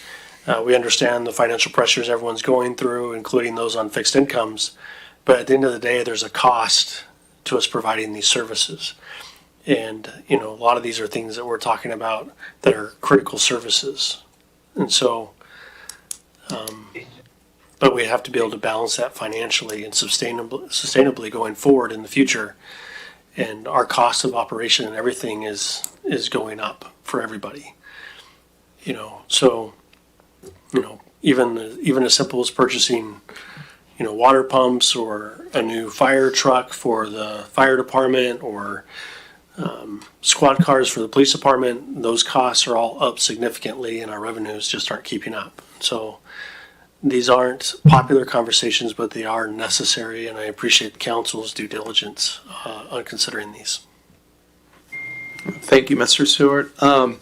I guess I would, reluctantly, I go in the direction of, I think our responsibility as a council, though, is that fiduciary responsibility to balance our budget. And with a $6 million shortfall, we aren't going to get it all from one bucket of money, whether it be, the big ones like sales tax or property tax that I'm pretty fundamentally opposed to in most situations. So, with that reason, I know that we've had lots of discussions with staff in the past about, one thing that wasn't mentioned was efficiency changes. And I know our police and fire specifically have done their best to cut back on overtime and other expenses that add that. But I would be reluctantly in favor of the 1.5% increase.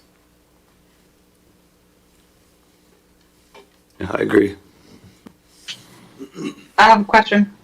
Yes, ma'am. Go ahead, Councilmember Barajas. Sorry, I've had my hand raised.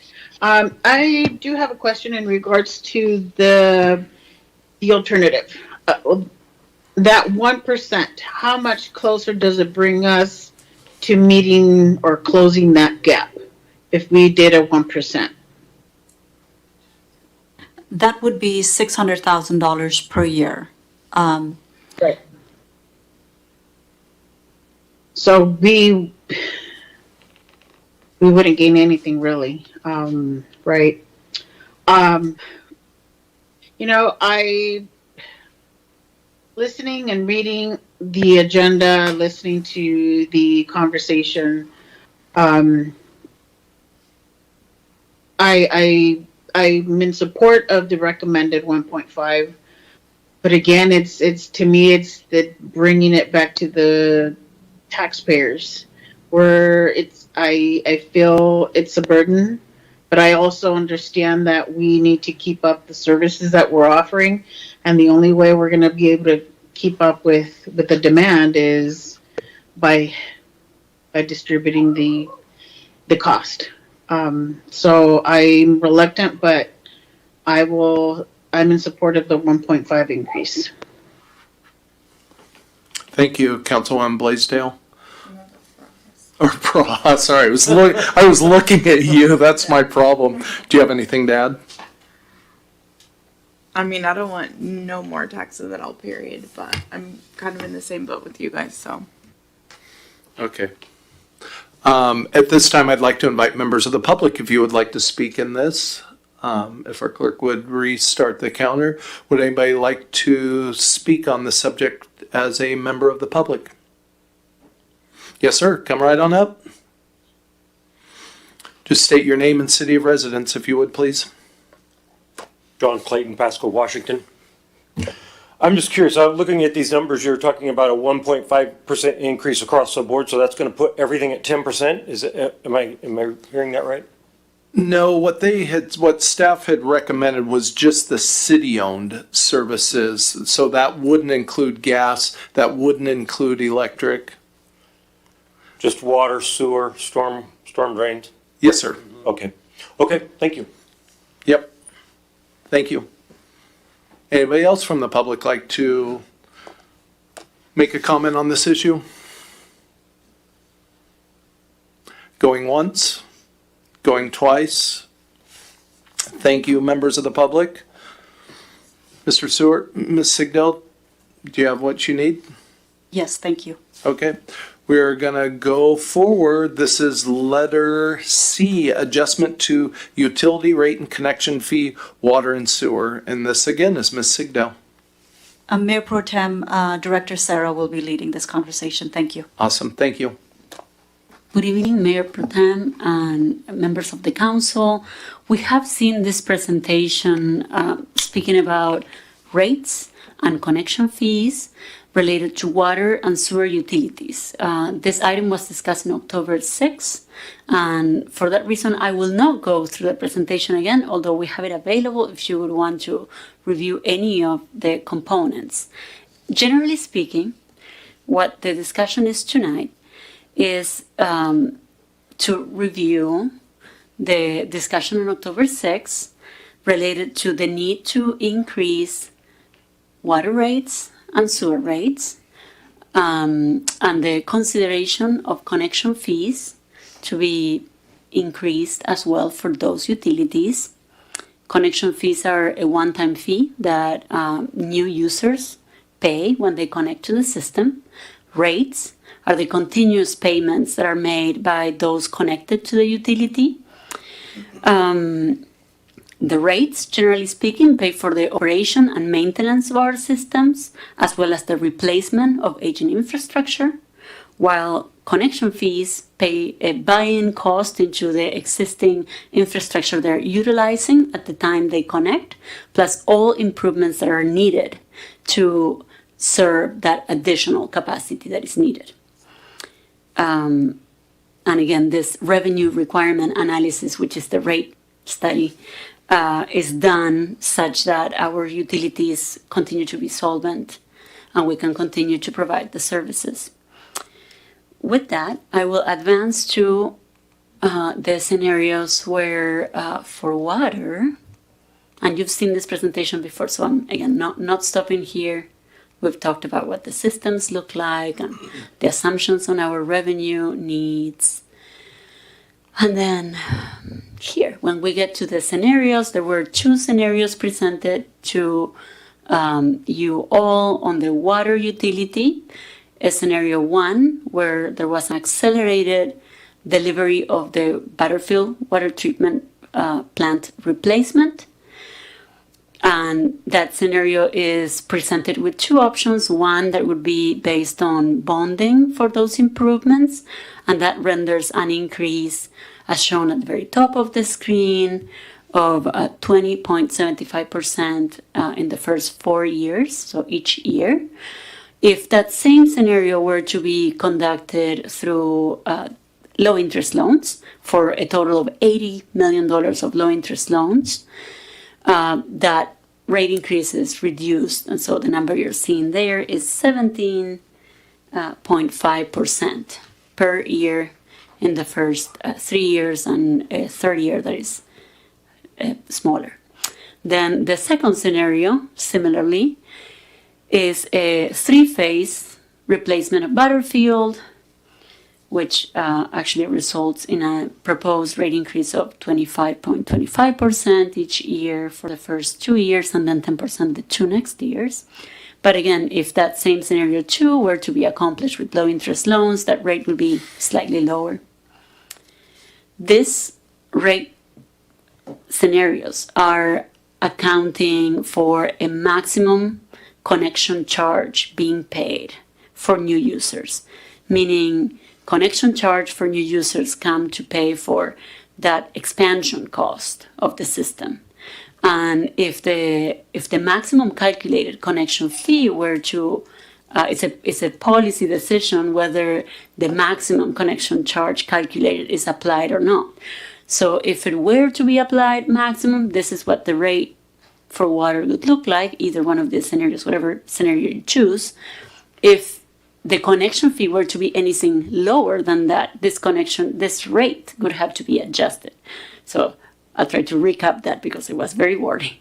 So you have these rates, which are the monthly rates for different scenarios, and this corresponds to a maximum connection charge if you were to choose to do so. Now, if you choose to not have a connection charge, these rates could increase to make up that difference in revenue, because overall there is a certain amount of revenue the utility needs to continue to operate and to be prepared to serve the new users. All right, so this is water. Sewer is a little bit simpler, and we'll go there. We only have one scenario, and that scenario shows us with an 8% rate increase in the first 4 years, which is what the rate would be set for. And this again corresponds to a full connection charge applied. If the connection charge were to be chosen at a lower level, these rates could increase to make up the difference. Your packet included a scenario where rates would be increased 1.5% from any of these presented scenarios for a connection charge that was half the maximum calculated. And quickly, to go over the maximum calculated connection fee, it would be for water, and it would change based on, yes, it's further along, I'm so sorry. Got ahead of myself. Yep, a little more. Yes, right there. Okay, so the connection charges as maximum allowable calculated changes for water based on the size of the meter. So for a single family residential home, typically the meter is a 3/4 inch, and that connection fee, the maximum allowable, is $6,148. And for sewer, the same residential unit is $4,354 as proposed. Again, you have the ability to choose lower connection fees. And with that, tonight is just a discussion, and we would be bringing back the options that you prefer for action. Thank you. Awesome. Thank you, Director Sarah. Do any members of council have anything to add to, or any questions to ask or comments? Oh, sorry, Councilmember Prowse. Lost my spot there. I was looking at something, but did you go over the last page with the rate forecast comparison with half the connection charges? On our packet, there's a page with. Yes, it is in the packet. It's not in my screen, but I'm happy to read that out loud. So, should half the connection charges were to be applied, the single family residential standard meter, the 3/4 inch, would be $3,074. And again, all the other ones would be half the number you're seeing in the screen. And then the rates, instead of the scenarios presented, each scenario would be increased by 1.5% in that case, which effectively for scenario 1, it would put the 20.75% increase to 22.25% increase. So it's 1.5% more than what was in the slide where I have all the scenarios for water. And similarly for sewer, the connection fee for a single residential unit could be $2,177, which is half of what is shown in the screen in green at the bottom. And the rate increase would be 9.5% for the first 4 years as proposed for the rate setting. Does that suffice for you, Councilmember Perales? Yeah, and then just my comments would just be that I know we're trying to be more affordable in regards to housing. I just don't see where this helps out that endeavor. Not to mention, I wanted to know if we did get a memo from someone today, if that could be into the record. He brought up a lot of good points. But one of them was tied to the LID 152.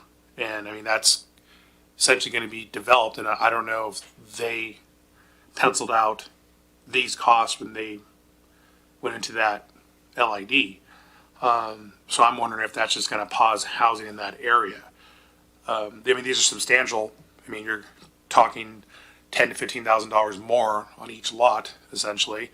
I remember a year ago we did a presentation where we showed all our fees and stuff. I would love to see that table now with some of the things that are coming across our dais in regards to how much it costs to build a single family home. I think by now we have to be the highest in the Tri-Cities.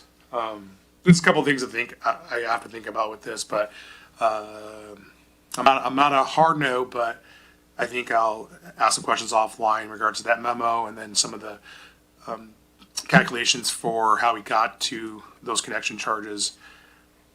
But I don't know if this is the best time to do this right now. Thank you. Thank you. Councilwoman Barajas. Nothing to add, thanks. Okay.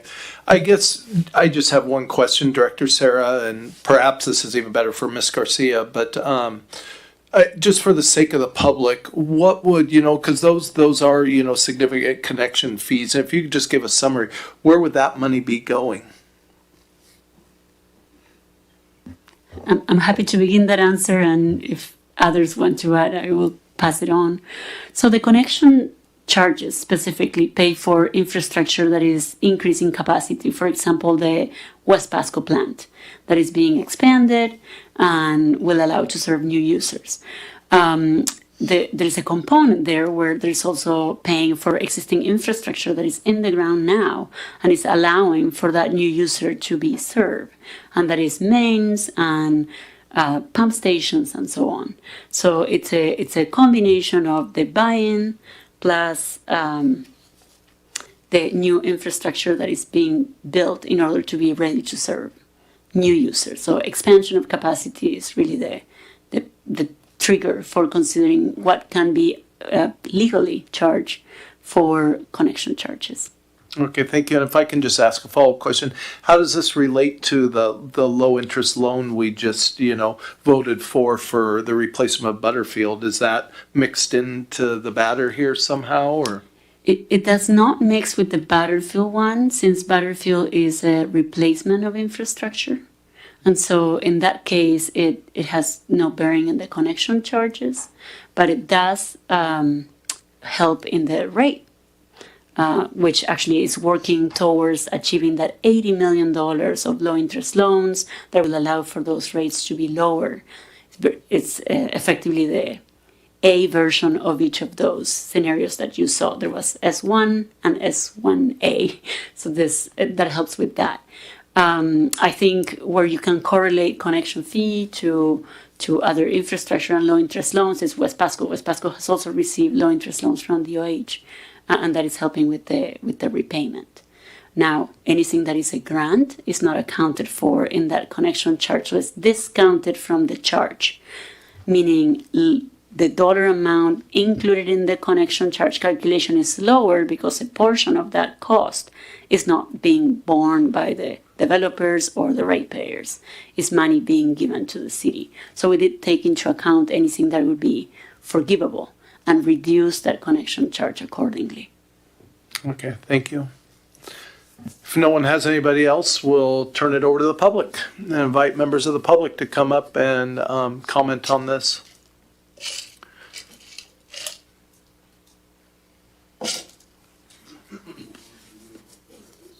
Thank you, Mr. Padvork. And we did receive your email, and just so you know, yes, or at least I read through it, this afternoon, the time that allowed. Most of my research for these meetings is over the weekend, but yes, I did take the time to at least skim real quick, but thank you. If you'd state your name and city of residence for the record, sir. Yeah, John Padboric, Kennewick, Washington. I'll probably start this off just by saying if people had read the memo that I sent and had any questions, I can field those. If people also want me to do just a high-level overview, I can do that. But you've got about 2 minutes to get from me what you need to make. It's up to you, sir. What would you like us to know? So a couple things. There's a question of why am I here, and I represent developers, which there's sometimes developers' interests and city interests are at odds, but in this case they're fairly aligned. If you look at page 4, page 9, you'll see that, at least according to the numbers I ran, which the city didn't publish a full rate study, so I had to kind of do my own research and try to piece it together. Had to make some assumptions that might not be the same assumptions staff made.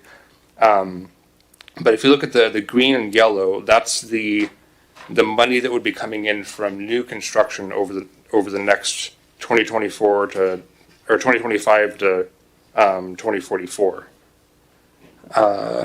And so what you'll see there is that existing residents, the income that can come from them will pay for O&M, and it will pay for some of the new CIP projects that you have in your budget, but it won't pay for anywhere near all of it. There's a blessing and a curse to growth. You really need to have growth to be able to pay for those projects, and you need to balance it. And so right now it doesn't feel very balanced. A couple things, there was discussion of including the existing infrastructure. The logic busts with that. If you look at page 4, it's a concept of an old junky car that's got almost nothing left on it.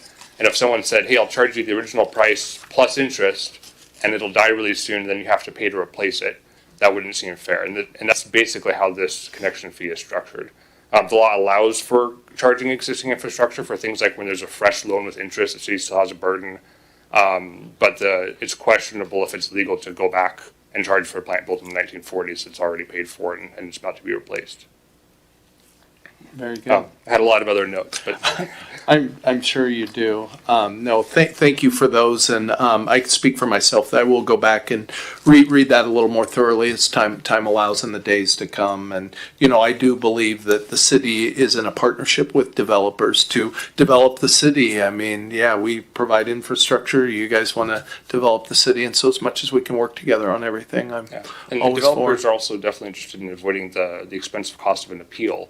Because that ultimately gets paid by the prevailing party probably. So if the city makes a decision that's incorrect, not only would there be damages that would possibly be recoverable, but also the cost of that whole mess would also be something that would be best avoided.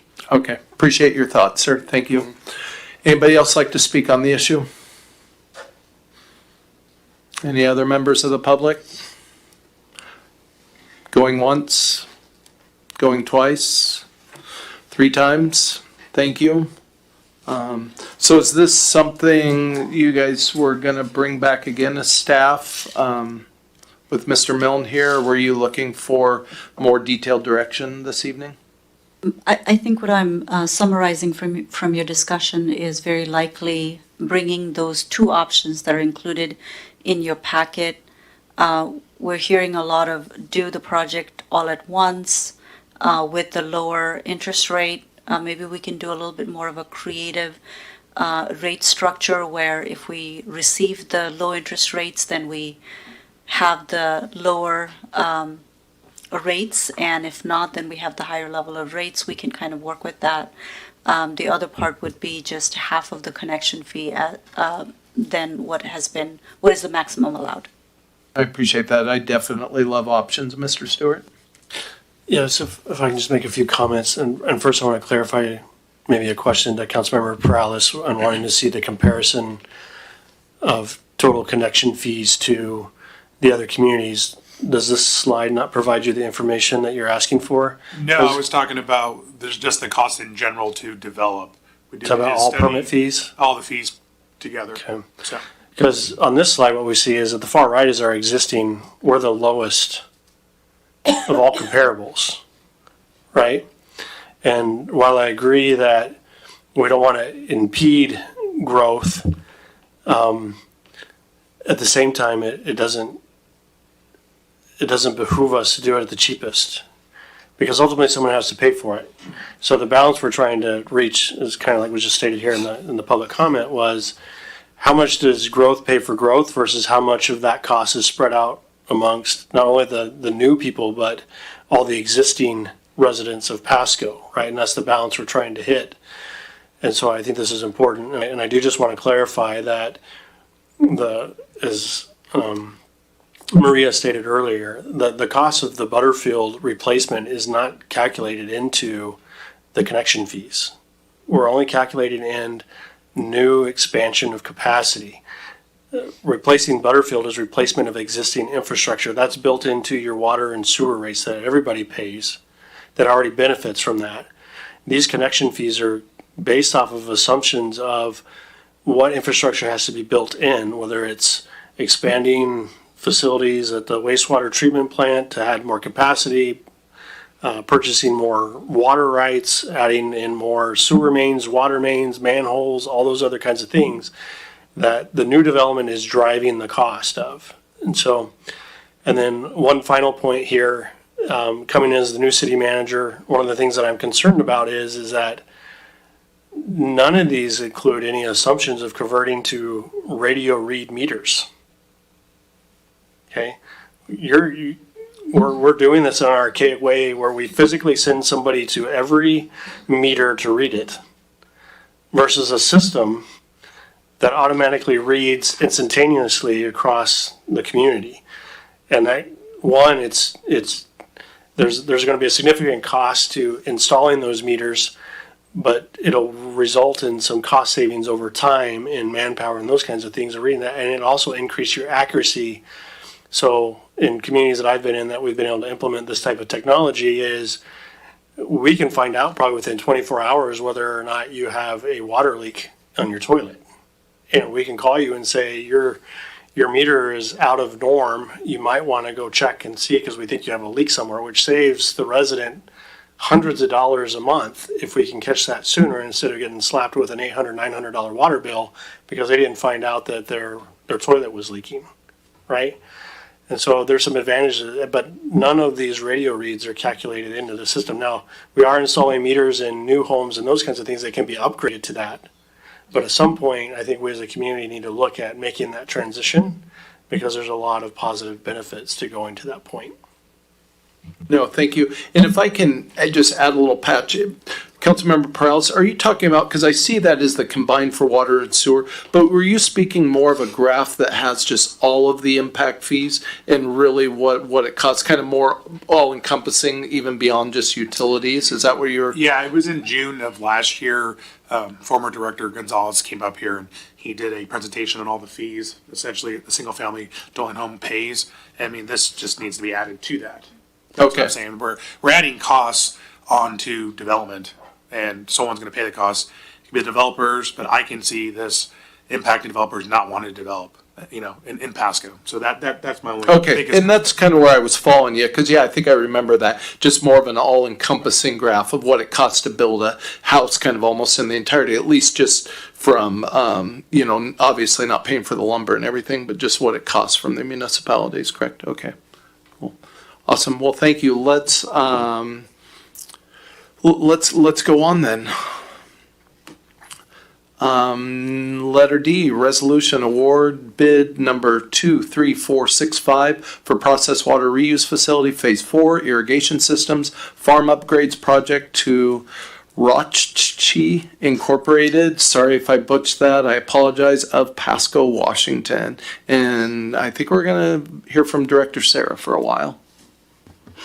Good evening, Mayor Pro Tem and council members. This is, as you said, PWRF had an expansion plan, which the treatment facility we talked repeatedly about, but recently we discussed the expansion of the land treatment system, and that is the field irrigation system where we dispose of the pre-treated wastewater. This project will accomplish exactly that. We will be adding 2 new areas to that land treatment system, and the project will actually build pipelines that will reach those 2 new locations and prepare for the installation of circle pivots for the irrigation itself. which is an item that is coming next in the agenda. So the two areas added are shown in orange in the map, and they are adjacent to existing land treatment system for the city of Pasco. For this project, which complies with our facility plan for that facility, we requested bids. We received 10 bids, which was incredibly competitive, probably one of the biggest bid openings since the last decade I've been here. And the lowest one was from Brodsky, and it was in the amount of $5,423,613.74.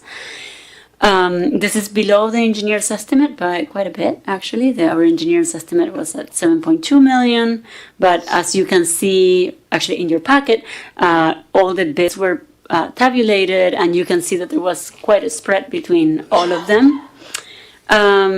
This project will allow for compliance with ecology permitting of that facility for the land disposal system, so the waste discharge permit into those fields.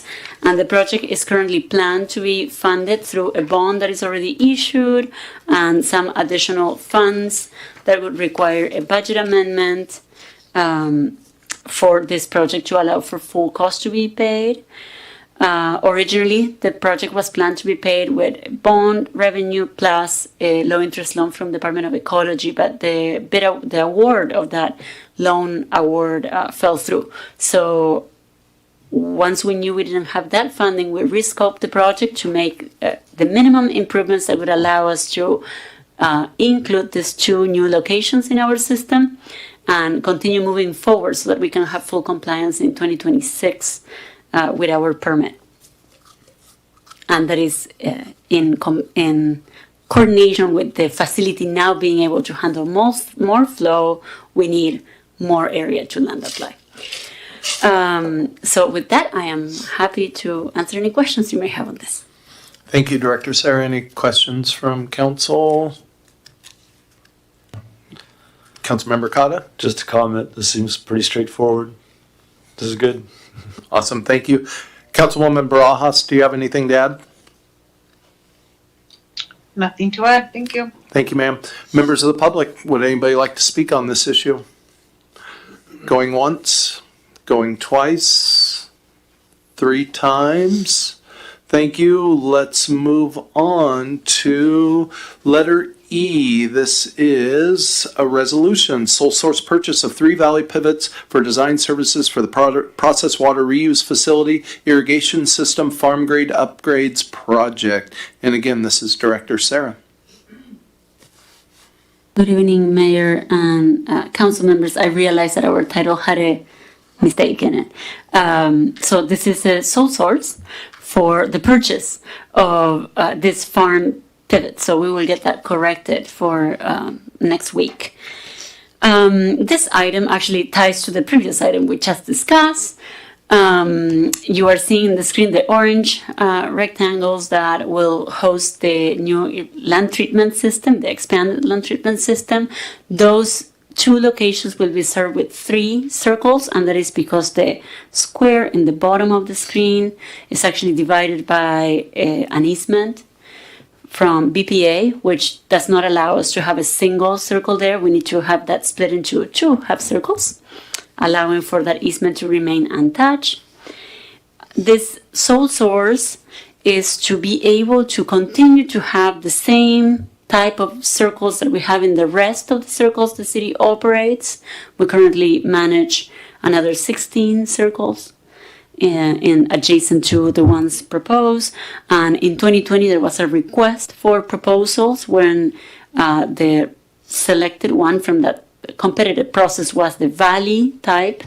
And so we want to continue to have that same type of equipment so that it's easy for our crews to repair and replace components and have things on the shelf to be able to do that expeditiously. The total cost for these 3 pieces of equipment pre-tax is $466,206.44. That is not to exceed that amount. And with your approval, we would move forward with the purchase. And this is part accounted for budgetarily within the cost of the project that you saw in the prior item. So it's included in that overall $7 million project cost.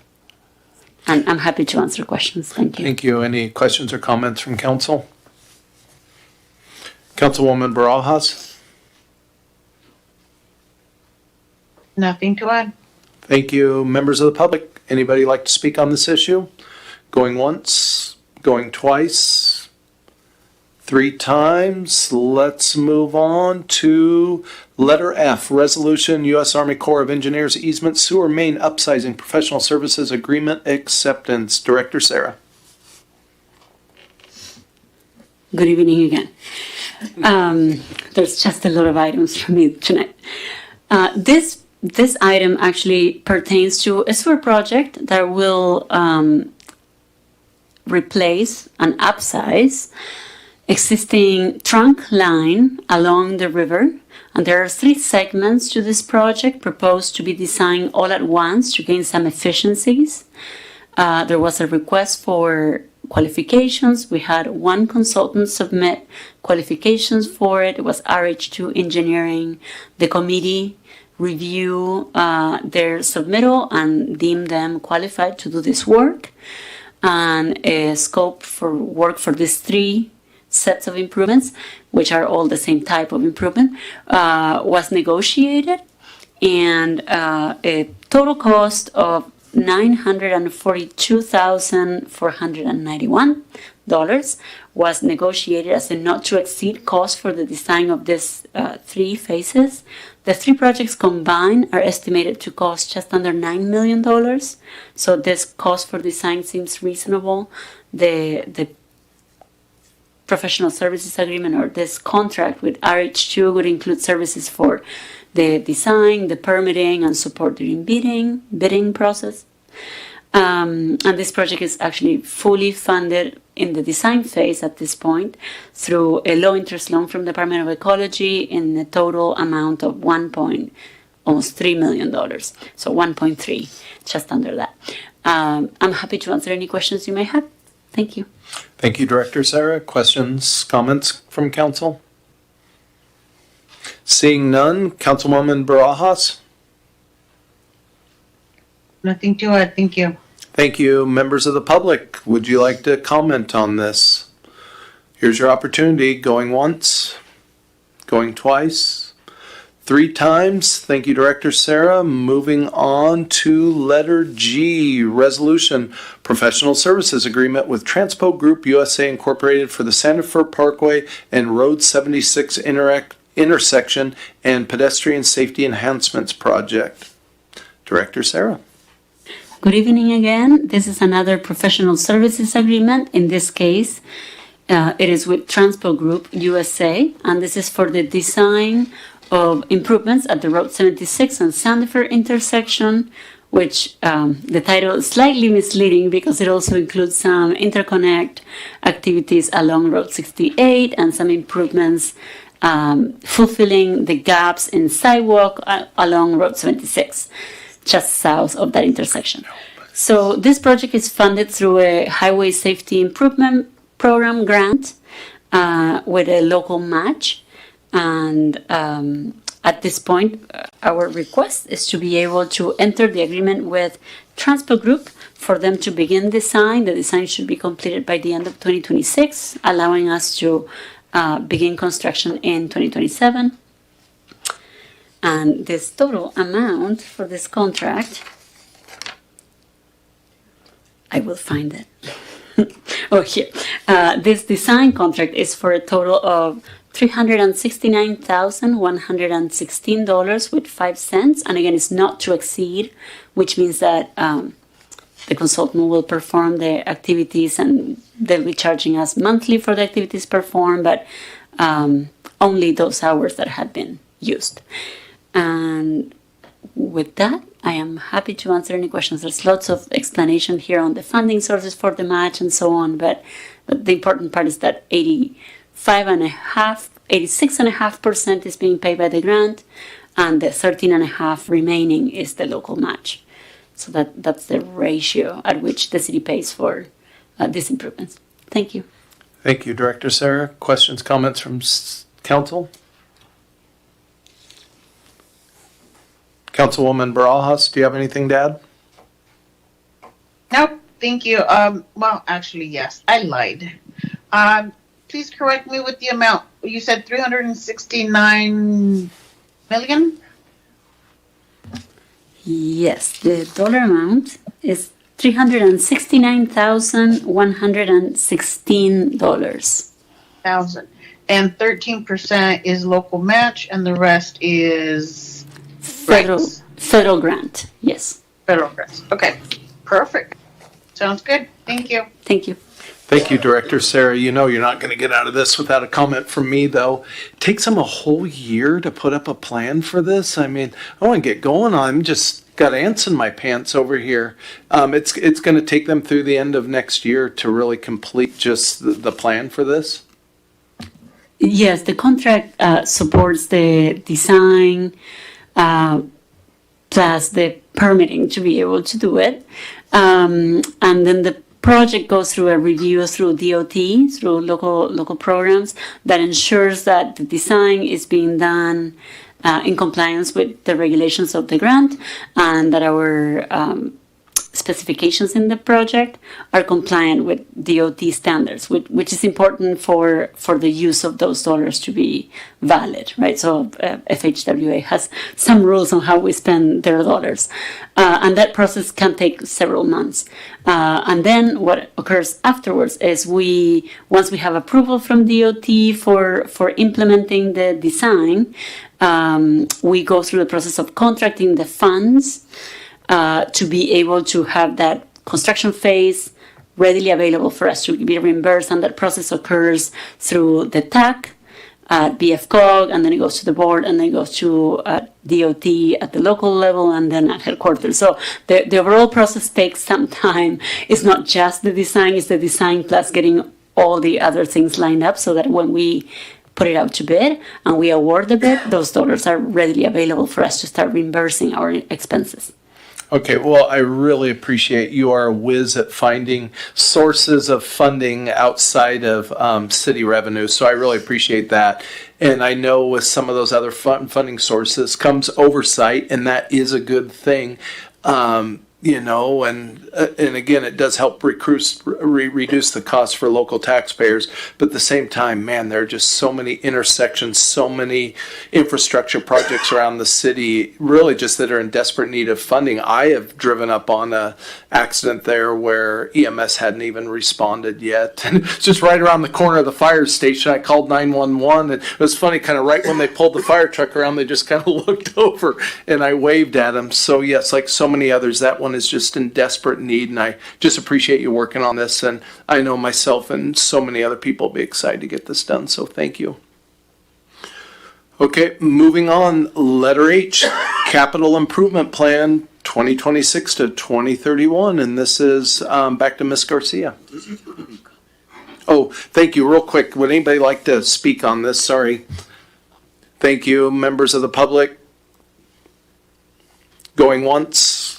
Going twice, 3 times. Thank you, Councilwoman Blaisdell. Now to the Capital Improvement Plan, letter H, 2026 to 2031. And again, we're back to you, Ms. Garcia. Good evening again. Yeah, so we will be going over the 6-year capital improvement plan, and we are going to focus today on transportation and what we're calling general government. So that's buildings and facilities and parks and rec. And on the following meeting, we will focus on the utilities. So we're just kind of splitting those up for you today. So overall, the plan is developed using council goals and various plans and studies, as well as assessment of the systems and any critical needs. So here we have just the general categories of the different funding sources. So as Director Sarah mentioned, she is very successful, the city is very successful at securing some grants, and that is usually the internal funds are the match for those grants, and as well as there's various types of low interest loans and then external bonding that takes place for these projects. And then there is a category that is for unsecured, and usually that's in the outer years, which is typical since grants are usually not secured that far in advance. Okay, so here we have a trend of the past CIPs. So you can see it's kind of slowly decreasing. So the current plan is at 498 million. Okay, and overall for all project types, it's a total of 133 projects, and that's in all the different categories that we'll go over in the next slides. And as I mentioned, 498 million over the 6 years, and 29% of that is currently secured. And for the coming year, 91% of it is secured. So here we have a chart showing all the different categories of the project types. Transportation, it makes up 34%, which is one of the categories that we will be focusing on today. So we have a few just updates from the prior CIP, some projects that have been either completed or are at near completion, which the majority of these have come to council with project acceptance. So just a highlight, a kind of recapping of the progress from the last CIPs. Okay, so here we have just as a whole big picture, the different categories and totals by year. Again, the ones that are grayed out are the ones that we will be focusing on the next meeting. So today we will be going over building facilities, parks and recreation, and transportation. So for that focus group, I guess, for those projects, it's total of 85 projects and totaling 268 million over the next 6 years, with 78% of that being secured within the next year. So this is a lot of kind of the same information, just specific to the projects that or the project types that we'll be going over. So for these three categories, this graph shows how much is unsecured by year. And as you can see, starting in year 3 of the plan is where there's quite a bit that's unfunded. And again, that's mainly due to timing of grant awards and the amount of time that it takes for bonding. Okay, so we will be kind of highlighting some of the internal funding sources and just going over what the total impact is for each fund. And on the slide here, we have just a list of the projects that are being funded by this, and most of them are most of them are matched to grants or have a bigger impact. And your packets did have a little more detail on each project. This is more high level by fund. Oops, sorry. Okay. So same idea on the majority of them are transportation, as these are funded through, for example, this is one of the ones that we were discussing earlier with the utility tax rate. That 1% that was voted for in the past, 80% of that goes to this fund. So for the economic development, the first 2 years are in the plan are budgeted, or 26 is budgeted for, and then the outer years there's not a lot of impact there.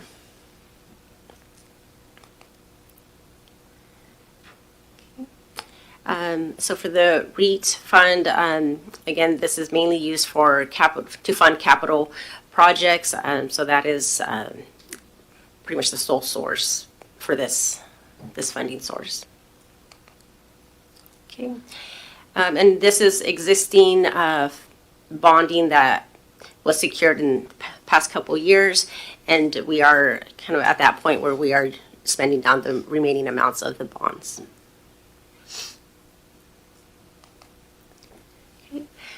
So just a couple projects that are being highlighted today are just the ones for Parks and Recreation, a couple that are going into 2026 and are either fully secured or partially secured. And we have here the amounts that are the total cost and the year that they are starting. And same idea for transportation, just highlighting a few of the upcoming projects and the funding source or the phase that it's in. Okay. And we have a map here that has the different projects, which kind of ties into what we were just discussing. And as I mentioned, the city has been very successful in securing grants. So this table here shows all the different projects that and the different funding sources that have been secured. Okay. Actually, do you want to touch on this? And this is Maria again. But in this slide, really, we want to highlight the dependency of both types of projects, transportation and parks and recreation or facilities projects, really reliant on grant funding and external funding and support from external sources, where we anticipate that the landscape for grants is somewhat drying up, and we've talked about this several times already. We anticipate that while we've been very successful until now, likely we will be less successful in the future because the dollar amount available and the number of programs available to us will be reduced. Just understanding where our state government and budget is, and then the federal prospect of grant funding just being reduced as well.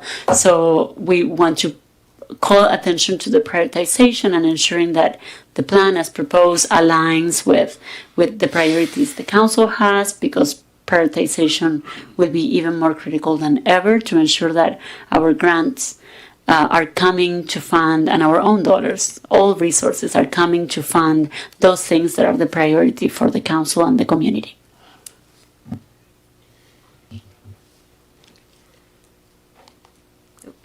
Yeah, so with that, I'm happy to answer any questions. But overall, this plan is, it's not a budget, it's more of a plan, a roadmap for the next 6 years, and to focus our priorities on infrastructure and investment into the community. Thank you, Ms. Garcia. Questions, comments from council?